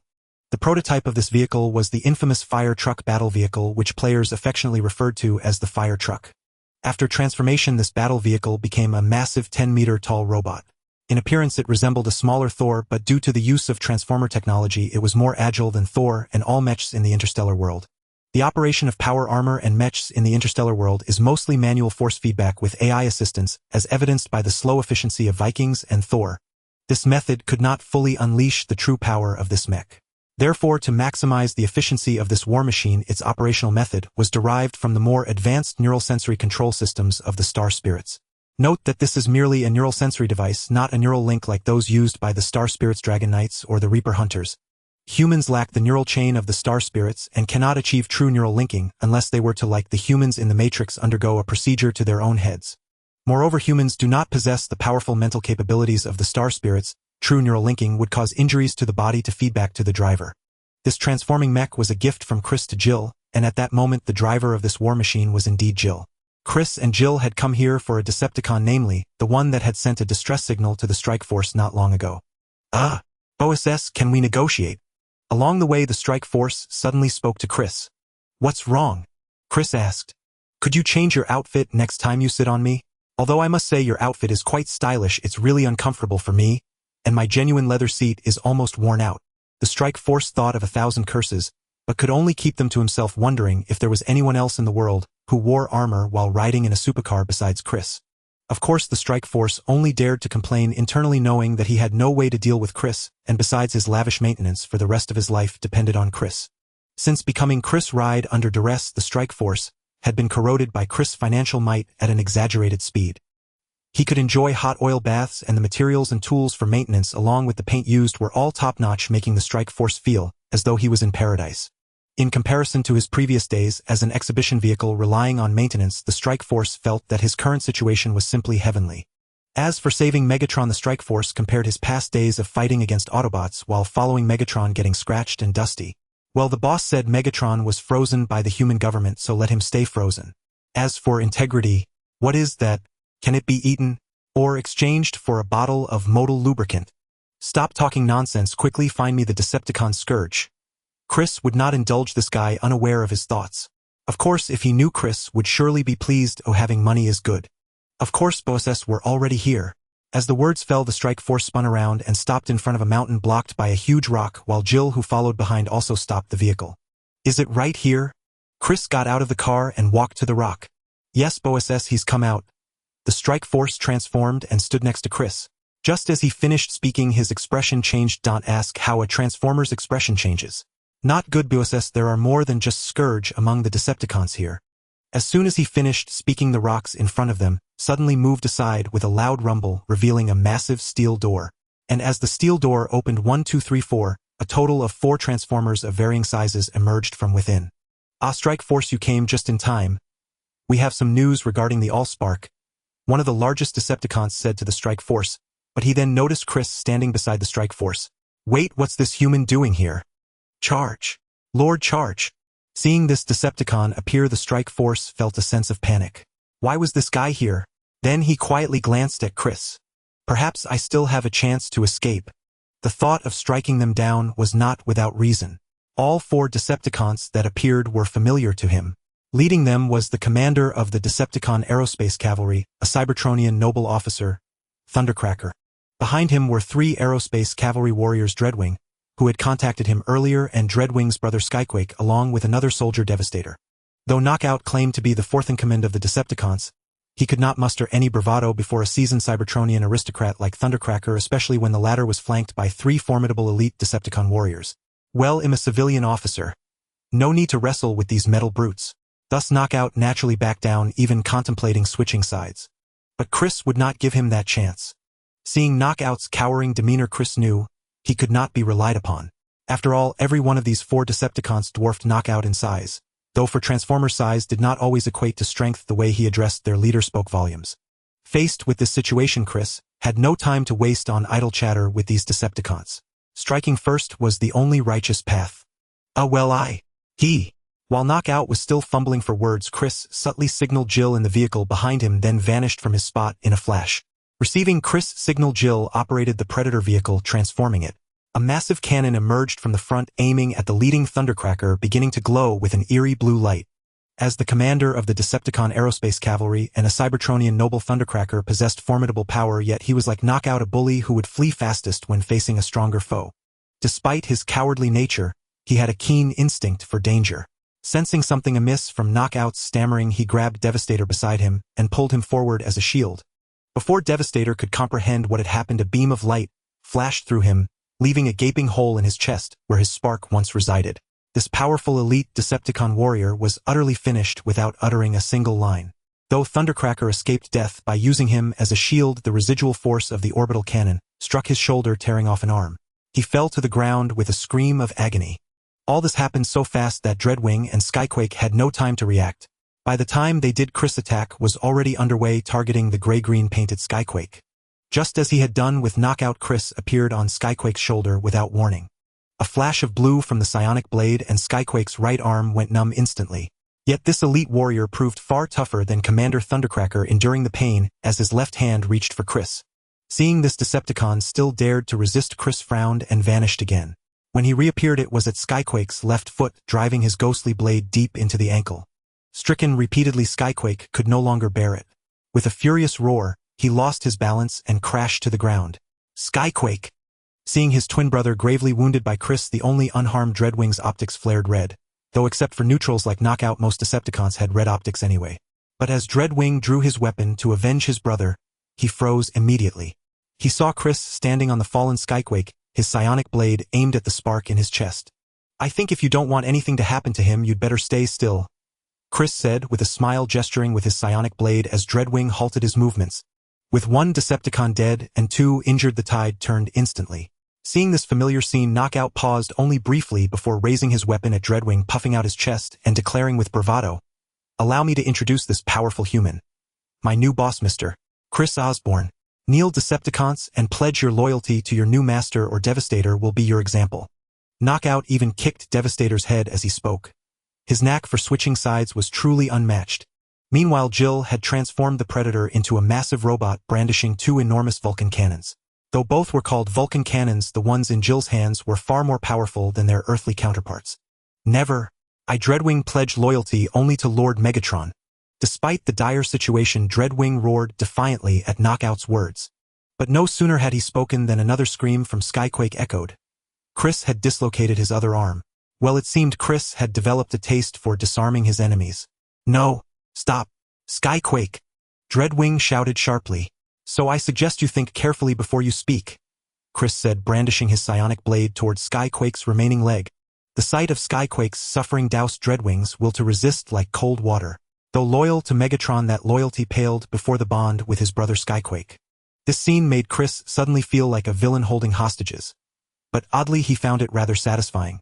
But whatever worked, without such tactics these behemoths wouldn't yield. "We surrender," said Thundercracker, now missing an arm, becoming the final straw that broke Dreadwing's resolve. "What? Lord Thundercracker, Lord Megatron?" Dreadwing was taken aback. "Enough! Megatron isn't here. I am your commander," snapped the Decepticon named Thundercracker impatiently. Couldn't he see their predicament? Refuse to surrender and court death. Always Megatron, Megatron, to hell with Megatron. Let him come rescue us if he can. For a Cybertronian noble like Thundercracker, loyalty to Megatron was minimal. More a relationship of convenience. Like the military and Junker nobles who clung to the Führer during World War II, they cheered for him when he was ascendant but wouldn't hesitate to trample him when he fell. Now with Megatron missing, the Decepticons fractured, and his own life threatened, Thundercracker felt no pressure in surrendering. That silenced Dreadwing completely. Indeed, as a member of the Decepticon Aerospace Light Cavalry, Thundercracker was their direct commander while Megatron was merely their leader. In military terms, soldiers might idolize their leader, but often that reverence was far less effective than orders from a direct superior. Moreover, with Skyquake's fate, Dreadwing's will to resist had already plummeted. Seeing this, Chris smiled with satisfaction. As long as these creatures yielded, the rest would be simple. The 10 Commandments gang, a profoundly ancient syndicate in the Middle East, its origins shrouded in mystery, was known only for wielding immense power across Eurasia. In the Khmer region of the Middle East, an armed faction of the 10 Commandments gang was active. To the outside world, this armed force appeared as a formidable terrorist organization, yet in truth, it was but a minuscule branch of the true 10 Commandments gang. However, precisely because this armed faction exhibited no particular distinctiveness, it became an easy target for manipulation and co-optation by other powers. Within the grand tent of the 10 Commandments gang's camp, 3 factions took their respective seats. Seated in the place of honor was naturally Asiba, the chieftain of the 10 Commandments gang in the Khmer region, while those flanking him were no pushovers. One was Imran Zakhafiv, leader of a Russian extremist organization, and the other was the Middle Eastern warlord Khalil al-Assad. Both were figures of worldwide infamy, their names etched onto the blacklists of numerous nations. "Gentlemen, allow me to introduce Mr. Weskier from the Umbrella Corporation," Asiba said with a smile, presenting him to Zakhafiv and al-Assad. "Mr. Weskier has brought us a potent biological weapon. I believe you too will find it quite intriguing." As his words faded, a man in sunglasses stepped into the tent. It was none other than the long-absent Weskier. Upon seeing Weskier, a flicker of surprise passed through the eyes of one of Zakhafiv's subordinates, quickly turning into hatred. This man was Yuri, a former comrade of Carlos and Nikolai who had returned to Russia. Yet it seemed Weskier did not notice Yuri's presence, instead engrossed in peddling the T-virus biological weapon to the 3 magnates. Indeed, Weskier was there to sell the virus. Although Asiba and the other 2 magnates were leaders of non-governmental armed forces on blacklists, they were exceedingly wealthy. Zakhafiv controlled the production and sale of nuclear waste from the Chernobyl region in Russia. While this waste was useless to major powers, it held great allure for small nations aspiring to nuclear weapons and certain non-governmental armed groups. As for the Middle Eastern warlord S.H.I.E.L.D, he commanded numerous oil fields and mineral resources. The Ten Commandments gang was no different, possessing resources and excelling in plunder and extortion, amassing substantial assets. Thus Jaeger had no doubt these men could afford the T-virus. With the core of the Umbrella Corporation now in ruins and Isaac's missing, he knew the Isaac's active in the outside world was a mere imposter, so he paid him no heed. Jaeger had since established his own faction, covertly taking over a base in the Middle East, establishing himself as a regional power. Yet compared to the three magnates present, Jaeger was relatively strapped for funds. Maintaining an entire Umbrella base with over 1,000 armed personnel, without the corporation's financial support, relied solely on his own resources. Nor could he engage in indiscriminate looting like the Ten Commandments gang, lest he expose his position and draw the immediate attention of the U.S. military. Though the T-virus had lost its airborne transmission capability, a controllable biological weapon was far more desirable, was it not? Apart from madmen like Isaac's, how many sane individuals sought to destroy the world? The three magnates were well aware of the T-virus potency. Despite the U.S. government's attempts at concealment, the full story of the Raccoon City incident had been exposed when Osborne Corporation sought to legitimately seize Umbrella's assets, and the military aimed to bolster its image. Consequently, after Jaegier's presentation, the three parties placed orders almost without hesitation. With the virus and vaccines, Jaeger secured a substantial influx of funds. Yet the business of the T-virus concluded, the factions did not disperse but proceeded to the next agenda item. Since the dissolution of the Great Soviet Union, the world has lost its balance.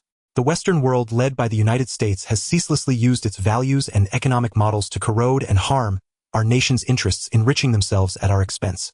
Whether it is Russia or all of you present, we are all victims. For our homeland to revive the Anglo-American old Western world will be our greatest obstacle. Zeratul began extolling his extremist theories. But the Western world is so powerful, we are no match for them, Al-Assad said with concern. Precisely, which is why we must unite. Europe, Asia, Africa. We must expand our strength to counter the Americans, must we not? If we stand together, we will command awe-inspiring power. And Jaegier's Umbrella Corporation can provide us with scientific and technological support, can it not? Zeratul turned to Jaeger. Of course, Jaeger replied, eager for them to clash with the U.S. The more chaotic the world, the higher the price the T-virus could command, wasn't that so? As for the additional deaths it would cause, who cared? None present noticed that one of Al-Assad's subordinates, listening to the group's mad schemes, had clenched his fingers until they turned white. Similarly uneasy was Yuri, standing beside Zeratul. Though Zeratul and the others' discussion did not reach the point of world destruction, it was still horrifying enough. If these men succeeded, the world would indeed be plunged into endless warfare, potentially sparking a third world war. Thus, shortly after this brief alliance among the factions, the proceedings and agenda items appeared almost instantly on the desks of Western heads of state. At the command of these leaders, intelligence agencies across nations sprang into action. Naturally, organizations like S.H.I.E.L.D.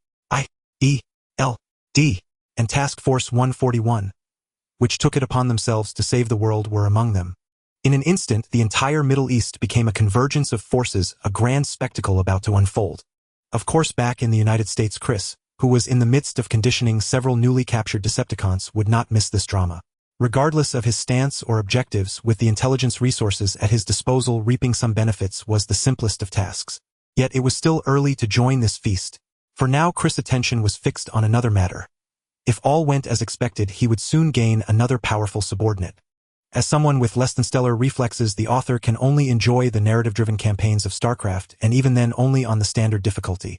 Multiplayer and coup modes are essentially an exercise in futility. Yet, as a devoted StarCraft fan, or rather a Blizzard loyalist, who purchases every new expansion upon release, my passion for Blizzard's games remains unwavering. However, as the years have passed, my enthusiasm for gaming has waned. I now only occasionally play a few rounds of Hearthstone, tackle a campaign mission or two, and watch the occasional cinematic. Nevertheless, I do possess a certain understanding of StarCraft. Therefore, I would like to address a few contentious issues that have sparked debate among readers. Regarding Terrazine, many readers have taken significant issue with my use of the term Terrazine.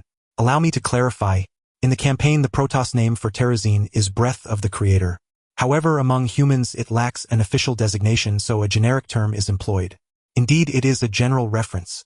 The word Terrazine is a translation of the original English term Terrazine, which itself is a fabricated word. Terra means earth or land. Zine is a chemical suffix denoting zine. And zine is a collective term for certain organic compounds, not a specific substance. Thus my understanding of terrazine is that it is an organic compound that emerges from the earth. Clearly such a generic term could also be reasonably applied to Vespine gas. Even natural gas in reality could be called terrazine. Regarding battlecruisers, many have strong objections to the depiction of battlecruisers being only a little over 500 meters in length. However, what I wish to convey is that battlecruisers in StarCraft are classified into different tiers, much like real-world navies, have frigates, cruisers, and battleships, each designed for different situations. The games, for the sake of gameplay, only feature a single type. In reality, there are the Behemoth class, 500 meters the Leviathan class, 800 meters the Minotaur class, the Hyperion is around 1 kilometer, and the highest tier, the Gorgon class, over 2 kilometers. The one constructed by the protagonist in the underground base is the most basic Behemoth class. At Aguadilla Beach in Puerto Rico, 2 heads, one large, one small, emerged from the seawater, revealing a father and son enjoying a diving session. A perfect score, the father praised, high-fiving his son. Frank, will time to eat? A woman in a long dress called out from the beach as she set food on the table, accompanied by 2 elderly couples and several others. These people were all Frank's family and close relatives. After retiring from the military at the start of the year, Frank Castle joined the FBI. As a fresh face and an elite military veteran, he was soon entrusted with a critical mission, going undercover in an arms deal. Frank executed the mission flawlessly, earning a double promotion to senior agent and a lengthy vacation to spend with his family. Without hesitation, Frank brought his family to Puerto Rico in the Caribbean for a holiday. After all, he had left the military precisely to have more time with them. Yet Frank remained unaware that matters were far from straightforward. The arms deal involved the Russian mafia and the Cent family, a New York crime dynasty. Due to the FBI's unexpected intervention, a firefight erupted, during which the Cent family patriarch's son was fatally shot.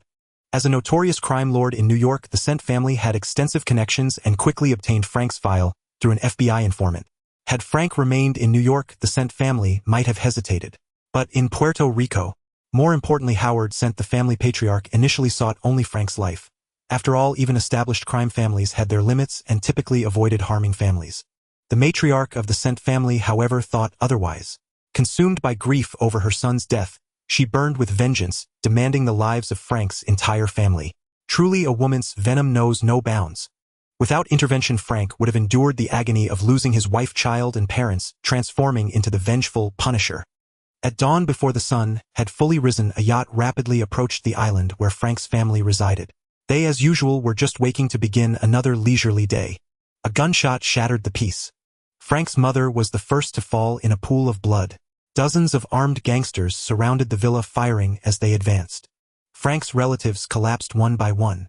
Seeing this, Frank and his father, both former military men, grabbed weapons and fought back. But against the well-prepared, heavily armed gangsters, their resistance, with only hunting rifles, proved futile. Soon the large family of over a dozen was reduced to Frank, his father, and his wife and child hiding nearby as the gangsters closed in. Spotting the approaching thugs, Frank's wife, hiding under a small boat, decided to take a risk. She dashed with her child toward a parked car, hoping to break through the encirclement. Their appearance drew everyone's attention. Frank and his father rushed out to cover their escape, but they couldn't stop the gangsters from aiming at the fleeing mother and child. Just as Frank's wife and child were about to be gunned down, the sudden roar of helicopter blades filled the sky. Though ruthless, the attackers were untrained gangsters. The sound of approaching helicopters made them abandon their assault, turning their attention to the 2 incoming aircraft. Frank, a military veteran, instantly recognized them as little bird attack helicopters used by special forces. As they drew near, he clearly saw fully armed soldiers poised for rappelling on both sides. The appearance of the 2 little birds tightened Frank's chest. The helicopters and soldiers bore no markings indicating they belonged neither to the military nor the police. An unknown armed force of uncertain allegiance. If they were allies, Frank would be relieved. If enemies. Fortunately, his worst fears did not come to pass. Gunfire erupted again, but this time it was the gangsters, not Frank's family, who fell. Clearly, this unknown force had come to his aid. The gangsters sent to kill Frank's family stood no chance against this rescue team. Frank recognized their tactics as unmistakably special forces. Ruthless, lethal, offering no quarter, not even allowing surrender. Frank could only think, damn well done. He felt no sympathy for the murderers of his family. Seeing the bodies of his loved ones, he even harbored an urge to desecrate the corpses in vengeance. Just then, several armed soldiers escorted Frank's wife and child to him, while others guided by the circling helicopter mopped up any survivors. Having narrowly escaped death, Frank embraced his family, tears streaming down his face. Though still grieving his losses, the survival of his wife and child ensured that a glimmer of light remained in this iron-willed man's heart. Frank Castle, one of the soldiers who had protected his family, asked. Yes, that's me. Frank then noticed the soldier was petite. Clearly a woman. You can call me Chipmunk. Sorry we're late, she said, glancing at the bodies of Frank's family with an apologetic tone. Indeed, the rescuers had been sent by Chris. No, I should thank you. Without you, I would have lost Joan and Will, Frank said, holding his wife and child tightly. But I'm curious. Who are you and why did you save me? Of course, Frank also wondered why they had arrived so timely. Yet he would never know that they could have come even sooner. This isn't the place to talk. Come with us and you'll learn everything you need to know, Chipmunk said, tilting her head. What about our families? Frank asked. Do you want the attackers to know you and your family survived? Or do you expect us to protect you forever? Chipmunk countered. Frank fell silent. He himself didn't fear such attacks, but he had to consider the safety of his wife, child, and elderly father. The rescuers had no obligation to protect them indefinitely, at least not until they got what they wanted. Frank understood that their help wasn't unconditional. They had a clear motive. He just couldn't fathom what about him they coveted, and he desperately wanted to know who had ordered his family's massacre. Thus, temporarily following them to conceal his family's whereabouts seemed the safest course. Frank also feared the consequences if he refused. For the sake of his wife and child, Frank had no choice. Soon, under the soldiers' protection, the 4 surviving members of Frank's family left the scene of tragedy, leaving behind only chaos and corpses for the delayed police. Hours later, boarding a private jet belonging to Oscorp, Frank realized his savior was none other than the company's current head, the renowned Chris Osborne. Frank vividly recalled the Godzilla incident in New York the previous year. Afterward, Chris Osborne had repeatedly extended generous offers to him, which Frank had found tempting, but declined due to a prior commitment to his old boss joining the FBI instead. He had since put the matter out of mind. But clearly Chris had been keeping tabs on him, or else he couldn't have dispatched help so swiftly. Frank couldn't fathom what about him warranted the interest of a man of such immense wealth and power. Wait, could it be? His imagination running wild, Frank felt a chill run down his spine. If it were true, would he refuse? Would he refuse? If Chris knew Frank's wild thoughts, he might have ordered his entire family eliminated. Still, the fact that Frank could entertain such notions suggested his spirits were relatively intact, unlike the complete descent into darkness that befell him in the original timeline. The extreme, merciless Punisher would likely never emerge. The place where Frank met Chris was in Chris' office at the new Oscorp Tower. Indeed, with the arrival of the new year, the new Oscorp Tower had been completed and put into use. The new Oscorp Tower stood 404 meters above ground, nearly 70 meters taller than the nearby Stark Tower, and also towered over all surrounding buildings. Its appearance was peculiar, resembling an upright spaceship from the outside. Of course, everyone would simply dismiss it as Chris' personal hobby, never truly believing the building was a spaceship. After all, there were plenty of buildings in the world shaped like spaceships, or what was one more. Yet no one would imagine that this oddly shaped structure was indeed a spaceship. A colossal strategic cruiser over 500 meters long. Besides, the 400 meters above ground, over 100 meters lay buried deep underground as its foundation. Turning the new Oscorp Tower into a warship had initially been a whimsical idea for Chris, but upon careful consideration, he found it entirely feasible. In the interstellar world, due to highly advanced anti-gravity systems, it was common for buildings, especially military structures, to ascend into space for relocation. What Chris aimed to do was no different. The only thing to watch out for was secrecy. Yet that was hardly a challenge. When the new building plan was announced, Chris declared publicly that he would construct the new Oscorp Tower as a model of a space warship. Indeed, a model. Even if its materials were unheard-of superalloys, a shell, without power or armaments, was nothing more than a model, wasn't it? It was like someone crafting a suit identical to Iron Man's armor using the same metal but without an arc reactor or the advanced technologies of the real suit. No matter how impressive the exterior or how premium the materials, it remained merely a high-end replica, not the genuine Iron Man armor. To prove the building was just a model, the entire construction process was semi-open, allowing news media to film and visit. Chris also stated that he designed it this way to symbolize his hope that Oscorp would, like a true space warship, break free from Earth and soar into the cosmos. Thus, onlookers would only sigh at how the wealthy amused themselves, or silently curse Chris as a spendthrift. No one truly believed this behemoth could ever fly. And so a colossal space cruiser stood blatantly in the heart of Manhattan. With the main structure completed, the construction crews withdrew, and the building was sealed off for interior decoration which was not open to the public. After all, Oscorp was a defense contractor. A few secrets were perfectly normal, so no one found it odd. Yet during this process, under the control of the AI adjutant, numerous SCV engineering robots rapidly transformed the hollow shell into a true warship. One could only wonder what expressions the people of New York City would wear when this vessel finally took to the skies. With the building, or warship, fully completed, Chris relocated some projects from the underground base here. Unlike the old building with its many flaws, the new tower was under the adjutant's 247 surveillance with no blind spots, and its defenses rendered it impervious to any intrusion. Even if faced with an unstoppable force, it could self-destruct, taking all of Manhattan with it, leaving no evidence behind. Chris' new office was located at the ship's bridge. Frank, long time no see. Inside the office, Chris gestured for Frank to sit. Before Frank could speak, Chris placed a folder before him. I deeply regret what happened to you. Though I sent support as soon as I learned of it, I'm sorry. I was too late. I know you have many questions. Take a look. All the answers are here. Frank Castle hesitated, then picked up the file and began reading. The more he read, the darker his expression grew. The file contained information Chris had gathered on the S.H.I.E.L.D. family and the reasons behind their attack on Frank and his family. But that wasn't what made Frank's face change. As an undercover agent, he had caused the death of the S.H.I.E.L.D. family patriarch's son. Their vengeance was no surprise. What truly shocked him was another name that appeared in the file. That name belonged to Frank's direct superior at the FBI, the same friend who had recruited him. The file indicated that Frank's superior had dubious ties with the S.H.I.E.L.D. family. No, that's impossible, Frank muttered after reading. I know it's hard to believe, but I have no reason to fabricate this, Chris shrugged. He spoke the truth. Discovering the connection between Frank's superior and the S.H.I.E.L.D. family had surprised him too, yet in hindsight it seemed almost expected. Frank's undercover identity was officially recorded as deceased, and his true identity was classified. Several surviving Russian gang members were present at the scene, yet the S.H.I.E.L.D. family had quickly zeroed in on Frank without suspecting them. A suspicious anomaly. But if Frank's superior was involved, everything made sense. Mr. Osborne, gathering this information must not have been easy. I don't understand what you see in me that's worth your attention. Frank calmed down, set the file aside, and asked another question that concerned him. Talent. You possess an extraordinary talent. Chris replied, then explained the existence of psionic energy without concealment. According to you, this power called psionics is incredibly potent and unique, yet I've never felt anything like it. Frank expressed doubt after hearing Chris' explanation. That's normal. Just like human gene, psionics can be recessive or dominant. Yours is recessive and needs activation to manifest, Chris explained, and I'm the only one in the world who can activate it.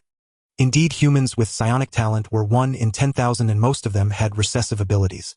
Only a fellow psionic seeker could discover their talent, which then required stimulation training and practice to fully emerge. The same was true for Alice, Alessia, and now Frank. Those with dominant psionics like Kerrigan and Nova were 1 in a million among the 1 in 10,000. What price must I pay? Frank asked calmly. If this power was as formidable as Chris claimed, he doubted Chris would bestow it out of goodwill. Work for me. Of course, to ensure your loyalty, I'll implant a small device in your brain when I activate your psionics, Chris stated bluntly. Don't worry. It only reinforces loyalty without altering your memories or thoughts. Chris hoped Frank would voluntarily agree to the psionic regulator implant. In the interstellar world, there were 2 ways to control others: the psionic regulator and brainwashing. The psionic regulator, also known as a subconscious controller, could suppress the host's psionics to prevent rampancy and instill loyalty at the subconscious level. In essence, the psionic regulator was a form of hypnosis that instilled loyalty without affecting the host's thoughts or judgment. During the Terran Confederacy era, the federal government used this method to control ghost operatives.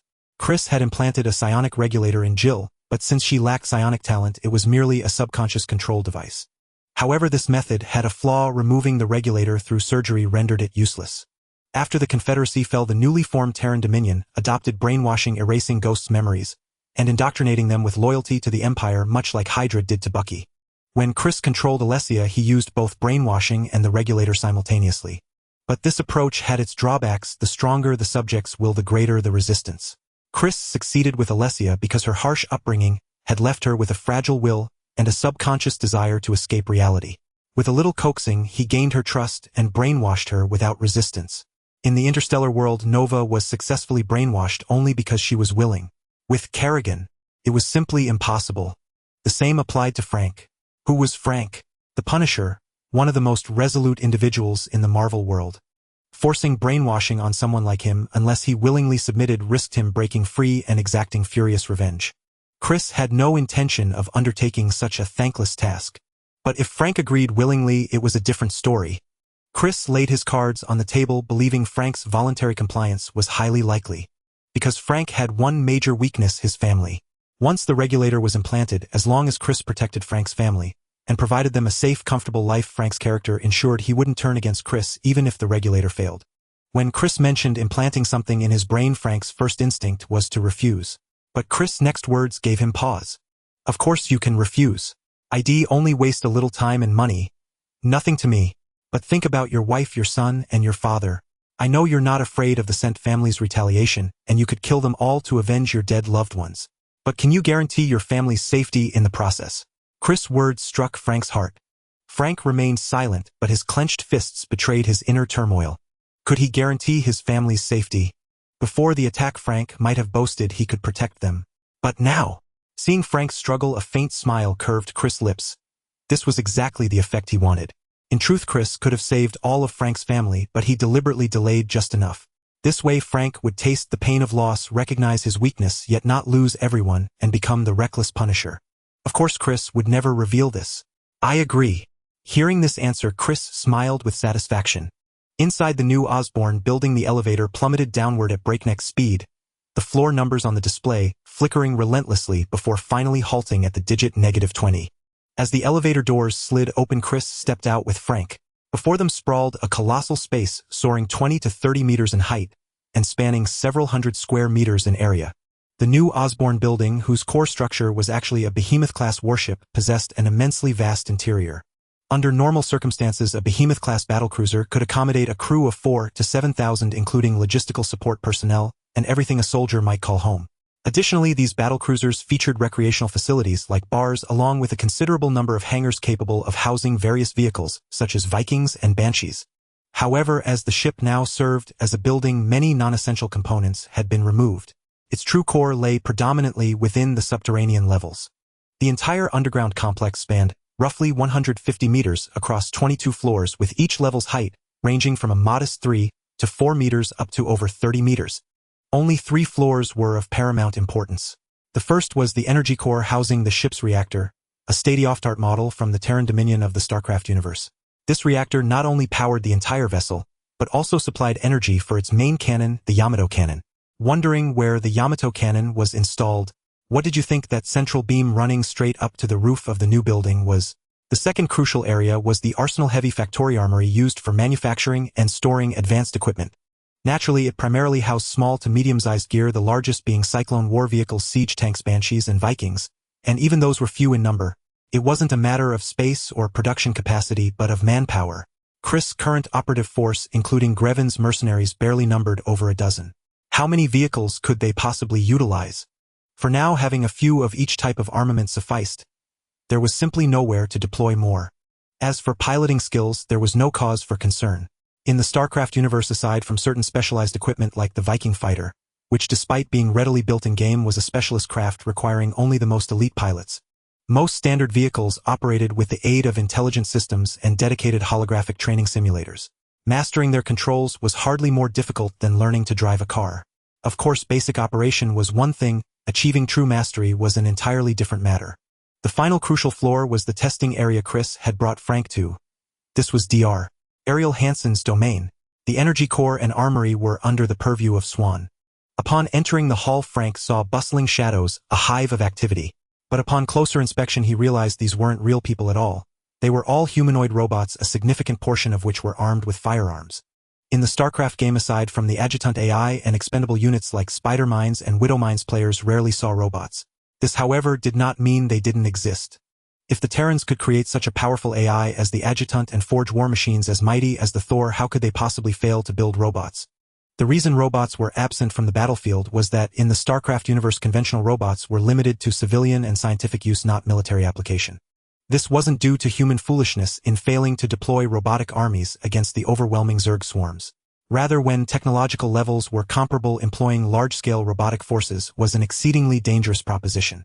Deploying robots for combat required a sufficiently powerful intelligent terminal to command them, such as Chris Adjutant or Stark's Jarvis. Without one, coordinating a robotic army proved highly unreliable. Yet these intelligent terminals, no matter how advanced, were ultimately just sophisticated computers. If they encountered an even more powerful system, they risked being hacked. In Avengers Age of Ultron, that's precisely what Ultron did. Upon his emergence, he turned Stark's Iron Legion into the Ultron offensive, nearly tearing down Stark Tower. Similarly, for the Terrans to use robotic armies against the Protoss, masters of robotic warfare, would be like handing their forces over on a silver platter. As for the Zerg, don't be fooled by their reliance on biological combat into thinking they lacked intelligence. High-ranking Zerg were far more intelligent than humans. They were also masters of manipulation, capable of controlling humans through infestation, and thus controlling humans to operate all human equipment. How else do you think infested Terran units came to be? Therefore, aside from essential AI use in command centers and capital ships like battlecruisers, humans refrained from employing artificial intelligence in combat. To avoid the peril of enemy control, there were essentially only three possibilities for artificial intelligence. One was to grant the AI true self-awareness, making it a genuine life form. But the consequences of that, just think of Ultron Skynet and the Protoss Purifier forces, once rebellious, sealed away and later unearthed again. Those were stark warnings, weren't they? Even the Transformers originated from a similar concept. Another method was like the Protoss, utilizing Kerrigan crystals to imbue robots with a degree of independent thought without inciting rebellion. The final possibility was having a technological edge so vast it was like being a solar system ahead of your opponent. On Earth, Chris was essentially in that position. Should Chris wish it, his adjutant could effortlessly hijack the entire world's networks. What truly astounded Frank, however, weren't these robots. Although the Punisher's intellect was top tier in the Marvel Universe, on par with Tony Stark's, he was decidedly not a tech enthusiast. So while he found the robots advanced, he didn't display excessive amazement. The Punisher's intelligence was entirely channeled into combat, making him a supreme strategist and tactician. Precisely why Chris valued him so highly. What genuinely stunned Frank was seeing a Godzilla here. Yes, a Godzilla. Though this one was less than 10 meters tall, still a baby compared to its mother. Frank, who had encountered Godzillas up close and killed many smaller ones, could not be mistaken. This Godzilla had hatched from an egg Chris had secretly intercepted. Now it was kept here, serving as a test subject for Dr. Hansen. The testing area held many other specimens. There were 2 xenomorphs hatched from eggs brought back from Antarctica. Chris had used his connections to acquire 2 death row inmates for incubation. However, these 2 isolated xenomorphs seemed to be trending toward becoming queens. With both transforming, a deadly confrontation seemed inevitable. There were also 2 ferocious man-sized creatures of bizarre form. The Zerg pups Chris had created.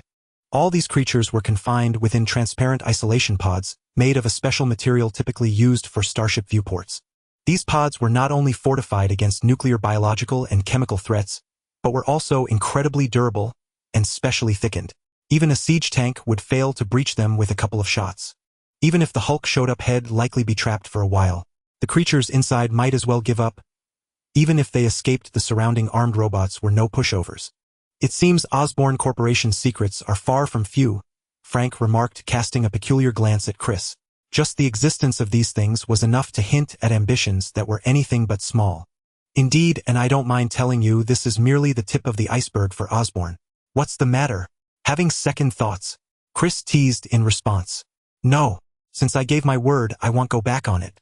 I just hope Osborn Corporation doesn't end up like the Umbrella Corporation, committing atrocities against humanity. Frank shook his head, replying to Chris' frank confession. Well, you can rest assured on that front. I'm a legitimate businessman after all. Chris shrugged. It was the honest truth. Compared to the major villains, Chris preferred to be a beekeeper.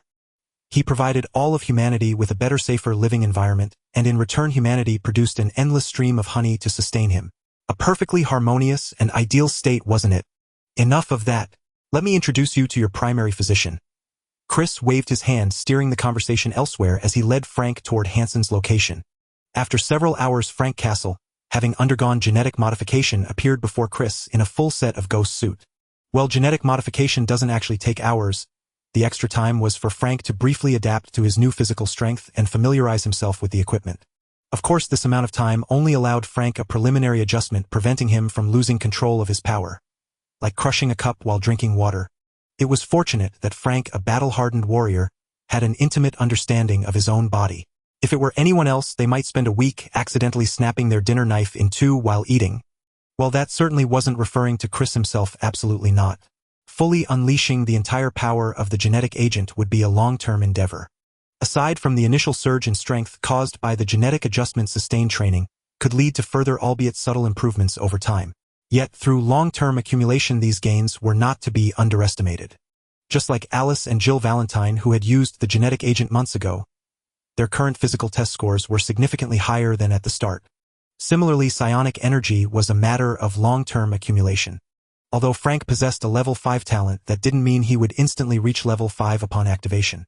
Chris had trained for years just to barely touch the threshold of level 5. Did you expect to reach level 5 right away? Even if Chris' talent was inferior to Frank's, it would still take Frank at least a year or two of training to fully harness the power of level 5. Of course, there exists in this world an unreasonable thing called talent. Take Alice for instance. She had only activated her psionic energy a few months ago, and had already reached level 6, with level 7 well within reach. In the StarCraft universe, Sarah Kerrigan, the Queen of Blades, was discovered at just 12 years old, with no training whatsoever, and her psionic energy level already exceeded level 6. Was there any logic in that? So talent. Well, Chris wasn't jealous, not one bit, truly not jealous. Important things must be said 3 times. So what if her psionic energy was high? She still had to get laid. Unlike the ghost suits used by Jill Valentine and Alice, Frank's psionic suit was pure black with a white skull emblem on the chest. A special request from Chris during manufacturing. Well, even if he was no longer the Punisher, he could still keep the look. First go settle your vendetta, then spend some time with your family, and come back for training, Chris said, nodding in satisfaction as he observed Frank's new appearance. Even though his body and psionic energy were still in the adaptation phase, the current Frank was already incomparable to his former self. With the added ghost suit, dealing with a mafia family was like using a sledgehammer to crack a nut. But this was Frank's own revenge. He had to exact it himself. Anyone else doing it would likely displease him. Although the psionic regulator made Frank utterly obedient to Chris hadn't tampered with his memories. So when not on a mission, he was still Frank Castle. 3 nights later, Harper, who had just been promoted to special agent in charge of the New York field office, after cracking a major arms case, was about to go to bed, when he received a call from his deputy. "Sir, we have a problem," his deputy said, a hint of panic in his voice. "What's wrong?" Harper asked, frowning. "The Center family. Something happened to the Center family. An hour ago there was a shootout at the Center estate." The NYPD responded. "We just got word. Everyone in the Center family is dead," his deputy said, swallowing hard. The deputy was also complicit in dealings with the Center family. In the United States, the FBI and the police have significant jurisdictional overlap, leading to notorious rivalry, especially between the NYPD and the FBI's New York field office. Now, with the Center family wiped out in a gang war, and the NYPD handling the case, wasn't there a risk that evidence of their dealings with the Centers would fall into the hands of the NYPD? And if that evidence landed with the police? The deputy shuddered at the thought. So he called Harper immediately. Harper also realized the danger. He had to take over the case before the police got their hands on the evidence against him. "I'm on my way," Harper said at once. He had no doubt he could seize jurisdiction from the police. The FBI's authority inherently supersedes that of the police. Now that he was special agent in charge, he had full authority to take over the case from the NYPD. After hanging up, Harper quickly dressed, went to the garage, and got into his car to drive to the Center estate. But when he tried to start it, the engine wouldn't turn over. Just as he was about to get out and check what was wrong, the thick cylinder of a gun barrel pressed against the back of his head. Harper's professional experience immediately told him what it was. "Who are you? Do you know who I am?" With a gun to his head, Harper forced himself to stay calm and asked, "Of course I know, Agent Harper." "Oh no, perhaps now I should call you S.A.C. Harper." A magnetic male voice came from the back seat. A familiar face appeared in the rearview mirror before Harper. "Frank, you're alive. That's great," Harper exclaimed, feigning delight. But Frank keenly caught the flicker of panic in his eyes. "Yeah, must be a disappointment for you," Frank said coldly. "Cough, Frank, I know you're upset, but..." Before Harper could finish, Frank smashed the butt of his gun into his face. Several bloody teeth flew out. Frank had deliberately used as little force as possible, otherwise that blow would have crushed Harper's skull into pulp. "Upset. Just upset," Frank sneered. "I used to get upset over a flat tire, a delayed flight, or the Yankees winning the league." Guess Frank is a Mets fan. "But if nearly having your whole family killed can be called upset, maybe you'd like to try it." Okay, my bad. Frank, I'm sorry for what happened to you. But believe me, it'll help you catch the killer. Harper cried out in pain. Catch the killer? I don't think that'll be necessary, Frank said, coldly tossing a stack of documents onto the groaning Harper. Harper immediately spotted a file containing Frank's personal information. One he remembered giving to Howard Center, the head of the Center family. The Center family? You did this? Seeing that file and recalling his deputy's call, Harper quickly put two and two together. The other documents undoubtedly detailed his own ties to the Centers. Nothing to say. Frank sneered at Harper's stunned expression. You thought the Center family's power made you untouchable. If the evidence Chris had shown him earlier only circumstantially implicated Harper in betraying him, the documents Frank retrieved from the Center estate fully confirmed Harper's guilt. Selling Frank out was the least of it, and many of his other crimes were utterly appalling. No, Frank, these are all fake. You have to believe me. Harper pleaded tearfully, using the weakest words, hoping Frank would show mercy. Believe you? My biggest mistake was trusting you so much, Frank murmured. Goodbye, my friend. Hearing this, Harper closed his eyes, bracing for death. But after a few seconds, he opened them to find Frank had vanished. Gone. Just like that. Harper was overjoyed. Had Frank actually let him go? He quickly opened the car door, eager to escape this place. But as soon as he stepped out, Harper heard a strange sound coming from under the car. Driven by curiosity, he bent down to look underneath and saw gasoline spraying from the fuel line. Wait, gasoline? Harper froze and looked around. Under the dim garage lights, the floor shimmered with liquid. Not water, but gasoline. Frank's earlier blow had broken Harper's nose, so he couldn't smell it. In the next instant, accompanied by Harper's screams, a towering inferno erupted, instantly engulfing the garage and the entire villa. Inside a car parked on a nearby street, Frank watched the blazing fire and lit a cigar. He had never smoked before, but after seeing Chris do it, he thought it looked cool and had swiped a box from him. In Chris' office. Where's my box of custom cigars made by Norma Fernandez? Chris muttered while rummaging through his humidor. The thought of theft never crossed his mind. His office had higher security than the Oval Office. In Nevada, over 100 kilometers away from Las Vegas, a solitary farm cottage stood amidst the vast desert wilderness. In a place filled with barren desert, this small farm was quite unremarkable, especially considering that there wasn't even a road within a 10-kilometer radius. Thus, no one would ever suspect that deep beneath this unassuming farm cottage lay a vast underground city. Indeed, this was also a secret base of the Umbrella Corporation, and its level of confidentiality was extremely high, ranking third among all of Umbrella's bases. The first base naturally was in Raccoon City, but not the surface one. It was the deeper base that was severed by Chris. Without Chris knowing the plot, one would never guess that there was another base beneath the first. The second was in the Arctic Circle, an abandoned Soviet military base on the Kamchatka Peninsula where Isaac's clone was hiding. Of course, Chris was already well aware of that base's location, but since the clone still held some value, Chris didn't want to eliminate him just yet. And the third one was this base in Nevada, operated by another Isaac known as Zero from the Arctic. This one was considered number one. However, neither of them knew they were clones.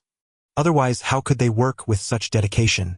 The only difference was that Zero knew about one's existence and had higher authority. In fact, the only ones who truly knew that neither of them were the original were probably Chris and Westgear, who had hidden away in the Middle East. Thus, the location of this Nevada base was highly classified. Not even the supervisors of other bases were aware of its exact position. However, this secret base was eventually discovered, and the first to find it was not the 141 Task Force, known for their active efforts in Europe to eliminate umbrella bases, but S.H.I.E.L.D. as the leading organization under the International Security Council, which is essentially the Security Council, tasked with handling world security threats. S.H.I.E.L.D. had been under significant pressure lately, primarily due to the 141 Task Force and Umbrella Corporation. Originally during the crisis in Raccoon City, S.H.I.E.L.D's sluggish response had already aroused the dissatisfaction of the Security Council. Hence, they were determined to act decisively in the subsequent investigation of Umbrella's remnants. Unfortunately, nearly every time the 141 Task Force, which received intelligence covertly from Chris, managed to get there first. Although there were infiltrators from S.H.I.E.L.D. within the 141, it was evident that compared to personnel dispatched by other intelligence agencies like the CIA, S.H.I.E.L.D's agents were intentionally or unintentionally marginalized, relegated to mere logistical support, unable to share any useful intelligence. Nick Fury was at a loss regarding this situation, his expression growing darker by the day. Although it was hardly noticeable, However, heaven does not disappoint those who are diligent. S.H.I.E.L.D. finally received some useful intelligence and followed the trail to locate this umbrella base in Nevada. Armed with precise intelligence, Nick Fury immediately dispatched a team preparing to eradicate this base. This team, however, appeared significantly larger than the 141 task force, boasting several hundred members, and was commanded by Level 7 agent Phil Coulson. Indeed, Phil Coulson had been promoted from Level 6 to Level 7. It was Chris who had helped him achieve this. In the original timeline, Coulson's promotion to Level 7 occurred after encountering Iron Man, but before the Thor incident. However, during his earlier interactions with Chris, Level 6 agent Coulson had been decisively dismissed, so perhaps out of a sense of compensation, Nick Fury promoted this subordinate. Coulson had actually long had enough qualifications, just lacking an opportunity. In addition to Commander Coulson, the team also included several familiar faces. Level 6 Agent Barton. Originally from the CIA, Barton already possessed high-level clearance, so upon joining S.H.I.E.L.D, he was granted the relatively high Level 6. Besides Barton, there were also Level 5 agents Alice and Matt Edison, as well as Level 4 agent Kaplan. As for Melinda, she did not appear in this operation as she had been dispatched to the Middle East to carry out other missions. Apart from these familiar faces, the action team also included a newcomer, an officer named Brock Rumlow, who had recently been specially recruited by S.H.I.E.L.D. Overall, this dispatched unit was among the most elite action forces of S.H.I.E.L.D., equipped with a considerable amount of heavy firepower. Thus, for this umbrella base, S.H.I.E.L.D. was determined to succeed, and the operation was named Operation Destroy Umbrella. However, it was evident that the process of the operation was not as easy as S.H.I.E.L.D. had anticipated. As soon as the troops surrounded the base, Coulson received bad news. "Sir, they've discovered us," Kaplan reported from within the command vehicle as he operated the computer. "What happened?" Coulson immediately inquired upon hearing. "This base has an artificial intelligence system on par with the Red Queen from the Raccoon City umbrella base. We cannot launch an attack without alerting them," Kaplan replied, somewhat helplessly, feeling that the Red Queen was his nemesis, always countering his pride in his computer skills with such AI systems. "That's truly bad news." Coulson frowned helplessly at Kaplan's explanation. From the intelligence previously gathered, the umbrella bases that the 141 task force attacked did not have such an AI. Why did they encounter one here? "So does that mean we can only go for a direct assault?" Coulson furrowed his brow. "I'm afraid so," Kaplan nodded helplessly. "All right, inform them, the action team, of this bad news. We can only rely on them now." Hearing that we could only rely on a direct assault, Coulson decisively transferred authority to Rumlow and the battlefield commanders of the action team. Coulson was better at the overall picture, and battlefield command depended on the performance of those action team officers. "A direct assault. I like that," Alice said, her eyes flashing with a spark of hatred at the news from the command center. In truth, Alice held no deep-seated hatred towards the Umbrella Corporation. After all, as a clone, the memories implanted in her by Umbrella indicated that she was an orphan of the corporation, bound to work for Umbrella and be loyal to it. However, for some unknown reason, Alice was extremely sensitive towards the Umbrella Corporation, feeling an inexplicable hatred every time she heard its name. Thus, Alice eagerly anticipated the upcoming extermination operation against the Umbrella Corporation. Yet she had no idea what awaited her underground. With this, what is the T-virus? In the underground base of the Umbrella Corporation, the clone Isaacs was murmuring in the laboratory, gazing at a tube of azure liquid in his hand. His eyes were filled with intoxicated brilliance. Evidently, he was immensely satisfied with his new research. Dr. Isaacs, a girl in a white dress, appeared beside him and spoke. She was the same artificial intelligence program as Red Queen, known as White Queen. "What happened?" Isaacs asked without turning his head. "We are surrounded. According to calculations, the probability that the attackers are from official forces is 99.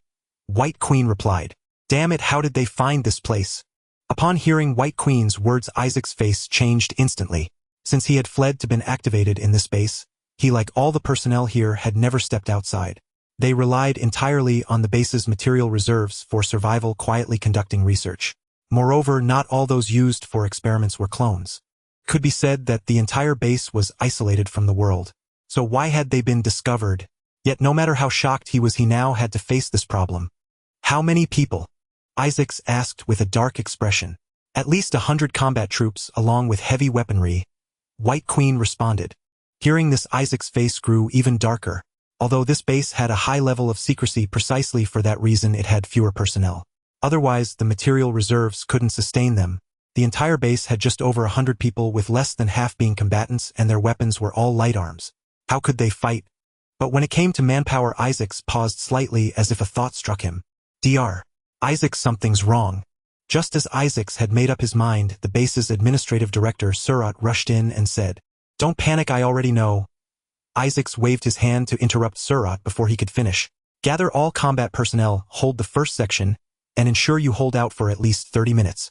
If necessary, release all test subjects. Also clear the second section, activate all clones, and inject them with the Las Plagas parasite." What? Zeratul was stunned. He could understand the first order, but the second one baffled him. Although the Las Plagas parasite was also powerful, its side effects were severe, causing uncontrollable mutations in the hosts. Those clones were hard-earned experimental subjects. Were they to be discarded as mere consumables? However, when Zeratul saw the tube of virus in Isaac's hand, his expression changed, as if he understood something. "Has your research succeeded?" "Exactly. So those clones are worthless now. They can serve to buy us time, can't they?" Isaacs said, a sinister smile spreading across his face. "If that's the case, then it's for the best." Zeratul pondered for a moment after hearing Isaac's words, then nodded. "But is this the only finished product?" "Of course not." Isaacs didn't hide it. He opened a refrigerated safe beside him, revealing a row of over a dozen vials of the agent. "I will name this new virus G. Compared to TG, has greater mutability, is not airborne, and is highly controllable. It won't lead to another Raccoon City incident. Perfect, isn't it?" Except for Isaacs himself, Weskier, and those of Isaac's inner circle who died in the depths of Raccoon City, no one knew that the Raccoon City incident was a deliberate leak. The remaining Umbrella Corporation survivors outside all regarded it as an accident, including the 2 copies of Isaac's. "Indeed, it is very perfect." Zeratul stared unblinkingly at the case of virus. "But I'm afraid you won't live to see that day." "What do you mean?" A sudden sense of dread washed over Isaacs. "It means you're no longer useful." Zeratul drew his gun and aimed it at Isaacs. "You dare betray me?" Facing the dark muzzle, Isaac's face was filled with disbelief. "Betray? No, no, no. I'm merely following the orders of the real Dr. Isaacs." Zeratul sneered disdainfully. "Did you really think you were Isaacs? No, you're just a pitiful wretch, no different from those clones." "No, that's impossible." Zeratul's words struck Isaacs like a thunderbolt. "He's telling the truth. You are a copy of Dr. Isaac's codename 1, and he was sent by the real Dr. Isaacs to monitor you." White Queen interjected at that moment. Her words plunged Isaacs 1 into the abyss of despair. "Goodbye, 1. Zeratul shot Isaacs 1 in the heart, then walked to the safe to collect the virus while ordering White Queen, "Order all combat personnel to seal off the first section, clear the second section, activate the test subjects, and inject them with the Las Plagas parasite." "As you wish, sir." White Queen flickered and vanished from the laboratory. Zeratul picked up the case and left the lab as well. But shortly after Zeratul left, Isaacs, who lay motionless on the ground, stirred once more. Although Zeratul's bullet had struck his heart, it had hit slightly off-center, grazing past the heart. Though he had lost a lot of blood, he hadn't died instantly. However, without prompt treatment, he wouldn't survive much longer. But Isaacs 1 was clearly unwilling to die like this. Trembling, he crawled toward the experiment table where a forgotten vial of G-virus and a syringe lay. Grabbing the G-virus and syringe, Isaacs injected the virus into his body without a moment's hesitation. Hell, when death loomed, what was there to hesitate about? And as Isaacs injected the G-virus, S.H.I.E.L.D. assault began. Their approach was strikingly similar to Task Force 141's. Though they lacked clever gadgets like spider mines, which were frankly moronic, they still had military robots for breaching. Of course, these were primitive remote-controlled tracked military robots, far inferior to the spider mines in effectiveness. Fortunately, after losing a few robots and a dozen soldiers, S.H.I.E.L.D. quickly established a foothold in the first section. With a stable position, S.H.I.E.L.D.'s numerical and firepower advantages became immediately apparent. Though slow, they advanced steadily deeper into the Umbrella base. During the advance, Alice, who had joined S.H.I.E.L.D.'s strike team, performed exceptionally well, catching the attention of the team's commander, Rumlow. On the surface, despite the forceful assault, everything went smoothly, allowing Phil Coulson, who was monitoring the situation from outside, to relax. But this smooth progress came to an abrupt halt when they reached the second section. "Alice, no, don't!" The agonizing cry of a first-tier S.H.I.E.L.D. S.H.I.E.L.D. Soldier echoed through the communication channel, jolting the recently relaxed Phil Coulson into alertness. What happened to Alice? Did she fall? Coulson immediately inquired through the channel. Compared to ordinary tactical soldiers, Alice had performed remarkably since joining S.H.I.E.L.D. and was held in high regard by the upper echelons. Her loss would indeed be a blow, but clearly Phil Coulson had misjudged. The first to descend to the second floor was not Alice's squad, but another team led by Hawkeye Clint Barton. No, it's not that she's fallen. It's that there are so many of her. They're attacking us. Damn it, they won't stay down. Aim for the head, everyone hit their heads. Barton's urgent voice replied through the channel. What in the world? So many Alices. Coulson and Kaplan exchanged bewildered glances. As Barton had said, his vanguard squad was suffering heavy losses. Decimated, in fact. Their attackers were countless Alices. Well, to be fair, a few dozen, not an army. Though they were important test subjects, the base hadn't cultivated too many. However, unlike the Alice in S.H.I.E.L.D.'s ranks, these Alices had been activated with memories of loyalty to the Umbrella Corporation implanted within them. They mercilessly slaughtered the S.H.I.E.L.D. soldiers who had come from afar. Moreover, having been injected with the Las Plagas parasite, these Alices were utterly fearless.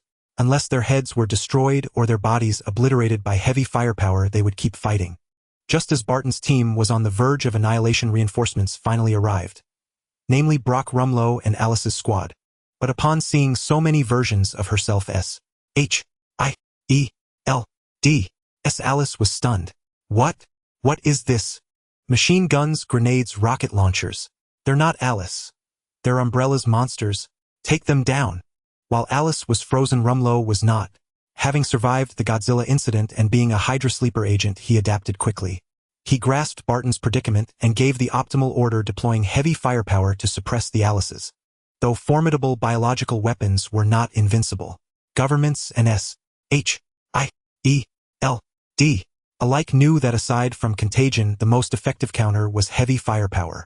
Except for special models like the Tyrant, standard bioweapons could be efficiently neutralized by grenades, machine guns, rocket launchers, or heavy sniper rifles. Even a Tyrant would fall under sustained rocket fire. Thus, under the barrage of heavy weaponry, the Alice's advantage evaporated instantly. After issuing the order, Rumlow turned to the dazed Alice behind him and disarmed her. I don't know what's going on, but I think you're no longer fit for this mission. With that, Rumlow looked to Matt Addison, who had just arrived. Take her to the rear to rest. Report the specifics to Commander Coulson. Yes, sir. Without hesitation, Matt led Alice, whose eyes had lost focus, to the rear.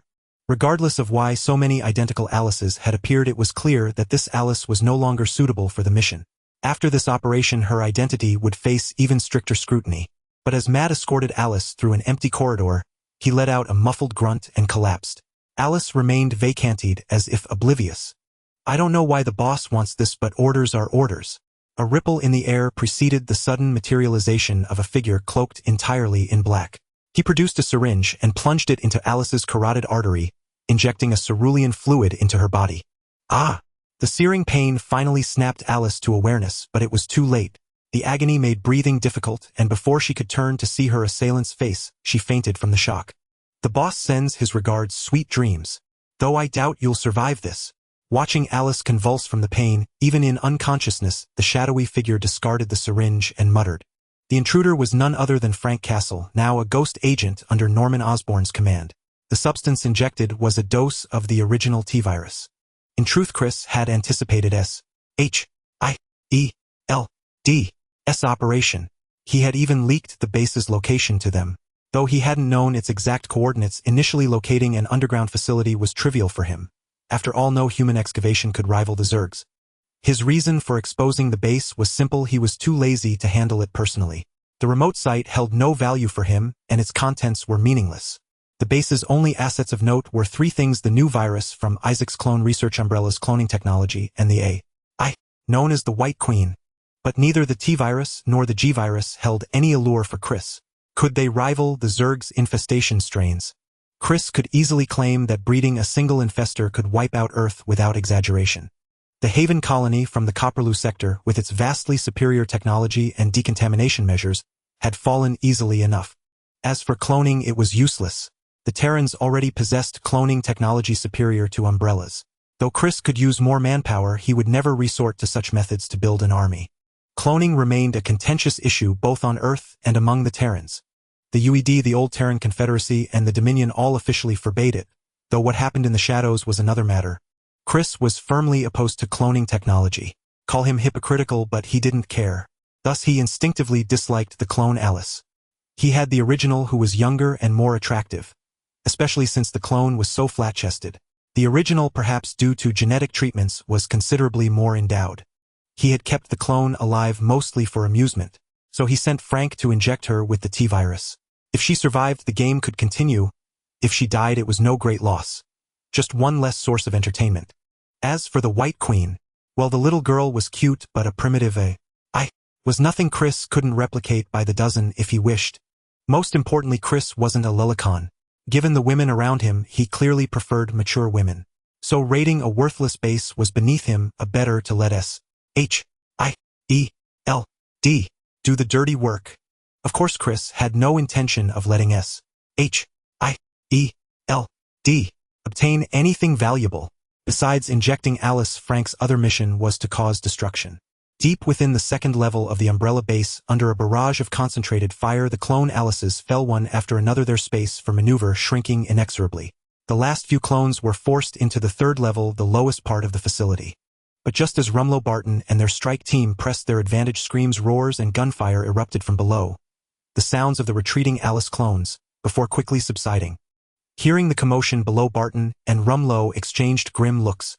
Taking point themselves, they cautiously entered the third level.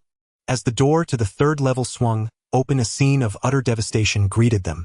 Flickering emergency lights illuminated scattered equipment, toppled shelves, severed limbs, and vast pools of blood. Deep claw marks scarred the walls. What the hell happened here? Barton asked, his face tense. Whatever it was, it can't be good. Probably another one of Umbrella's twisted experiments. Rumlow mused, to be safe we stick together. No one goes solo. Against an unknown enemy, splitting up would be foolish. Rumlow's cautious approach was the soundest strategy, and Barton readily agreed. Under their leadership, the S.H.I.E.L.D. strike team pressed deeper but found nothing. Not a single survivor, only corpses, including the bodies of the escaped Alices. The gruesome state of the remains sent a chill through even these elite agents. Then in one laboratory, a flash of white light flared on the team's flank. A soldier already on edge opened fire without thinking. The others followed suit, unleashing a barrage at the source. "Cease fire! Cease fire!" Barton and Rumlow shouted. The soldiers finally released their triggers. Only then did everyone realize their target was not a monster but a little girl in a white dress. Wait. They had fired for so long, how was she completely unharmed? The figure was of course the base's the White Queen. "Relax, it's a computer, not a real person," Barton said, calming his men. He had seen the Red Queen during the Raccoon City incident. "I'm sorry, I didn't mean to startle you," the little girl said. "I am an artificial intelligence." "I know. I've met your sister," Barton replied, lowering his bow. "So what happened here? Don't tell me it's Raccoon City all over again." "No. This was Dr. Isaac's doing," the White Queen answered. "Isaac's? He's here." At the mention of that name, Barton and Rumlow's eyes lit up. This was a big fish.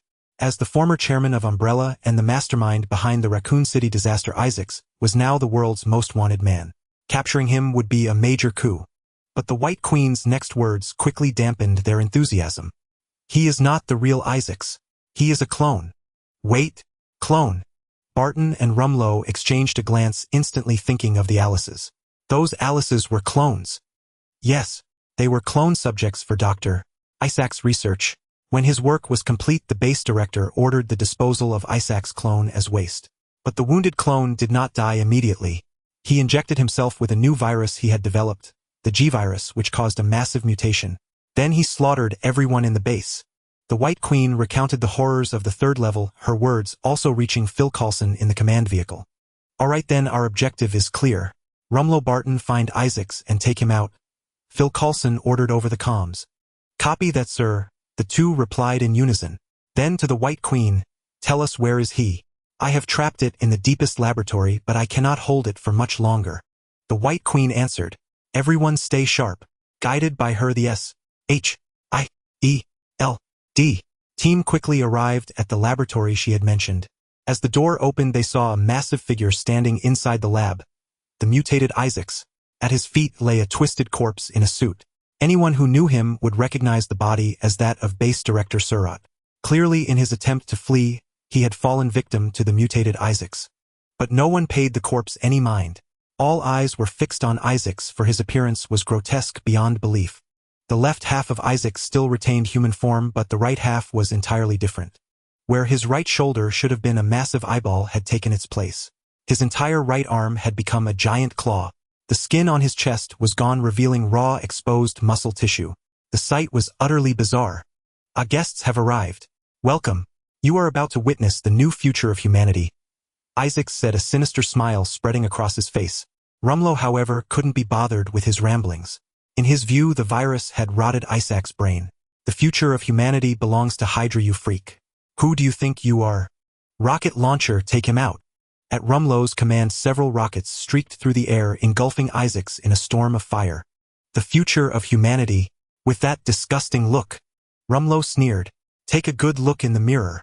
But what Rumlow failed to see was that at the instant of the explosion, an invisible barrier materialized in front of Isaacs, deflecting all the shockwaves, flames, and shrapnel. When the smoke cleared, Isaacs stood before the S.H.I.E.L.D. team, completely unscathed. Hee, I hear some lovely little hearts beating. Oh, faster now. But soon they will all stop, Isaacs intoned in a sinister cadence, watching the panic flicker across the agents' faces. He raised his massive claw. Fresh meat and blood. What a wonderful taste. Come, offer your bodies to the new sovereign of this world. Meanwhile, in the command vehicle above ground, Phil Coulson suddenly remembered something. Where are Matt and Alice? Didn't they come back up? The reply from those around him was that Matt and Alice had not returned to the surface. Send a team down. Find them, Coulson ordered, sensing something was wrong. At that moment, the screams of the strike team echoed once more through the comm channel. In a corner of a laboratory on the first level of the Umbrella underground facility, Matt slowly regained consciousness with Alice lying beside him. After knocking Matt unconscious and injecting Alice with the virus, Frank had moved them to this lab to prevent immediate discovery, then left. In truth, injecting Alice was merely a secondary task. His real objective lay beyond this Umbrella base, even though his old comrade Rumlow was involved in this operation. It must be said that Alice, an early clone, possessed talent no less than the original. During this time, she passively completed the virus transformation without any mutation. Upon waking, Matt immediately checked on Alice and, finding no abnormalities, felt relieved. Quick, this way. At that moment, footsteps echoed outside the lab and a squad of S.H.I.E.L.D. soldiers rushed in. Agent Matt, are you all right? Why did you and Agent Alice lose contact? The leading agent asked, having found them. I don't know. I was heading back to camp with Alice when we were attacked. I woke up here, Matt said, rubbing his neck with a pained expression. Though the trained Frank had good control over his strength, it was still too much for an ordinary person like Matt. While no lasting damage was done, the pain would likely persist for a couple of days.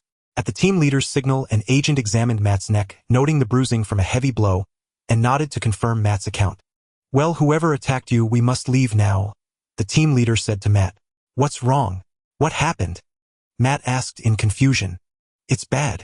A monster emerged from below. Captain Rumlow may be dead. Captain Barton is buying us time. We must evacuate before it arrives, the team leader explained rapidly. What? Captain Rumlow is dead. How is that possible? Matt was stunned.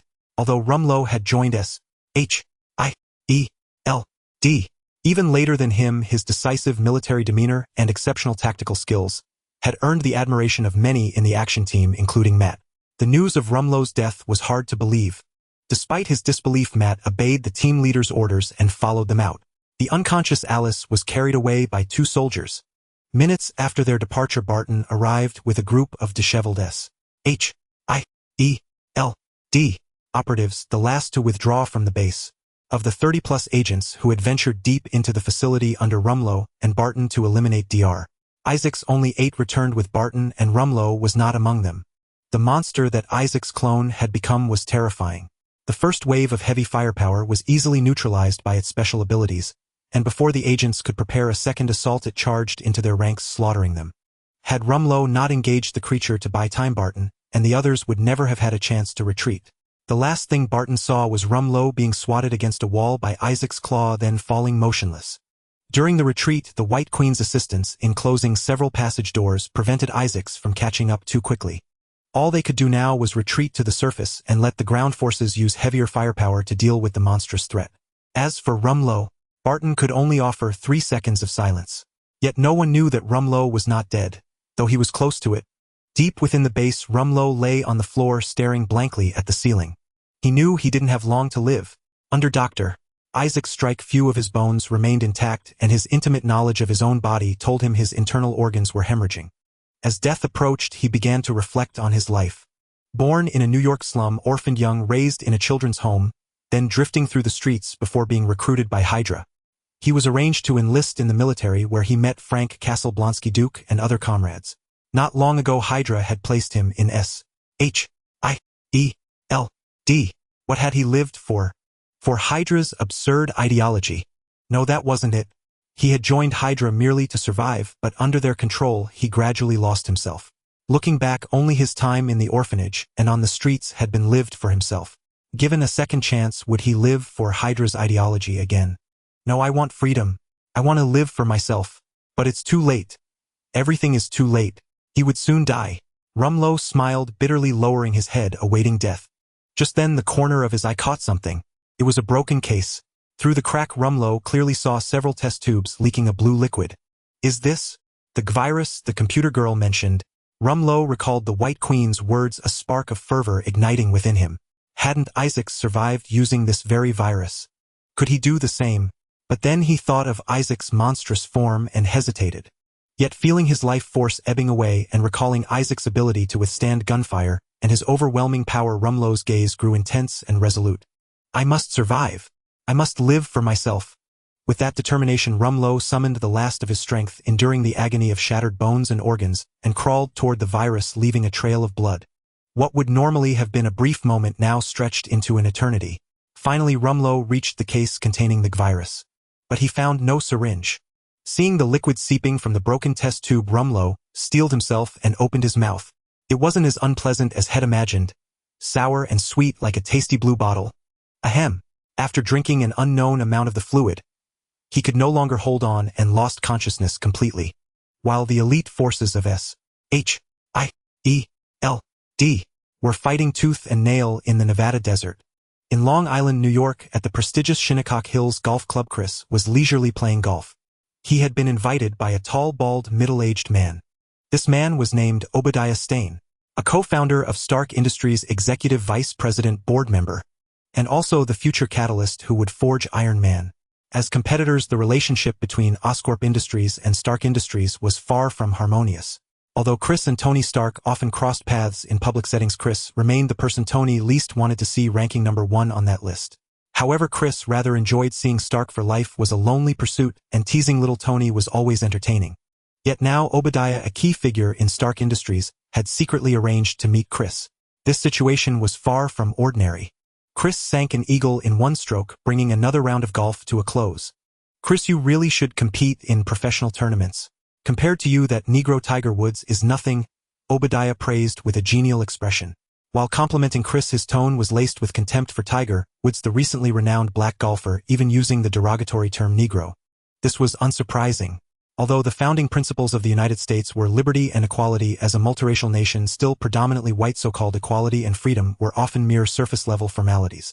Among the upper class, which was largely white, this was a common reality. Tiger Woods, as the first black professional golfer to compete, especially securing a Grand Slam title, was seen by many in the white upper echelons as a desecration of the aristocratic sport of golf. As a non-white individual in his past life, Chris harbored a deep dislike for such matters. However, as a beneficiary of the current system, Chris, though displeased, would not rashly become a human rights crusader. It conflicted with his interests, especially when his wings were not yet fully grown. To do so would be to invite trouble. Would it not be better to wait until his power was truly established, enabling him to determine humanity's fate before changing this state of affairs? To be honest, for certain utterly despicable and shameless ethnic groups like the Ashiba types, Chris would not mind discriminating against them either. What? Are you trying to trick me into becoming an athlete so Stark can steal my orders? Chris joked in response. Haha, if only that were true, it would be wonderful, Obadiah replied, unbothered by Chris' teasing. But honestly, I truly envy Norman for having such an outstanding son. What are you getting at? Chris shrugged. Chris, you are a true genius. I have seen the new equipment Oscorp sells to the military. Truly magnificent. Obadiah continued his praise. If only Tony were half as brilliant as you. Oh, come on. Tony is not as useless as you claim. If he wanted to, he could create something far better, Chris replied dismissively. True, I admit Tony is also a genius. But unfortunately, as we both know, he has never been willing to apply his talent to serious matters. Obadiah said, his face showing clear dissatisfaction. If he would devote even half his energy to company affairs, Stark Industries would not have fallen so far behind Oscorp. And indeed, although Tony Stark and Chris were hailed as the twin stars of the military industry, Tony devoted far less energy to company matters compared to Chris. Tony's unrestrained nature made him prefer focusing on things he enjoyed, adventure, women, and inventing things he found interesting. As for the company's core business, the weapons industry that Stark Industries operated, it was merely his plaything. Money was enough for his needs, and he cared little for the company's daily operations. And since he did not bother, these matters naturally fell to Obadiah. In truth, Obadiah's contributions to Stark Industries were immense. In the days after Howard Stark's death and Tony Stark's descent into debauchery, without him, who knew what would have become of the company? Thus, although Obadiah never showed it, he was deeply resentful of Tony's neglect of his duties. This resentment, accumulating over the years, became irreparable, ultimately leading him to choose a path of lethal action. I worked my ass off to keep this company afloat, while you spent your days indulging in pleasure. Who else would I target? Thus, the personal grievances between Obadiah and Stark were not a simple matter of right or wrong. As for Obadiah's secret arms deals, come on, which weapons company did not do the same behind closed doors? Obadiah's greatest mistake was not his illicit arms trade, but his poor timing and choice of adversary. Tony Stark, that cheat code of a man, was not someone to be trifled with. Enough small talk. Tell me, why did you ask me here today?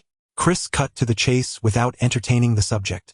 Ahem, actually, I have some friends who are also interested in the new equipment Oscorp provides to the military. They would like to purchase some. What do you think? Obadiah stated directly, without hiding his intentions. Chris narrowed his eyes at this. Buying weapons? Through Obadiah's connections.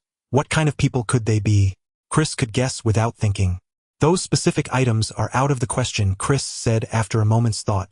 The equipment supplied to the military was exclusive to Oscorp worldwide. If similar items appeared elsewhere, it would be a huge problem.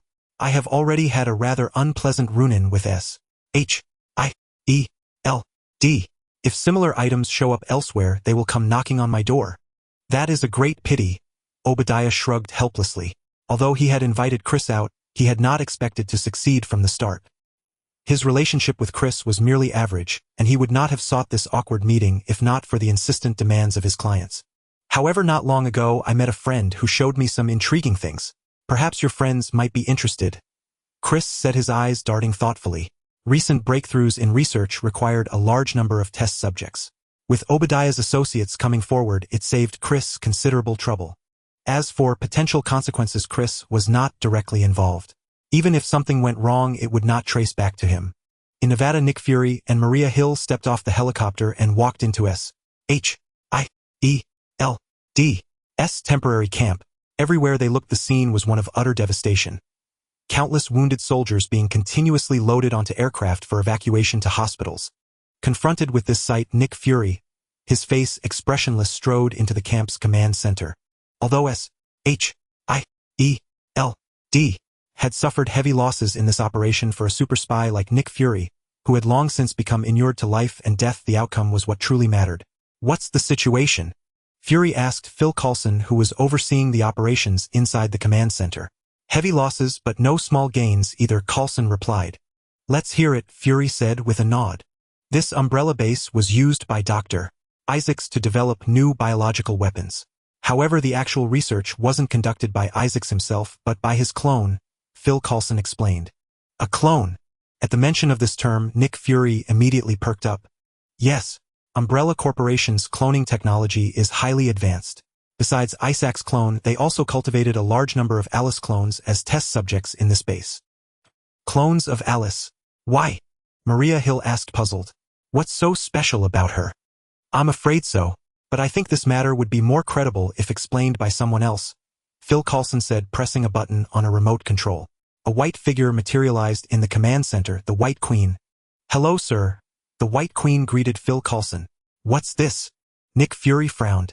"Umbrella's artificial intelligence, the sister model of the Red Queen that the military acquired earlier, the White Queen. No one knows the secrets of this base better than her," Coulson introduced. Then he said to the White Queen, "Explain the Alice Project." The Alice Project, Dr. Isaacs accidentally discovered that Alice's genes possessed an exceptional compatibility with the virus. Therefore, he cultivated numerous clones of Alice as test subjects. Through the interaction between the two, he invented the virus. Although the virus is non-contagious, it induces powerful mutations in living organisms. As it currently stands, these mutations vary from person to person, the White Queen explained. Varies from person to person. So besides this clone of Isaac's, are there other cases? Maria Hill asked. Yes, Phil Coulson said, walking over to pull aside a curtain. 2 temporary biocontainment units came into view before Nick Fury and Maria Hill. Inside each unit on an operating table lay Alice and Rumlow. Alice and Rumlow, how did they get infected with G? Nick Fury asked, frowning. Though both were newcomers, Alice and Rumlow had performed exceptionally well since joining S.H.I.E.L.D. and were among Fury's more promising recruits. Their misfortune naturally vexed him. Alice wasn't infected with G but with T. When she and Matt were withdrawing to the base, they were attacked and someone deliberately injected Alice with T. We have no leads on who did it, Phil Coulson said, his expression dark. The first floor was supposed to be under S.H.I.E.L.D.'s control, yet the attack still occurred. A slap in the face for him. No surveillance footage. Fury's brow furrowed further. If it was Umbrella personnel behind this, it would be manageable. But if not, the implications were far more troubling. All surveillance equipment at the incident site was deliberately destroyed beforehand. I was unable to capture any useful footage, the White Queen answered. Wasn't the vaccine administered? Chris had publicly sold the virus vaccine, and S.H.I.E.L.D. had naturally come well prepared for the assault on Umbrella's base. No. By the time we discovered her, Alice had already passed the mutation period, but she hadn't turned into a zombie, Coulson said. Our experts found that under the virus influence, all of Alice's cells have become extremely active. In terms of activity levels, she surpasses even the legendary Captain America from back in the day. What do you mean? Maria Hill was still trying to process this. What did it have to do with the missing Captain America? It means we might soon have a super soldier even more powerful than the fabled Captain America, Nick Fury answered on Coulson's behalf. Barring any unforeseen complications, Phil Coulson nodded. And what about Rumlow? Maria Hill asked. Rumlow has also survived the mutation period. But even if he hadn't, there was nothing we could do. We don't have a vaccine for a new virus like G. And unlike Alice, Rumlow ingested the virus voluntarily. Phil Coulson gazed at Rumlow, who lay motionless on the bed. Why would he do that? Maria Hill asked. Probably to survive. Phil Coulson shrugged, then gestured to the White Queen. Play the surveillance footage from that time. Yes, sir, the White Queen nodded. Her image vanished, replaced by footage of S.H.I.E.L.D. agents attacking the mutated Isaacs. In the footage, Isaacs was a one-man slaughterhouse. The agents' weapons were utterly useless against the variant. The sight of a rocket-propelled grenade detonating in midair, just a short distance from Isaacs, made both Nick Fury and Maria Hill's expressions turn grim. What was that? Nick Fury asked. The virus can unlock the human BOTUS potential. Clearly Isaac's abilities were awakened, Phil Coulson said. At the time, to cover the retreat of the others, Rumlow stayed behind and was attacked by the mutant Isaacs, sustaining severe injuries. According to the situation, without immediate medical attention, he wouldn't have lasted 10 minutes. As Coulson narrated, the footage showed Rumlow with his last strength crawling over to drink the virus. Before they set out to eliminate Isaacs, Rumlow had learned about the virus from the White Queen. So I infer that on the brink of death, he chose to drink the virus in hopes of survival, Coulson said. He's a brave man, Nick Fury said with a nod, deciding not to pursue the matter further. If he had been in that situation, he likely would have done the same. Indeed, and he was lucky too. Like Alice, he successfully passed the mutation period. In fact, his cell activity level even surpasses Alice's, Coulson concluded. However, although both have survived the mutation period, the experts cannot confirm whether there will be any long-term side effects. I believe both of them need to be kept under extended observation. Nick Fury nodded. Take them back. Also gather all the data on the virus and cloning technology. Form a research team. Codename Project 47. Yes, sir. With that, Nick Fury left the command center feeling quite satisfied with the operation. Though many personnel had been lost, the virus cloning technology, the White Queen, and 2 potential super soldiers under his command. Any one of these was enough to offset the losses for S.H.I.E.L.D. But was that truly the case? Inside a bar in Vicenza, Italy, music and revelry filled the air, creating a lively atmosphere. What set this bar apart from others was that the patrons were all soldiers, the vast majority of them American. Inevitably being the largest and closest bar to the Vicenza military base, it naturally attracted a multitude of off-duty soldiers seeking entertainment. It must be said that while U.S. military bases overseas are an affront to the sovereignty of the host nations and pose significant judicial risks, one cannot deny the considerable economic benefits they bring to the local area. Security also tends to be better, as soldiers are not inclined to argue legalities. They prefer to let bullets do the talking when something displeases them. Of course, when it's the soldiers themselves who cause trouble, that's a different matter entirely. Cheers! Among the soldiers seeking respite, a distinct group of military personnel occupied the best spot in the bar. Unlike the predominantly American crowd, this group was a multinational force, and their ranks were noticeably higher than most others in the establishment. These soldiers were none other than the members of Task Force 141. Over the past few months, they had eradicated multiple hidden bases of the Umbrella Corporation across Europe. From Berlin to Paris to London, the remnants of Umbrella's European operations had been virtually swept clean. Naturally, Task Force 141 was rewarded, not only with medals for military merit, but also with substantial bonuses and a relatively long leave. Thus, on the eve of their leave, the members of 141 gathered to celebrate. You know what? No one knew those Umbrella bastards had dug a base inside the Paris catacombs. When Alan blew open the wall, our squad nearly got buried alive under a pile of bones. Nikolai boasted his arm around a seductive Italian dancer, drawing cheers from the group. Just then, the bar door opened again, and a small squad entered. Scanning the room, they quickly spotted the 141 members and pushed through the crowd toward them. Among those shoved aside, some hot-tempered soldiers cursed and prepared to cause trouble, but when they recognized the newcomers, they fell silent. It was the military police. The 141 members also noticed the MP's arrival and realized they were the target. Their hearts sank.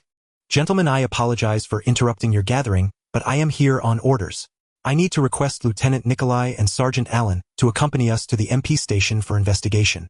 The MP captain spoke apologetically. What? How dare you? Upon hearing this, Captain Carlos and Soap John McTavish immediately objected, ready to confront him. Price, puffing on a cigar, furrowed his brow. I'm sorry, gentlemen, but this is General Shepard's order, the MP captain explained helplessly. Although the MPs had broad authority, he dared not act arrogantly toward the uniquely composed Task Force 141. If possible, he would rather avoid antagonizing these proud and fierce soldiers. Hearing it was General Shepard's order, the entire 141 team felt as if doused with cold water. Only Price seemed contemplative. So you two please come with us, the MP captain said to Nikolai and Allen after the 141 members had calmed down. The two men were still bewildered and hesitant. Don't worry, nothing will happen, Price reassured them, patting their shoulders. They nodded reluctantly and followed the MPs out. With a crash, Soap hurled a bottle to the floor. No, I'm going to see the general. Sit down, Price said sternly. At Price's words, Soap sat down heavily.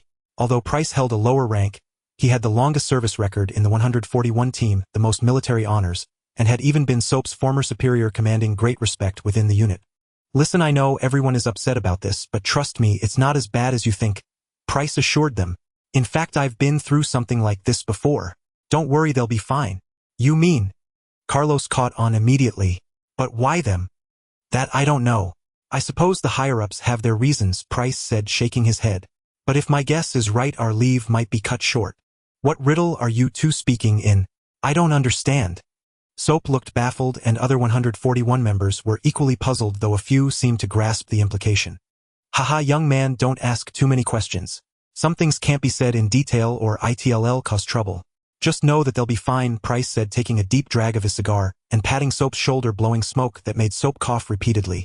Damn old chain smoker. At the MP station, Nikolai and Allen were taken in and separated into 2 interrogation rooms. After waiting anxiously for a long time, the interrogation room doors opened, and in walked the 2 highest commanders of Task Force 141. Nikolai's visitor was General Shepard, while Allen's was General Colton. Soldier, I apologize for summoning you in this unusual manner, but I have a very important mission for you. Take a look at this first. Shepard cut straight to the point as he sat down, placing a file before Nikolai. Nikolai opened it with curiosity, and upon seeing its contents his face turned pale. "Soldier, I know this mission is extremely arduous, but I believe no one in Task Force 141 is more suitable than you," General Shepard said, observing Nikolai's expression. "Can I refuse?" Nikolai asked with a bitter smile. "Of course, but until this matter concludes you cannot continue participating in 141's operations," Shepard said without pressing. "However, you must understand the risks 141 would face without intelligence. This time we are not dealing with a private militia lacking heavy firepower like Umbrella, but potentially a massive regular army." With that, Shepard stared steadily at Nikolai, whose expression shifted uncertainly. "All right, I accept," Nikolai said through gritted teeth after long deliberation, accepting the mission. In the other interrogation room, Alan similarly received a comparable task from General Colton. The missions for both men were largely similar, infiltrating a certain Russian extremist organization as undercover agents. Meanwhile, in New York City, Chris was troubled by another development, the birth of another crucial and troublesome member of the future Avengers.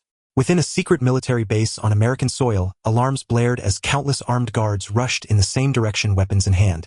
"Red Queen, seal off all passages immediately," General Ross commanded calmly in the base's command center. "Evacuate the hall, send in heavy weapons, and raise the alert to level 1. "Yes, General." Red Queen's image appeared on the screen, accompanied by another surveillance feed. On the screen, a colossal green monster rampaged through the corridors. The alloy doors, impenetrable even to tanks, were torn apart like paper before this beast.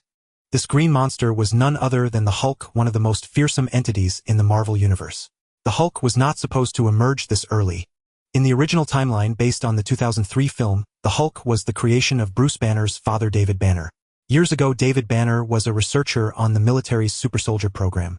However, his research deviated from General Ross' expectations, leading Ross to order its termination.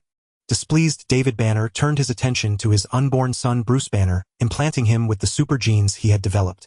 After Bruce's birth, David regretted his decision, believing he had condemned his son to a life of genetic suffering. He resolved to end Bruce's life, but Bruce's mother intervened and was killed in the struggle. David Banner was subsequently imprisoned. Bruce Banner became an orphan. As an adult, Bruce followed in his father's footsteps as a military scientist. Without intervention, he would have been exposed to gamma radiation in a future experiment, fully activating his super genes and transforming into the Hulk. But due to Chris, history took a subtle detour. In the Raccoon City incident, General Ross reaped immense rewards. Not only did he claim credit for saving the world, but he also seized virus research data and a copy of Red Queen's mainframe from Umbrella's underground facility. After reviewing footage of the tyrants from Umbrella, both Ross and the Department of Defense became intensely interested in the virus as a biological weapon. With OS Corp publicly releasing virus vaccines and inhibitors, General Ross and the DoD cast aside their reservations, restarting the super soldier program with a new focus, the virus. Naturally, General Ross was appointed head of the project. The virus was primarily a bioengineering matter, and Bruce Banner, a high-energy physicist, had no reason to join. Yet historical inertia proved powerful through his girlfriend Betty Ross, the general's daughter. Bruce was still recruited as a researcher on a subsidiary project. This time Bruce was not exposed to gamma rays but accidentally infected with the virus. For the project's researchers, a virus infection was trivial. A timely dose of serum made it easier to treat than a common cold. But for Bruce Banner, it was different. The special genes his father had implanted had lain dormant for over 20 years, awaiting only a trigger. Gamma radiation could activate them, and so could the virus, which was capable of modifying and stimulating human genes. Before Bruce could receive an injection, the virus invasion provoked a fierce reaction from his super genes. Compared to them, the virus was pathetically weak and was quickly eradicated. Whether Bruce received the vaccine or not, the virus' formidable infectivity was utterly useless against him. However, though the virus failed to infect Bruce, it successfully activated his super genes. Thus the Hulk appeared before everyone's eyes. Apart from Bruce's father, even Bruce himself was unaware of his condition. Everyone assumed, almost everyone, that Bruce had become a special virus variant. The shade of green was slightly different. One was dark green, the other grass green, but green was green. The inevitable result was that Bruce Banner became a target for the military to control and study. And so everything unfolded naturally. The human Bruce was manageable, but the Hulk, well, tell a joke, the Hulk is obedient. Soon interception units arrived on the scene. Countless firearms erupted in a cascade of fire, but conventional rounds, armor-piercing shells, incendiary bullets, and airburst munitions only fueled the Hulk's rage, accomplishing nothing. Enraged, the Hulk effortlessly inflicted heavy casualties on the interceptors. Release subjects 1 and 2, General Ross ordered coldly. Yes, General. Red Queen acknowledged, opening 2 hidden laboratories where the military's tyrant experiments were activated. Unlike Umbrella, the military had no need for cloning technology. Obtaining subjects was as simple as requisitioning from America's numerous prisons filled with violent offenders. Though the U.S. was reducing the use of capital punishment, limiting the number of death row inmates, there was no shortage of felons serving sentences of decades or centuries. Human rights. Hey, race a contract, cooperate with the military experiments and you go home. Refuse and rot in prison for life. Plenty were willing to sign. Of course, once on the operating table, consent was irrelevant. Experiments carried risks. So far, hundreds of convicts had been used and none had returned. Thus, the military's creation of 2 tyrants was hardly surprising. Soon they stood in the Hulk's path. Release the tyrant's restraints and activate their awakened state, Ross said, squinting at the advancing Hulk. Sir. Everyone in the command center froze at the order. Like the tyrant in Raccoon City, these 2 experimental subjects had 2 forms. In normal form, the tyrant resembled a human and possessed average combat capability. In its awakened state, it became a terrifying war machine, its hands transforming into claws and its combat power doubling. The only problem was that an awakened tyrant was completely uncontrollable. During research, the command staff had witnessed the sheer power of an awakened tyrant, undoubtedly comparable to the Hulk's current display of strength. Follow orders, Ross said coldly. Yes, sir. The subordinates complied. What followed proved the correctness of Ross' command and showed why he was a general while they were merely soldiers, though his order ultimately proved just as futile. 3 colossal green figures collided in midair and Hulk was promptly sent flying a considerable distance. Yes, you read that correctly. Hulk was knocked away. In his initial awakening, Hulk, lacking sufficient rage, was far less powerful than his future self, while the tyrants in their awakened form were at peak combat capability. Thus, it was unsurprising that the tyrants held a slight advantage, especially since there were 2 of them. Seeing Hulk easily repelled by the tyrants, the command center, including Ross, breathed a collective sigh of relief. Most believed General Ross was overly cautious. Surely a mere mutant could be handled by the tyrants. But clearly the unfolding events would completely overturn their assumptions. Hulk, having been knocked down, staggered to his feet, let out a furious roar, and charged at the tyrants again. Yet it was futile. 1 tyrant swung its claw and Hulk was once more sent flying. Before Hulk could rise again, the tyrant rushed over and began pummeling him relentlessly. Just as Ross and the others thought Hulk would be beaten to death by the tyrant suddenly flew backward, its entire body embedded into the alloy wall. The command center fell into a silence so profound that a pin drop could be heard. Hulk slowly rose. The tyrant's attacks had left numerous wounds on his body, yet under the gaze of the command center, those wounds healed almost instantly, far surpassing the tyrant's regenerative abilities. Seeing its comrade knocked away, the other tyrant charged at Hulk, only to be sent flying back even faster, joining the first in the wall. But it wasn't over. Hulk, having been brutally beaten, was not about to let the 2 tyrants off so easily. Hulk strode up to the 2 tyrants. The enraged tyrants struggled to free themselves from the wall, but each time one broke loose, Hulk smashed it back with a single punch. Despite the tyrant's astonishing regenerative powers, each attempt to escape was met with another crushing blow. It was like a game of whack-a-mole. Every time one popped up, Hulk hammered it back down. Each punch made everyone in the command center flinch. After dozens of exchanges, even the tyrant's formidable regeneration failed them. Dark green blood oozed from the wall, and the 2 tyrants were nearly reduced to pulp.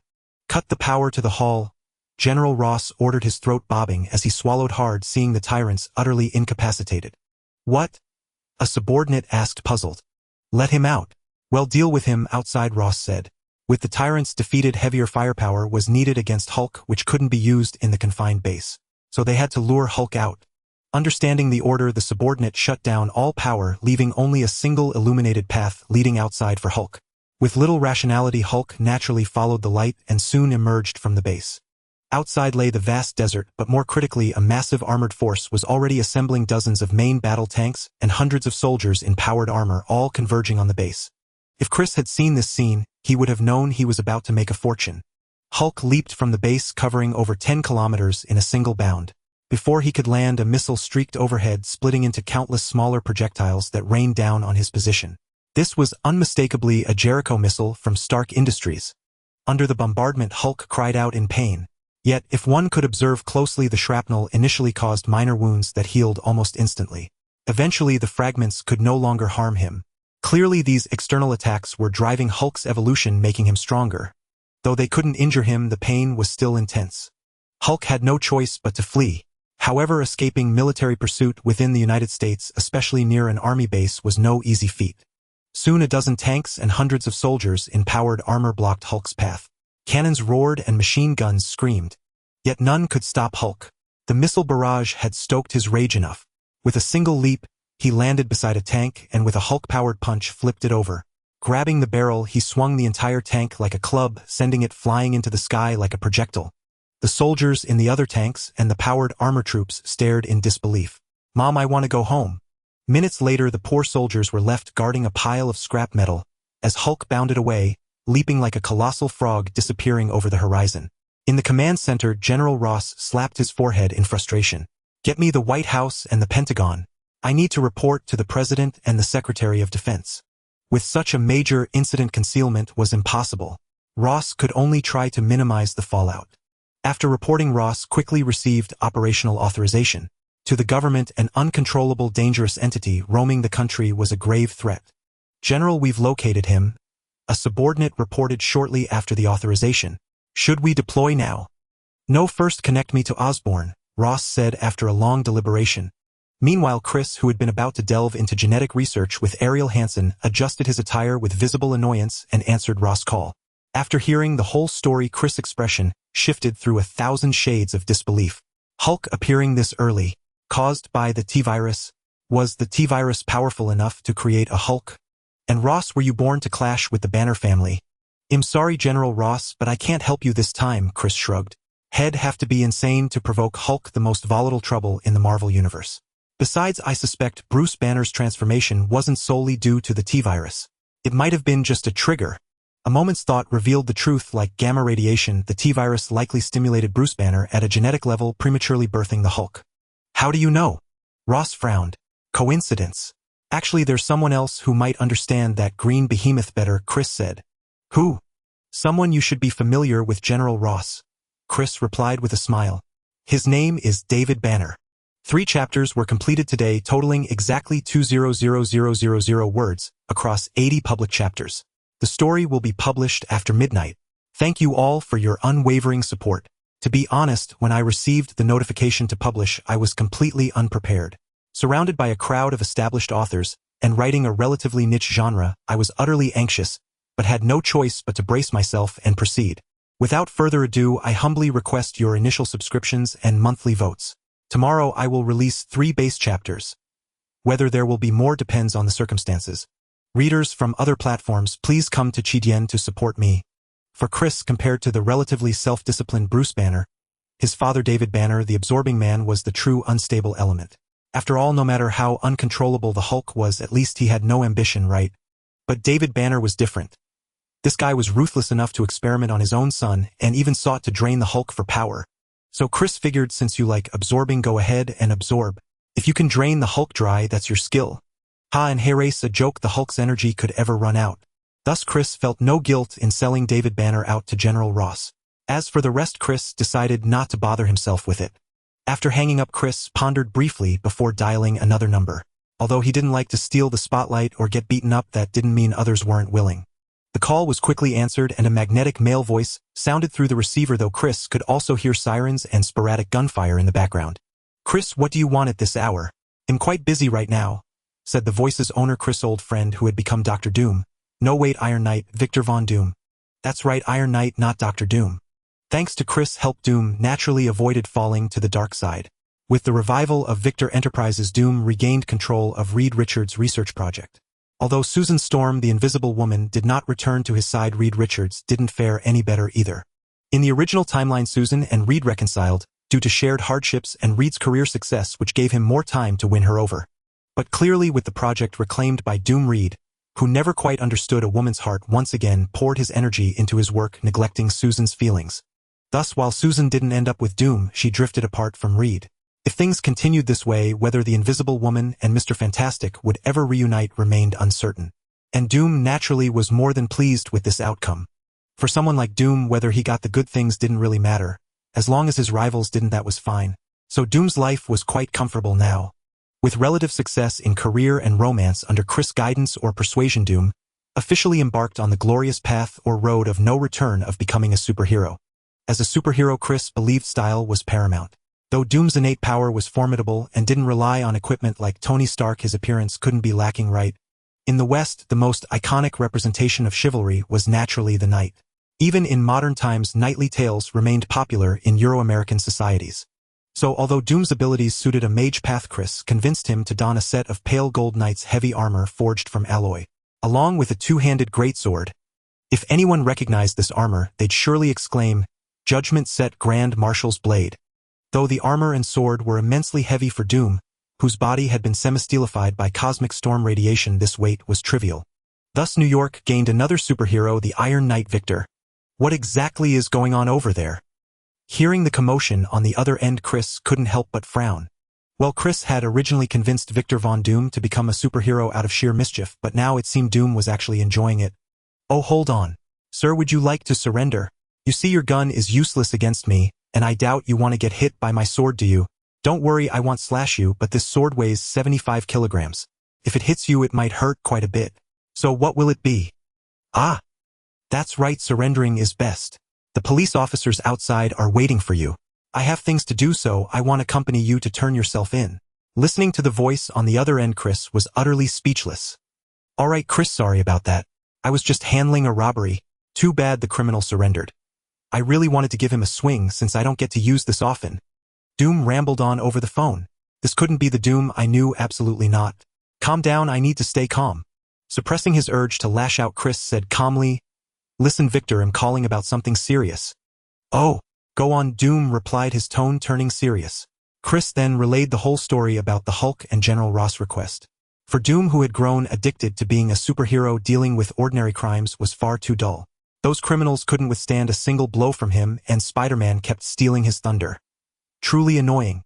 As for the Fantastic Four, aside from their initial public appearance, they had become quite low-key. Only the flashy Human Torch Johnny occasionally showed up, almost forgotten by New Yorkers. So when Chris mentioned how tough the Hulk was, Doom immediately grew intrigued. "Oh, is that guy really that formidable?" "Of course. And Victor, this is your chance.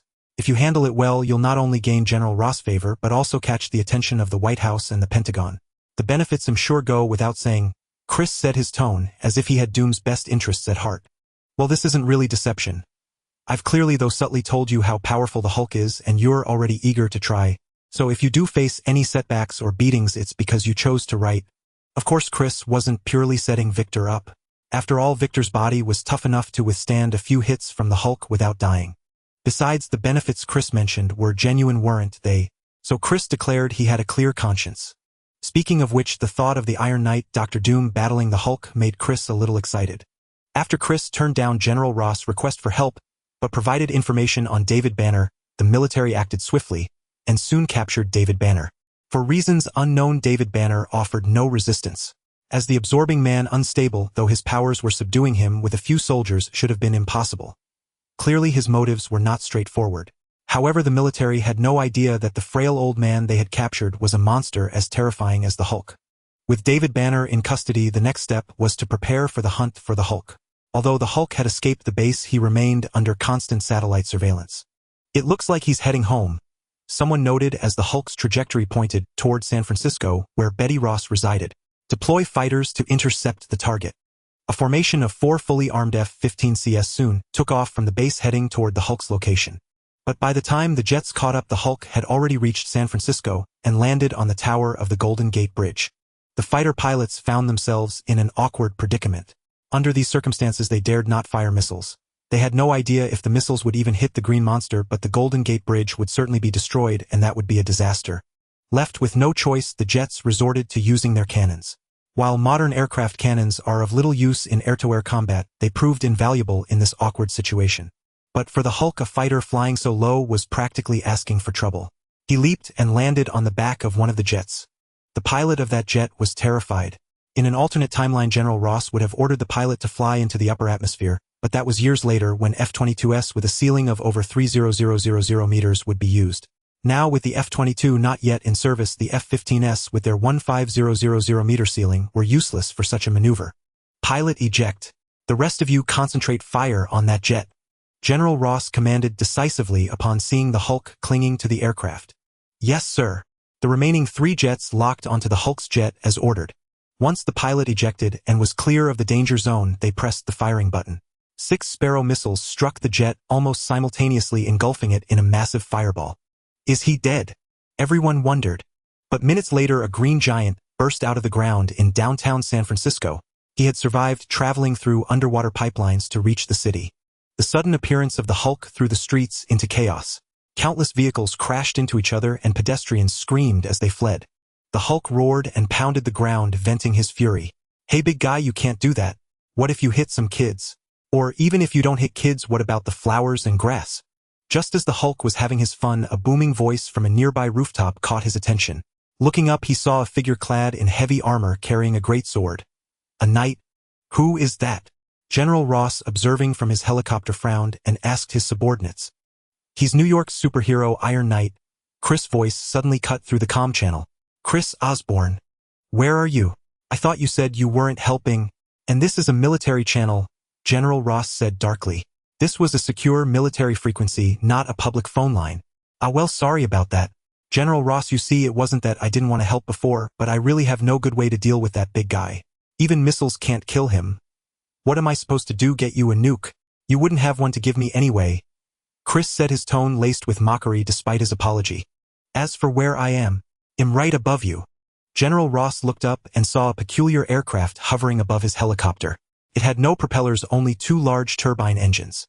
The aircraft was a modified version of a Banshee fighter, stripped of all weapons and retrofitted with modern technology, making it merely a relatively advanced vehicle. So why are you here now? General Ross asked, eyeing Chris' aircraft with envy. Every time he saw the young man, he had some new toy. Why couldn't he just reveal everything at once? Did he think the general was broke?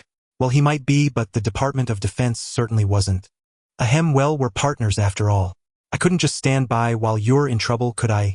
This Iron Knight is a hired hand I brought. Don't let his odd appearance fool you. He's quite powerful. Well, probably, Chris said, about to boast about Victor Von Doom's strength, only to see the Hulk grab Doom by the foot and swing him around like a sack of potatoes. He fell silent. Why did this scene look so familiar? He does look quite powerful. General Ross' teasing voice came through the comm, leaving Chris deeply embarrassed. Chris cursed Doom under his breath. Couldn't he put up a better fight? Down on the ground, Doom lay in a crater, questioning his life choices. Wasn't he supposed to unleash his power, beat the big guy into submission, and become a hero of San Francisco or even all of America? Why was this happening? At least this wasn't New York, or he would have been mortified. So what if I smash things? What can you do about it? The Hulk sneered at Doom, who was encased in a tangle of scrap metal. Indeed, after being swung around by the Hulk, Doom's heavy armor, forged from high-strength alloy, had been crushed into useless scrap, trapping him completely. But being humiliated by a giant was too much for Doom. Big guy, you've made me really angry. He growled, his body beginning to crackle with intense electrical energy. Although Doom had become the superhero Iron Knight instead of the supervillain Dr. Doom, his power remained unchanged. Enraged and humiliated, he unleashed his full might. Tearing himself free from the ruined armor, 2 massive energy beams shot from his hands, striking the Hulk and sending him flying. But that was just the beginning. Doom transformed into an energy turret, unleashing a barrage of energy, bolts like the thunder of Zeus, pounding the Hulk relentlessly and making him roar in pain. See, he is quite strong, Chris said with relief as he watched Doom's performance. Ross and Chris, observing from above as Doom unleashed his formidable power, were almost under the illusion that Doom would soon claim victory. Yet Chris knew that an illusion was merely an illusion. Although Doom was immensely powerful, defeating the Hulk was a challenge of an entirely different magnitude. This was not only clear to Chris but also to Doom himself. Despite unleashing numerous energy beams that made the Hulk roar in pain, the sheer vigor and resonance in those roars revealed that the behemoth was essentially unscathed. Finally, Doom ceased his assault, granting the Hulk a moment to catch his breath as he leaped back from the debris with a furious roar. But the Hulk found no one. He scanned his surroundings but saw no trace of Doom. Only Ross and Chris, watching from the sky, saw clearly that after his barrage, Doom had seized the opportunity and fled. Indeed, he fled. Doom was no fool. This green giant was indestructible. Why stay and deplete his energy only to be pummeled later? Besides, striking and retreating was far more thrilling, wasn't it? So, any other brilliant ideas now? After Doom's escape, General Ross, watching the Hulk continue his rampage through the streets, asked Chris helplessly over the comm channel. In that case, we must resort to the ultimate move. Chris coughed twice. What ultimate move? General Ross perked up at Chris' words. Your daughter, Chris declared. That's your so-called ultimate move. General Ross was stunned for a moment, then erupted in fury. He had trusted Chris only to find him eyeing his daughter. What else can we do? I'm out of ideas. Believe me, even a nuke couldn't kill that behemoth. The only option now is to have your daughter calm him down. She's Banner's girlfriend and his sole emotional anchor. Only she can turn the Hulk back into Bruce Banner. Chris spoke with an air of inevitability. After all, it wasn't his problem or his daughter. If Betty and Banner ever married, he might even modify Betty to withstand the Hulk. The comm channel fell silent as General Ross weighed the pros and cons. After more than 10 minutes, flanked by a massive military escort, Betty Ross appeared before the Hulk. At the sight of his girlfriend, the Green Giant instantly calmed down, transforming back into Bruce Banner before the stunned onlookers. Chris, you set me up?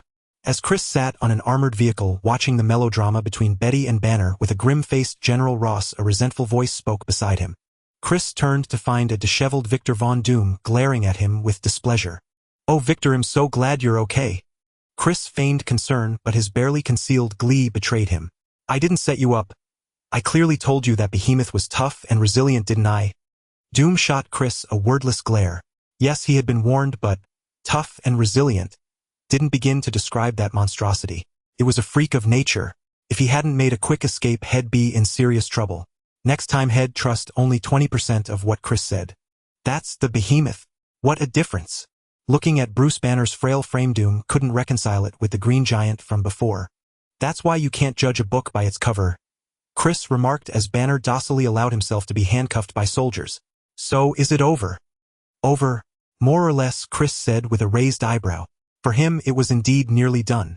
That night, the San Francisco military base was heavily sealed off, all for one man, Bruce Banner. Bruce Banner sat quietly handcuffed to an ordinary chair, but the chair was positioned atop a massive electron collider. If Banner transformed into the Hulk again, General Ross would activate the collider and electrocute him to a crisp. Of course, Chris doubted it would work. He believed even a nuke might not kill the Hulk, so the collider's current was likely futile. Neither Ross nor Doom believed Chris' claim that the Hulk was nuke-proof. Soon David Banner was also escorted to the base. As David Banner stepped out of the vehicle, he felt a slight sting on his neck, but a quick scan revealed nothing, so he dismissed it. His attention was drawn to his son Bruce Banner in the distance. What followed was the familiar plot Chris knew. After a tense conversation between the imprisoned father and son, David Banner transformed into the absorbing man intent on draining the Hulk's power. But as the saying goes, could a true perpetual motion machine be drained? Hardly. Old Banner had lived long enough to know better, yet he remained so naive. Unsurprisingly, David Banner overabsorbed and was utterly obliterated by a gamma missile fired by the military. None of this concerned Chris anymore. He had obtained what he wanted. At the new Osborne Tower, he handed 2 blood sample collectors to Dr. Arya Hansen for research. The blood in the collectors belonged to none other than the Banner father and son. Though Chris hadn't directly participated in the entire operation, he had secretly deployed Frank, now a ghost operative, to lurk in the shadows. During the siege of the Hulk, the creature was wounded multiple times. Though the wounds healed quickly, a significant amount of blood was spilled. While the Hulk's attention was fixed on the military and Doom, Frank, using the stealth capabilities of the ghost suit, successfully collected numerous blood samples. The sting David Banner felt at the base was also Frank's doing. The blood samples of the Banner father and son were among the few things on Earth worth Chris' research. How could he pass up such an opportunity? While Chris secured the Banner blood samples, a major event that would reshape the future of the world was unfolding in Chernobyl, Ukraine. Chernobyl, Ukraine. 14 years had passed since the catastrophic nuclear meltdown, yet the radioactive cloud that shrouded the entire Chernobyl region lingered, refusing to dissipate. In truth, even decades later, the contamination would never fully vanish. Compared to a nuclear bomb detonation, a large-scale leak like Chernobyl was far more insidious in its devastation. Though both are nuclear disasters, the principles behind a nuclear explosion and a nuclear leak are fundamentally different. To put it simply, a nuclear warhead contains a kilogram of high-proof alcohol, while a nuclear power plant holds a ton of beer. Igniting a nuclear weapon is like setting fire to strong liquor. The combustion is fierce, but the amount of nuclear material is minimal, and the explosion is complete, leaving behind little highly radioactive residue. A nuclear leak, however, is entirely different. Even if a power plant explodes, it can never be a nuclear explosion. No matter the extreme circumstances, it's like trying to set beer ablaze. The concentration is simply insufficient. Yet precisely because the concentration is low, these radioactive materials can only dissipate slowly through the environment.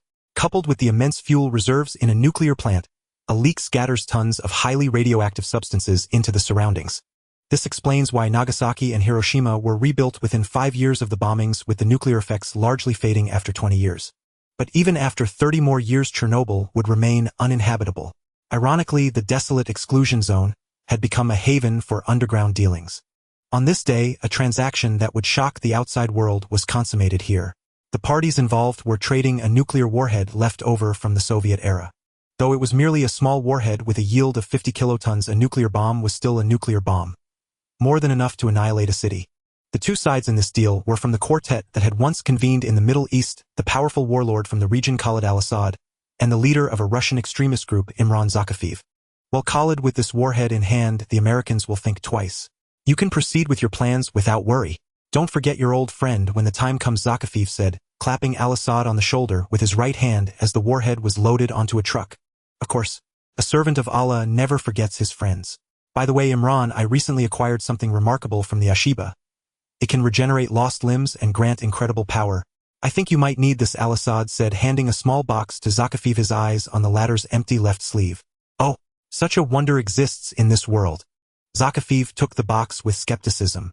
His left arm had been shattered by a heavy sniper rifle during an assassination attempt a decade ago. Surviving had been luck enough. The claim that it could grow back was hard to believe. In fact, that very arm had been taken by Price, now the captain of Task Force 141, in Chernobyl 10 years ago. Believe me, my friend, I've seen it with my own eyes. But it's unstable. Of the 3 who used it, only 2 survived. The other turned into a living bomb and blew himself up. The blast was immense, perfect for Allah's warriors. If it weren't so costly, I'd have bought more, al-Assad said earnestly. Hearing this, Zakhaev's interest peaked. The allure of regenerating a lost limb was potent even with potential side effects. It was worth a try, wasn't it? Inside the box al-Assad handed to Zakhaev was the extremist virus.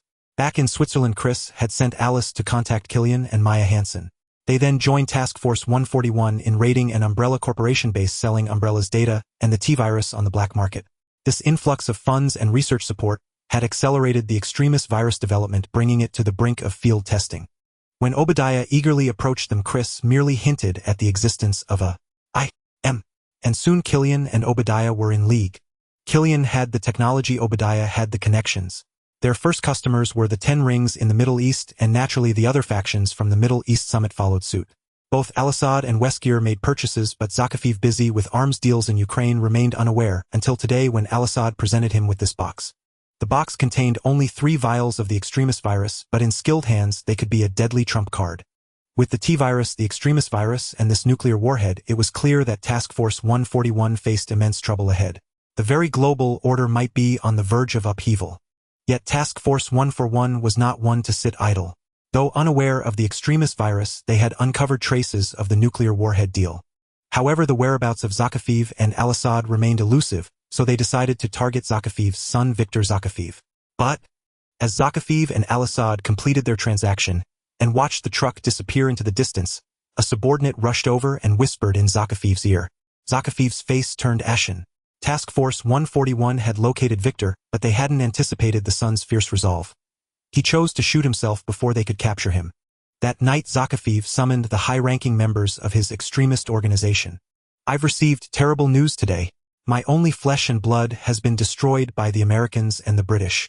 They will pay, Zakhaev roared, pounding the table, sending a chill through his lieutenants. Then let's strike hard. We still have 2 high-yield warheads and control over several missile bases. In for a penny, in for a pound. 1 for the Americans, 1 for the British. A senior member named Makarov, Zakhaev's most trusted lieutenant and second-in-command, stood up and declared ruthlessly. Excellent. Makarov, take your men to al-Assad. I suspect he might not have the nerve to use that warhead. If the Americans come for him, detonate it and teach them a lesson. As for launching our 2 warheads, I'll oversee it myself, Zakhaev said, a manic glint in his eyes. After the meeting concluded, everyone departed, leaving only Zakhaev and the Makarov he had kept behind. Flammeled, Zakhaev called out Makarov's name. Chief, Makarov replied with reverence.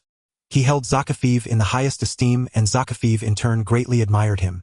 For a man of ambition like Zakhaev, the most crucial aspect of an heir was their ability to carry forward the organization's ideology. Whether his own children ascended to power mattered little. Thus Makarov, rather than his son, was the chosen primary successor. Between them existed a bond that was both fatherly and fraternal. You leave for the Middle East tomorrow. There are matters I must entrust to you, Zakafiv said. Please speak, Makarov replied, sensing something amiss. It felt as though Zakafiv was dictating his last testament. In the past, the great powers and those Western nations constrained by international repercussions could only resort to despicable means like assassination to deal with me, Zakafiv mused. But after this incident, regardless of success or failure, they will never let me go. Makarov had not anticipated that Zakafiv would indeed begin to issue his final words. Though enraged by his son's death, Zakafiv had not lost his reason. He fully understood the consequences of this plan. The use of nuclear weapons had utterly crossed the line for nations worldwide. Whether it succeeded or failed, all countries would spare no effort to eliminate him. Against the might of the entire world, he, the mere leader of a small extremist organization, could not possibly survive. Chief, Makarov, aware of what Zakafiv was saying, felt a surge of sorrow. He tried to speak but was immediately stopped by Zakafiv. I know what you want to say, but we cannot lose all our leaders at once. So flammed Makarov, after I am gone you must lead everyone to carry on the struggle, Zakafiv declared, then paused. Come with me to a place. I will introduce you to some friends. With Makarov puzzled, Zakafiv led him into an abandoned town within the Chernobyl region. Ordering their men to wait outside, Zakafiv and Makarov entered the town and arrived at a small airfield. The airfield housed not only several fighter jets and attack helicopters, but also various military vehicles like tanks and armored cars. However, these were all outdated models, well maintained but of little practical value. The aircraft in particular seemed questionable. Could they even fly? Makarov had no idea why Zakafiv had brought him here. Just then Makarov watched as Zakafiv approached a fighter jet. A MiG-23, once a classic but now so obsolete it would be rejected even as a target drone. Under Makarov's bewildered gaze, Zakafiv began to speak to the aircraft. My old friend, I have helped you many times in the past. Now it is time for you to aid me. Then, to Makarov's utter disbelief, the MiG-23 fighter jet clanked and groaned, transforming into a colossal metal giant. What the hell was this? When had the Soviet Union possessed such incredible technology? Clearly this was no Soviet tech. It was a transformer. If the Transformers under Chris were here, they would instantly recognize this one as the Decepticon leader Megatron's second-in-command, Starscream. Zakafiv, we had an agreement. We do not interfere in your human wars. Starscream's raspy voice rang out. Yes, Lord Starscream, but I must say, my son is dead and I need vengeance. My strength alone is insufficient. I require your assistance, Zakafiv replied. Without your help, our forces will be greatly diminished after this, and we may no longer be able to uphold our agreement. Zakafiv, are you threatening me? Starscream narrowed his eyes, a chilling red glow emanating from them. Wait, what did you say? Little Zakafiv is dead. A gruff voice interrupted their exchange. Then a Mi-8 attack helicopter nearby clanked and transformed into another metal giant. Oh Cyclonus, I know you were close to little Zakafiv, but do not forget our purpose, Starscream said, displeased at the transformer stepping forward. Rest assured, Starscream. I will only engage in vehicle mode. There will be no issues. The transformer named Cyclonus replied, his tone clearly dismissive of Starscream's words. Humph. Suit yourself, Starscream said after staring at Cyclonus for a moment. Though ambitious, Starscream, as Megatron's second-in-command, lacked the strength to stand out among the Decepticons. In Megatron's absence, he often struggled to command respect. In fact, there were over a dozen Decepticons in this parking lot, all loyal to Megatron. Starscream could only rally them under his authority as Megatron's deputy. If it were Shockwave, Soundwave, or Thrust, higher-ranking Decepticons, they would not have given Starscream the time of day. Lord Cyclonus, I am immensely grateful for your assistance. Zakafiv exclaimed, overjoyed that a transformer had volunteered to help. In truth, he had no confidence in persuading these extraterrestrial visitors to aid him. Their relationship was merely cooperative. Zakafiv gathered intelligence for them, and in return they provided technology to manufacture weapons. Though the Soviet arsenal left behind was vast, most were ordinary items. The market was flooded with sellers of Soviet weaponry. Competition was fierce, and even American arms dealers had joined in producing counterfeit Soviet weapons that, due to technological superiority, often surpassed the originals. Thus, in the arms trade, as in any industry, products without unique features simply would not sell, languishing in warehouses to rust. Zakafiv's success in the international arms market was largely due to the Decepticons led by Starscream, who provided assistance. Yet their partnership was fragile. The Decepticons clearly held the upper hand. So any transformer willing to help was already a welcome surprise. In reality, his primary goal was to introduce Makarov to these Decepticons. Even if Starscream refused to help, he remained deferential. Lord Starscream, I am uncertain whether I will survive this, So I wish to introduce you to my most trusted subordinate Makarov, Zakafiv said. Pointing to the utterly stunned Makarov, he continued, "If I meet with an accident, Makarov will take my place and serve you." Noted, Stars Cream replied, still brooding over Cyclonus' insubordination, and responded perfunctorily. Minutes later, Zakafiv and Makarov departed aboard the Mi-8 attack helicopter transformed by Cyclonus. While Zakafiv steadily executed his plans, he remained unaware that besides the Western governments, another individual was also contemplating how to deal with him. 3 nuclear warheads. This Zakafiv is no small fry, Chris remarked, marveling at the intelligence in his hands. In this world, although the United States boasted numerous superheroes and covert factions, the overall course of history remained largely consistent. Russia, however, was a different story. Despite the Tsar having ascended to the presidency, his position was far from stable. The extremist forces led by Zakafiv were immensely powerful, not confined to Russia but active throughout Eastern Europe, and they had seized considerable remnants of the former Soviet Union. If that were all, it might be manageable, but Chris couldn't shake the feeling that organizations like Hydra were fanning the flames behind the scenes. Thus, even though the Tsar held the reins of Russia's main forces, he had few effective measures against this extremist group. Western European nations were equally powerless, as a full-scale war was out of the question. No country could withstand such a conflict. The only option was to dispatch anonymous elite squads for assassinations and sabotage, which gave rise to Task Force 141. At that time, the U.S. leader was a cowboy who knew only brute force, and the Tsar possessed a domineering personality. If Zakafiv and al-Assad succeeded, coupled with the instigation of hidden organizations, a third world war could easily erupt. This was a scenario Chris wished to avoid. While a war between 2 global superpowers might present short-term profit opportunities for arms dealers in the long run, it would be extremely detrimental to someone like Chris, whose ambitions extended beyond Earth. A war would claim countless lives, and with too few people left who would colonize new worlds for him. Therefore, Chris had to nip this potential war in the bud. However, he couldn't completely eradicate these extremist organizations either. Otherwise, groups like S.H.I.E.L.D. or Hydra might find leisure to trouble him, which would be far from amusing. Though Chris feared no one, it would still be a nuisance, hindering his efforts to consolidate Earth's resources. Moreover, without these extremist factions, his arms sales might plummet. Thus, striking the right balance was crucial for Chris. The Middle East could be left to Alice, while Russia would be handled by Frank. But 2 phantoms alone might not suffice. Chris felt the need to equip them with an additional ally. After all, those Decepticons had been freeloading off him for quite some time. It was time they earned their keep. With this in mind, Chris summoned Frank, and together they headed to the underground armory. The armory was vast, filled not only with weapons and equipment but also housing the 3 captured Decepticons. Rampage, Skyquake, and Thundercracker, who after repairs were stationed, or rather imprisoned there, following Swan's orders and assisting with labor. These massive transformers proved quite useful for heavy lifting. However, given the importance of the armory, there were certainly restrictions on these Decepticons who were not genuinely loyal. To guard against them, the entire arsenal was under constant surveillance by the AI adjutant, with armed robots stationed at key points, including numerous modified Viking fighters also controlled by the adjutant.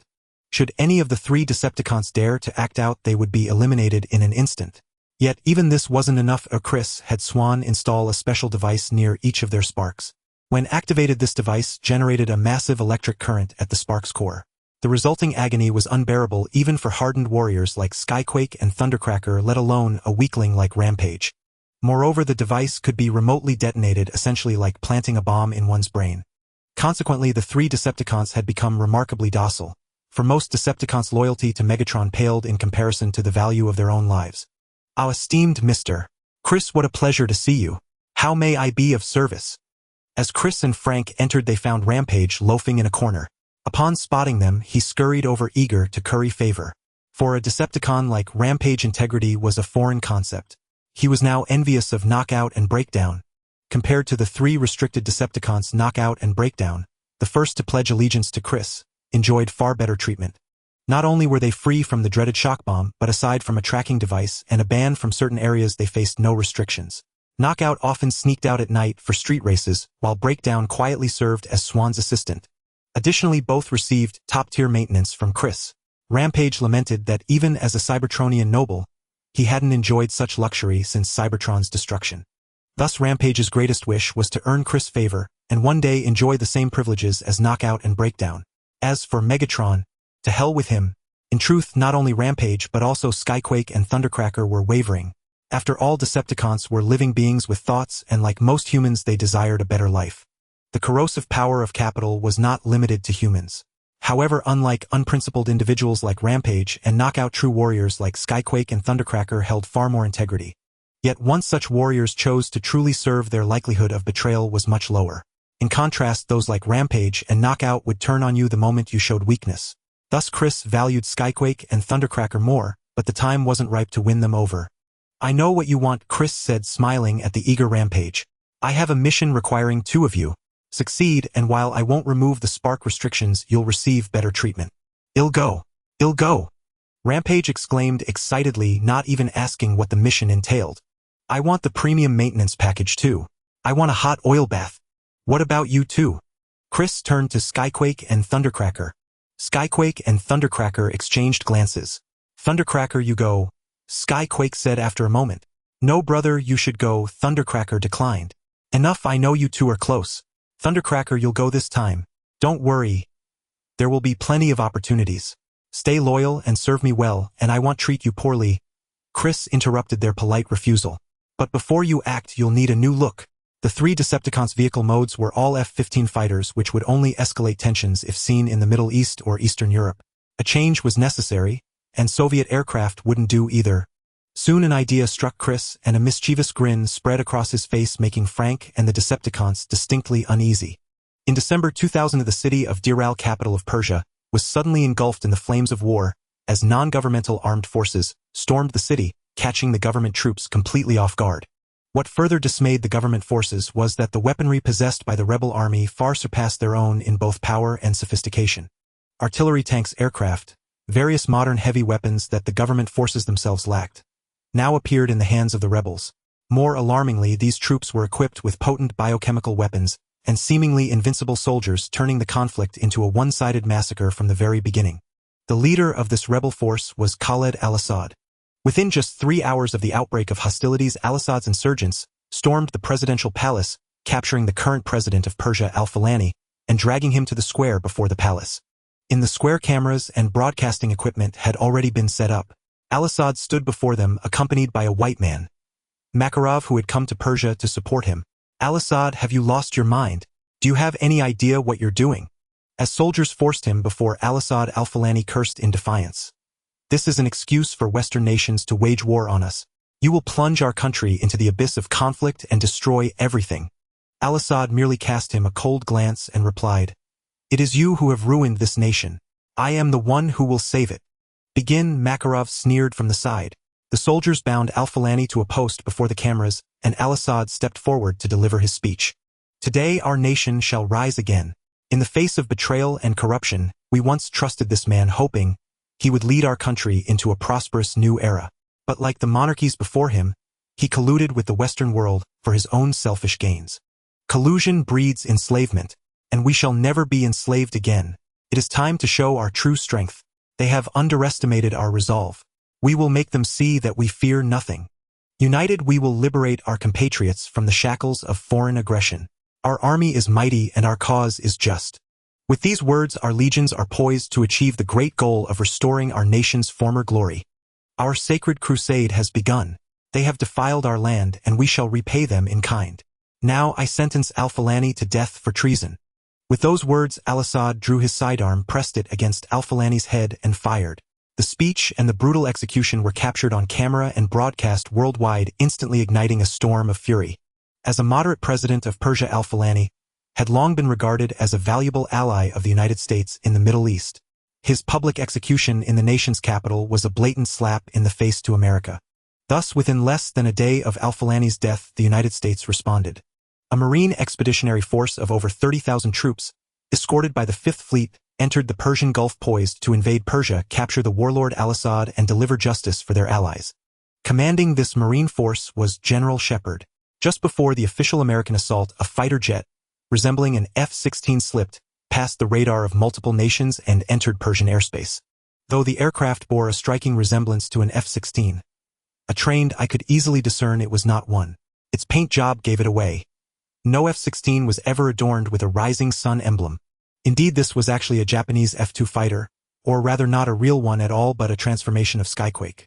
While Skyquake as an aerial warrior possessed anti-radar capabilities, he lacked optical camouflage and could be spotted by the naked eye. Thus a bit of disguise was necessary. As for framing the Japanese, Chris figured that as America's loyal ally, saddling them with a little blame was a sign of favor. Skyquake descended vertically into a desolate desert outside Zeratul. An F-2 landing vertically would surely leave any witness dumbfounded. After the transformed aircraft touched down, a shimmer of light nearby revealed the ghost agent Alice, who dashed toward it. But after waiting a while by the plane with no one emerging, Alice frowned. Just as she considered climbing up to investigate, the aircraft began to creak and shift, transforming into a colossal metallic giant. "You must be Alice?" The metal giant boomed. Alice's face froze in shock. In their earlier communication, Chris had only mentioned sending her a helper as a surprise. But this was more of a fright, wasn't it? Any normal human encountering something as incomprehensible as a transformer for the first time would be terrified. "Yes, I'm Alice," she said, swallowing hard. "Are you the helper the boss sent?" "Correct. I am Skyquake," he rumbled. After a moment's hesitation, he extended his right hand, but seeing Alice's petite frame, he retracted all but one finger. Alice stared at Skyquake's thick finger for a second before realizing he intended a handshake. She grabbed it with both hands and gave it a shake, and found the giant oddly endearing. If Chris knew her thoughts, he'd scoff at her naivety. Skyquake endearing? He was a ruthless Decepticon who wouldn't hesitate to kill. If not for nearly a year of electric discipline and explicit threats against his comrade, would he be so docile? He'd have crushed Alice into pulp without a second thought. Though even without surprise, he might not best her now, as the newly matured Alice, despite her delicate appearance, was Chris' top enforcer. Nevertheless, with Skyquake as an ally, Alice's mission now had a safety net. She was up against a live nuclear warhead, though its yield was small. If Al-Assad lost his mind and detonated it before she completed her task, even her strength would be reduced to ash. But with Skyquake, as long as they reacted swiftly, escape was possible. Though his disguise was an F-2, mistaking him for a mere fighter jet would be a grave error.